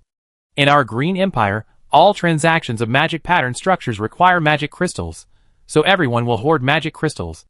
As the Empire merchant Darwin spoke, he asked the crew on the ship to carry out the boxes filled with magic crystals. 15 boxes of colorful magic crystals were handed over to Roy, and the 2 of them completed all the transactions. After each transaction was completed, the Empire merchant Darwin was used to opening a bottle of champagne, and everyone toasted at the same time on the dock. At this time, some half-blood elves, who got the news first, began to gather on the dock. These half-blood elves were waiting to board the magic airship and follow Roy to the group of elves on the island of K. Captain Rodhart had just gotten up from the bed when Roy called him to the dock and began to register the half-blood elves waiting on the dock. Roy said goodbye to the Empire merchant Darwin and then specifically reminded him, the future magic herb transactions will be conducted on K Island and will no longer be shipped to Castletown Port. Your merchant ship must go to K Island as soon as possible, and don't let me wait too long. Darwin waved at Roy and promised, when your fleet returns to K Island, you will see my merchant ship also moored at the dock of K Island. Then I'm looking forward to our next meeting. Roy hugged Darwin again before saying goodbye and leaving. There was a magic airship fleet moored at the Castletown port. The news that this fleet was recruiting half-blood elves at the port soon spread throughout the entire Castletown city. After returning home, Roy simply took a shower and changed his clothes, then took a long carriage to the upper city. Ms. Belinda was not at home, and there was no letter in the mailbox. Roy did not go to the magic herb trader or the alchemy workshop, but went directly to Claire's house. He handed a name card from Claire to the Silver Moon Elf guard at the door, and the guard quickly sent the name card in. Not long after, Claire ran out of the house barefoot in her pajamas. The Silver Moon Elf guard opened the door, and Claire rushed out, hugged Roy, and then said happily, I heard that the portal to Partington Island was demolished. I thought I would never see you again in this life. I wrote to the Buenos Aires Council of Elders to protest, but they told me to wake up. I was so angry that I didn't even want to attend the Buenos Aires concert this year. I'm back. I'm glad to see you, my dear friend. Roy responded with a smile. When he saw Claire, Roy recalled the good times in the Elf Academy again. At that time, he and Claire fought together in the academy, and they were not afraid of anyone. Claire took Roy to a living room in the house. When they were the only two in the room, Claire asked Roy, I heard them say that you chose to stay in the Partington Plain, but now you are in Castletown City. What's going on? Do you need me to do anything? Claire was a little impatient to know Roy's recent situation. A lot of things have happened recently. Although I am in the Elf continent now, I have a way to return to the Partington Plain, so I will appear in front of you at this time. Roy explained to Claire. You successfully bribed the space magicians of the Astrologers Union, right? Claire immediately thought of the key to this matter. I don't have the ability to bribe them, and there is a magician who helps me, Roy said in a low voice. Claire's eyes lit up, and she waved her fist excitedly and said, That's great. Now this news has to be kept secret, and I haven't completely stabilized yet, so I plan to close the magic herb trading company here. If you want to take over, I can hand it over to you. In addition, the alchemy workshop will also be closed. Woods will return to the Partington Plain with me. If you want to take over, I can hand it over to you together. It's just that I will not be able to provide you with magic herbs for a long time in the future. I will not transport magic herbs to the Silver Moon Elf Kingdom. Not a single one. Roy leaned back in his chair and said. He felt a little thirsty after he finished speaking, so he took a big sip of lemon tea. Leave it to me, I will keep the magic herb trading company and the alchemy workshop running normally. Claire took over the trading company and the alchemy workshop without hesitation. What should we do with so many magic metals on the Partington Plain? Since Roy became the owner of the mine, Claire has been helping Roy sell the metal resources on the Partington Plain. He knows very well how much metal is produced on the Pagisto Plateau.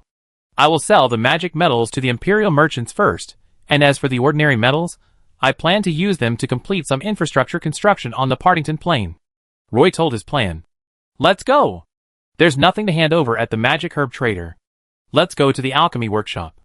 I haven't seen Wood since I came back this time, Roy said to Claire.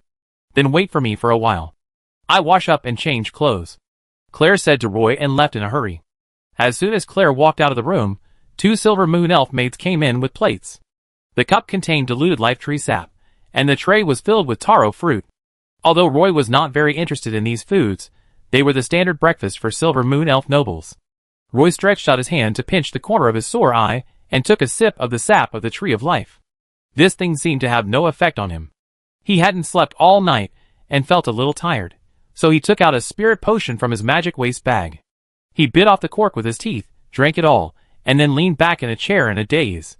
When Claire came back after changing her clothes, Roy sat on the chair, resting his head on the back of the chair, and fell asleep with his head tilted back.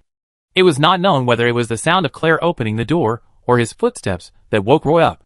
Roy suddenly woke up, sat up straight, rubbed his sore eyes, stood up and said to Claire, Let's go.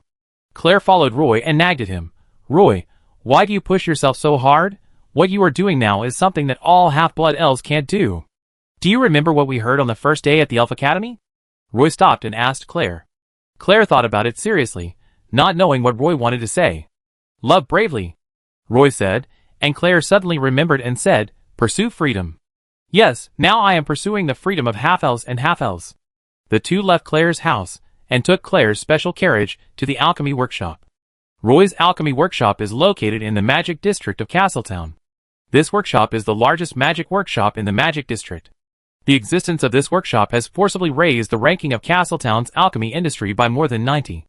At present, Castletown's alchemy industry can completely squeeze into the top 10 in the Silver Moon Elf Kingdom. The main feature is low price and large quantity. This is almost the largest wholesale market for low-level magic potions. Not only the merchants of the Empire buy these low-level magic potions here, but many magicians of the Silver Moon Kingdom also go to Castletown City to purchase them in batches. In fact, refining low-level magic potions is not more profitable than directly trading magic herbs, but opening an alchemy workshop and refining low-level magic potions can train more magic pharmacist apprentices, which is a welcome achievement for the Magic Guild. Roy and Claire got off the car at the same time and walked into the alchemy laboratory at the innermost part of the workshop. They just saw Woods wearing a colorful magic robe and a group of magicians lying on the test bench, staring at the crucible on the test bench, and constantly making magic notes. A druid and a group of magic pharmacists mixed together, actively discussing the formula of magic potions. This scene is still very funny. Woods! Roy shouted without waiting quietly for the experiment to be completed. In fact, he did not plan to stay in Castletown Port for too long. Once the Buenos Aires Elder Council received the news, they might detain his fleet at the dock, which would be the worst. Woods raised his head suddenly, and saw Roy and Claire standing together. At first, he thought it was his hallucination. He threw off one of his leather gloves in a rage, and rubbed his eyes hard. At this time, his face was a bit beastly, obviously performing a partial transformation. When he was sure that Roy really appeared in the alchemy workshop, Woods put down the magic notebook in his hand, threw away the magic potion apprentices, and came to Roy. The two bumped fists. "Roy, why are you here?"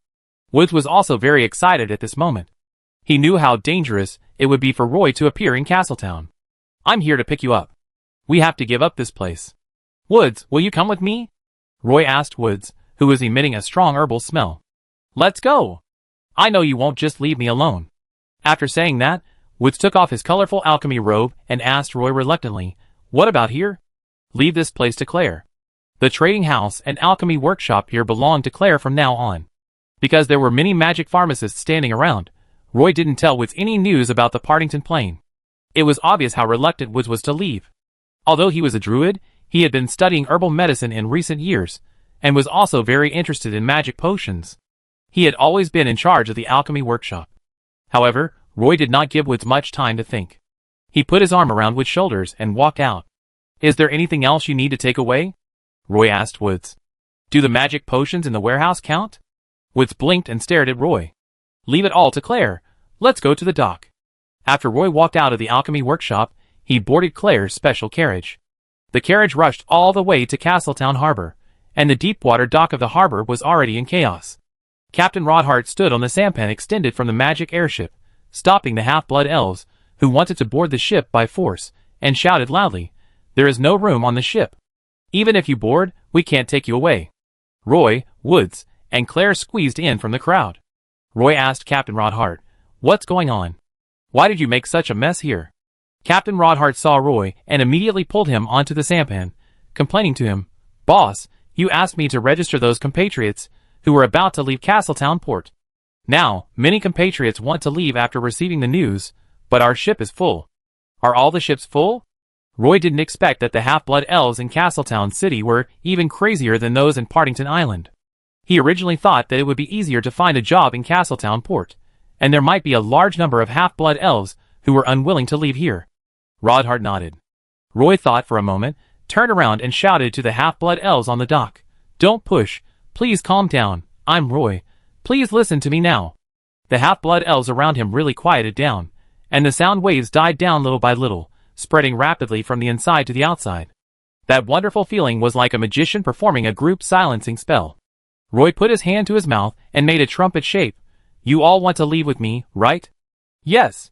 The sound waves surged all at once, and spread throughout the entire Castletown harbor, completely suppressing other sounds on the port dock. "Okay, then I take you away. I find a way now. Even if I have to rent a medium-sized sailboat, I take you all away." Chapter 794. 11 magic airships loaded with half-blood elves slowly sailed away from the deep-water dock of Castletown Port. In fact, after Roy's fleet arrived at Castletown Port, only 3 airships loaded with magic herbs had a lot of remaining space. In addition, there were a few half-blood elves disembarking. There were only less than 300 half-blood elves disembarking at Castletown Port. That is to say, Roy's fleet could only take away 2,700 half-blood elves at Castletown Port. Roy didn't expect that there would be so many half-blood elves who wanted to leave Castletown Port. Half-blood elves crowded on the dock, probably nearly 10,000 of them. Roy hurried over to the Imperial Merchant ship and rented a ship from the Imperial Merchant Darwin. The Imperial Merchant ship was a 5-masted ship that could carry 1,200 people. If the deck space and cargo hold were used, it could carry 1,600 people. There were currently 7 Imperial Merchant ships docked at the deepwater dock of Castletown Port. Roy guessed that there should be more Imperial Merchant ships in the surrounding coastal waters. After hearing Roy's intention, Darwin asked with a smile, "What? Do you want to rent our merchant ships and transport all these half-blood elves stranded in the port? Is the destination of this voyage the new trading island we just decided on?"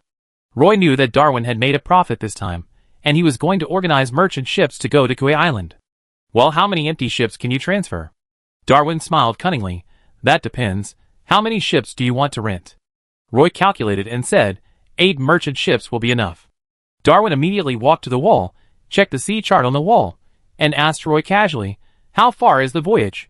"About 1,000 nautical miles," Roy responded. Darwin rolled his eyes and said, "The rental fee for each ship is 1,000 magic crystals. These half-blood elves can board the ship at noon, and the latest merchant ship will arrive at Castletown port before dark." He was originally waiting for Roy to bargain, and then the two sides would haggle back and forth over the rental fee. Unexpectedly, Roy responded without even thinking, "Deal. I will go and have the half-blood elves below register, and then prepare to board the ship." Darwin stood there in a daze, and asked Roy, who turned around and pushed the door to leave, "After my merchant ships arrive there, we can still trade magic herbs, right?" Roy stood at the door and said to Darwin, "Well, but 8 merchant ships can't transport the magic herbs I have stored in the warehouse." Darwin scratched his head in distress. He finally felt the wealth of Boss Roy. But thinking about it, he felt that this was normal. After all, he had a rich plain with rich resources in his hands, and also owned a rich mineral plateau. If this kind of rich plain was in the Green Empire, it is estimated that those Grand Dukes would start a war for ownership. But the Silver Moon Elf nobles of the Silver Moon Elf Kingdom didn't think much of it. Watching Roy get off the ship, Darwin chased after him and said, "In Castletown port, I can mobilize at most 8 merchant ships." Roy didn't even turn his head, raised his hand, and waved, indicating that he understood. Woods maintained order on the dock, and the half-blood elves sat quietly with their large and small luggage. Several half-blood elf crew members carried buckets to provide them with drinking water to prevent them from getting heat stroke in the hot weather. At noon, the dock was still very hot, and the sun was quite abundant today. Roy had just made a promise, so the half-blood elves on the dock were very quiet. When they saw Roy coming down from the Empire's merchant ship, they stretched their necks and followed Roy's figure. Claire sent Roy to Castletown port, and went to take over the alchemy workshop. Roy asked Captain Rodhart to register the half-blood elves on the dock, and when the Empire merchant vacated the merchant ship, he would let the half-blood elves board the ship. Then Roy came to the fish market west of the dock. Although he didn't see Miss Belinda, Roy saw Ms. Jillian pulling a cart to the fish market in the morning. He was in a hurry to catch the long carriage, so he didn't have time to greet Ms. Jillian. He squeezed out some time and ran to the fish market to persuade Ms. Jillian to leave Castletown with him. After all, Moira and Sabrina both lived on K Island. The fish market here was still the same, and the whole market was filled with a pungent fishy smell. Various kinds of sea fish were displayed on the stalls. Those who were willing to visit the fish market were mostly half-blood elves. They picked and chose in front of the fish stalls, and sometimes quarreled over bargaining. The fish market was located on the seawall extending westward from the shallow water pier. These fish stalls were backed by the sea, and some flying fish boats were moored behind them.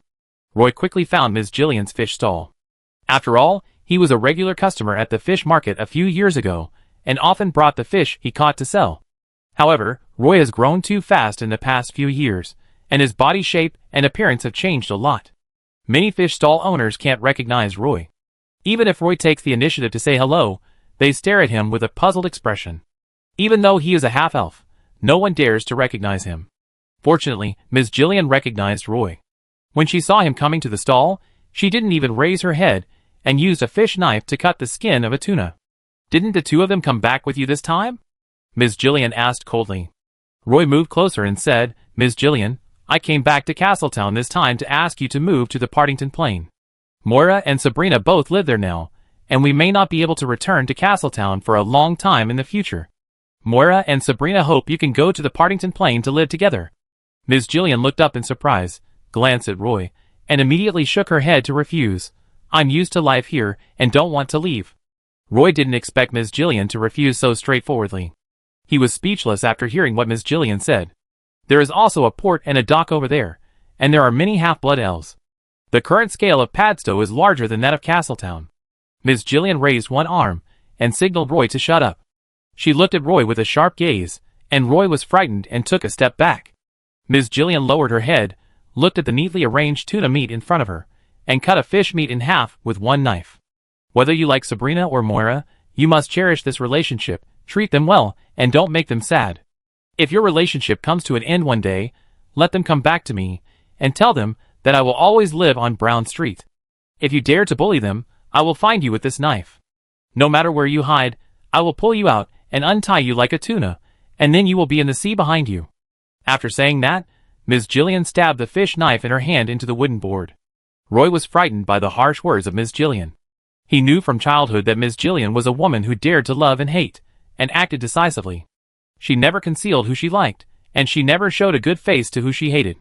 Roy could see that Miss Jillian hated him now. However, he did not back down. Instead, he took a deep breath and said to Miss Jillian with courage, "Moira and I have just confirmed our relationship, so I hope to get your blessing." After saying that, he stood aside obediently. At this time, a customer came to buy tuna, and Miss Jillian said without even raising her head, "The stall is closed today, and these are not for sale." She picked up a piece of greasy leather and covered the fresh tuna meat.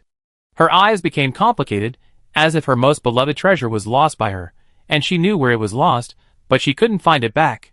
"Oh, of course, bless you, and be nice to her." She became a little incoherent.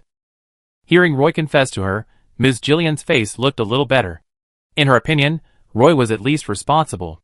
"I don't want to comment on the thoughts of you young people. I know you are a good kid, who can make people feel at ease no matter what you do." Miss Jillian thought for a while before speaking. "Since you appeared next door to my house, I knew you were different from those Silver Moon elves and the half-blood elves in Castletown Harbor. You have a very special logical thinking and your aesthetics are also more human, so you can easily open Moira's heart and pull her out of her own world." She had never said these words before. "Now you are all grown up. Just like fledglings leaving the nest, you can enjoy the vast sky. Since you have decided to go out and make a living, you must fly well." After saying this, Miss Jillian waved her hand impatiently, telling Roy to get out. Roy had no choice but to leave the fish market. When he walked out of the fish market gate, he turned around and saw Miss Jillian wearing leather pants, standing next to the fish stall, craning her neck and waving goodbye to Roy. Her eyes finally became less fierce, and even revealed a hint of kindness, which Roy had never seen before. In Miss Jillian's eyes, selling fish was probably a way for her to enjoy life. The most unique market life that belongs to half-blood elves. Roy couldn't understand Miss Jillian's thoughts, but he was sure that she didn't want to leave Castletown. Once young elves reach adulthood, they will leave home to live alone. They rarely rely on their parents after growing up. Miss Jillian probably also felt that Sabrina and Moira had grown up, and even Moira had completed her coming-of-age ceremony, so they could go out and explore. Most young elves would travel together after adulthood to find the life they like. Roy brought Woods to the Black Pearl, and the two of them nailed the wooden door left at the bottom of the ship with iron nails, then filled the gap with glue, and finally waterproofed it twice. The main mast of the Black Pearl is currently a lush tree. On the observation deck, the huge tree canopy is like an umbrella. The whole hull exudes the fragrance of tree oil, and the flower bed on the top of the ship is full of flowers of light. Through the glass window, you can still see Miss Tiffany's messy room, with messy skirts hanging on the bed and the edge of the bathtub. Woods leaned against the main mast and rested his head on it. "I never thought that the Black Pearl would go back to sea one day," Roy said to Woods. "If it goes into the sea, can it still survive?" "Of course. Its roots come from mangroves," Woods said. "There will be a high tide tonight. Before the high tide, we will take people to dig up some of the silt on the bottom of the ship." Roy didn't plan to do these things during the day. Because the half-blood elves gathered at the port dock, the Silver Moon elf guards at the port dock were staring at them covetously. If Roy didn't have a pass issued by the 17th Silver Pegasus Legion, the Silver Moon elf guards would probably want to arrest Roy. Even so, a large number of Silver Moon elf guards appeared at the port dock, nearly 1,000 of them. The 11 magic airships had left the port at noon and anchored outside Castletown Harbor. The Imperial merchant ships moored at the Deepwater dock had the Silver Moon Elf Kingdom and Green Empire trade agreement issued by His Majesty Janrys Ansel himself. The Silver Moon Elf guards dared not move these Imperial merchant ships. The half-blood elves lined up to board the ship, and the Silver Moon Elf guards could only stare at them. Finally, at night, an Imperial merchant ship slowly left the port, and a thick rope was tied to its stern, but it was not completely retracted. As it went further and further, the rope was gradually pulled out of the water. One end of the rope was tied to the stern of the Empire merchant ship, and the other end appeared on the ram of the Black Pearl. The tide had risen at this moment, and the silt that Roy and which had worked hard to dig out in the afternoon, was immediately washed to the bottom of the ship by the tide. Even the biggest tide could only reach a height of 1 meter from the bottom of the ship, and the stern of the Black Pearl was almost completely exposed outside the beach. Soon the rope was pulled straight by the merchant ship, and the rope pulled the bronze ram, and the whole hull creaked. As the hemp rope as thick as an arm was fully tightened, the Black Pearl suddenly moved half a meter toward the sea and stopped again. The 4 floating devices temporarily erected on both sides of the ship were fully operational, providing limited buoyancy for the entire ship. "It's moving!" Woods, standing on the bow, said excitedly. "Why did it stop again?" Roy was in the captain's room, holding the steering wheel with both hands, looking down at the night sky through the glass window, and stretched his hand out of the window, and a wisp of wind passed through his fingertips. "It's the wind," Roy said. "The wind is a little unstable now. If it gets stronger, the Black Pearl will be dragged into the sea." At this time, Woods felt a gust of wind blowing by him. Then the Black Pearl moved forward suddenly, and the bow rushed into the sea, stirring up a huge wave. When the front of the hull entered the sea, the hull tilted forward seriously. As the huge dragging force pulled the Black Pearl into the sea, the Black Pearl stabilized in the sea, and Woods hurried to the cabin under the deck to check if there was any water leakage at the bottom of the boat. Roy only felt that the night scene on both sides of the window was constantly changing. At this time, there were only 2 merchant ships left at the deepwater dock that had not been fully loaded with half-blood elves, and all the half-blood elves on the dock had boarded the ships. The reason why these 2 merchant ships were still anchored at the dock was to wait for the last batch of half-blood elves to arrive. The Black Pearl finally floated on the sea, and was slowly towed away from the port by the Empire merchant ship. Roy pushed open the door of the captain's room and ran to the top of the ship. He held the railing with one hand and waved vigorously at the Castletown port dock. He didn't even know who he was saying goodbye to. Anyway, Castletown port, goodbye. Chapter 795. A group of half-blood elf crew members climbed up the grid ladder to the Black Pearl. This 3-masted sailing ship is not capable of sailing alone for the time being. The main reason is that there are no sails on the 3 masts.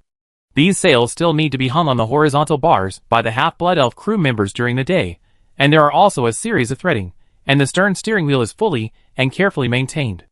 It is easy to hang the sails in front, but the latter can only be completed when docked at the port dock. Castletown Port obviously did not have such capabilities, so Roy wanted to dock at the shipyard on Partington Island for simple repairs. But when the Black Pearl sailed out of Castletown Port, he remembered that the repair rack on Partington Island had been dismantled and burned by the half-blood elf on the beach. With the rudder at the rear not repaired, the Black Pearl could only let 3 Imperial merchant ships tow in the sea at the same time with cables, which greatly reduced the speed, but there was no better way. Unless Roy gives up the Black Pearl. 11 magic airships, a living 3-masted sailing ship Black Pearl, and 8 giant Imperial merchant ships formed a mighty fleet. When this fleet sailed out of Castletown Harbor, it was targeted by a Silver Pegasus Corps. This Silver Pegasus Corps belonged to the 17th Silver Pegasus Corps. They were usually stationed in the lighthouse camp 70 kilometers away from Castletown City. Roy had dealt with their captain. When Roy took out the pass signed by Earl Swinburne, the Knights of the 5th Silver Pegasus Corps immediately shook hands with Roy cordially and said goodbye. That's right. In the waters around Castletown Harbor, Partington Island, and the Queen Uni Islands, the pass signed by Earl Swinburne is the highest law. Even a fleet of 20 large sailing ships can sail unimpeded on the sea. The only thing they can't do is take off and fly, which the Silver Pegasus Knights absolutely cannot tolerate. Before, Roy's fleet could fly over the waters of the Silver Moon Elf Kingdom.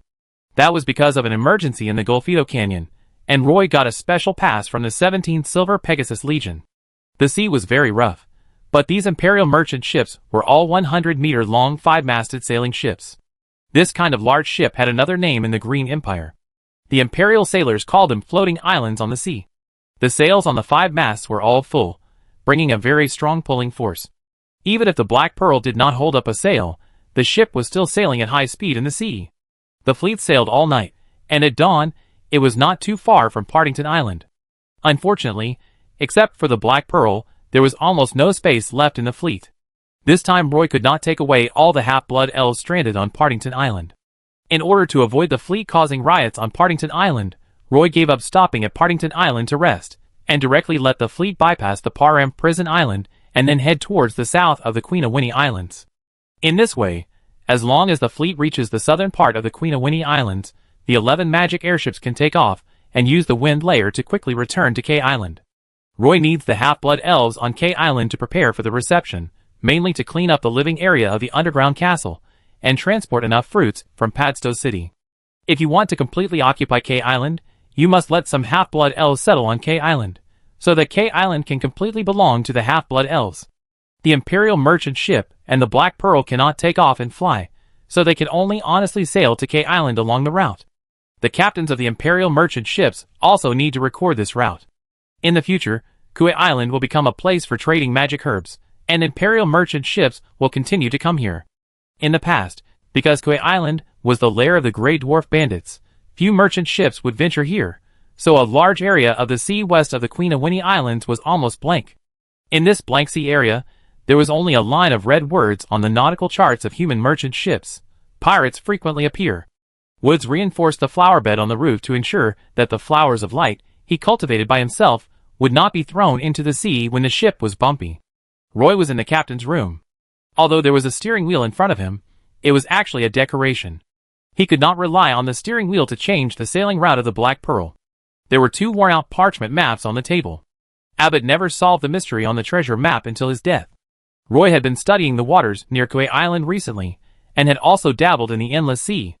He did not find any of the sea charts compiled by Abbott that completely matched the treasure map. If you can't find the corresponding sea area, it will be difficult to find the place marked on the treasure map. In fact, Roy had the idea of looking for treasure because he was reminded by the Grey Dwarf robber Doyle. The Grey Dwarf robber said that he knew the secret of the dwarf treasure. It happened that Roy had a complete treasure map in his hand. Even if it had been cut in half, the cut part of the treasure map was still intact. Roy sat in the captain's room and took out the treasure map to kill time. He looked at it for an afternoon, but didn't have a clue. The Black Pearl had a small crew, and their main job was to check for leaks at the bottom of the cabin. After all, the ship hadn't been in the water for about 8 or 9 years, and if the wooden planks that were originally spliced together were always soaked in the sea, there would be no problem with the hull. But the Black Pearl was exposed to the sun on the beach, and every time the tide rose, only about 1 meter of the bottom of the ship could be soaked in seawater. Once the wooden planks spliced together at the bottom of the ship were cracked, it was likely to leak. This was what Roy was most worried about.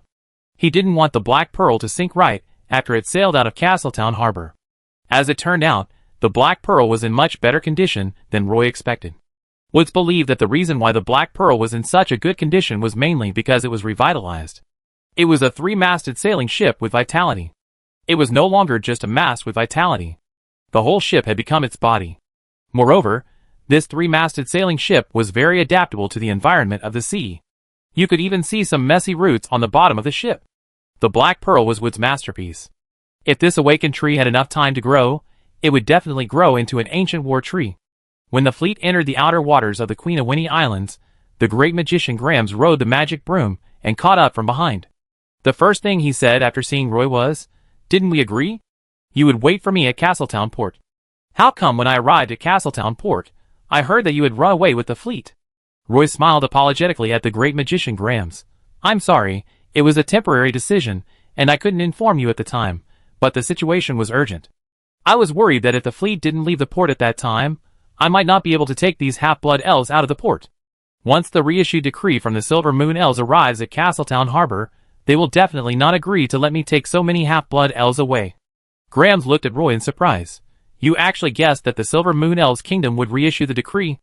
Grams flew all the way, and was probably tired. He sat in a chair and took a big sip of tea before saying, "You really know those Silver Moon elves nobles well. A no-fly decree was just issued this morning. No ship with the ability to fly is allowed to enter the territory of the Silver Moon elves' kingdom." Roy's back was sweating.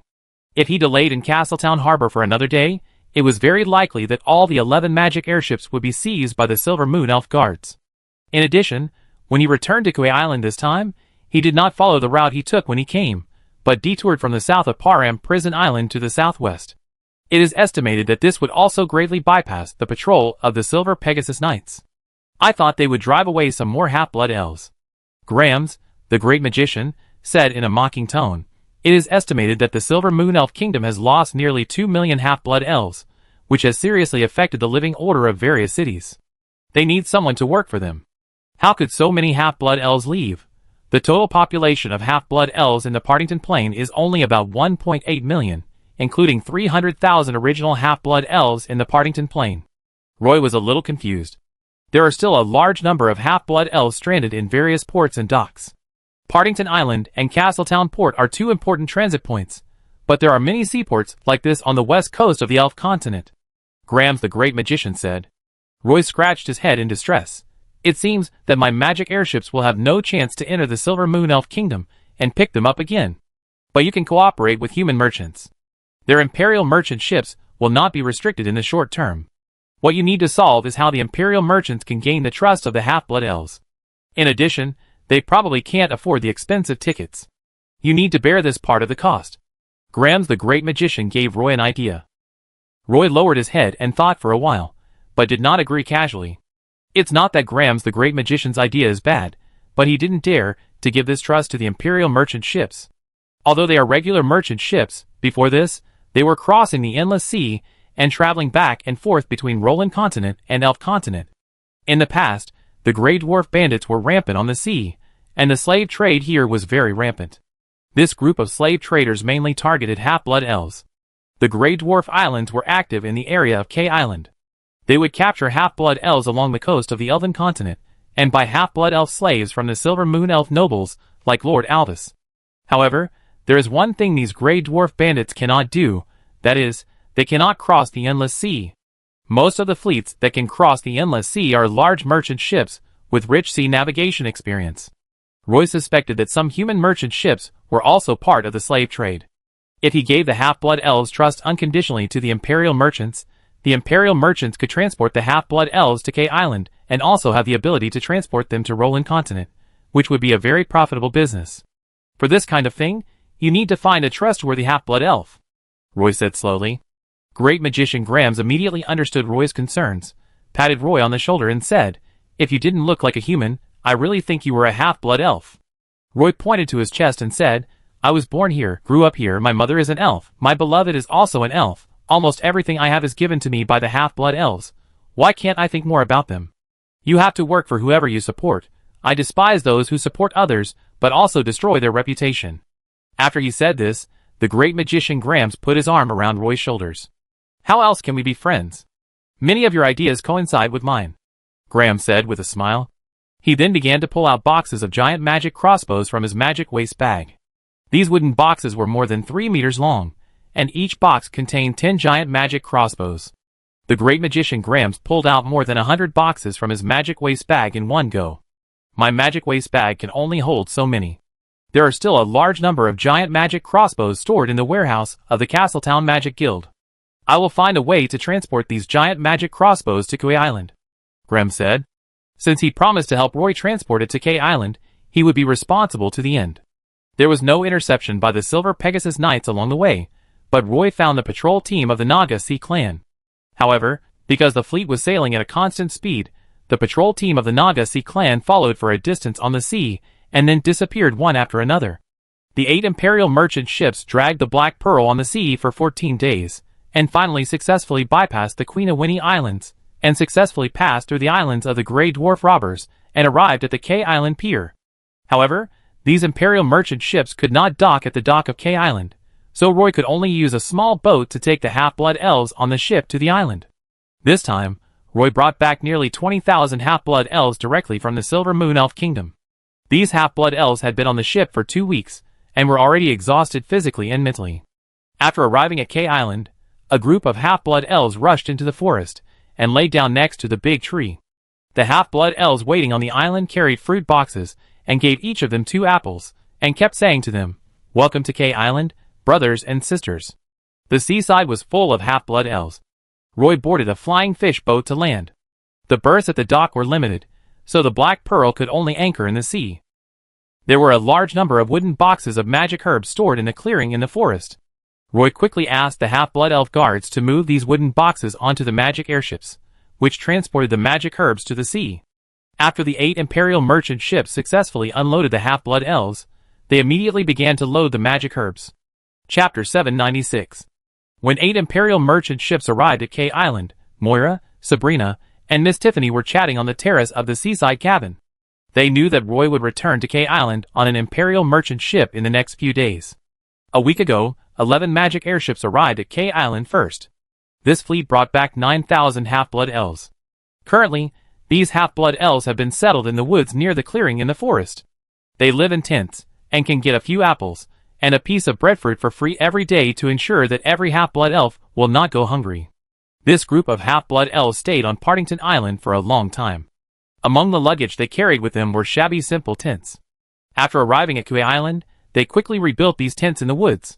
In the nearby woodland, a group of half-blood elf craftsmen were building a brand new wooden house. These wood boards were transported from Padstow City. Almost no cutting was required. These sets of boards could be directly assembled into wooden houses of the same style. The half-blood elf craftsmen only needed to set up a supporting base on the tree. So the wooden house construction is progressing very quickly. These wooden houses built on the trees have not been painted with anti-corrosion varnish yet. Recently, infrastructure construction is being carried out everywhere on the entire Kui Island. The clearing in the forest around the portal is being paved with stone slabs, which will become the central square of Kui Island. Nealon sent 8,000 plateau headhunters from the Pagisto Plateau. They are the group of people who officially built the plateau city. They have rich construction experience. There are no hollow bricks on Kui Island, so these headhunters can only chisel stones in the reef area. The headhunters would chisel the large reefs into strips of stone, and build a seawall along the coastline. The seawall not only prevents the Grey Dwarf bandits from sneaking onto the island, but also resists the tidal army of the Naga Sea clan. The entire Kui Island is operating step by step according to Roy's plan. Although Moira was sitting on a recliner, her eyes never left the sea until the sails of several large ships emerged from the sea, followed by the huge hulls. Moira stood directly on the rattan chair and looked out at the sea in the distance. A team of Griffin cavalry followed in the sky, flying around the ship. Sabrina's eyes also moved back and forth between these merchant ships, trying to find Roy's figure on the ship, but unfortunately the ship was still several miles away from the port, and she couldn't see the people on the ship at all. When the 8 merchant ships stopped in the offshore area, a 3-masted sailboat painted black actually poked its head out from behind the 8 merchant ships. This 3-masted sailboat was very special, with a lush tree canopy on the top of the main mast, and this 3-masted sailboat had no power at all, and could only be dragged slowly to the port by a magic airship in the sea. When seeing this scene clearly, Miss Tiffany was the most excited. Ah, that guy Roy brought the Black Pearl back. Seeing the Black Pearl approaching the dock, Miss Tiffany screamed and rushed directly to the sea. As she ran, she tore off her exquisite mermaid dress, and the magic seal on her body was then released, and a Naga mermaid jumped into the blue sea. She put her hands behind her back, looked up and looked forward, and every time the fishtail swung vigorously, she would rush forward at a very fast speed. Moira also followed Miss Tiffany. She was also very good at swimming, but she was far inferior to Miss Tiffany. She stopped when she ran to the beach, and did not rush into the sea like Miss Tiffany. Roy and Woods had already appeared on the deck of the Black Pearl. They were waving vigorously to the half-blood elves on the dock. At this time, the dock was very lively. 10 magic airships had left the port one after another. The Imperial merchant ships could not dock. These magic airships needed to approach the Imperial merchant ships to take the half-blood elves on the ships back to the island. At the same time, the magic herbs stored near the portal should be transported to the Imperial merchant ship in batches. The half-blood elves who had just arrived at K Island stood on the deck, looking up at the black volcano that pierced the clouds in the north of the island, and kept exclaiming. Some half-blood elves even thought that this might be the rumored Partington plane. Everyone was excited and eager to get off the ship. It was a pity that the Imperial merchant ship stopped in the waters near K Island, and soon a 3-masted sailing ship came to pick them up. Thousands of half-blood elves came to the island. They walked out of the dock and walked into the clearing in the woods along a path. In front of them was a huge portal. All the half-blood elves cheered here, and their cheers scared away all the birds in the forest. Miss Tiffany arrived on the Black Pearl first, but unfortunately the passage under the ship was blocked. She could only cast water magic to let a wave push her onto the bow. Miss Tiffany jumped onto the Black Pearl happily, and ran to her room on the deck with her long white legs. While running, she did not forget to shout to Roy on the deck, "Roy, you are so cute. You actually brought the Black Pearl here." "Tiffany, I'm here too," Wood shouted to Miss Tiffany. "It's nice to see you again, Woods." Tiffany responded immediately. "It's nice to see you too, Miss Tiffany," Woods responded honestly. As the Black Pearl approached the dock, the half-blood elf crew threw ropes toward the dock. The half-blood elves on the dock grabbed the ropes, and put them on the wooden stakes. As the ropes shrank little by little, the Black Pearl docked smoothly on the shore. The three-masted sailing ship with no sails and a damaged rudder successfully arrived at the island of K. Roy walked down from the Black Pearl. On the dock, besides the half-blood elves carrying boxes of magic herbs ready to board the ship, Moira and Sabrina were standing there outside the crowd. Through the overlapping figures, Roy saw them at a glance. The half-blood elves around kept shouting Roy's name. Roy walked down the ship, and the half-blood elves made way for him. Roy walked straight to Moira. Looking at Moira's shining eyes, Roy opened his arms to Moira. Moira threw herself into Roy's arms. She stood on tiptoe, and could barely put her chin on Roy's shoulder. Roy turned his gaze to Sabrina next to him, and smiled at her with some shame. "I'm sorry, I couldn't bring Miss Jillian this time," she said. She wanted to live in Castletown. Sabrina just smiled faintly, and didn't say anything. Moira took a deep breath, pushed Roy away, and gave him a look. Her big eyes like black grapes were the brightest stars in the night sky. Behind them, a large number of half-blood elves lined up in a long line, and began to carry magic herbs to the magic airship. Some magic airships have left the port to pick up the half-blood elves waiting on the Imperial merchant ship. Roy passed by everyone and set his eyes on Sabrina. When she wore silver armor, she always had a strong sense of oppression. At the same time, her fair skin and long golden hair made her interpret the perfect combination of wood elves and silver moon elves. Roy opened his arms to her, and Sabrina's face flushed instantly, but she still leaned over slightly, and gave Roy a big hug. "We have long guessed that she would not come. If there is another chance, Moira and I will go back to see her," Sabrina whispered to Roy. At this time, Miss Tiffany poked her head out from the Black Pearl. She had lived on the ship for more than 8 years, and had already regarded the Black Pearl as her home. Miss Tiffany shouted to Moira, "Moira, come up quickly." During the time when Roy was managing the Pagisto Plateau mine in the Partington Plain, Miss Tiffany and Moira spent a lot of time together. The two of them had many happy memories on the Black Pearl. Moira ran up with her skirt lifted up, and Roy noticed that Moira seemed to have changed her skirt on purpose today. At this time, Captain Timothy had already walked over from the other side of the dock. There were still many things on the dock that he had to decide, such as how to accommodate more than 20,000 half-blood elves, and the specific matters of trading magic herbs with the Imperial merchants. Because there was a portal hidden in the woods of Kui Island, it was impossible for these Imperial merchants to land on the island. The reason why they were called merchants was that as long as the price was right, there was nothing they couldn't sell. When Roy was useful, these Imperial merchants could be honest with him. Once they didn't need Roy's magic herbs and magic metals, or had a larger herb supplier, if they wanted to abandon Roy, it would be as simple as throwing away a rag. The 8 Imperial merchant ships could not dock, which gave Roy a good reason to refuse to land on the island. These half-blood elves who came with the ship all heard that the Partington Plain was a plain dominated by half-blood elves, where there was absolute equality and freedom, so they were so persistent in wanting to enter Partington. But now, there needs to be a group of half-blood elves left on the island of Kui. Roy and Captain Timothy came to the clearing in the woods. Many tents were built around the woods, and wooden houses were being built on the surrounding trees. There was a lively scene everywhere. Roy climbed to the top of a stack of magic herb boxes. At this time, the half-blood elves around noticed Roy, and everyone's eyes fell on Roy. Roy said loudly to the half-blood elves present, "As I said before coming, I hope everyone can live on K Island for a while. Our mine guards just took K Island from the hands of the Grey Dwarf bandits not long ago. Villages, docks, and seawalls need to be built here one after another. This will be the only gate to the Partington Plain. All the half-blood elves in our Partington Plain need the safe passage. Now, there are still a lot of Grey Dwarf bandits entrenched on the islands near K Island. Our mine guards are still fighting, and I need you to live on this island. Of course, if you insist on living in the Partington Plain, you can just step through that portal. So everyone, please make your choice." Chapter 797. After Roy finished speaking, the scene became very quiet. "Boss Roy, can we go to the Partington Plain now?" A half-blood elf stood out from the crowd and asked Roy tremblingly. Roy nodded, pointed to the portal in front of him, and said to him, "The portal is over there. If you want to leave, now is the right time to go to Padstow." Then he said to the other half-blood elves standing in the square, "You too, if you want to leave, you can leave now." Some half-blood elves stood there, looking a little hesitant. Many half-blood elves passed through the crowd and immediately walked to the front of the portal. They looked at the half-blood elf guards standing at the portal with some hesitation, and these half-blood elf guards made way for the passage at Roy's signal. Immediately, half-blood elves rushed into the portal, and their bodies turned into ripples. Afterwards, these half-blood elves lined up in a long line, carrying their luggage, and began to pass through the portal. Of course, some half-blood elves chose to stay, until all the half-blood elves made their own choices.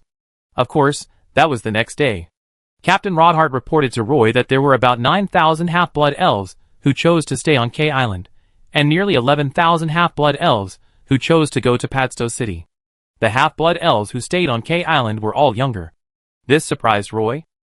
He saw so many half-blood elves queuing at the portal last night, and thought that if these half-blood elves could be left with 5,000, it might be considered a lot to stay on K Island. He never thought that there would be 9,000 young half-blood elves who chose to stay. There are so many. Then tell them the benefits I have decided on for K Island, Roy said to Captain Rodhart. Okay, boss Roy, Captain Rodhart responded. That's right, Roy has formulated a series of living benefits for the half-blood elves who are willing to settle on K Island. Half-blood elves who are willing to live on K Island can have a brand new wooden house for free, and will also provide a series of daily necessities. On K Island, all food is provided free of charge. As long as you live on K Island, you don't need to do anything, and you will get full work points every day. These work points can be exchanged for any goods in the orange shop. Therefore, these half-blood elves who came to K Island from Partington Island and Castletown City can complete the initial accumulation of wealth as long as they settle on K Island for a period of time. Even if you save enough money, you can go to Padstow City to settle down. It took 8 Imperial merchant ships 3 days to fill up with magic herbs. After these Imperial merchant ships leave K Island, they will not return to Castletown Port. They will sail west from here, across the endless sea, to the Chian port of the Green Empire. Roy was very curious whether the Imperial merchant Darwin would return to the Green Empire with the ship. Darwin told Roy that he would not return to the Green Empire with the ship. He would take other merchant ships on the way back to the Elf continent. The next time he came to K Island to purchase magic herbs would probably be in a month, because he had no money. He had to wait for the new merchant ship to arrive at the Elf continent and sell the goods on the ship before he could have money to purchase magic herbs. Roy told him that he would be very welcome whenever he came. These Imperial merchant ships did not even need supplies. They only carried the 500 boxes of apples Roy gave them, and on the morning of the 4th day after arriving at Kui Island, they hoisted the sails and headed for the sea west of Kui Island. Kui Island is located in the occupied area of the Grey Dwarf Pirates. There are many islands occupied by Grey Dwarf bandits around Kui Island, but recently, these Grey Dwarf bandits have been scared by the magic airships in the hands of the half-blood elves, and usually dare not appear on the sea. They were afraid of the half-blood elves' magic airships, but that didn't mean they were afraid of the Imperial merchant ships. This sea area was very quiet, and the northeast wind blowing from the Mensa Plateau was just enough for the 8 Imperial merchant ships to sail at full speed. The captains of the Imperial merchant ships were not familiar with this sea area, and they were worried that there would be emergencies here, so they sailed at full speed after leaving Kui Island. The merchant ships sailed for most of the day, and the lookout finally found the 3-masted sailing ships of the Grey Dwarf robbers in the sea ahead. These 3-masted sailing ships rushed out from the back of an island, and they soon blocked the route of the Imperial merchant ships. The captains of the Imperial merchant ships immediately prepared to make a detour, but ships of the Grey Dwarf robbers also appeared in the sea from other directions. The lookout standing on the main mast lookout immediately reported the news to the captain through flag signals. Muffled horns immediately sounded on the 8 Imperial merchant ships, and the crews on these merchant ships immediately took action. Each merchant ship had a team of mercenaries, who ran out of the cabin, putting on armor as they ran. They were obviously well trained, and when they rushed to the deck, they were basically wearing armor. The 3 fleets formed a double team, obviously preparing to stop all 8 Imperial merchant ships. A large number of Grey Dwarf robbers were crowded on each 3-masted sailing ship. But they didn't have many ships. Each fleet had only 4 3-masted sailing ships, and these 3-masted sailing ships almost hit the Imperial merchant ships from the side. The defense force on the Imperial merchant ships was also very strong. One after another, the crossbows were pushed onto the deck by the mercenaries. There were fixed positions on the deck, where the crossbows could be locked tightly on the deck. The 3-masted sailing ship of the Grey Dwarf bandits ignited the cannon first. After the side windows of their ship were opened, a row of black muzzles were exposed. As the muzzles of the cannons began to glow, the sound of the cannons came 2 seconds later, followed by solid shells the size of coconuts, some of which fell into the sea. Once these solid shells landed on the ship, they would almost smash a hole in the wooden structure of the hull. The shells hit some key positions, and even damaged the facilities on the merchant ship. A human crew member was unlucky, and was hit head-on by a shell. The shell smashed his body into 2 pieces, and fell on the deck covered with blood, smashing a bloody hole in the deck. At this time, the Imperial merchant ship did not fight back or slow down. The 8 merchant ships lined up in a straight line and rushed forward quickly. The Grey Dwarf bandits stood on the deck and cheered. They like to chase these merchant ships that have no ability to resist. As long as they follow the merchant ships and smash them to pieces with one shot after another, they will have no choice but to surrender.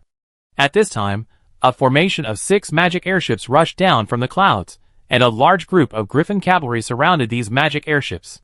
The magic airships descended very quickly, and they hovered less than 500 meters above the sea surface. These 6 magic airships searched for shooting targets in groups of 2. The crew also completely followed the instructions of Boss Roy. If something can be solved with magic explosive arrows, don't think about negotiating with them. Don't be nice to these Grey Dwarf bandits. The more you are humble, the more they think you are a coward. Give them a slap in the face when they meet, and they will kneel down and bow to you when they see you next time. So when these magic airships are suspended in the sky, all the magic propulsion devices are adjusting the angle of the magic airships, so that their left side faces the Grey Dwarf bandits' 3-masted sailing ship. At this time, the Grey Dwarf bandits have also discovered the magic airships rushing out of the clouds. They screamed and yelled on the ship, and some of the Grey Dwarf bandits even threw flying axes into the sky.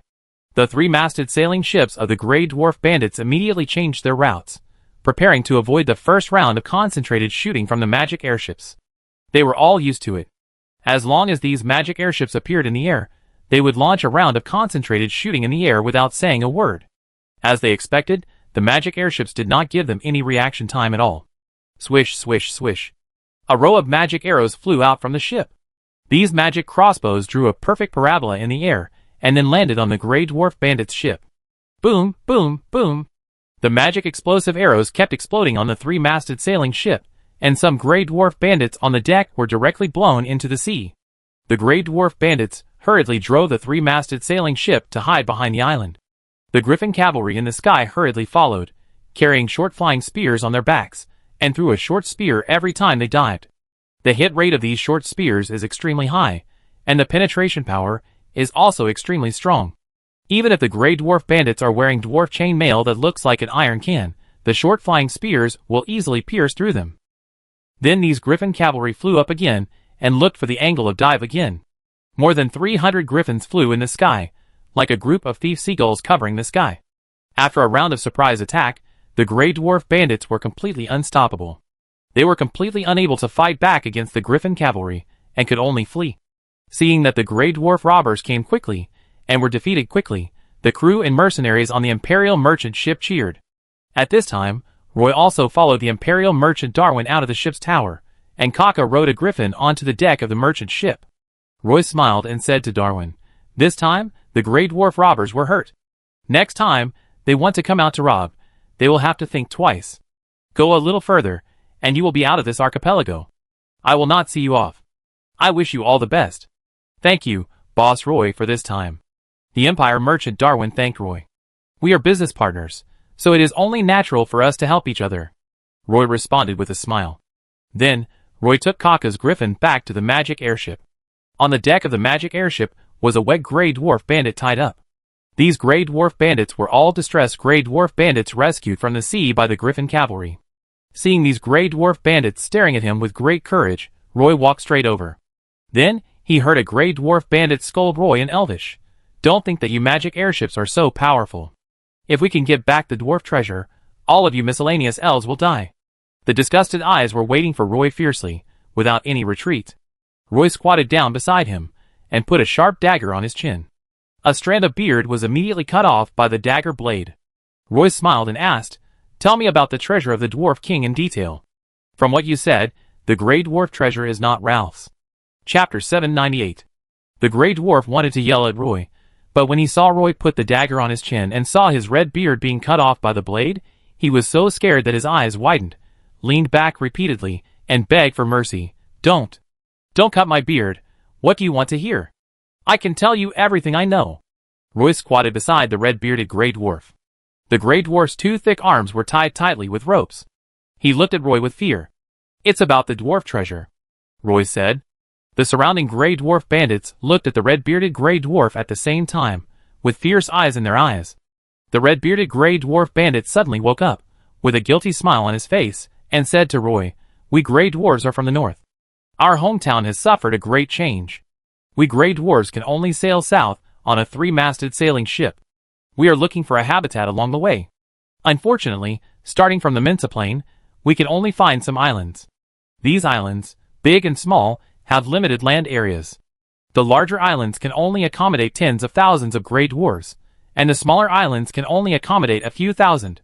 So as they searched along the way, some gray dwarves disembarked along the way and settled on these islands. Roy waved to the two half-elf guards behind him, signaling him to drag the red-bearded gray dwarf to the cabin on the first floor of the ship. He let the red-bearded gray dwarf sit on the chair, while he leaned against the window and stared at the red-bearded gray dwarf. The red-bearded gray dwarf was the only one left here, and he looked around with a guilty conscience. Roy said to him, "I don't want to hear about your migration to the south. I just want to know about the dwarf treasure." The red-bearded gray dwarf swallowed his saliva, licked his pale lips, and stared at Roy with cautious black bean eyes. "I'm talking about the dwarf treasure. At the beginning, there were nearly 2 million gray dwarves who sailed south, and gray dwarves kept choosing to land on the island along the way. When we arrived here, our fleet had been reduced by half, because some gray dwarves did not want to settle on the edge islands of the elf continent. They wanted to go to the Seven Realms Sea in the southernmost part of the elf continent, where there are larger islands for us to settle. But some gray dwarves can't stand the storms at sea, and there are more uncertainties, including me. Yes, when we came here, we didn't want to go any further, because the islands here are very dense. Although the largest island, Kui Island, is a volcanic island, it is more suitable for us gray dwarves to live in as long as it is developed, and that island can accommodate hundreds of thousands of gray dwarves. So some gray dwarves don't want to leave. We want to build permanent fortifications and large underground castles here. We wanted to keep the technological products we brought from the north. They were the foundation of the Grey Dwarf Kingdom. However, the Grey Dwarfs who were determined to go to the Seventh Sea were more powerful at that time. They planned to transport the dwarf technology we brought. Almost all the things were loaded on their ships. We couldn't stop them. He stopped here. At that time, there was a guy named Ralph. He thought of a way. He found a group of Naga Sea tribesmen, and then asked them to drill through the bottom of the three-masted sailing ships loaded with dwarf technology, and let them all sink into the sea. In order for the plan to proceed smoothly, he deliberately asked the wizards of the Naga Sea clan to bring a thick fog, and the operation was carried out in the fog. All the three-masted sailing ships carrying dwarven technology sank into the sea, but except for Ralph, almost no Grey Dwarf knew the whereabouts of those sunken ships. At that time, Ralph suddenly had an idea and took the fleet to the port of the Silver Moon Elves for supplies. We haven't seen him since then. Over the years, we have been looking for the whereabouts of those sunken ships, but unfortunately there is no clue at all. The red-bearded Grey Dwarf blinked his eyes, and spoke word by word. Roy didn't know how many lies there were in this, but he was sure that the red-bearded Grey Dwarf had mixed some truths. When he met this guy Ralph, there were many Naga Sea people in his ship. Ralph was looking for a slave merchant ship at that time, intending to sell these Naga Sea slaves to Roland Continent. For a moment, Roy fell into deep thought. He waved his hand at the half-blood elf guards, signaling them to take the red-bearded Grey Dwarf away. The half-elf guards thought that the red-bearded Grey Dwarf could not be locked up with other Grey Dwarves to prevent them from colluding with each other, so they locked him up in a separate cabin. The Grey Dwarf robbers in the sea were fleeing everywhere, and the Imperial merchant ship was completely out of danger. Roy did not want to kill all the Grey Dwarf robbers. With their presence, the Naga Sea clan would not easily extend their tentacles here. He stood at the bow and waved to Darwin on the Imperial sailing ship. I don't care if Darwin can see it. Then he turned to Captain Rodhart in the captain's room and said, Rodhart, prepare to return. Let all the Griffin cavalry come back. This raid is over. Okay, boss Roy. Rodhart responded immediately. As the 6 magic airships began to slowly rise into the air, the Griffin cavalry flying around the magic airships landed on the deck one after another. The 6 magic airships disappeared in the clouds one after another, and the sea area returned to calm again. Only some Grey Dwarves were holding wooden boards, and under the push of the waves, they floated and sank slowly along the ocean current. On the way back to the magic airship, Roy found a few more Grey Dwarf bandits and asked them about the dwarf treasure. However, they were much tougher than the red-bearded Grey Dwarves, and they didn't say a word about the dwarf treasure. No matter how Roy interrogated them, they insisted that they didn't know. Roy was not in a hurry, because the treasure map of the Grey Dwarf bandit Ralph was in his hands. In addition, the Grey Dwarf Doyle also said that as long as he could find this treasure map, he could find the whereabouts of the Grey Dwarf treasure. In addition, Roy was going to go back and ask Miss Tiffany. Maybe the Naga Sea tribe, who chiseled through the Grey Dwarf treasure, was the Naga warrior in her tribe. After the magic airships entered the wind layer, the flying speed could be greatly increased, so it took only more than 2 hours for the 6 magic airships to return to Kui Island. This sea area with countless islands is in the shape of a narrow strip. These islands separate the Endless Sea and the Queen Uni Islands, but the islands here are more than 5 times the number of Queen Uni Islands. Roy stood on the ship's tower and found that most of the islands here were small reef islands.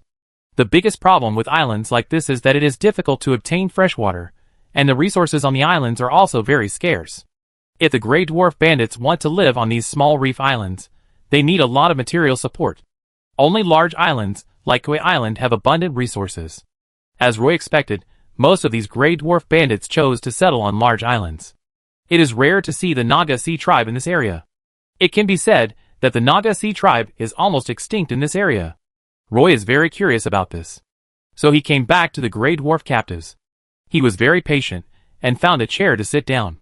He first asked a Grey Dwarf bandit, "You occupy this island. Didn't the Naga Sea tribe and the Endless Sea go to war with you?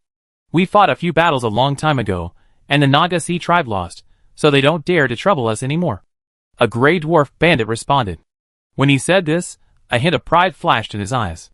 "You defeated the Naga Sea tribe of the Endless Sea?" Roy was a little unconvinced. "You know, the Silver Moon Elf Kingdom and the Naga Sea tribe fought for nearly 100 years, and both sides won and lost. Later, the Green Empire joined in and fought against the Naga Sea tribe of the Endless Sea together with the Silver Moon Elves, which made this extremely powerful Naga Sea tribe completely surrender.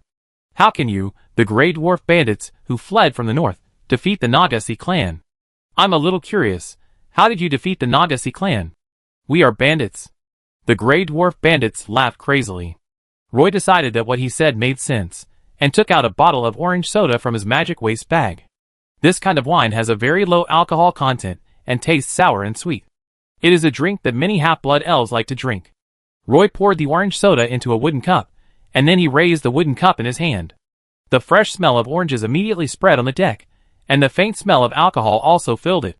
Several Grey Dwarf robbers tied to the deck kept twitching their big noses. They all stared at Roy and tried to stretch their heads forward. "Whoever can tell me the specific reason seriously, carefully, clearly and systematically, I will give this glass of wine to him." Roy sat on the chair with a glass in his hand. In the eyes of these Grey Dwarfs, Roy was a devil with a smile. A Grey Dwarf took a deep breath and quickly said to Roy, "That's because we have been capturing Naga Sea slaves. These Nagas coming to us is exactly what we want. As long as we capture a full ship of Naga slaves, we will find our partners and sell the entire ship of slaves. We can fight with them and lead them to the land of the island. Once these Nagas come ashore, they will be easier to catch. So you are afraid of those Naga Sea people because you captured them, so they dare not come to the sea area again?" Roy asked the Grey Dwarf robber. The Grey Dwarf robber nodded repeatedly, and Roy handed the wine glass to his mouth. His hands were tied with ropes, and Roy poured a glass of wine into his mouth, and his mouth was like a whale's big mouth. With a casual sip, the sour and sweet orange wine entered the belly of the Grey Dwarf robber. "I hope what you said is true. I hate lies the most. My mother told me since I was a child that children who lied will have very long noses, so if I find that any of you lied to me, I will pull your noses as long as an elephant's nose." Before leaving, Roy did not forget to say something threatening. "Sir, do you want to know why the Naga Sea tribe will not harass us?" Steve only said one reason. "There are other reasons. Do you want to know?"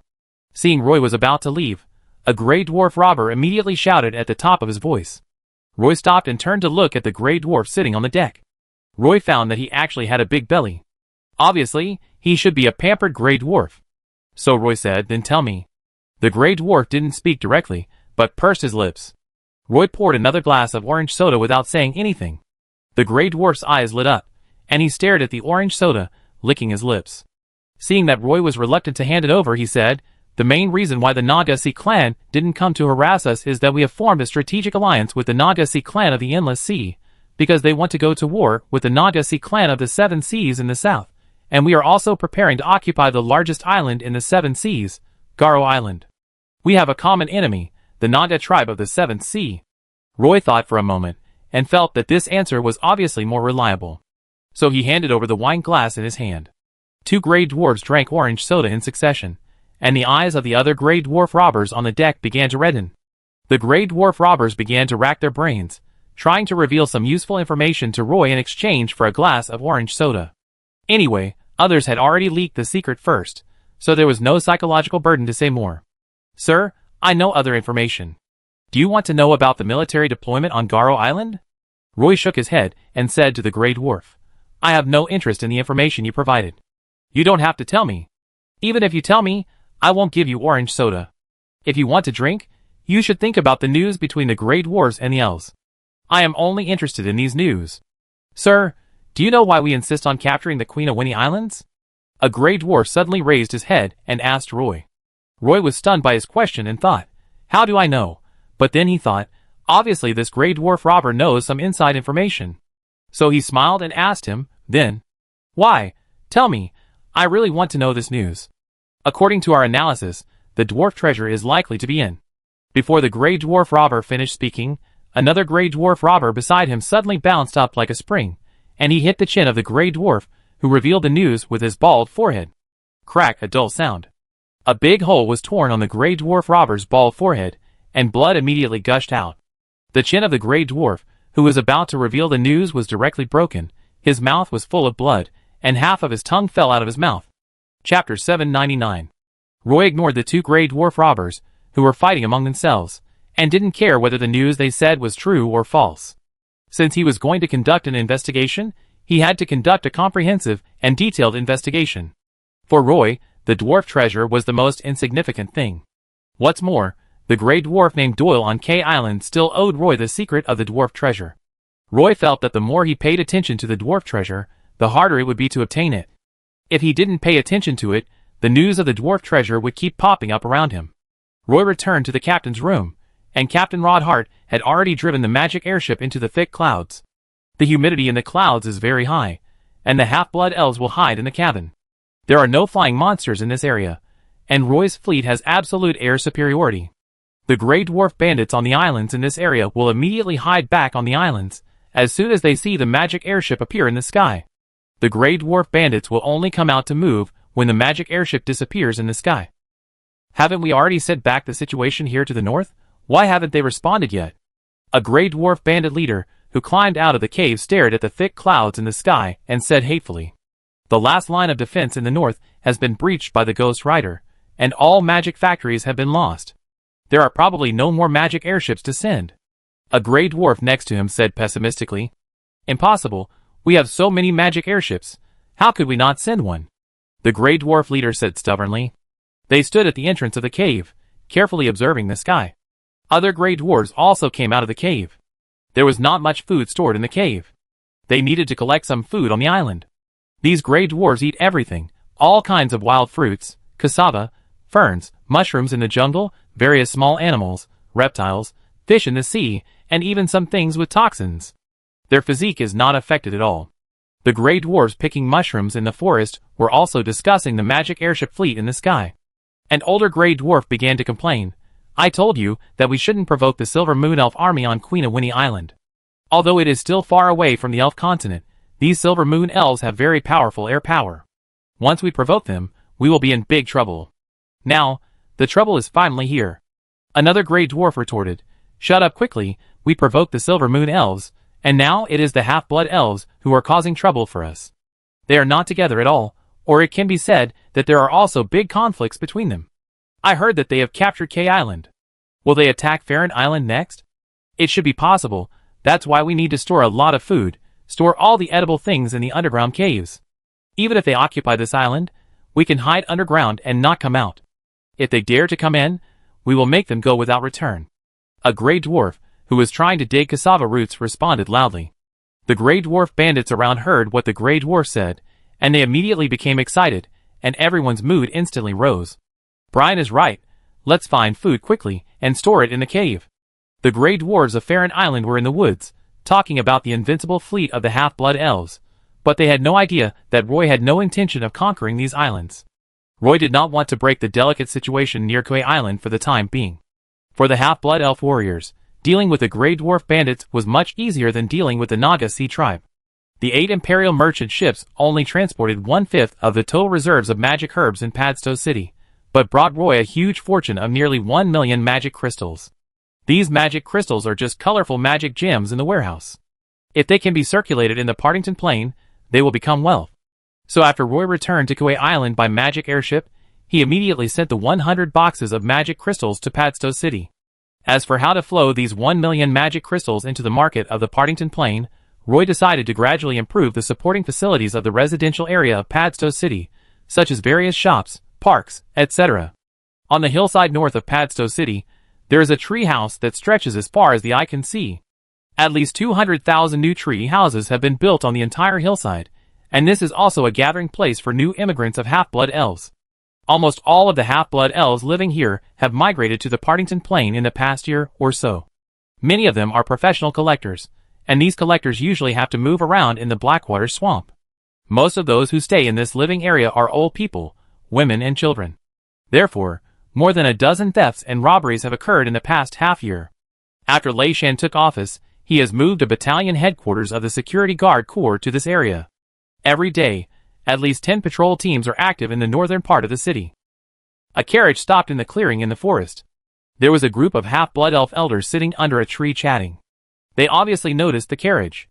Immediately, a half-blood elf elder called the half-blood elf children, who were running around to play in the flower garden. These half-blood elf children were also quite naughty. They swarmed under the tree to grab the swings. The carriage door was opened by the coachman, and Lysander got out of the carriage.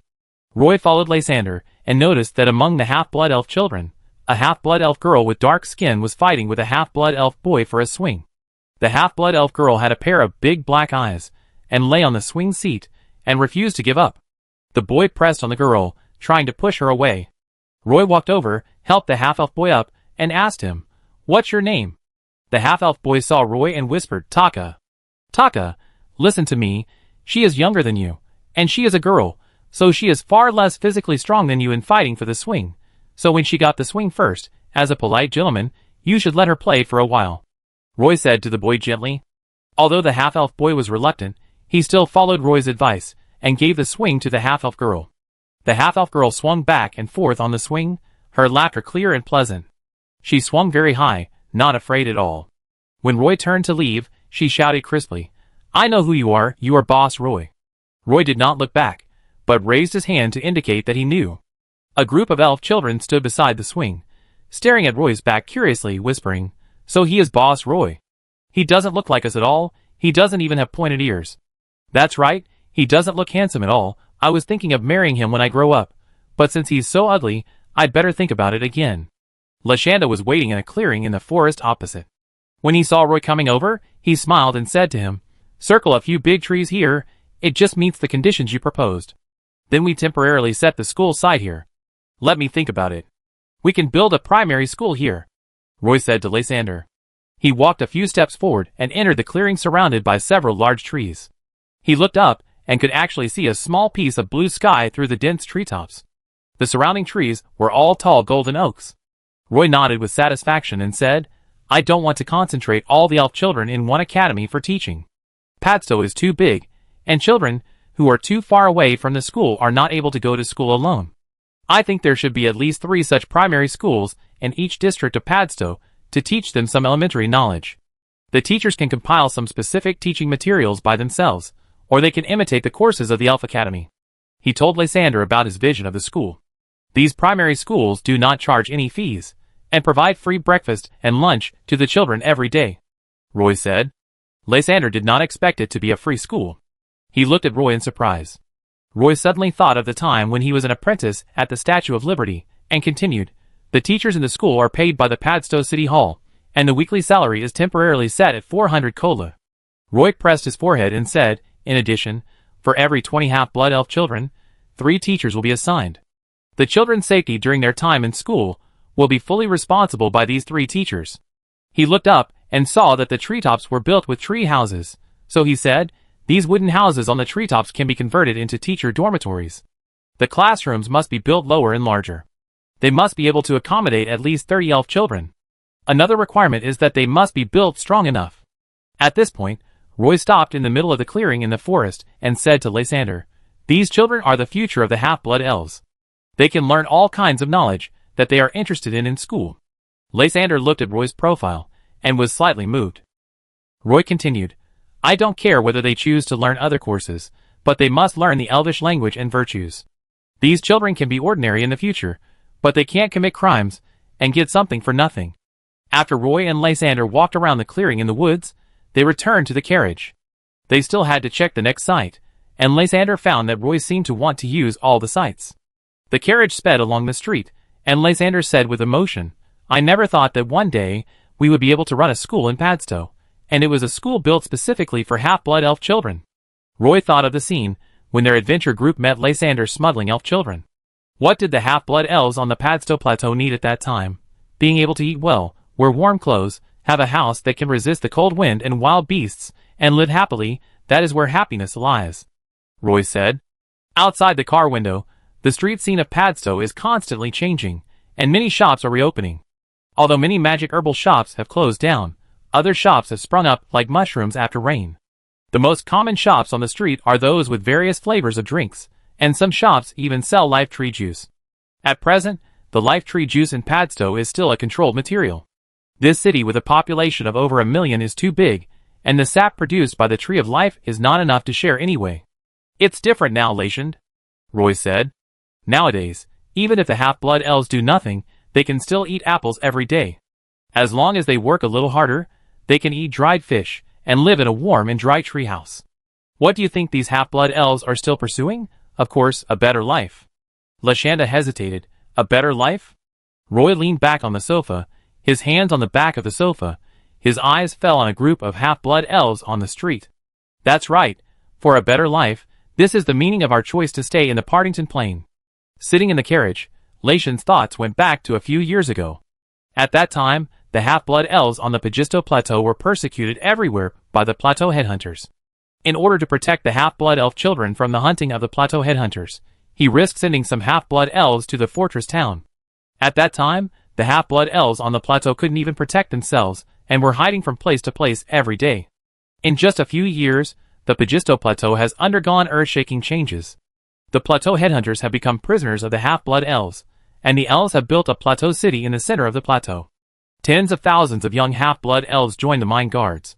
The half-blood elves' territory has continued to expand southward, not only incorporating the Sun Island Bay south of the Griffin Barrier Mountains into their territory, but also planning to expand westward to the northern fjords. Padstow has grown from a small town with a population of only 300,000 to a central city with a population of 1.5 million. At present, many young half-blood elves in Padstow are eager to join the mine guards and follow them to fight everywhere. The mine guards' capture of Kauai Island has caused a wave of enthusiasm in Padstow. In the hearts of these young half-blood elves, the Partington Plain is the home of the half-blood elves. Lysander was originally worried that once the portal was banned, the half-blood elves in Padstow would immediately fall into panic, but the actual situation is that these half-blood elves don't care at all. Only some merchants who do magic herbal business are crying and selling their goods. In the end, Roy's trading company was still backing these merchants. This time, Roy brought back 1 million magic crystals, which not only solved the problem of the trading company's capital shortage, but also prepared to build a primary school in Padstow. Roy sat opposite Lysander. He leaned against the sofa, closed his eyes, and breathed evenly. Chapter 800. When Roy woke up, a blurry face appeared in front of him, looking at him carefully. Roy was startled by that face, and when his pupils focused, he could see clearly that it was Leah lying on the sofa, observing him closely, and her face was almost touching his face. "Leah, what are you doing?" "Boss, we are at the airport terminal. Didn't you say you were here to pick someone up?" Leah's cheeks were red, and she stepped back calmly, then said to Roy, "Are we there so soon?" Roy stretched his body and looked out the window.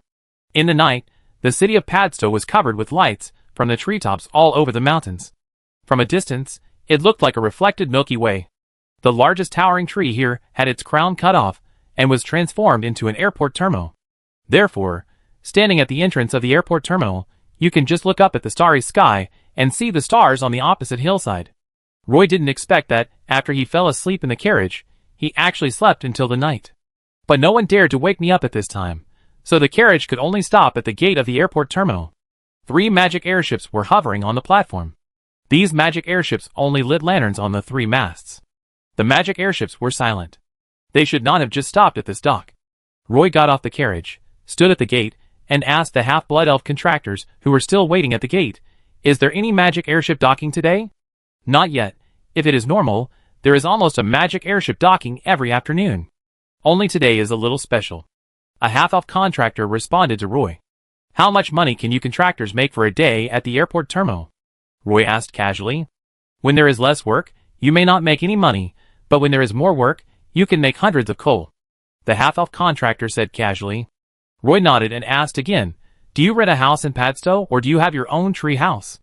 "We built a tree house on the edge of the city, and it cost almost nothing," the half-elf porter responded. "Does it cost money to eat every day?" "If we only eat apples, it's almost free. We live in the northern suburbs of the city. After leaving the city from there, just walk along the mountain road that extends northward, and you will find some apple trees. Those apple trees are unattended, so you can pick as many apples as you want," the half-elf porter answered truthfully.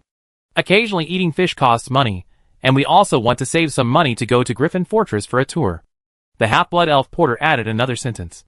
At this time, the half-blood elf porter saw his companions staring at him with eyes, as if they had seen a ghost. He quickly wiped his face with his hands and asked his companions in confusion, "What's wrong? Is there something on my face?" The half-blood elf companions immediately used their eyes to signal him not to talk nonsense. One of the half-blood elves stuttered to Roy, excuse me, are you Boss Roy?" Roy nodded and said, "I thought you recognized me when I just walked out of the car." A group of half-blood elves seemed extremely excited. The stuttering half-blood elf said, We just guessed that you might be Boss Roy, but we are not sure." A magic airship docked at the airport terminal in Padstow City. At this late hour, when the magic airship docked at the airport terminal, the platform would light up conspicuous lights, and sometimes even launch magic flares into the night sky to guide the magic airship in the night sky to land. Roy saw a magic airship docking, and immediately walked towards the airport terminal. Several half-elf guards came out from nowhere, followed Roy, and walked towards the platform. The gray dwarf Doyle, with shackles on his hands and feet, walked out of the cabin slowly under the escort of 4 half-elf guards. It was already night in Padstow City. The magic airship was docked on the platform, and a strong wind was blowing on the treetops. He walked out of the cabin under the deck. His steps were a little messy, and a half-elf guard beside him immediately reached out and grabbed the shackles on Doyle's body, helping him to stand steadily. On this magic airship, apart from boxes of magic metal, he was the only passenger. When he was sitting in the cabin, he had a bad premonition. Now the magic airship arrived at the airport terminal in Padstow City. Seeing the deserted terminal, the gray dwarf Doyle felt cold in his heart. His legs were a little weak, dragging the shackles on the deck, and every step seemed to fall. The half-blood elf guards could only approach him, holding his shoulders with both hands on the left and right, and helped him get off the magic airship. Doyle was even more panicked. He asked the half-blood elf guards who were escorting him, "Where are you going to send me, to prison, or the execution ground?" "We were ordered to send you to the airport terminal in Padstow." "Don't communicate with him. Don't you rookies know this common sense?" The half-blood elf guard chief scolded Doyle again, "Be honest." The gray dwarf Doyle walked down the spiral wooden staircase. He was completely relieved when he saw Roy. Roy's ability to wait here means that these half-blood elves have no intention of killing him. Being able to see Roy means that there is new progress in the matter of the dwarf treasure. Doyle stood there, thinking quickly. Dozens of ideas came into his mind at once, but he felt that they were all a bit risky, so he didn't speak up. Roy smiled at Doyle and said to him, "I have fulfilled all my promises, but you haven't done what you promised me. How about it? Do you remember anything now?" Doyle was slightly stunned. He observed Roy's words and expressions, and felt that Roy must know something. But he was not sure what news Roy knew. Roy did not continue to communicate with him, but turned and walked outside the gate of the airport terminal, where the carriage stopped. 4 half-elf guards handed Doyle, who was in shackles, to several guards following Roy. Doyle got into the carriage and sat on the sofa. The carriage slowly drove away from the airport terminal. The carriage passed through the busy streets. Doyle saw the lively night market in the city, and was a little surprised why this forest city was so big. The carriage finally stopped in front of a Tree of Life. Roy took Doyle into the first-floor hall of the Tree of Life. There were only a few half-elf guards on duty here. When they saw Roy, they saluted and took the initiative to make way. Let's go to the third conference room, Roy told the half-blood elf guard on duty. After passing through the long and narrow corridor to the third conference room, Roy pushed open the heavy door, and soft light shone out from inside. The third conference room was not very big. There were some sea charts of the endless sea hanging on the wall. These sea charts overlapped each other, and could actually form an endless sea. In the middle of the hall was a newly completed rough sand table, which not only included the islands in the waters near Kauai Island, but also the western suburbs of the Queen of Winnie Islands. When Doyle saw the sand table, he knew that it was not easy to get away with the dwarf treasure. Boss Roy had obviously done a lot of preparation in advance. Just as Doyle was daydreaming, a half-elf guard untied the shackles on Doyle's hands and feet. Doyle rubbed his wrists and looked at the third meeting room with a grin. He wanted to observe whether there were other passages in this meeting room besides the main entrance. Roy didn't pay any attention to him at all, but stood in front of the sand table in a daze. He looked at the sand table for a while and felt that he had no clue. Then he stood by the wall and looked at the complete sea map of the endless sea compiled by Abbott. In fact, he had looked at this set of sea maps countless times, and he could not find any place that completely matched the treasure map. As for the dwarf treasure, Roy can now be sure that it really exists. Roy turned his head and looked at Doyle. He took out a cylinder from his arms, took out the treasure map from the cylinder, and then slowly unfolded it in front of Doyle. Doyle looked at the treasure map that Roy unfolded with both hands. His eyes widened instantly, and he asked Roy excitedly, "Where is Ralph? How did this treasure map end up in your hands?" He was wanted by the elf guards in Castletown for trafficking Naga slaves, and later died. Roy didn't want to say more about Captain Ralph's posture. Doyle was not sad at all when he heard the news of Ralph's death, but laughed. He was a little crazy, but said happily, "The arrogant Ralph is really dead, ha ha." Doyle turned his head and stared at Roy. His eyes were sharp, and said to Roy, "I didn't expect you to have Ralph's treasure map in your hand. No wonder you agreed so readily when I negotiated with you." Roy didn't give Doyle much time to perform, and asked with a straight face, "How is it about the dwarven treasure? Did you tell me, or should I ask a few more grey dwarves?" Doyle looked at Roy with a look of as expected. Roy said to Doyle, "I know that there are some dwarven technology products hidden in the dwarven treasure. It is said that a fleet came from the north, and they were going to transport a batch of dwarven technology to the Seven Seas, but at that time you had an internal conflict on Kauai Island, which resulted in this batch of dwarven technology materials not arriving smoothly in the Seven Seas. It is to be transported to Garo Island in the Seven Realms." Doyle closed his eyes and spoke. He then said, "Ralph colluded with the Nagasea clan to intercept this fleet near Farron Island. The Ganasea clan began to implement the ship-sinking plan according to Ralph's commission. Unfortunately, when 2 3-masted sailing ships sank, the fleet decisively carried out the breakout plan." Doyle looked at Roy and took the initiative to say, "In fact, the Nagasea clan scuttled the ships, and did sink 3 3-masted sailing ships, but the Grey Dwarves on the ships also guarded some ships. Those guarded ships naturally arrived at Garo Island in the Seven Realms. In addition, some ships were controlled by Captain Leaf. There was heavy fog on the sea at that time, and no one knew where he hid those ships. And Ralph also disappeared with his fleet that night. Not only did he disappear, but a group of Nagasea tribesmen also fell out with us. The 3 3-masted sailing ships that were sunk in the sea fell into the hands of the Nagasea tribes." The Grey Dwarf Doyle's eyes showed a look of reminiscence, as if he had experienced that incident personally. "We sent a lot of people to look for Ralph, but he disappeared with part of the treasure. We have no clues at all. I know he must have hidden those dwarven technological products." When the Grey Dwarf Doyle said this, his eyes were still full of resentment. "As for the sunken dwarven treasure, we originally wanted to exchange it with the Nagasea clan for other materials, but unfortunately the Nagasea clan's appetite was too big, and the deal was never concluded," Doyle said with some regret.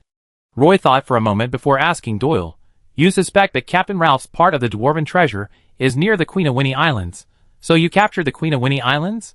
Doyle knew that this news could not be concealed, so he explained a little.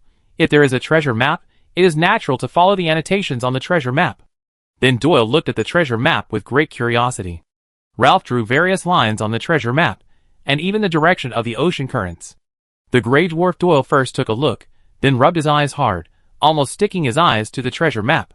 His eyes went from confusion to surprise, and then to relief, releasing several emotions in an instant. Obviously, Doyle found some clues. "How is it? Have you found anything new?" Roy asked tentatively. Doyle nodded and said to Roy, "I did find some clues on the treasure map. I guess you must have found the most special place on this map, which is the place marked on this treasure map, which seems not to be in the endless sea. Roy didn't say anything. Doyle guessed right. Roy just felt that the place marked on this treasure map was not in the endless sea. But now Roy didn't think so. According to what Doyle said, Ralph didn't have the ability to take those ships away. Seeing that Roy didn't say anything, the Grey Dwarf Doyle knew that if he didn't say something useful, his life might be difficult to save, so he hardened his heart and said, in fact, what Ralph described on this treasure map is not the kind of sea map we are used to, but a seabed topography map, which means that all the reference objects are on the seabed. These places that look like islands should be the topography of the seabed somewhere, and this place that looks like a narrow trench may be an island somewhere. When the Grey Dwarf Doyle said these words, Roy came over and looked at the treasure map. At this time, Doyle's eyes showed a complicated look, and all his muscles were tense. Looking at Roy's head approaching, as long as he stretched out his arms, he could strangle Roy's neck with his armpits. It only took 10 seconds for him to strangle Roy to death, and then escape from the main gate with the treasure map. Chapter 801. Leah, who was squatting in the shadows, was also very nervous, because she found that Doyle's pupils shrank slightly, and it was obvious that he was making a decision in his heart. And the knuckles of his fingers holding the edge of the treasure map turned white because of the force. Leah approached silently, and the bayonet kept spinning around her fingertips. She slightly arched her body and half-squatted. If Doyle dared to attack Roy, she would stab the bayonet through Doyle's jaw, and the sharp tip would pierce through the back of his head. She had used this method to assassinate the Grey Dwarves more than once. Leah discovered that the Grey Dwarves' chins were their biggest weakness because of their beards. Roy stared at the sea chart and said to Doyle, "Your guess makes sense. So where do you think Captain Ralph is most likely to hide these dwarven technologies?" As he spoke, Roy raised his head with a faint smile on his face, as if he had already seen through Doyle's thoughts. That look made Doyle feel a little suffocated. He suppressed his panic, picked up the cup, and took a sip of water. At the moment of drinking the water, Doyle smelled a faint fragrance around him, and his heart immediately beat wildly. I guess the hiding place of this batch of treasures should not exceed the circle. As he said this, Doyle put two pencils together. Like holding a compass, he nailed the dot on Farron Island, and then drew a circle very neatly. Roy checked carefully, and the radius of this circle should be about the 2-day journey of a 3-masted sailing ship. In fact, this sea area is already very large, but it is still about 3 days away from the Queen Uni Islands. Roy asked him, "Does this treasure map give you any new inspiration?" Doyle shook his head in frustration. Roy found that his eyes stayed near a trench on the treasure map for a long time. Combined with what he just said, Roy pointed to that area and asked Doyle, "Where is this? Don't tell me you don't know." Doyle looked up at Roy with a bitter face. "Esperance Island. This narrow trench looks like Esperance Island, but it is not the territory of our Grey Dwarves. There are a group of sea monsters hiding in those islands. Even the Naga sea tribe dare not approach there easily. I am not sure that Ralph will hide those ships there." When Roy heard Doyle say the name Esperance, he quickly walked to the wall of the map drawn by Abbott. "Give me a magnifying glass." Roy stretched out his right hand towards the air, and a copper-handled magnifying glass appeared out of thin air in his hand. Seeing the magnifying glass that appeared out of thin air, the Grey Dwarf Doyle realized how close he was to death just now. He immediately looked around vigilantly, feeling that the empty third conference hall might be crowded with elves at this moment. Roy picked up the magnifying glass and searched around Farron Island for the Esperance Island pointed out by Doyle. He did not find any narrow islands in the area of K Island. He expanded the search area to the sea west of Farron Island. A narrow island appeared in Roy's sight, and this was close to the edge of the Lost Sea. It is said that the Lost Sea is covered by thick fog for at least 3/4 of the year, so no one knows what kind of island is in this fog. When Abbott drew the islands in this sea area, he clearly annotated that the islands he drew came from 6 different sea charts. He couldn't figure out which sea chart was closer to reality, so he added all the islands.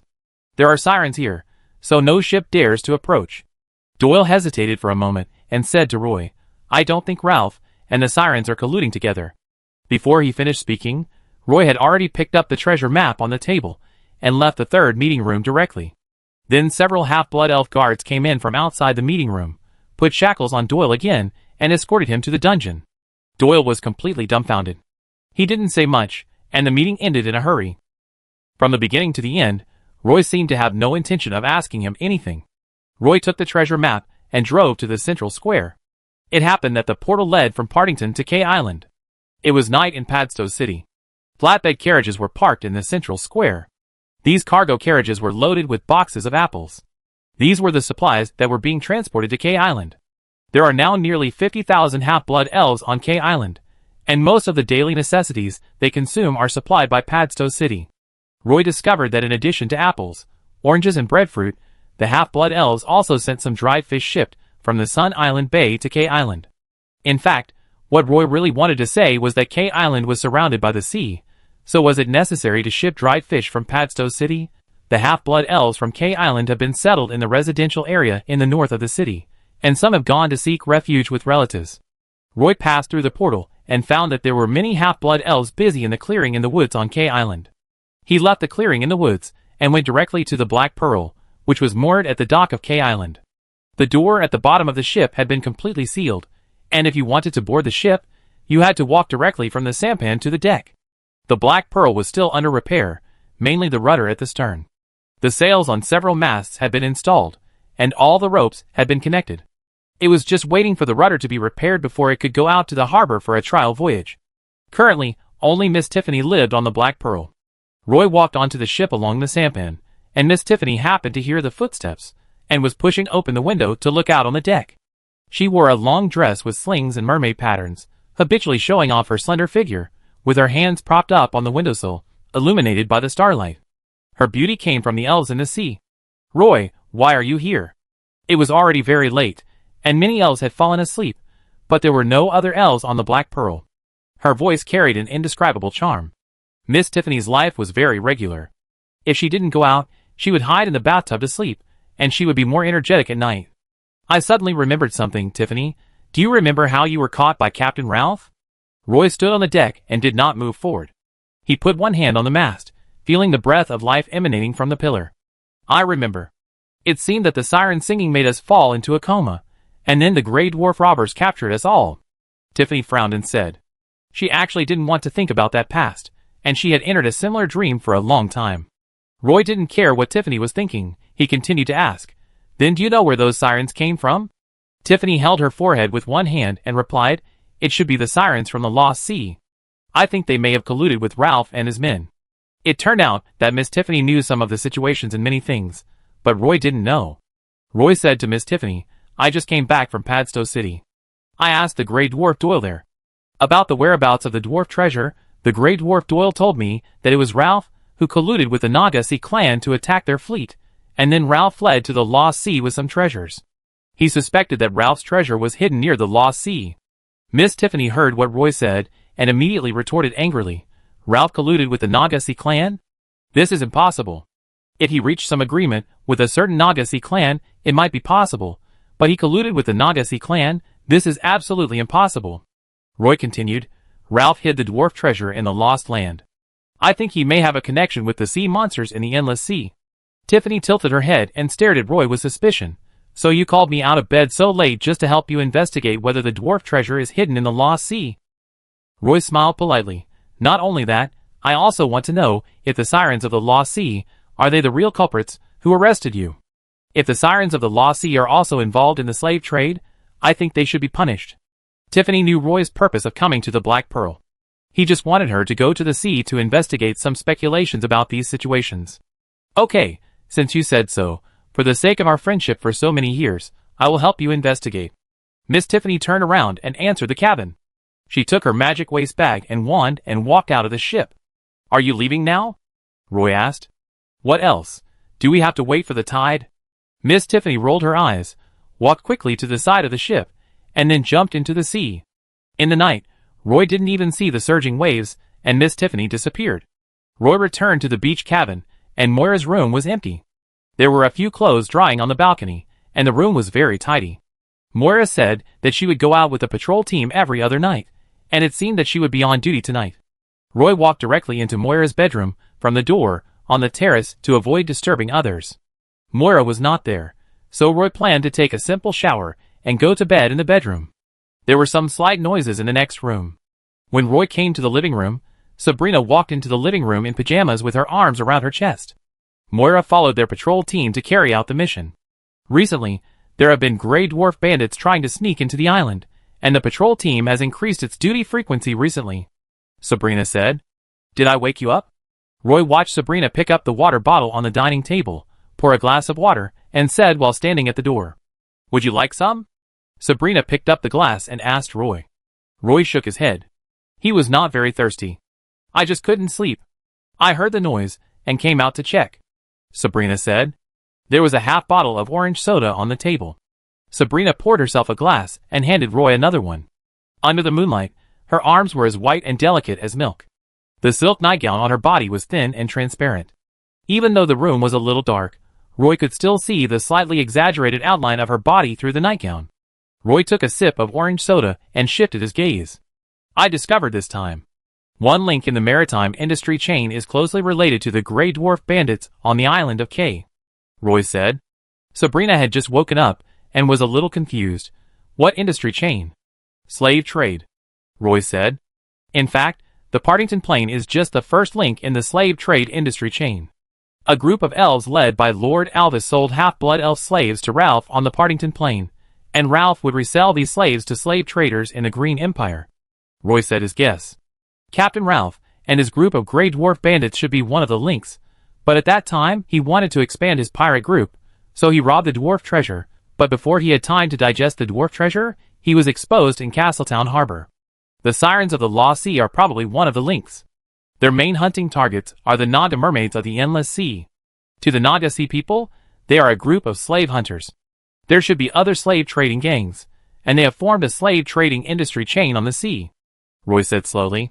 Sabrina sat down on the sofa opposite Roy. It was probably a little cold in the room at night. She hugged the pillow in her arms and said to Roy, "You haven't dealt with the Grey Dwarf bandits near K Island and the Dark Faceless Army in the Partington Plain yet. Do you still want to investigate the slave traders?" Roy said without hesitation, "If conditions permit, I will track it down." Sabrina suddenly reached out and held Roy's shoulder. She stared at him closely with her sexy blue eyes. She smelled very good of lavender. "Don't move," she said very forcefully.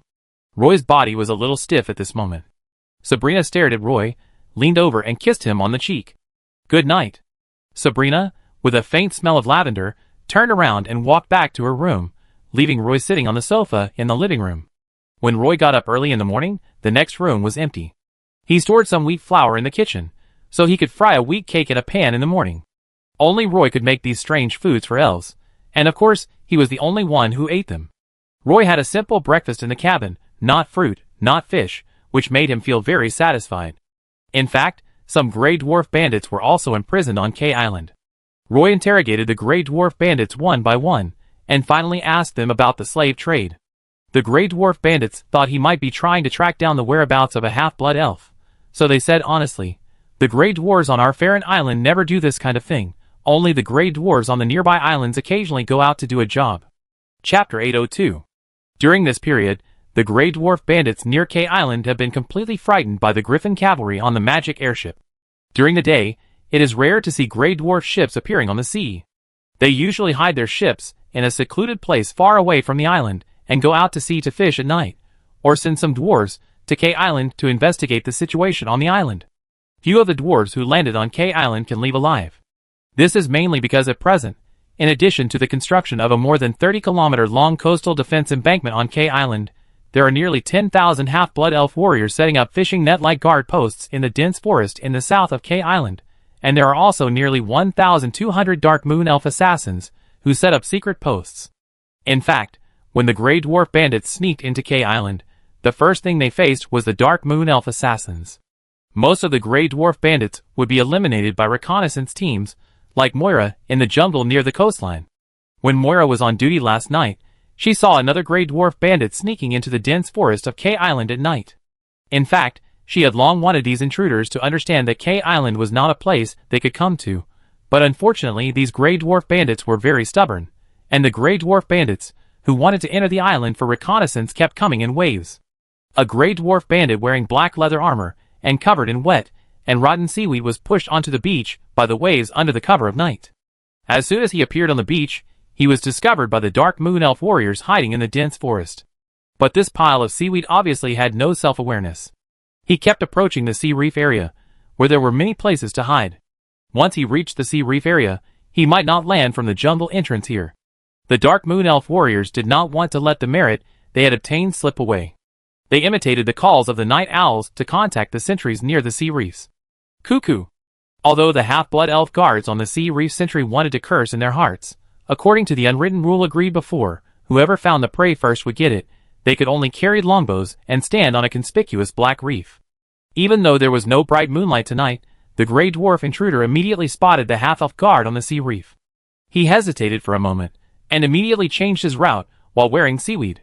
He didn't dare to move further toward the sea reef area, so he moved cautiously toward the grass more than 30 meters away from the beach. The gray dwarf intruder even left a wet trail on the beach. He spent a lot of energy to get into the grass, and just when he wanted to remove the sticky seaweed on his body, he suddenly felt a sharp object against his neck. He twisted his body slightly, and the sharp object pierced his neck. At the same time, his arm was stabbed by a dagger. He didn't dare to struggle violently, so he could only stop all movements and said in Elvish, "I surrender, don't kill me." And also hemp rope was immediately put around his neck from behind. He resisted a little, and the bayonet in his neck got deeper. He quickly raised his hands to indicate that he would not resist any more, so the bayonet stopped again.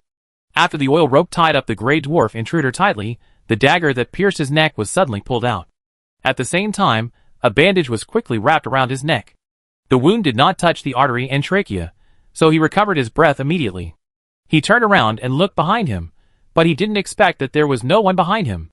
Then the eyes of the gray dwarf intruder suddenly went black, and he was knocked unconscious by the dark moon elf warrior and fell to the ground. The dark moon elf warrior happily dragged a stretcher and moved the gray dwarf intruder onto the stretcher. "I send him away first, Moira. You stay here for a while. Don't act rashly if you encounter any situation." Moira pursed her lips and said nothing, but made a gesture to the dark moon elf warrior. This was the 56th gray dwarf intruder they had captured this month. Moira didn't even want to see the face of the gray dwarf intruder, as they all had a big nose and an ugly face. Moira wiped the bloody bayonet and put it into the scabbard outside her thigh. Her body was hidden in the shadows and was not exposed. Sometimes she would encounter a group of gray dwarf bandits landing on the island, and in that case, they would not hesitate to call for support from their companions around them. But if it was a small fish that acted alone, she and her companions would work together to eat it, so that she could get a little more merit. After a day and a night in the dense forest, there was basically no harvest during the day, and only at night would there be fish in the net. In fact, Moira was a little confused. Why did these gray dwarf bandits take such a risk to land on the island so rashly, when they knew that landing on K Island would almost never return? When it was dawn, another patrol team came to take over the shift, and Moira followed the patrol team to withdraw from the dense forest. After the patrol team returned to the Assassin Corps camp, Moira saw the gray dwarf intruder trapped on the big tree stump at first sight. The bandage on his neck was made by Moira herself. He looked a little depressed, but there were no more wounds on his body. Moira stopped and looked at the gray dwarf intruder. After thinking for a while, she slowly walked over and squatted beside him. He had a wound on his arm, which made his right arm unable to exert strength. When he was tied up with ropes, the wound was still bleeding. "Do you know Elvish?" Moira asked him. The gray dwarf nodded weakly. Moira took out her kettle, unscrewed the lid, and poured clean water on his face. The gray dwarf bandit, whose face was covered in blood and oil, quickly raised his head and opened his mouth, letting the clean water flow into his dry throat. "Don't you know that once you land on the island, you are likely to be caught by us?" Moira asked curiously. "No. We know that once you land on the island, you can't go back," the gray dwarf said breathlessly. "Then why do you keep landing on the island secretly? Do you know how annoying we are that you keep landing on the island?" Moira frowned and questioned the gray dwarf bandit. The gray dwarf bandit looked at Moira in surprise, and said, "We don't want to give this island to you for nothing. So you have to choose such a stupid way to die?" Moira poured the last bit of clean water on his head, put away the kettle, and turned around without listening to what the gray dwarf bandit said. She walked towards the beach cabin without looking back. This cabin was her only privilege on Kauai Island. The cabin was built under several coconut trees at the edge of the port pier. Looking forward from the terrace in front of the wooden house, you can see the most beautiful scenery in the southern part of K Island. There are traces of Roy's visit in the room. He also left a small piece of wheat cake for Moira. This thing tastes far less delicious than the elf biscuits, but Moira still sat at the dining table happily and ate this wheat cake. Although she had been up all night, she was not very sleepy. After taking a shower and changing into a cool and dry skirt, she sat on the rattan chair on the terrace, hiding in the shade, watching a magic airship docking and a team of Grey Dwarf robbers being escorted off the ship. Recently, there are always Grey Dwarf bandits being captured. These Grey Dwarf bandits will not be sent to the Partington Plain immediately, but will be detained separately and then undergo a series of interrogations by Roy. Mainly the news about the dwarf treasure. Many Grey Dwarf bandits firmly believe that the dwarf treasure hidden by Ralph is actually hidden on the main island of the Queen of Winnie Islands. However, there are obviously Grey Dwarf bandits who think that Ralph is the craziest pirate leader among them. All the Grey Dwarf bandits knew that Ralph was a complete slave trader. He had accumulated a lot of wealth in the process of slave trading. He hid this wealth. The Grey Dwarves near K Island all wanted to find Ralph's treasure. An elven army occupied K Island forcefully. The Grey Dwarf bandits around K Island even thought that Ralph's treasure was on K Island. This half-elven army occupied K Island at all costs because they knew the specific hiding place of the treasure. The real reason why the Grey Dwarf bandits secretly landed on K Island was that they thought Ralph's treasure was on K Island. This answer was sorted out by Roy after he interrogated nearly 100 Grey Dwarves. It turns out that they think Ralph's treasure is on K Island, so they keep sending Grey Dwarves to sneak into K Island. Roy said in the captain's room of the Black Pearl. This captain's room originally belonged to Ralph, and the bedroom behind the captain's room was Ralph's room, which originally had a sacred scepter, a divination crystal ball, and a spirit-binding bronze mirror. Now the empty room is full of sea charts drawn by Abbott. Moira stood in front of the steering wheel in the captain's room. The steering wheel has been completely repaired. Now just turn it, and the rudder at the stern will swing back and forth. So you asked Tiffany to find out about the sirens on the Lost Island? Moira asked Roy. Aren't you afraid that she will encounter danger on the Lost Island? Roy looked through the window in front of the captain's room and saw Miss Tiffany climbing onto the deck. He said, there may be a little danger, but with Tiffany's wisdom, I think all troubles will be easily resolved. Moira was obviously not satisfied with Roy's words and wanted to continue arguing with him, but she heard familiar footsteps coming from the stairs. Only Miss Tiffany would step on the stairs so lightly. I'm back. You two are here. Miss Tiffany rushed into the captain's room and immediately hugged Moira. Her hair was still wet.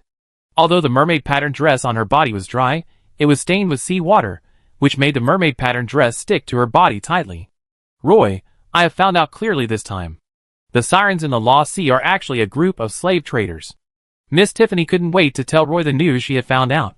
They have been receiving all kinds of slaves from slave ships, whether elves, nagas, or orcs, so the Lost Sea was originally a transit station for slave traders.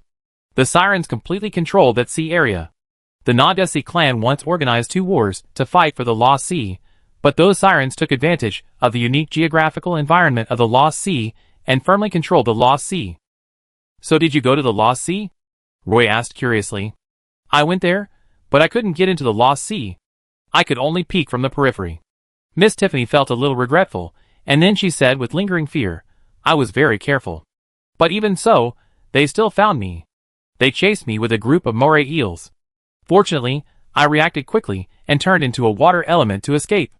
Miss Tiffany came to a sea chart, expanded the scope of the Lost Sea a little, and introduced it again.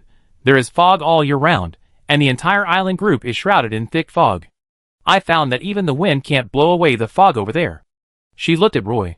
So your magic airship can't enter the Lost Sea at all. Roy rubbed his forehead. Miss Tiffany continued, there are a lot of sirens over there. They will hide in the fog and sing. Once the ships passing by are attracted by the singing and sail into the Lost Island, it will be difficult for the sailors on the ship to get out of the fog alive. The only ships that can freely enter the Lost Land are those slave ships. Miss Tiffany gave Roy a conclusion.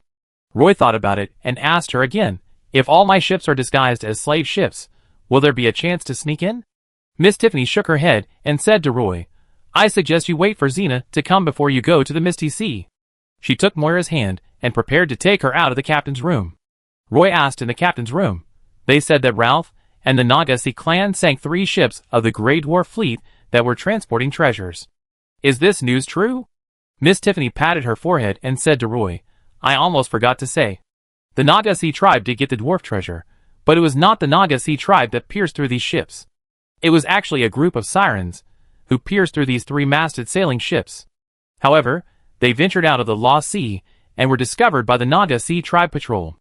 The patrol team called a large group of Naga-Sea tribe warriors and planned to capture all the sirens, but unfortunately most of them escaped. In addition, The Grey Dwarf treasure on the ship was indeed taken by a group of Nagas, but the treasure was worthless to the Naga Sea tribe and is currently stored in Gomez. Ralph found out that the Naga tribe had obtained the dwarven treasure, so he found a group of sea monsters to attack our village. I was kidnapped by the sea monsters at that time. Ralph wanted to use us to threaten the Gomez Naga Legion, but the talks between the two sides broke down. So Ralph planned to sell us to Roland Continent. Chapter 803. In the room, Moira lay in Roy's arms. The curtains were drawn, blocking the view from outside. The sound of the waves came in clearly, and the voices of the half-elves could be heard on the dock. Roy and Moira talked about the dwarf treasures, and Moira said, "Actually, I really want to know how Ralph hid the treasures under the eyes of the sirens." Roy lay on his back, letting Moira rest her head on his arm. "Maybe they don't need to hide it at all, because the treasures belonging to the dwarves are useless to the sirens, just like those Nagas." "How is Tiffany?" Roy asked Moira. Moira narrowed her eyes. At this moment, she didn't want to talk to Roy about other women, even her best friend Tiffany. "She's fine." She knew something before, but she didn't think about Ralph's treasure map at all. After she had a falling out with her family, she never went back. Moira talked about Miss Tiffany. "You should comfort her more often," Roy said again.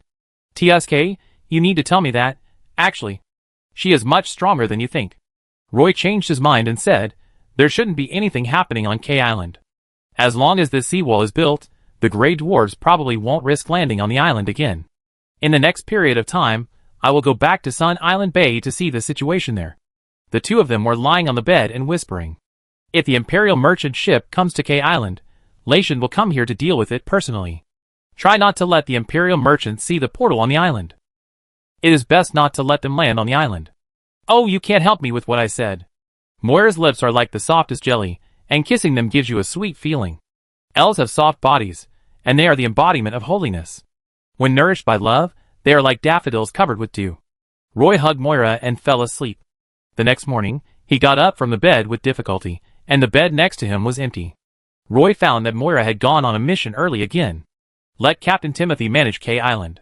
The Dark Moon Elf captain also figured it out. He was afraid that he would not be able to return to the Partington Plain in a short time. Roy transported the giant magic crossbow brought by the great magician Grams to Padstow City. He took a magic airship from Padstow City to Sun Island Bay overnight. Roy already has 40 magic airships. Currently, there are 8 magic airships in service on K Island. There are 16 magic airships that transport materials between Padstow City, Plateau City, and Sun Island Bay. There are 20 magic airships parked in Sun Island Bay. In addition, there are 6 magic airships that need to be overhauled before they can be used. In just a few years, Padstow City has developed from a forest city that Roy first saw into a huge central city. The current city is almost 10 times the size of the original forest town, and the population of half-blood elves in the city has also increased 5-fold. Looking down from the sky, the mountains and plains are full of tree houses that half-blood elves like. When Lord Alvis was managing the Partington Plain, he opened up a large number of orchards in the Padstow Forest. He even bought the entire Padstow Forest and turned it into his own private territory. If it weren't for his slave trade, he might have become the great lord of the Partington Plain. The sun spread over the whole mountain, the dense jungle was filled with light mist, and the winding river flowed along the valley to the collapsed land hundreds of kilometers away. The magic airship quickly rose above the clouds, and the temperature around it became colder and colder. Roy returned to the cabin from the deck. Leah also returned to her room, which was next to Roy's cabin. A dark moon elf sat up from the bed and said to Leah, "Is it my turn? I get dressed right away." She was obviously still asleep, and she was mumbling a little. She is a dark moon elf. Although Leah can see her face, she cannot recognize her appearance because her face is painted with black totem patterns. It is a very complex pattern that almost completely covers her face. The name of this dark moon elf is Octavia. She rarely speaks and does not like to communicate with other elves. When Leah first met her, she often followed Roy secretly to deal with some emergencies. She put on the magic pattern structure very quickly. Leah held her arm and said to her, "You can sleep for a while." The boss went back to the room to sleep, and now the magic airship has entered the wind layer. "I will come back to rest, and I will keep an eye on it for a while." The dark moon elf lay down on the narrow bed again, but she was not sleepy at the moment, so she leaned on the soft pillow, pulled out the dagger from the scabbard, and wiped the magic pattern on the dagger with a piece of oilcloth. Leah drank a sip of water, sat on the chair by the window, and apologized to her. "Sorry, I woke you up. I had enough sleep. I just lay in bed without moving. When the Dark Moon Elf said these words, her face was expressionless. When she smiled, the facial lines made her smile look very scary. Do all the girls of you Dark Moon Elf tribe have facial lines? Leah asked the Dark Moon Elf. The magic airship was shaking a little, probably because it encountered an unstable airflow. But this level of turbulence was something Stone had long been accustomed to in the wind layer. The Dark Moon Elf subconsciously touched her cheek and said, "Not really, only a few Dark Moon Elves will be like this. Are you curious about why I have facial lines?" Leah nodded. The Dark Moon Elf smiled and said, "At that time, it was just to survive.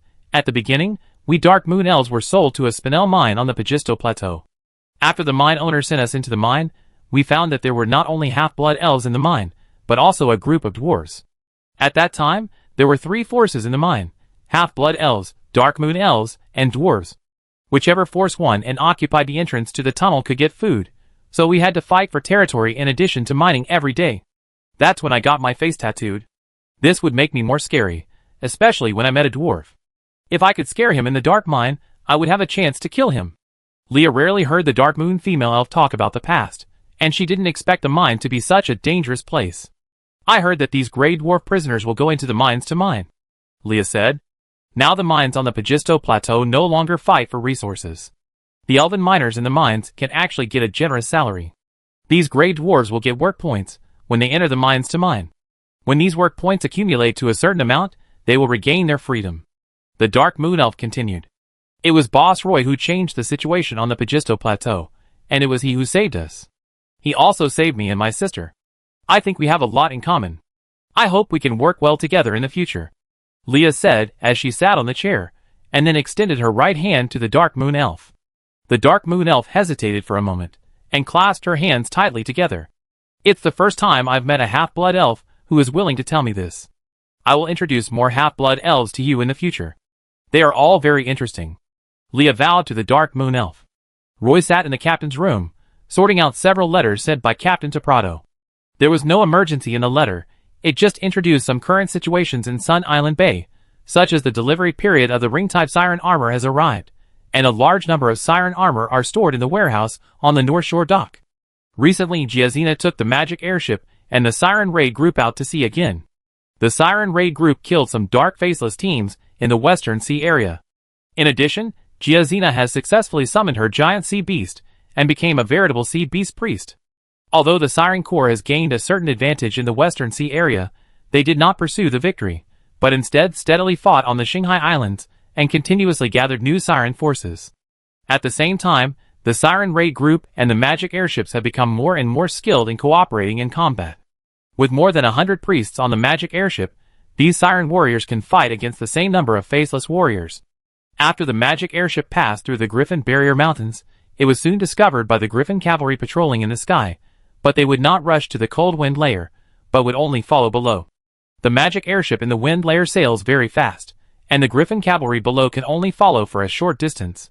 Even so, when Roy's magic airship arrived at the Sun Island Bay, Captain Prado still got the information in advance. He and a group of Griffin cavalry were waiting at the dock early. Captain Rodhart landed the magic airship at the North Coast dock and asked the half-elf crew to unload the giant magic crossbow on the ship. Roy got off the ship and found that Olive was standing next to Captain Prado. She turned into an elf and took the initiative to greet Roy after seeing him. Roy is of normal height for a half-elf, but when he is in front of Olive, he can only see the beautiful curve of the lower part of his chest when he is looking at it normally.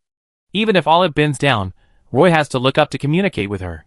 Her long legs are even thinner than Sabrina's, her waist is even thinner, but her chest is surging. "Roy, didn't expect me to come again? I thought you needed to rest for a few more months. This can only show that the Sirens have strong physiques.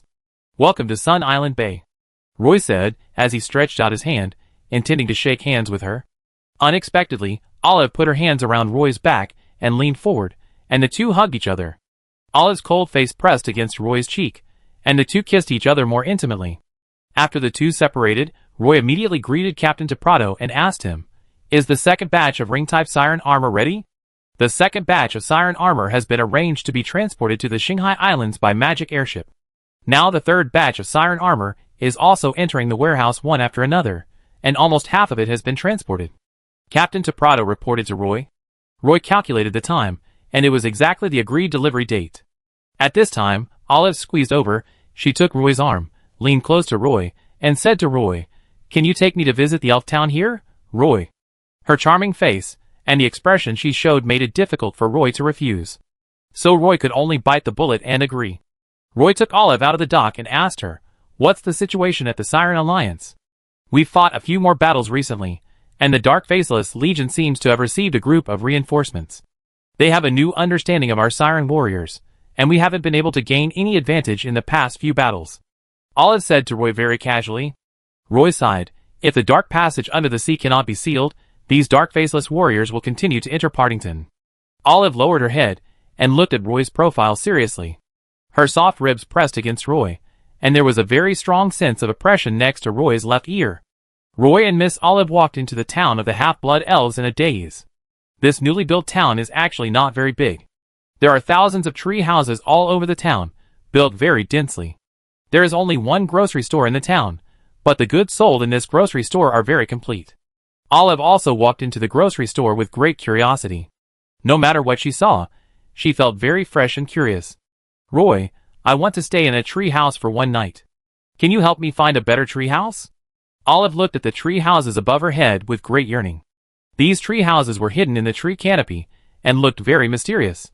In fact, these tree houses are not friendly to you at all. They are built on trees. When the wind blows at night, they will keep shaking. If you lie in it, and the wind is strong, it is easy to get dizzy. Secondly, there is no water source in the tree house, which means you can't take a bath in the tree house. Thinking that if you can't take a bath, the scales on your body will shrink and curl up, and the dry skin will keep itching. If you scratch it, the scales will break between your nails. Olive smiled awkwardly. Just when Roy thought she had changed her mind, she took out a water magic scroll from her bosom. "I'm not afraid," Olive said to Roy with a proud look on her face. Roy didn't find an empty house in the town. The wooden houses here were almost all occupied by half-blood elves. The half-blood elves in this town were almost the family area of the Griffin Cavalry, and there were no extra houses. He had no choice but to take her to Moira's seaside cottage and let her stay there for one night. Chapter 804. The sea at night is deep and quiet. The waves gently kiss the white beach. When the waves recede, all traces of the flat beach will disappear. Olive did not stay in the cabin. She only let Roy accompany her. They sat on the deck chair on the terrace and listened quietly to the beautiful sound of the waves at night. "Father asked me to thank you for what you did for the Sirens. For us Sirens, we will probably remember it for the rest of our lives." Olive lay gracefully on the rattan chair, her voice carrying a touch of sentimentality. Roy was thinking about the dwarf treasure. Everything was going well in the Sun Island Bay, so the treasure of the Grey Dwarves was naturally the most important thing for him to pay attention to. Roy turned his head to look at Olive, and said, "You should also send my sincerest greetings to Lord Tiziko." Olive smiled at Roy. Roy paused for a moment and continued, "We half-blood elves and Sirens live together in the Partington Plain. Elves usually only live in the jungle, and at most they catch some small fish in the sea, and they will never invade the Sirens' territory. I know that Sirens are not used to life on land. We can communicate and exchange in an equal and friendly manner on the Partington Plain." Olive heard Roy say this, propped up her upper body with her right arm, leaned close to Roy's ear, and whispered to him, "Maybe we don't know each other well enough. How can we let Sirens and half-blood elves put aside their prejudices and communicate in an equal and friendly manner? I think we should set an example for all half-blood elves and Sirens." Her voice was full of charm, and Roy was lost in this kind of charming voice, like a whisper. Then, Roy felt a faint tingling sensation in his ankle. Roy suddenly woke up. His forehead was covered with cold sweat, and he avoided Olive's lips. Olive's eyes were full of resentment and anger, and she got angry at Roy. "I know you have been avoiding me. Your eyes tell me that you don't seem to like the Sirens very much, but you spared no effort to help us. What do you want?" She sat on the rattan chair, her full breasts rising and falling. Roy lay on his back on the rattan chair again, avoiding Olive's eyes, looking at the bright starry sky, and said, "I hope the Dark Faceless army will get out of the Partington Plain as soon as possible. It's that simple." He put his hands behind his head, stared at Olive and said, "As for you, Miss Olive, I can't say I like you or dislike you. I am a half-elf, and you are a mermaid. There is a natural barrier between us, that is, the sea surface. You live under the sea surface, and I live above the sea surface. I can't dive into the water for a long time, just like you can't leave the sea for a long time." Roy extended a hand to her and said formally, "I'm glad to be your friend, Olive. I hope we can help each other." Olive was still angry, but when he finished speaking, she suddenly covered her mouth and laughed. She slapped Roy's hand away and asked him, "Then tell me, my half-elf boyfriend, when can I have a chance to help you?" Roy rubbed his forehead and said to Olive, "Actually, I came back to Sun Island Bay this time to seek help from Xena. Since you want to help me so much, maybe this is an opportunity. Do you want to hear about my difficulties?" Olive suddenly became interested, sat up from the rattan chair, holding the teacup, and said, "Of course, I really want to know what kind of trouble the half-elf, who is respected as Boss Roy by the half-blood elves in the Partington Plain, has encountered." Roy also sat up, took out a map from his magic waist bag, and showed it to Olive. He pointed to the notes on the map and said to Olive, "I encountered a little trouble in the Endless Sea. There is a place called the Lost Sea. This sea area is occupied by a group of sea monsters all year round. I found a treasure map by chance. The treasure on the treasure map is hidden in the Lost Sea, but the sea monsters there don't seem to welcome half-blood elves." Roy smiled helplessly when he said this. Olive asked in confusion, "So what do you need us to do? Help you drive away those sea monsters, or help you get those treasures back?" Roy shook his head and said to Olive, "No, it's not that simple.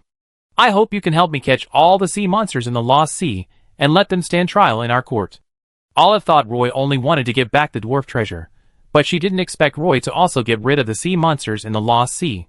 She asked Roy, "Are you going to send all the sea monsters in the Lost Sea to the court?" Roy said, "As a matter of course. You can take some of the young sirens back to the western seas, and the rest of the sirens will be tried in court." Olive was stunned. "Are you serious?" Roy only said, "If you don't want to intervene, I will let Xena help me." Olive naturally didn't want to give this opportunity to Xena, and promised Roy, "I will persuade my father to send an elite siren warrior to help you complete this task." Roy asked Olive, "Then will you return to Sank Island with a magic airship tomorrow morning?" Olive saw Roy's handsome face, and smiled softly again. She put her hands on Roy's shoulders and pressed him under her body. She said to Roy, "Since I will return to Sank Island tomorrow morning, don't you want to change your taste before that?" Roy patted Olive's arm and asked her to let go. Roy pointed out the window and saw a ray of light on the edge of the sea. He said casually, "It's almost dawn, otherwise. I tell you a story." Olive was really attracted by Roy's words and asked Roy, "Can you tell stories?" Roy gestured to Olive to be quiet, and then he said, "A long time ago, in the kingdom of Edia, there was a place called Hangzhou, where there was a beautiful lake, and the story began from there." Roy told Olive the story of the legend of the white snake. The story was very long, and it was already dawn when the story was finished. Olive was obviously still immersed in the story at this moment. She approached Roy, hooked her hands around his neck, and whispered to him, "So, do you like white or blue? I just want to tell you a wise saying, those who play with snakes will never have a good end." Roy muttered in his heart, but he said, "Okay, Olive, I think those ring-type sea monster armor should all be loaded on the ship. Let's go to the dock to see when we can set off." After saying that, he stood up decisively, jumped from the terrace to the beach, and strode towards the port dock. 3 magic airships were filled with ring-type sea monster armors, and these magic airships had made all preparations. Captain Rodhart and a group of half-elf crew members were waiting for Roy to give the order to set off. Arriving at the dock, Roy first checked the ring-type sea monster armor on the ship, and also encouraged the half-elf crew members on the ship, and then gave the 3 ships the order to set off.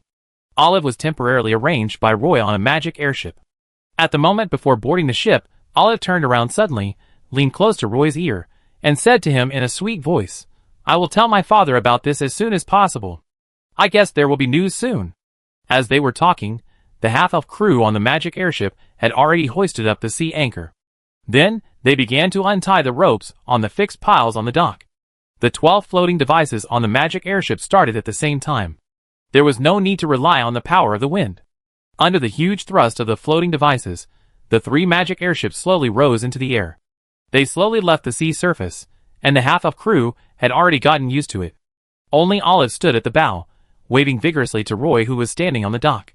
After Roy sent off the 3 magic airships, he took Kaka's Griffin to visit Sun Island. Sun Island currently has more than 20,000 sirens. Among these sirens, only the older sirens and siren children account for 2/5 of the total number of sirens. Most of the sirens are from the Alcisa tribe, and there are also some foreign sirens. After they came to Sun Island, they joined the Siren Raid group. Xena is training these siren warriors in the shallow waters of Sun Island. She is not in a hurry to take them out to hunt the Dark Faceless. Giazina's training method is also very simple.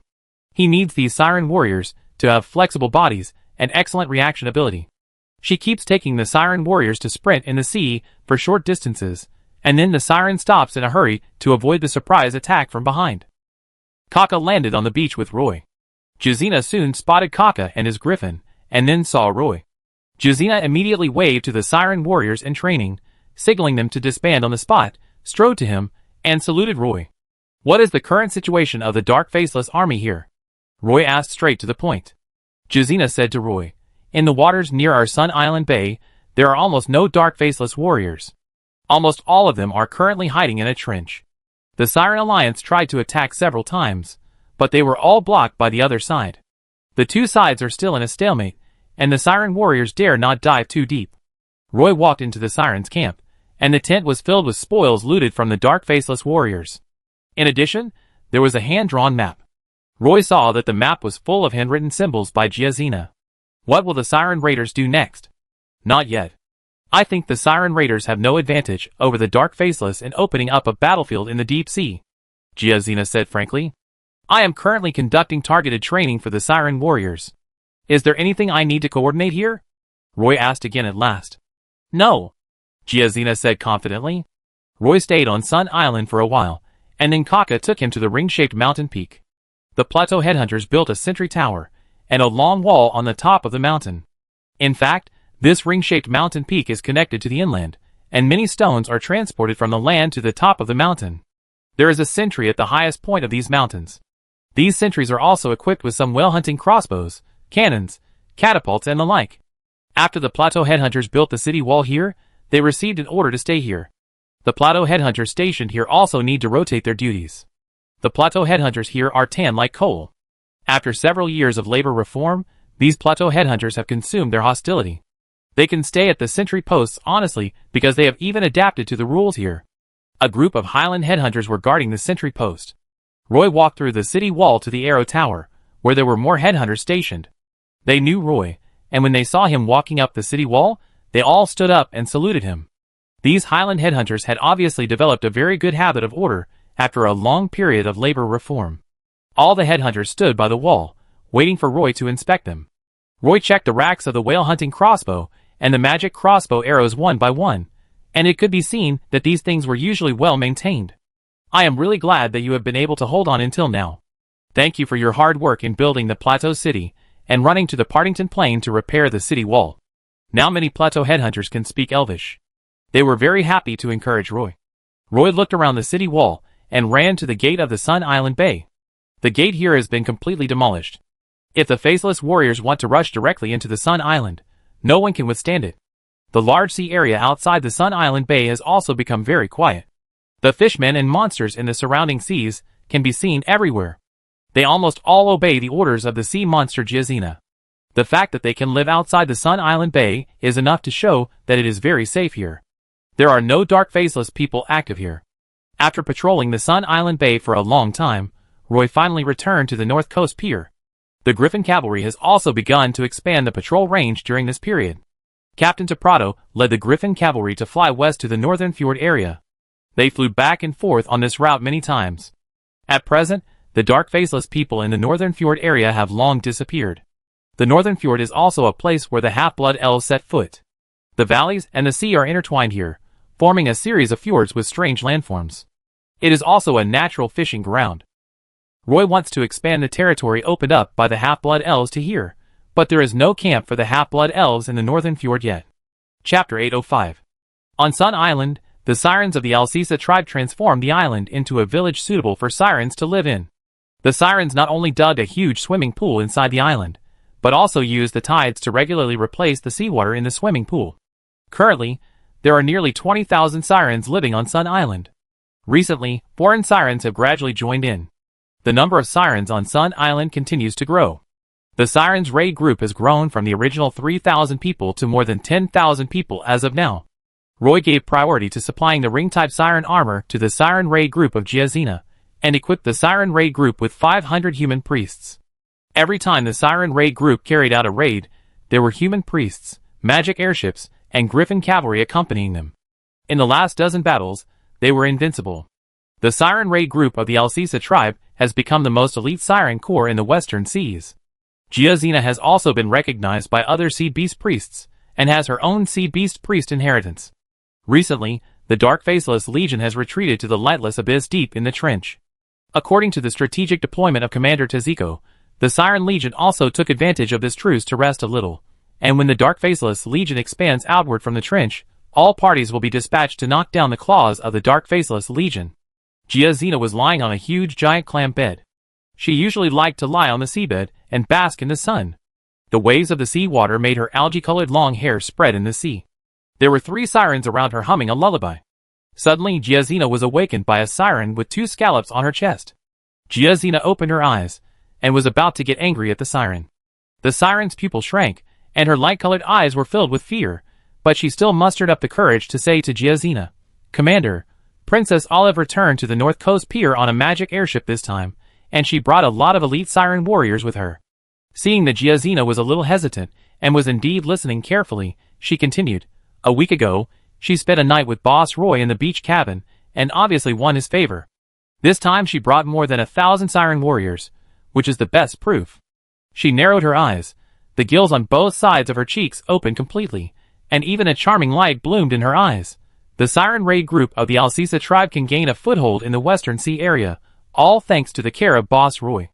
Now Princess Olive suddenly intervenes, and she will definitely take away Boss Roy's favor for you.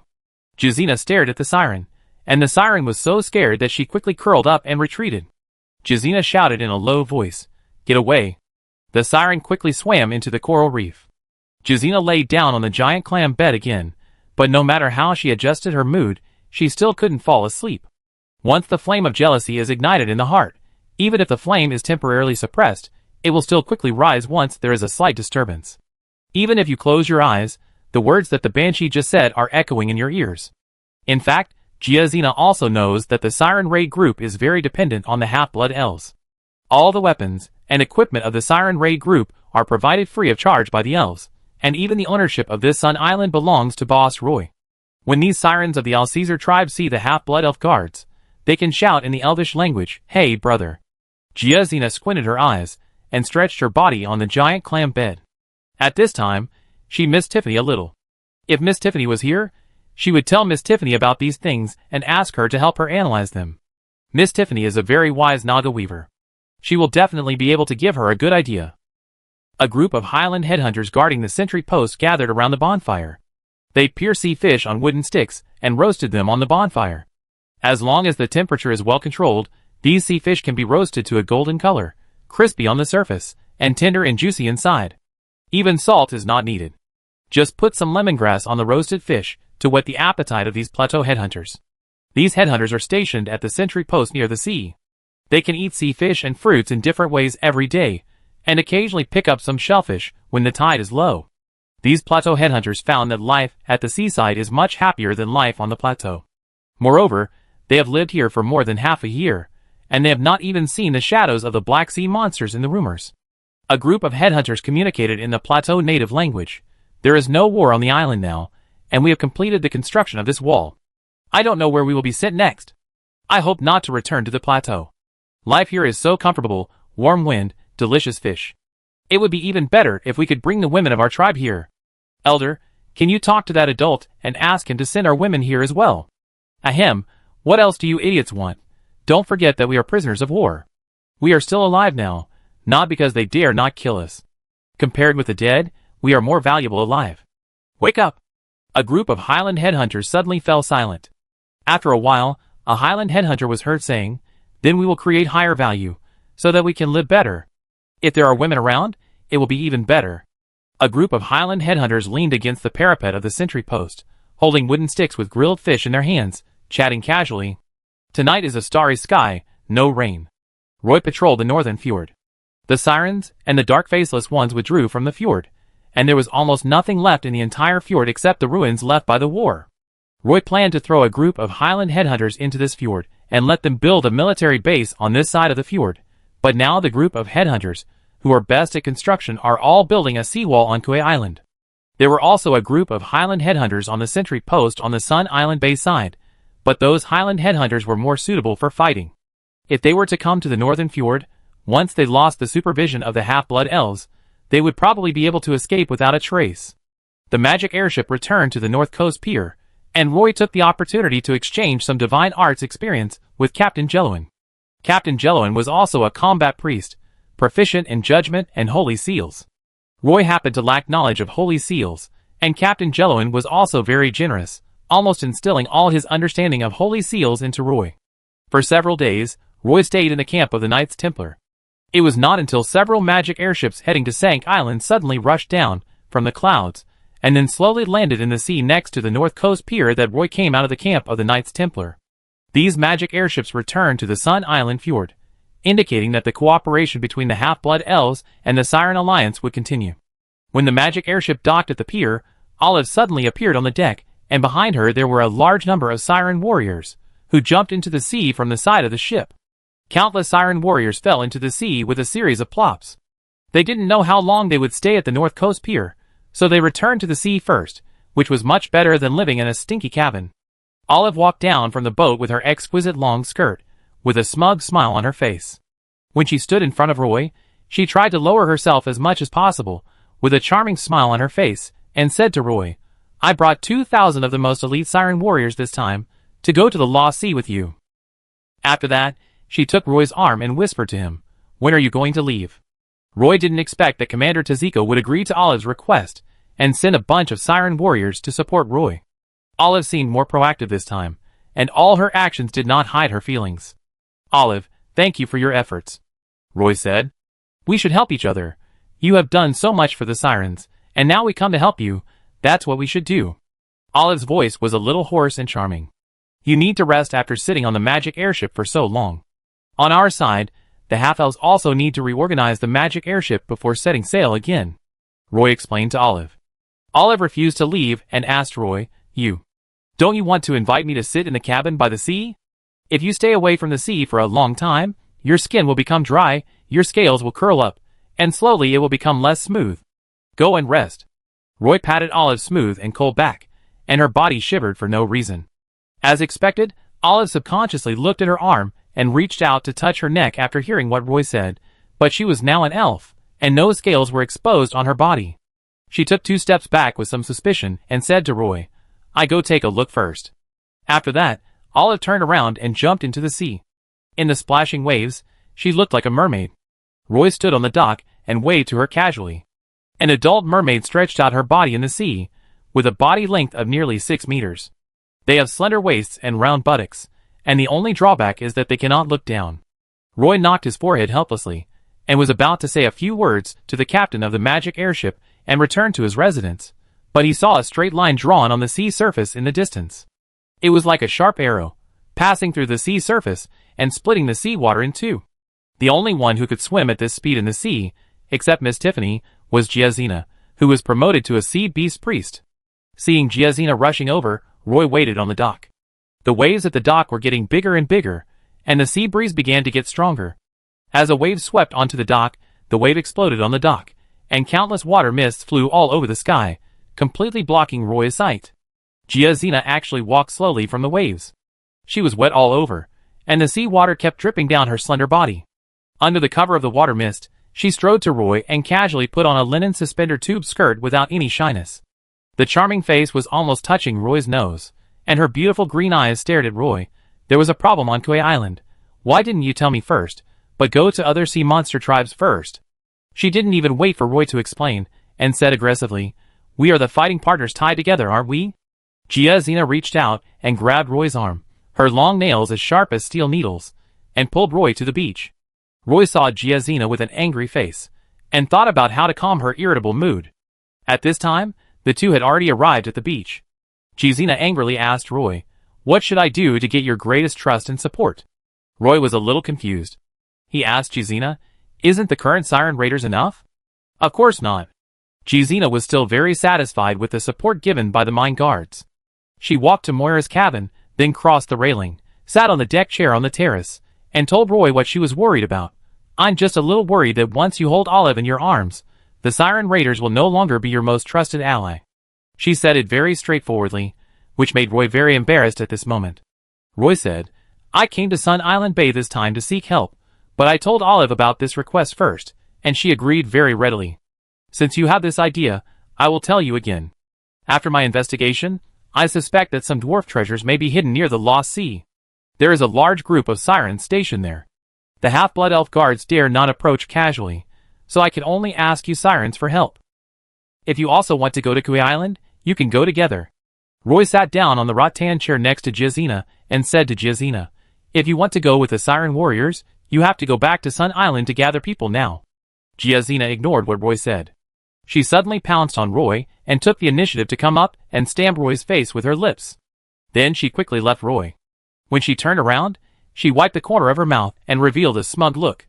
Roy didn't expect that this time he came to Sun Island Bay to ask for help, and it took a full 10 magic airships to barely fit 4,000 siren warriors into the cabin.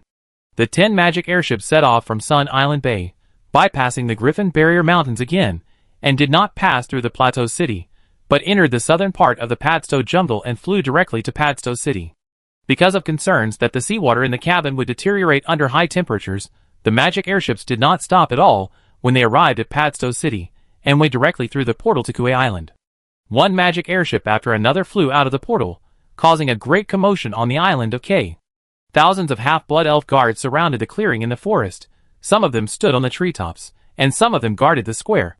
The half-blood elf guards all held longbows, and aimed their feather arrows at the magic airships. All 10 magic airships fell into the sea next to the dock, and the half-blood elf guards dispersed. Chapter 806. Ever since Kui Island was occupied by a group of half-blood elves, this island has become extremely mysterious in the eyes of the Grey Dwarf Bandits. The Grey Dwarf Bandits have continuously sent Grey Dwarf scouts to the island, but unfortunately only a few of them have returned safely. Even those Grey Dwarf scouts, who have returned safely, have no way to sneak into the core area where the half-blood elves are. They don't know how many half-blood elves there are on the island. They can only see nearly 10,000 natives wearing crotch pants, standing on the beach and chiseling stones. They piled the sea rocks into a wall foundation, and then tied them tightly with wire. In recent days, the Grey Dwarf Bandits on the surrounding islands have suffered from air strikes from magic airships and Griffin cavalry in the sky. The Grey Dwarf Bandits on the nearby islands did not even dare to go out to sea during the day. Now the Grey Dwarf Bandits finally discovered that 10 magic airships docked at the dock of K Island were dispatched at once, and a large number of half-blood elf guards on the island boarded the ship, which seemed to be a large-scale operation. The Grey Dwarf Bandits on the surrounding islands, who had been secretly paying attention to the movements of the half-blood elves on K Island, finally felt that this might be a great opportunity. Some Grey Dwarf Bandits were ready to move again. They were thinking all the time about how to take back K Island. Roy organized an army to go to the Lost Sea. This time, he dispatched 10 magic airships, 6,000 half-blood elves, 4,000 sirens, and 1,000 human priests. This time, he was determined to get the dwarf treasure hidden in the Lost Sea, so he made such a big move. The surrounding Grey Dwarf Bandits were always paying attention to K Island. When they found that a large number of elf troops had left K Island, they wanted to investigate the truth of K Island again. Their ships dared not go out to sea during the day, and only dared to go out at night. These ships did not dare to go too far at night, fearing that they would not be able to return safely before dawn, so they could only wander around the islands. Now these islands have spontaneously sent out small boats to approach Kui Island under the cover of night. One by one, the Grey Dwarf Bandits climbed the stone foundation of the sea embankment under the cover of night. Although the Highland headhunters sleeping nearby heard subtle footsteps, they did not make any noise, because they did not want to scare away the Grey Dwarf Bandits. The best outcome for these Grey Dwarf Bandits is that they are captured by the half-blood elves on the island. At that time, more prisoners will be sent out to work, and their work will become easier. The Plateau headhunters thought so they did not react to the Grey Dwarf Bandits who sneaked into the island. But in a jungle 100 meters away from the sea, Moira was still lurking in the old place, and her teacher, Captain Tennyson, was also lying on a tree. This time, Captain Tennyson also followed Roy to K Island. During this period, he will be mainly responsible for the overall defense of K Island, while Captain Timothy will be responsible for the progress of various engineering projects on K Island. So many people have died, how could there be Grey Dwarfs sneaking in? Moira couldn't help but mutter in the dark. Without Captain Tennyson, she would never dare to do this. Captain Tennyson jumped down from the tree quietly, hid beside Moira, and whispered to her, Kui Island is in a very special position. In this position, the three-masted sailing ship on K Island can almost touch any island around. This makes the gray dwarf bandits on all the surrounding islands sleepless all the time. We occupy this island, and they want to explore the island's true and false and find out our strength. According to the detailed investigation of the Griffin Cavalry yesterday, there are nearly 300,000 gray dwarves stationed on more than 40 islands of various sizes nearby. However, these gray dwarves are not very harmonious. They are divided into several large groups and are suspicious of each other. At present, they are still unwilling to unite. But, under this situation, small groups of gray dwarves have begun to reunite. They are gradually beginning to realize that only by uniting together can they compete with us. Moira asked Captain Tennyson, "Then why don't we drive them away completely?" I have also discussed this with the boss. The boss's intention is to use the gray dwarf bandits to contain the Naga Sea tribe in the Endless Sea. If we drive the gray dwarves away, we will face the Naga Sea tribe that is hundreds of times stronger than the gray dwarves. Captain Tennyson looked at Moira in confusion and asked her, "Didn't the boss tell you about these?" Moira grinned and said, "He did tell you some, but I don't quite understand." "Then why don't we negotiate with the gray dwarves?" That's what Boss Roy meant. He believes that many of the gray dwarf bandits in this sea area are slave traders. We recently sent out an investigation team to investigate the gray dwarf bandits on the nearby islands. Once we find out which gray dwarf bandits are slave traders, he plans to personally bring the half-blood elf guards to the island to clean them up. When he said this, Captain Tennyson, who was full of murderous aura, shuddered. Is he going to deal with those gray dwarf bandits who trade slaves? Moira took a deep breath and asked in a low voice. That's about it. Moira didn't say anything, because several gray dwarf bandits had already entered the dense forest and were about to start arresting people. If she wanted to speak again at this time, Captain Tennyson would scold her. Sabrina's Griffin Cavalry Brigade also set off with the fleet. The island's most elite 5,000 half-elf guards are now all leaving the island by boat. There is a spacious square around the portal. In the woods around the square, half-blood elves have built tree houses. Currently, the remaining half-blood elf guards on the island are basically some new troops, and there is also a large group of Dark Moon elf warriors, who are mainly responsible for the island's defense. The seawall on the south bank of Kauai Island has begun to take shape. Under the night sky, the sea water beats against the foundation stone, and countless waves break into foam on the foundation stone. Recently, the Highland headhunters on Kauai Island are making cages with black wire mesh and stuffing stones into the cages. When building the seawall, fill the giant iron cage with stones, so that the stone cage will not be washed away by the waves. The only problem is that once the wire mesh rusts, the levee will soon collapse.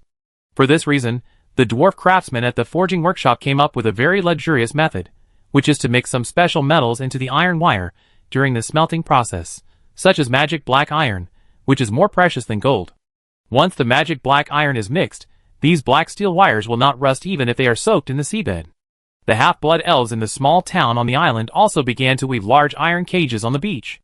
They can earn 100 work points by weaving a cage that is 5 meters long, 2 meters wide, and 2 meters high. The half-blood elves all work in groups of 4.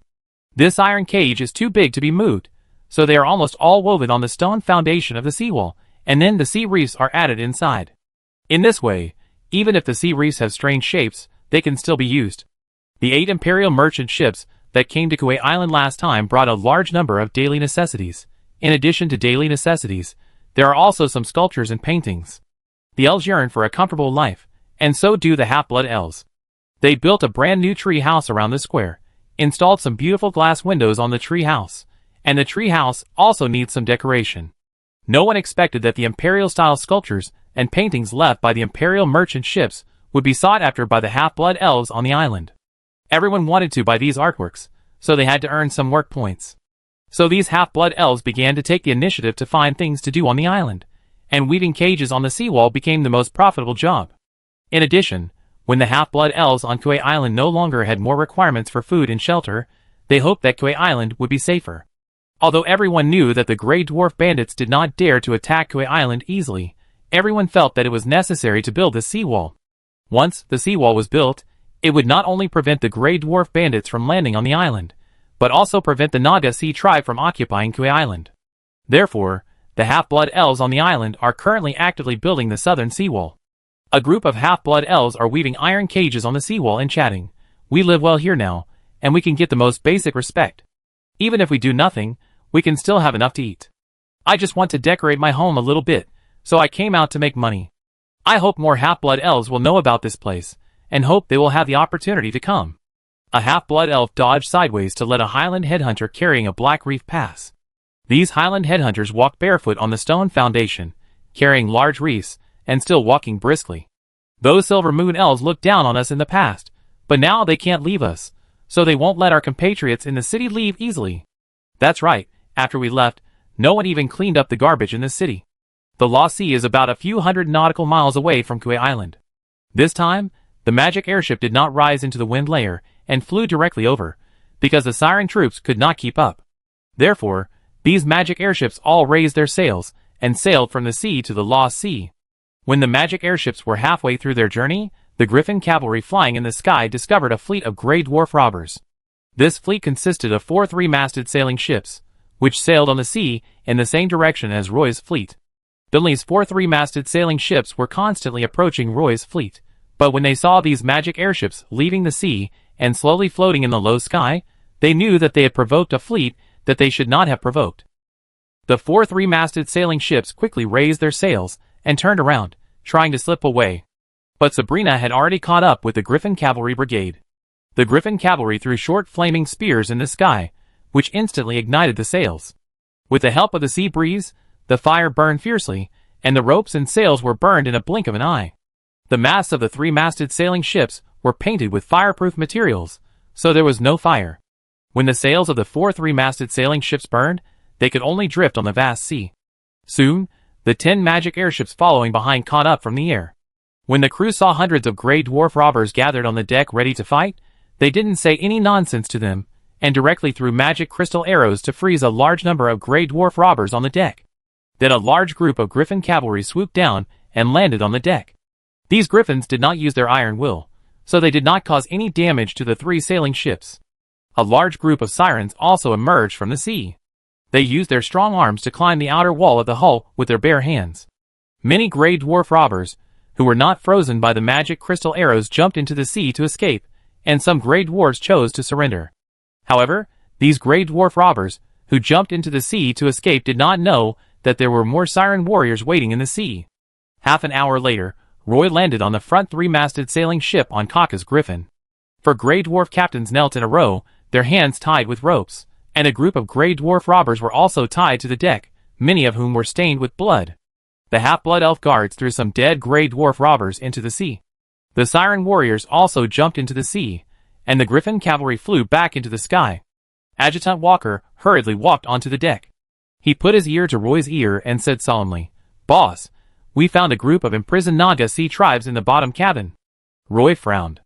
These three-masted sailing ships were indeed slave ships. "Take me to sea." Walker took Roy and his party to the bottom cabin of the three-masted sailing ship. The wooden stairs leading into the bottom cabin were submerged by the seawater. Roy walked down, and there was a strong fishy smell coming from the seawater inside. Although the bottom cabin was dark, Roy looked inside and still saw the dark Naga sea tribe. These Naga sea tribes were all hung on the keel of the cabin, with only the lower part of the waist immersed in the filthy seawater. Because the upper bodies of these Naga sea people were exposed to the air for a long time, and were not kept moisturized, their skin had symptoms such as scaly and cracked. A large group of Naga sea people were wrapped in chains, with their hands locked and hung on the top of the cabin. In this way, they were hung like salted fish, and they all looked alive, but they were not very energetic, and even very haggard.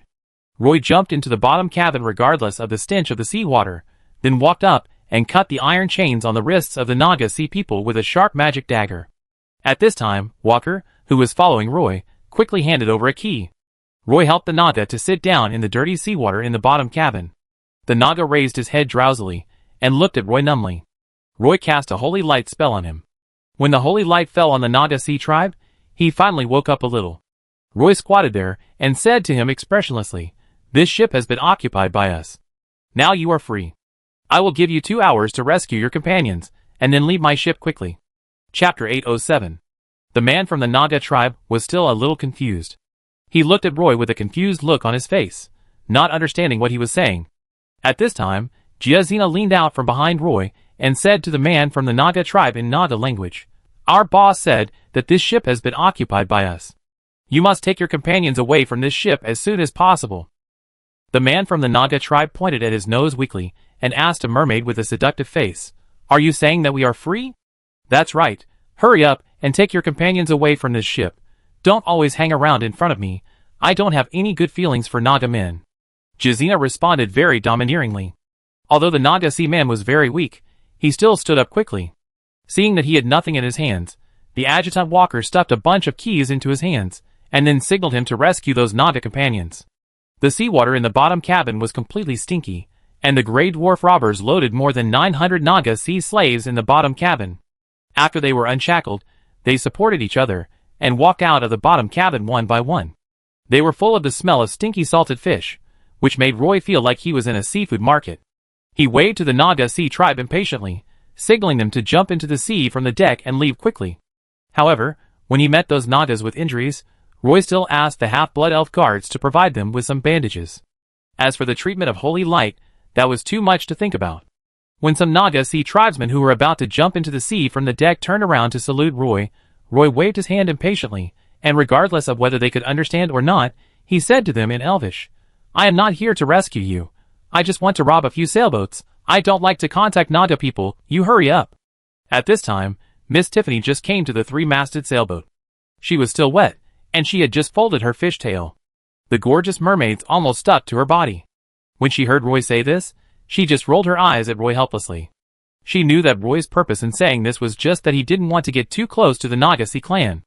After all, the relationship between the Naga sea clan and the elves in the Endless Sea was not so harmonious.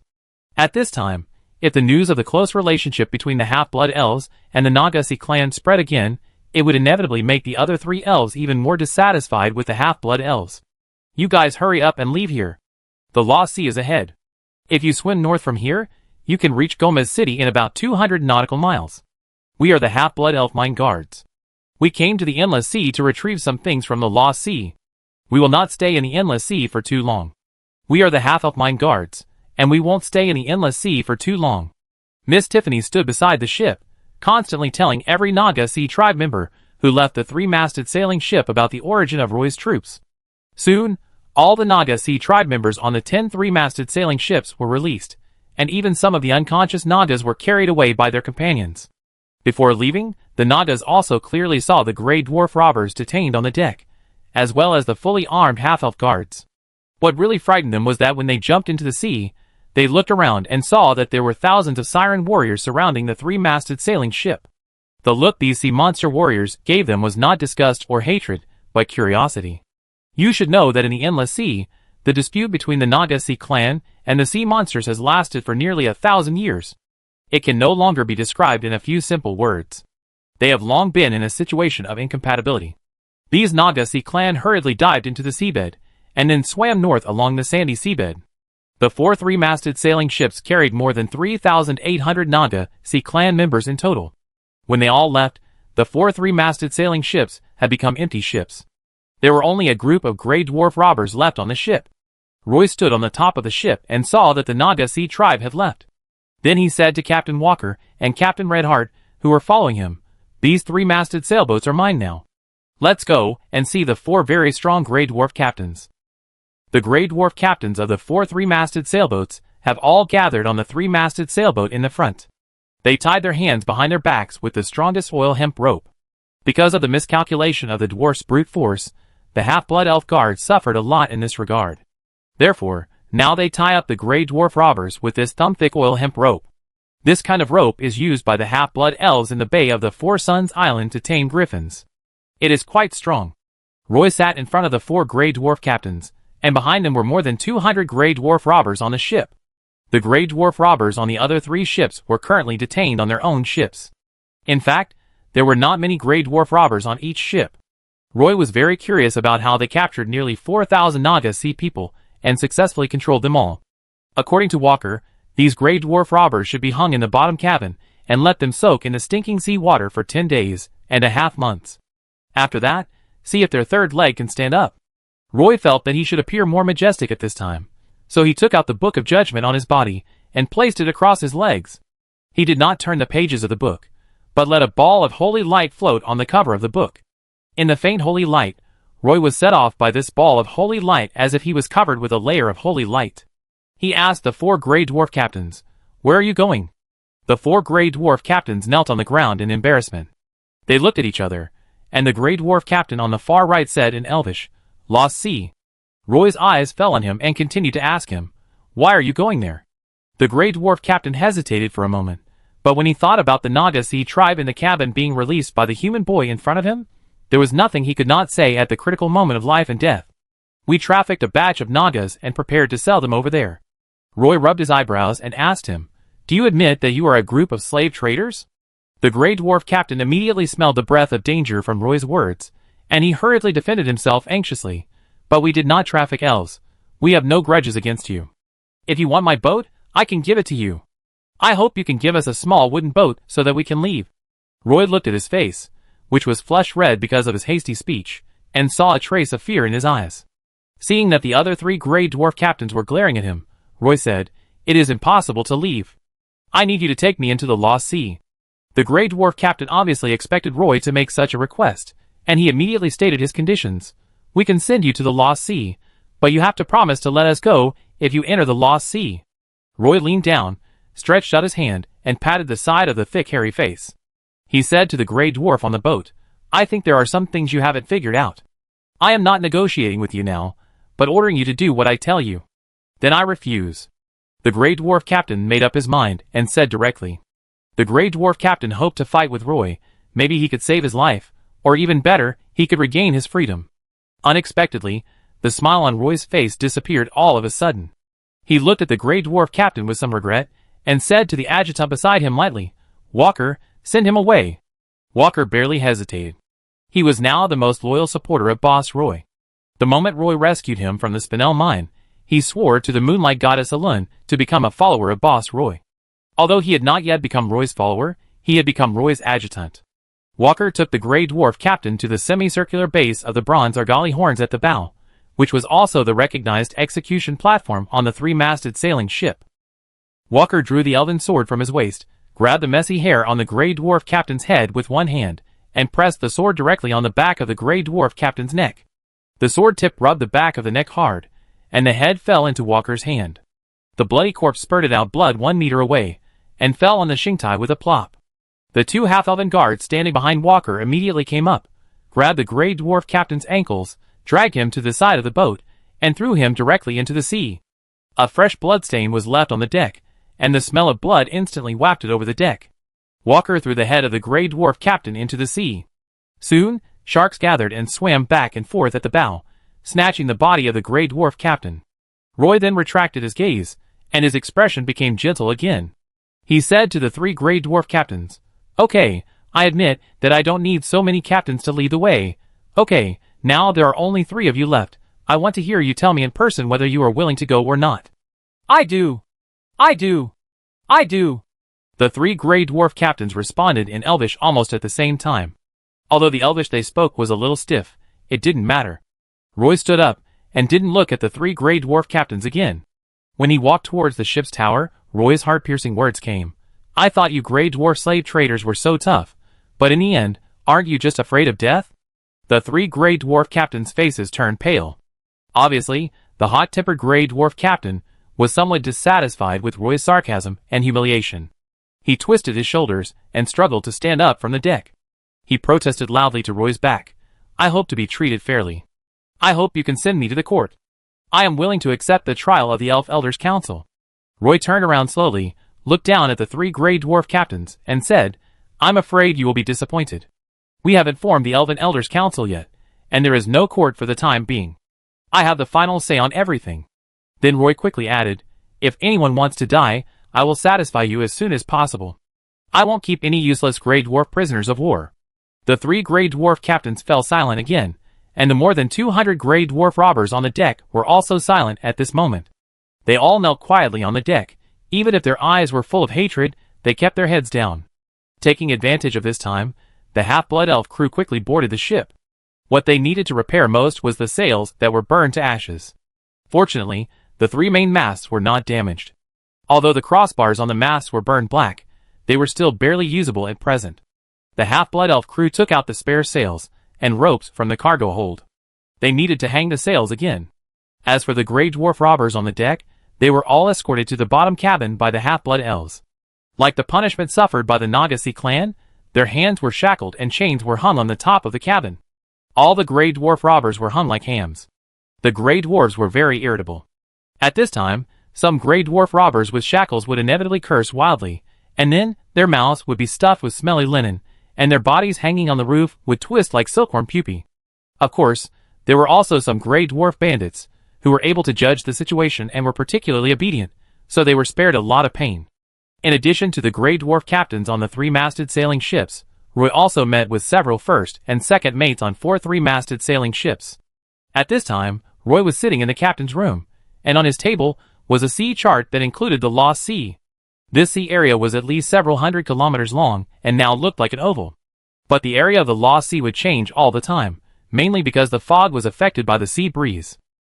When there is no wind, the Lost Sea has the largest area and is approximately an ellipse. But most of the time there is wind on the sea, then the Lost Sea will be like a giant peach. The internal situation of the Lost Sea is completely unknown to Roy. He hopes that these first and second mates with rich sailing experience can reveal some information about the Lost Sea, including how many islands there are in this sea area. However, what surprised Roy was that these first and second mates did not know the situation inside the Lost Sea. According to their description, when their slave ship enters the Lost Sea, a siren will soon appear. This siren will guide their ship to sail in the fog. The specific direction is completely guided by the sirens of the Misty Sea. You said that the fog on the sea is so thick. What do those sirens rely on to navigate? Roy sat on the sofa in the captain's room, and opposite him sat Xena, Olive, and Miss Tiffany. Could it be the siren's song? They rely on the singing of the chanters to identify the direction in the fog. Olive spoke first. She crossed her arms and pushed the cup holder upwards. The whole area was white. Xena snorted coldly and said, "The Lost Sea is more than 500 nautical miles long. Even the singing of the sea beast priests cannot be heard more than 10 nautical miles away. Do you think it is possible to identify the direction by the singing of the sirens?" Olive was speechless by what Xena said, but she couldn't refute it. Chapter 808. When the Imperial merchant ships encounter the Lost Sea, they will basically choose to bypass it. Elves rarely enter the depths of the Endless Sea, and few elves know that there is a mysterious sea full of fog in the Endless Sea. As for the Grey Dwarf robbers, they are frequent visitors here, and they maintain some cooperative relations with the sirens here. The Grey Dwarf robbers will provide the sirens in the Lost Sea with some supplies they need, and will also send them slaves of races such as elves, Naga, and orcs. If the sirens need dwarf slaves, they will also send them without hesitation. Now, this Lost Sea full of infinite unknowns is in Roy's sight. Not far ahead is a fog, which cannot be dispelled even with the sea breeze and strong sunlight. It is like a thick cloud layer falling on the sea, constantly rolling, as if it is life, and can swallow all invaders. There is only a light fog near the edge, and 10 magic airships are floating in the sky, and the two sides can still have some contact. The further they drive inside, the thicker the fog becomes, and gradually they lose contact with the magic airships in the sky. At this time, the 4 three-masted sailing ships had no choice but to withdraw from the faint mist. First, they needed to pick up some half-blood elf guards and human priests, and secondly, they had to escort the Grey Dwarf bandits on the ship to the magic airship. The 4 three-masted sailing ships carried a total of 2,800 half-blood elf guards and 200 human priests. The rest of the half-blood elf guards and human priests stayed on the magic airship and stayed in the air with hundreds of griffin knights, ready to meet the 4 three-masted sailing ships at any time. In addition, there are 4,000 siren warriors in the sea, led by sea beast priests Xena and Olive, following 4 three-masted sailing ships into the Lost Sea. It is said that the Lost Sea is the territory of sirens, but these sirens swimming in the sea have not yet found their kind in the Endless Sea, but first encountered a group of Naga Sea people who are like refugees. When the Naga Sea people saw these sirens from the Partington Plain, they felt like they had seen a ghost and fled. In the eyes of these Naga Sea people, the sirens were like some terrifying creatures. Not only did they not dare to communicate, they didn't even dare to get too close. Roy had the confidence to drive 4 three-masted sailing ships into the Lost Sea, which was actually brought to him by the 4,000 siren warriors led by Xena and Olive. Although the wind on the sea was gradually weakening after arriving in this sea area, and the sails that were raised were all lowered, the 4 three-masted sailing ships still maintained a uniform speed. The power of the 4 three-masted sailing ships was the magic propulsion device at the stern. That's right, although these 4 three-masted sailing ships did not have floating devices installed, the Grey Dwarf robbers installed a magic propulsion device at the stern. When there is wind, the three-masted sailboat mainly relies on wind power to move forward. But these 4 three-masted sailboats can also move slowly when there is no wind, mainly relying on the magic propeller at the stern. Its power is obviously insufficient, and the speed of the three-masted sailboat has almost dropped to a few knots. In fact, Roy also learned some information about the Lost Sea from the 3 Grey Dwarf captains. This sea area is indeed occupied by a group of sirens, but there are not many sirens here. There are also many islands in the Lost Sea, where some mutant sea creatures live. They make a living by selling slaves of various tribes all year round. Because of the thick fog, there is its own order here. After entering the thick fog, the 4 three-masted sailing ships were connected end to end with ropes. Only in this way can the 4 ships not get separated in the fog. The Grey Dwarf captain on the front three-masted sailing ship lit a whale oil lantern on the bronze argali head on the bow. The dim light could not be transmitted far in the fog. The oil lamp was hung on the bow, about 1 meter away from the sea surface. Roy stood on the roof of the stern and felt the continuous light of the lantern. The fog was very heavy, and the clothes of the half-blood elves standing in the fog would soon be wetted by the fog. Wearing some leather clothes here would make them feel much more comfortable. The Grey Dwarf captain told Roy that after the three-masted sailboat entered the Lost Sea, it would not take long for the sirens to come and pick it up. Roy sat in the captain's room, still thinking about how the sirens could identify the direction in the fog. At this time, Miss Tiffany pushed open the door of the captain's room, and hurried in with her mermaid-patterned long skirt in one hand. She said to Roy, "Roy, follow me."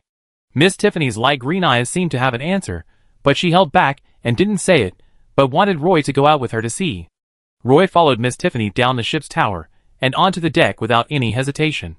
The half-elves on the deck were standing at the edge of the ship, observing the three-masted sailing ship diligently. Miss Tiffany almost trotted to the side of the ship. She ran barefoot, and her skirt dragged on the deck, leaving a clear water stain. She didn't stop at the edge of the ship's side. Her body was like a flexible dolphin, and she jumped directly into the foggy sea. Roy hesitated for only a second at the side of the ship before jumping directly into the sea. In fact, even if there was fog on the sea, there was still light shining into the sea. The moment Roy jumped into the sea through the fog, he felt his hand being tightly held by a gentle hand. He opened his eyes with difficulty in the sea, and saw Miss Tiffany spitting bubbles beside him, and her tail also turned into a 3-color fish tail. Miss Tiffany's long hair spread in the sea. There were light green scales on her back, but not on her chest and abdomen. Her face was still beautiful and pretty. She smiled at Roy and pointed to the sea in front of her. Roy then paid attention to his surroundings. The first thing he saw was a large group of siren warriors. These siren warriors surrounded the 4 three-masted sailing ships and moved slowly as the sailing ships moved forward. Then he saw Zaina and Olive on his left and right sides. The lantern on the bow of the three-masted sailing ship shone on the sea surface, and a bright spot with a diameter of more than 1 meter appeared. Although the light in the seawater was not so good, the seawater here was extremely clear, and it was easy to see hundreds of meters away. At this time, Roy finally remembered one thing, that is, whether there is fog on the sea surface, it has no effect on the sirens at all, because they live in the sea, and the fog on the sea surface can't affect them at all. And the bottom of the Lost Sea is the home of the sirens. Roy couldn't stay in the sea for too long. He could only snorkel for about 5 minutes under normal circumstances. This is because he grew up in Castletown Harbor, and was proficient in water. Miss Tiffany pulled him to the surface of the sea, and Roy was immediately wrapped in the fog on the sea surface. Miss Tiffany also emerged from the water and said to Roy, "Now you know what the sirens rely on to identify the direction. The fog has no effect on us." Giazina also surfaced and said to Roy, "They can also see us siren warriors in the sea, but we know very little about them. Should we be bolder and pretend to be a slave ship and go directly into their territory to check it out?" Olive followed up, "I heard that these sirens accept slaves of any race, so why don't we sell those Grey Dwarf bandits as slaves to them?" Roy was really confused. How could he suddenly become a slave trader? But I have to say that their idea is really feasible. Then should we, the siren warriors, withdraw? Roy suddenly had a flash of inspiration, as if something had blown away the fog in his mind, making his thoughts become extremely clear. Although he was in the sea, Roy still took out the treasure map without hesitation. It was unfolded on the water. This treasure map was made of leather, and the lines on it were drawn with an unknown ink, which did not fade even when soaked in sea water. Roy kept looking at the treasure map while diving into the sea to look at the terrain on the seabed. Although he couldn't see very far, he still found some clues. He said to Miss Tiffany excitedly, "I finally figured it out now. The area drawn on Captain Ralph's treasure map is the layout of the seabed of the Lost Sea. The treasure place he marked should be considered an island he occupied. This time we will follow the route shown on this map. Jazina, you send someone to lead the way, and our 4 ships will follow you." Jazina took the treasure map from Roy and began to send her men to carefully check the current position. She needed to determine where the 4 3-masted sailing ships were currently located based on some reference objects on the seabed before deciding which direction to move forward. Olive also came over at this time, and the Siren warriors moved quickly. Roy was a little inconvenient in the sea, so Miss Tiffany pushed Roy out of the sea and let him climb back to the deck along the grid ladder. And she prefers to stay in the sea. Soon the rope hanging the lantern began to move forward, as if a sea monster was pulling the whale oil lantern forward, but the direction it was swimming was not straight ahead. Roy stood at the bow and followed the direction of the sea monster's guidance, and immediately asked the captain in the ship's tower to adjust the direction of the sailboat.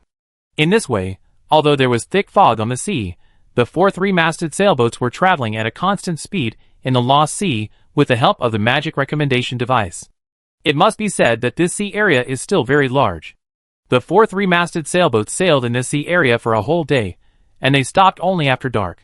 Because there was no light in the sea, Xena, Tiffany, and Olive in the sea could not decide where to sail. The good news is that the 3 of them have found the right way. Along the way, no one met other sirens. In addition to the rich fish resources, the entire seabed was very quiet. Finally, the fleet met a siren patrol team on the morning of the 2nd day.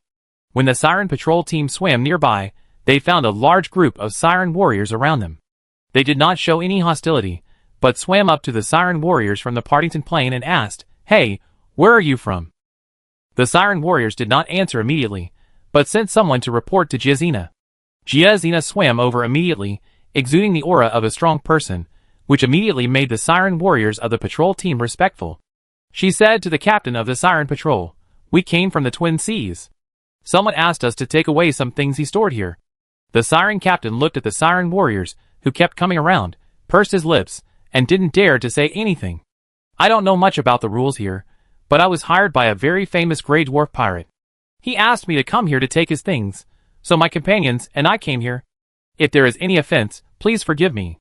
Although Jazina spoke politely, her eyes were full of aggression. The surrounding siren warriors were also full of murderous aura. They had just fought bloody battles in the western waters of the Partington Plain, and they were full of murderous aura. This siren patrol team was not too timid. They also seemed very alert, and had a strong desire to survive. Then he said, "This is the Lost Sea, which belongs to the territory of Commander Mlack. Commander Mlack created the Lost Sea here to fight against the Naga Sea tribe in the Endless Sea. We do have some rules here. Fleets entering the Lost Sea need to be recognized by us, and they must also establish a cooperative relationship with us." "I wonder which Grey Dwarf bandit you are employed by, sir?" Jazina said, "Captain Ralph." It turned out to be him. He hasn't appeared for a long time. Before, the Grey Dwarf pirates said he was dead. I didn't expect him to be alive. The captain of the Siren Patrol said. The 2 sides exchanged a little, and the Siren Patrol even pointed out the direction for Jazina before slowly leaving. I didn't expect the inspection here to be strict. In this way, the fleet successfully passed the patrol inspection, and finally on the 3rd day of entering the Lost Sea, it arrived in front of an island in the fog according to the guidance of the treasure map. It was not until the 3-masted sailing ship was about to dock that the half-blood elves on the ship discovered the outline of an island in the fog. The dock here is not big, but it is a natural harbor with a deep draft. It can dock even without being affected by the tide. As soon as the ship docked, the bells on the dock rang loudly. Blurry figures gathered towards the dock from all directions of the island. The Siren warriors led by Jazina and Olive were guarding underwater. A large group of half-blood elf guards stood beside the ship's side around the deck with weapons and shields in hand. Everyone was ready to fight at any time. The figures on the island came to the dock and were completely unprepared for the 4 3-masted sailing ships. They didn't even notice that there were a large number of Siren warriors hidden in the sea. Various languages kept coming from the dock. Roy heard the elven language from it, which was, "Hey, which slave ship are you from? What kind of slaves are on the ship? Are you going to resupply or sell them?" Chapter 809. The half-blood elf crew appeared beside the ship. They took the rope as thick as their arms from the deck and threw it to the dock. At this time, the fog dispersed a little, and the faces of the half-blood elves on the ship gradually became clear. But standing on the dock were some strange creatures in strange clothes, including yellow-haired, white-skinned imperial men wearing pirate clothes, orcs with 2 fangs at the corners of their mouths, gray dwarves with long beards and naked upper bodies, and even some lizard men with human bodies and lizard heads on their necks. Of course, these are still relatively normal races. In addition to these, Roy also saw some fishman monsters standing on the dock, but they were obviously not the subhumans on the reef island with the IQ of a 5-year-old human. These fishman monsters had strong limbs and very flexible eyes. When looking at them, you will find that their IQ is online. There are also humans with octopus heads, shark heads, or humans with limbs transformed into fish fins. Pairs of eyes were repeatedly looking at the ships on the dock, with greed, cunning, expectation, and doubt. The most special one was the penguin standing on a broken anchor at the edge of the dock. It looked a bit like an owl beast, with a very fat body and a height of 2 meters. It shouted in a loud voice, "Welcome to the Lupstead Island of the Lost Sea. Please go to the dock management office to pay the berthing fee.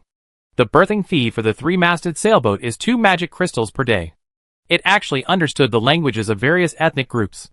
Roy listened to it speaking in Elvish, and then changed to Dwarven, Naga, and Imperial.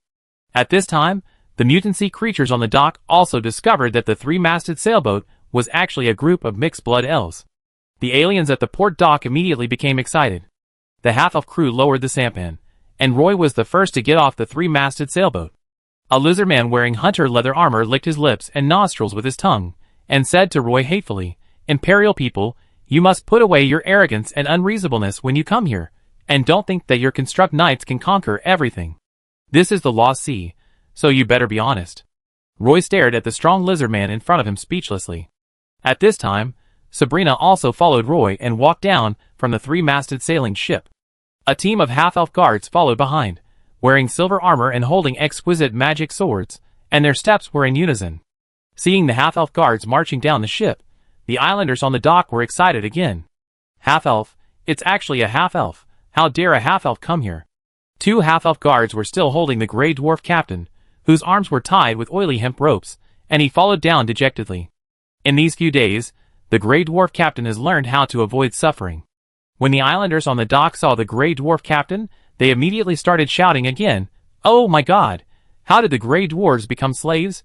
Half-blood elves became slave traders. Has the world begun to change?" Some people even pointed at the half-blood elf guards and asked, "You sell gray dwarves on this island. Aren't you afraid that the gray dwarves here will kill you? Even if you dare to sell, I'm afraid no one dares to buy. I advise you to run quickly. Before the gray dwarves come, I'm afraid they are already on the way." Another orc warrior wearing chainmail came up and asked Roy, "Hey, kid, how much is this gray dwarf slave?" Roy turned his head to look at the orc and ignored him. A half-blood elf guard stretched out his hand to push the lizard man in front of Roy. "Please get out of the way." The half-blood elf guard obviously underestimated the power of the lizard man. His hand pressed on the lizard man's leather armor, but the lizard man hunter's body did not move at all. The lizard man hunter laughed at the half-blood elf guard exaggeratedly. The next second, a white arm pressed on the lizard hunter's shoulder, and the other hand grabbed the lizard hunter's arm like lightning. Roy only saw Sabrina's figure appear in front of the lizard hunter at this time. A standard shoulder throw directly put the lizard hunter on the wooden board of the dock. The surroundings suddenly became quiet, and everyone's eyes were focused on Sabrina. Sabrina let go of her hand, stood up straight, and said to the lizard hunter condescendingly, "You are blocking us. Next time I will throw you directly into the sea." The yellow-green color of the lizard hunter's neck and chest became particularly eye-catching at this moment, and his fierce eyes fell on Sabrina's face. He touched the dagger at his waist with one hand, and his body bounced directly from the floor, grabbing Sabrina's throat with sharp nails. Sabrina slightly turned sideways, and one leg with a residual image hit the lizard hunter's ribs, and the strong lizard hunter fell into the sea like a cannonball. Plop! The lizard hunter struggled in panic in the sea, and the terrified expression on his face seemed as if there was something terrible in the sea. But no matter how he slapped the sea with his arms, his body still sank uncontrollably into the sea. The other islanders on the dock were so scared that they hid behind one after another. At this time, some gray dwarf robbers in the crowd came forward one after another. They had obviously recognized the identity of the gray dwarf captain. Soon, some gray dwarves came from all directions of the island. They ran very fast with their short legs. These gray dwarves had short axes on their belts and kept shouting, "You elf bastards, you are on Lepstead Island. Where do you want to run to? This is the largest gathering place of the Lost Sea Grey Dwarves. If you come here, you will fall into our hands." But when they ran to the dock, they saw 4 three-masted sailing ships docked at the dock, and each ship was full of half-blood elves. The Grey Dwarves who kept moving forward stopped one after another. The dock was in a mess, but on this crowded dock, a strong penguin kept pushing everyone, squeezed out of the crowd, and shouted to Roy, "Hurry up and pay the berth fee, you bastards, don't squeeze here, get out of the way." Roy took out a handful of magic crystals from his arms, and stuffed them into the arms of the sturdy penguin. The penguin held the magic crystals with its black wings, widened its eyes, and screamed, "Okay, you can stop your boats here, and keep an eye on your boats. If you don't want to provoke the Grey Dwarves, you can pay me a protection fee, and then I will deal with these Grey Dwarves for you." While the penguin was talking, his eyes kept glancing at the Grey Dwarf robbers. Roy took a step forward, reached out, and touched the penguin's belly, then looked up and said to it, "No need, we can solve this ourselves." The dock was filled with heavy fog, and the fog on the sea was rolling. On the dock, you could only see things within 10 meters. The figures around were blurry, and there was only a group of Grey Dwarf bandits crowded in the front. These Grey Dwarf bandits ignored Roy directly, and stared at the fully armed half-elf guards. The penguin blinked its black bean-like eyes, and when Roy refused to pay the protection fee, it said to Roy, "Then I wish you good luck." After saying this, it left without looking back. Roy only then noticed the appearance of these Grey Dwarf bandits on the island. Perhaps because they have lived in the dark and humid fog for a long time, these Grey Dwarf bandits have traces of rust on their bodies. Their exposed skin has even grown sparse scales. Some Grey Dwarves have purple seaweed growing on their heads, and their bodies exude a fishy and salty smell. The Grey Dwarf bandits, holding hatchets, approached the three-masted sailing ship step by step. Captain Rodhart, standing on the deck, held the side of the ship with both hands and taunted the group of Grey Dwarves on the dock. "How did you Grey Dwarves become like this? Did you eat too much seafood? Why do you have scales all over your body?" The Grey Dwarves heard Captain Rodhart's ridicule and immediately rushed towards the half-blood elf guards in anger. This group of half-blood elf guards was the most brave and combative squadron under Roy. They all raised their iris shields and rushed towards the Grey Dwarf robbers in unison. For a moment, the Grey Dwarf robbers in the front were bounced away by their iris shields. When the Grey Dwarf robbers behind wanted to rush up again, the half-blood elf guards' elven swords were already pressed on their necks. The Grey Dwarf bandits, who were held up by the elf swords, half knelt on the dock. The Grey Dwarf bandits behind wanted to rush forward, but a row of sharp spears suddenly appeared behind the shields of the half-blood elf guards, and these Grey Dwarf bandits, who were not wearing heavy armor, were forced back. Walker, who was mixed in the half-blood elf guard team, shouted at the Grey Dwarf bandits, "We dared to come here, and we never thought of running away." Some Grey Dwarf bandits had already fallen on the dock covered in blood. The Grey Dwarf bandits rushed forward again. The half-blood elves formed a shield wall with their iris shields. The Grey Dwarf bandits used their bodies to hit them, but they could not break the defense of the half-blood elf guards. The half-blood elf guards thrust their spears out one after another, and some Grey Dwarf bandits were immediately stabbed with bleeding holes. Wails and roars were heard continuously. Although these Grey Dwarf bandits were strong, they were not enough in front of the half-blood elf guards, who had a full set of blessing magic. Seeing that the Grey Dwarf bandits were at a disadvantage, the penguin beast ran out again, licking its belly. "Stop, stop now. Private fighting is prohibited in the dock." The voice of the penguin beast was sharp and loud, and its body covered with brown feathers forced its way in, separating the Grey Dwarf robbers and the half-blood elf guards by itself. Several half-blood elf guards were defeated by the short wings of the penguin beast. Roy raised a hand, and all the half-blood elf guards immediately stepped back and withdrew from the battle. "We heard that this is a gathering place for slave traders protected by the sirens. These Grey Dwarf robbers attacked us on the dock for no reason. Do you want to give us an explanation from the dock management office?" Roy said to the penguin beast. The penguin beast's fierce eyes moved away from Roy's face and looked at the Grey Dwarf robbers, who had a chance to breathe. The islanders crowded on the dock had already seen that this group of Grey Dwarf robbers were no match for the half-blood elf warriors. The penguin beast also asked the Grey Dwarf robbers helplessly, "Why are you making trouble here?"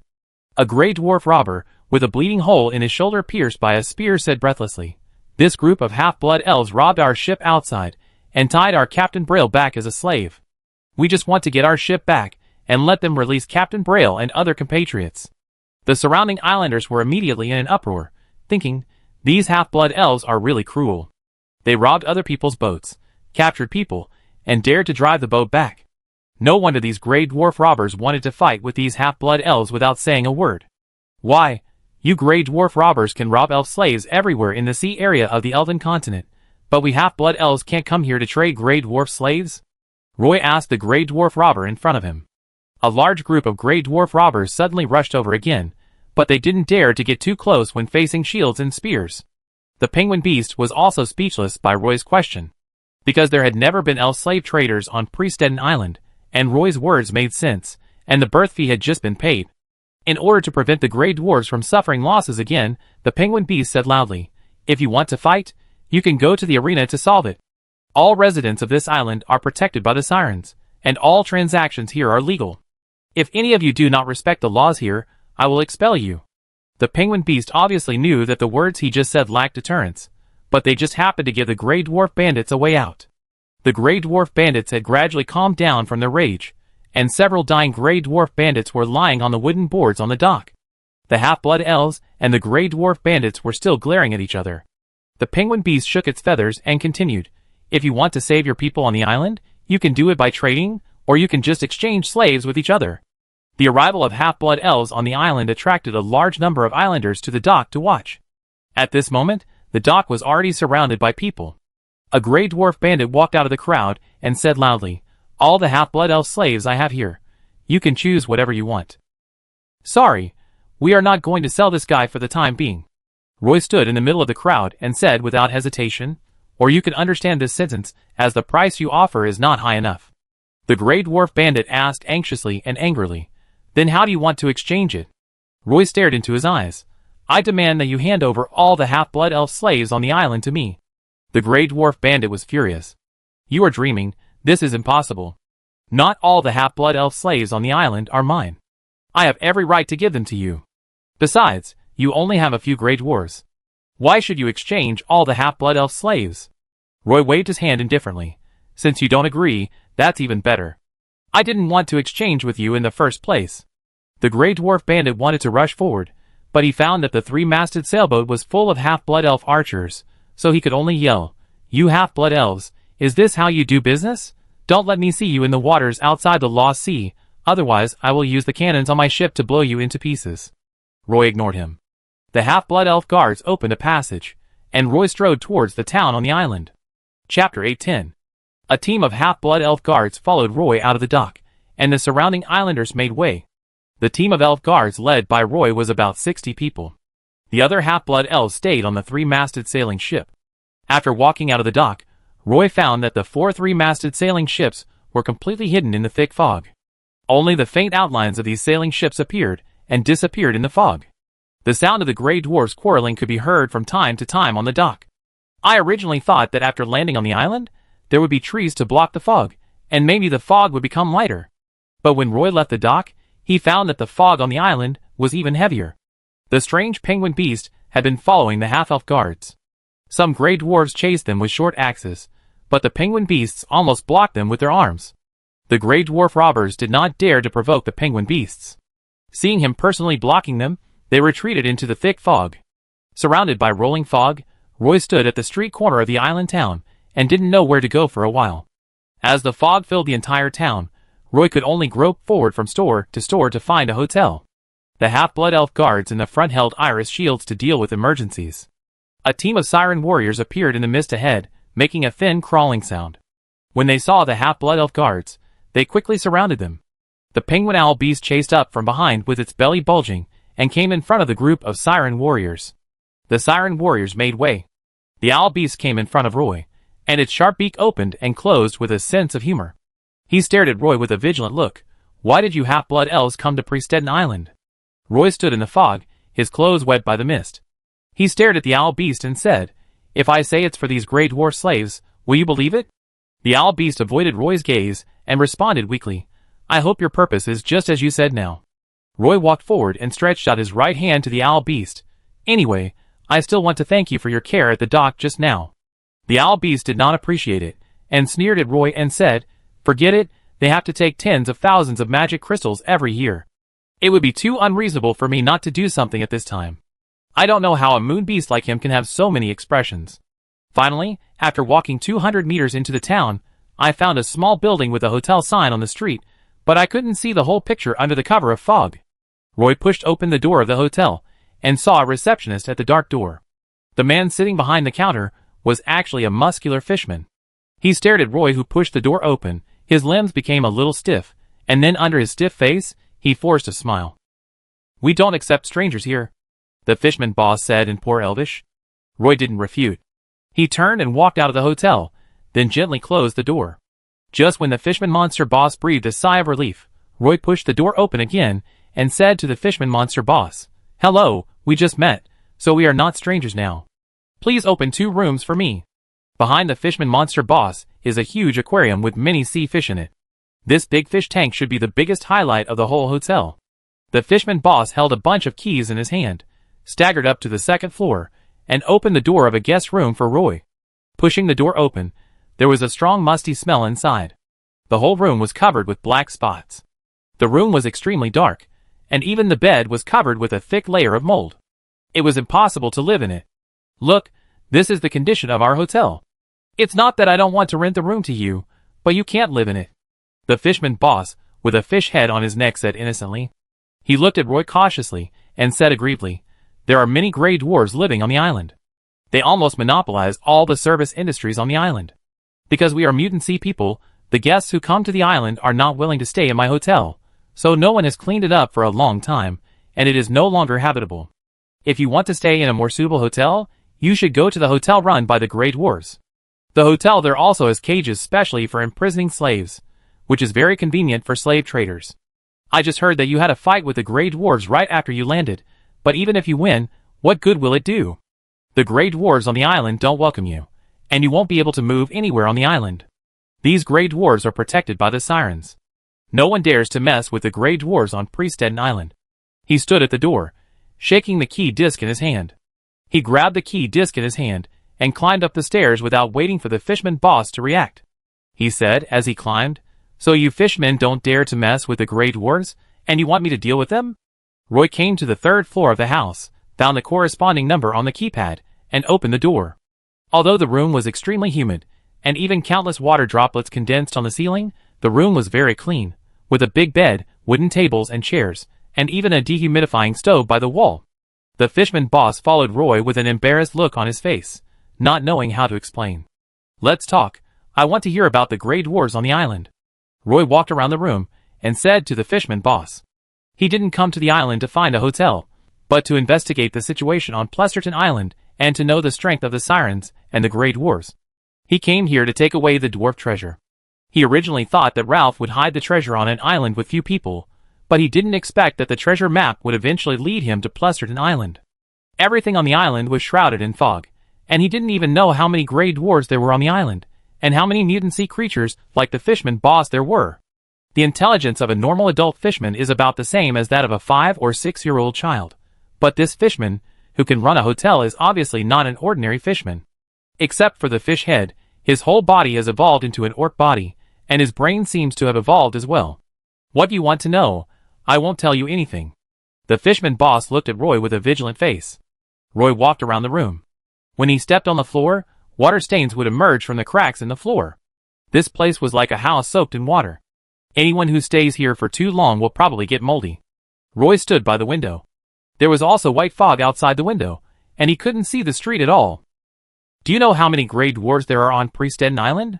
Roy asked the fishman boss. A lot. When we fight with them, as long as a gray dwarf shouts on the street, a lot of gray dwarves will immediately come out from all directions. They like to fight with axes and hammers. We can't beat them, and they have taken away a lot of business." The fishman boss wanted to slip away, but the stairs were full of half-blood elf guards, so he had no choice but to stay. Originally, the sirens were on our side, but later they paid protection fees to the sirens, and the sirens stopped protecting us. While the fishman boss said this, he kept inserting his webbed fingers. Roy withdrew his gaze from the white window and asked the fishman boss, "Do those gray dwarves often transport half-blood elves to the island?" The fishman boss quickly said, "They not only capture elf slaves, but also Naga slaves, and occasionally orc slaves. Recently, most of them are Naga slaves, but they don't dare to sell orcs openly. They are also afraid of the revenge of the orcs. Those orcs are not afraid of death at all. If they come to the door, they will make trouble on the island for several days. Roy took the key disc and went to the next room. This room was also damp, but because it was cleaned frequently, there was no musty smell. The residents of the island live under the fog every day, and almost nothing is not wet. In this environment, elves are prone to skin diseases. This kind of room is simply uninhabitable. Roy went downstairs and returned the key disc to the fishman boss.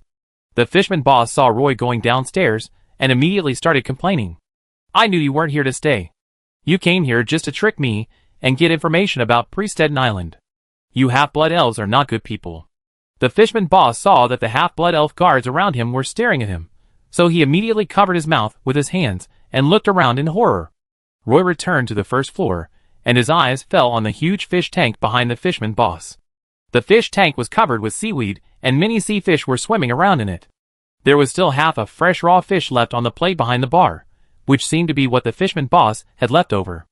Roy supported himself on the bar with both hands and placed a magic crystal in front of him. The fishman boss' eyes suddenly became like light bulbs, and his eyes looking at Roy became attentive. "If I want to find a half-blood elf, where should I look for it?"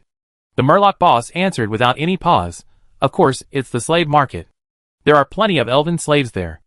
Then he felt that his answer was too perfunctory, and quickly added, "But recently the group of grey dwarves don't seem to have brought back many elven slaves. There are more Naga slaves in the slave market, and there are many grey dwarves in the market. I think they probably don't want to see you now." Roy lost interest in chatting with the Murloc boss. "How do I get to the slave market?" The fishman boss hurried to the door of the hotel, opened the door, and pointed to the end of the long street. "Go along this street, you should find it soon." Just as Roy was chatting with the fishman boss in the hotel, Giazina and Olive also left the dock. The island was filled with fog, and the sirens walked out of the sea, feeling very comfortable. The only bad thing was that the vision was too poor. Giazina found that the sirens here were not very hostile to the elves. The ones who were hostile to the elves were the grey dwarves on the dock. Roy led the half-blood elf guards into the island town to inquire about the clues of the dwarf treasure. She and Olive also planned to stroll around Priestedden Island. After all, this is the endless sea of the main plain. These sirens who came from the Partington Plain are still full of yearning for the main plain. "Where are you from? Why haven't I seen you two before?" A siren man in gorgeous clothes walked out of the fog. He has an extremely muscular figure and very strong arms. His burly body alone can give the other party an inexplicable sense of oppression. Male sirens generally have an ugly face like a yikshaw. The scales and facial patterns make male sirens look like demons from the underworld. Although the siren had a ghostly face, it was extremely brave, and he exuded a domineering aura. "We are from the Twin Seas," Olive responded. The siren spoke Naga, but the pronunciation was a little different due to the different regions. The siren was wearing a very gorgeous Warcraft cloak, and he looked surprised. "Did I hear it right? The sirens from the Twin Seas actually swam to the Endless Sea? You are not kidding me. Do you know how far these two places are from each other? If you can find a suitable current in the sea, even if you ride a killer whale, it will take about 15 years to swim to the Twin Seas." "Haha, this is the funniest joke I have heard this year, so. Where are you from?" Olive saw that her lie was exposed by him, but she did not feel guilty at all. She narrowed her beautiful eyes into a line and asked with a smile, "What do you think?" The man in gorgeous mermaid clothes looked hesitantly at Giazina beside Olive.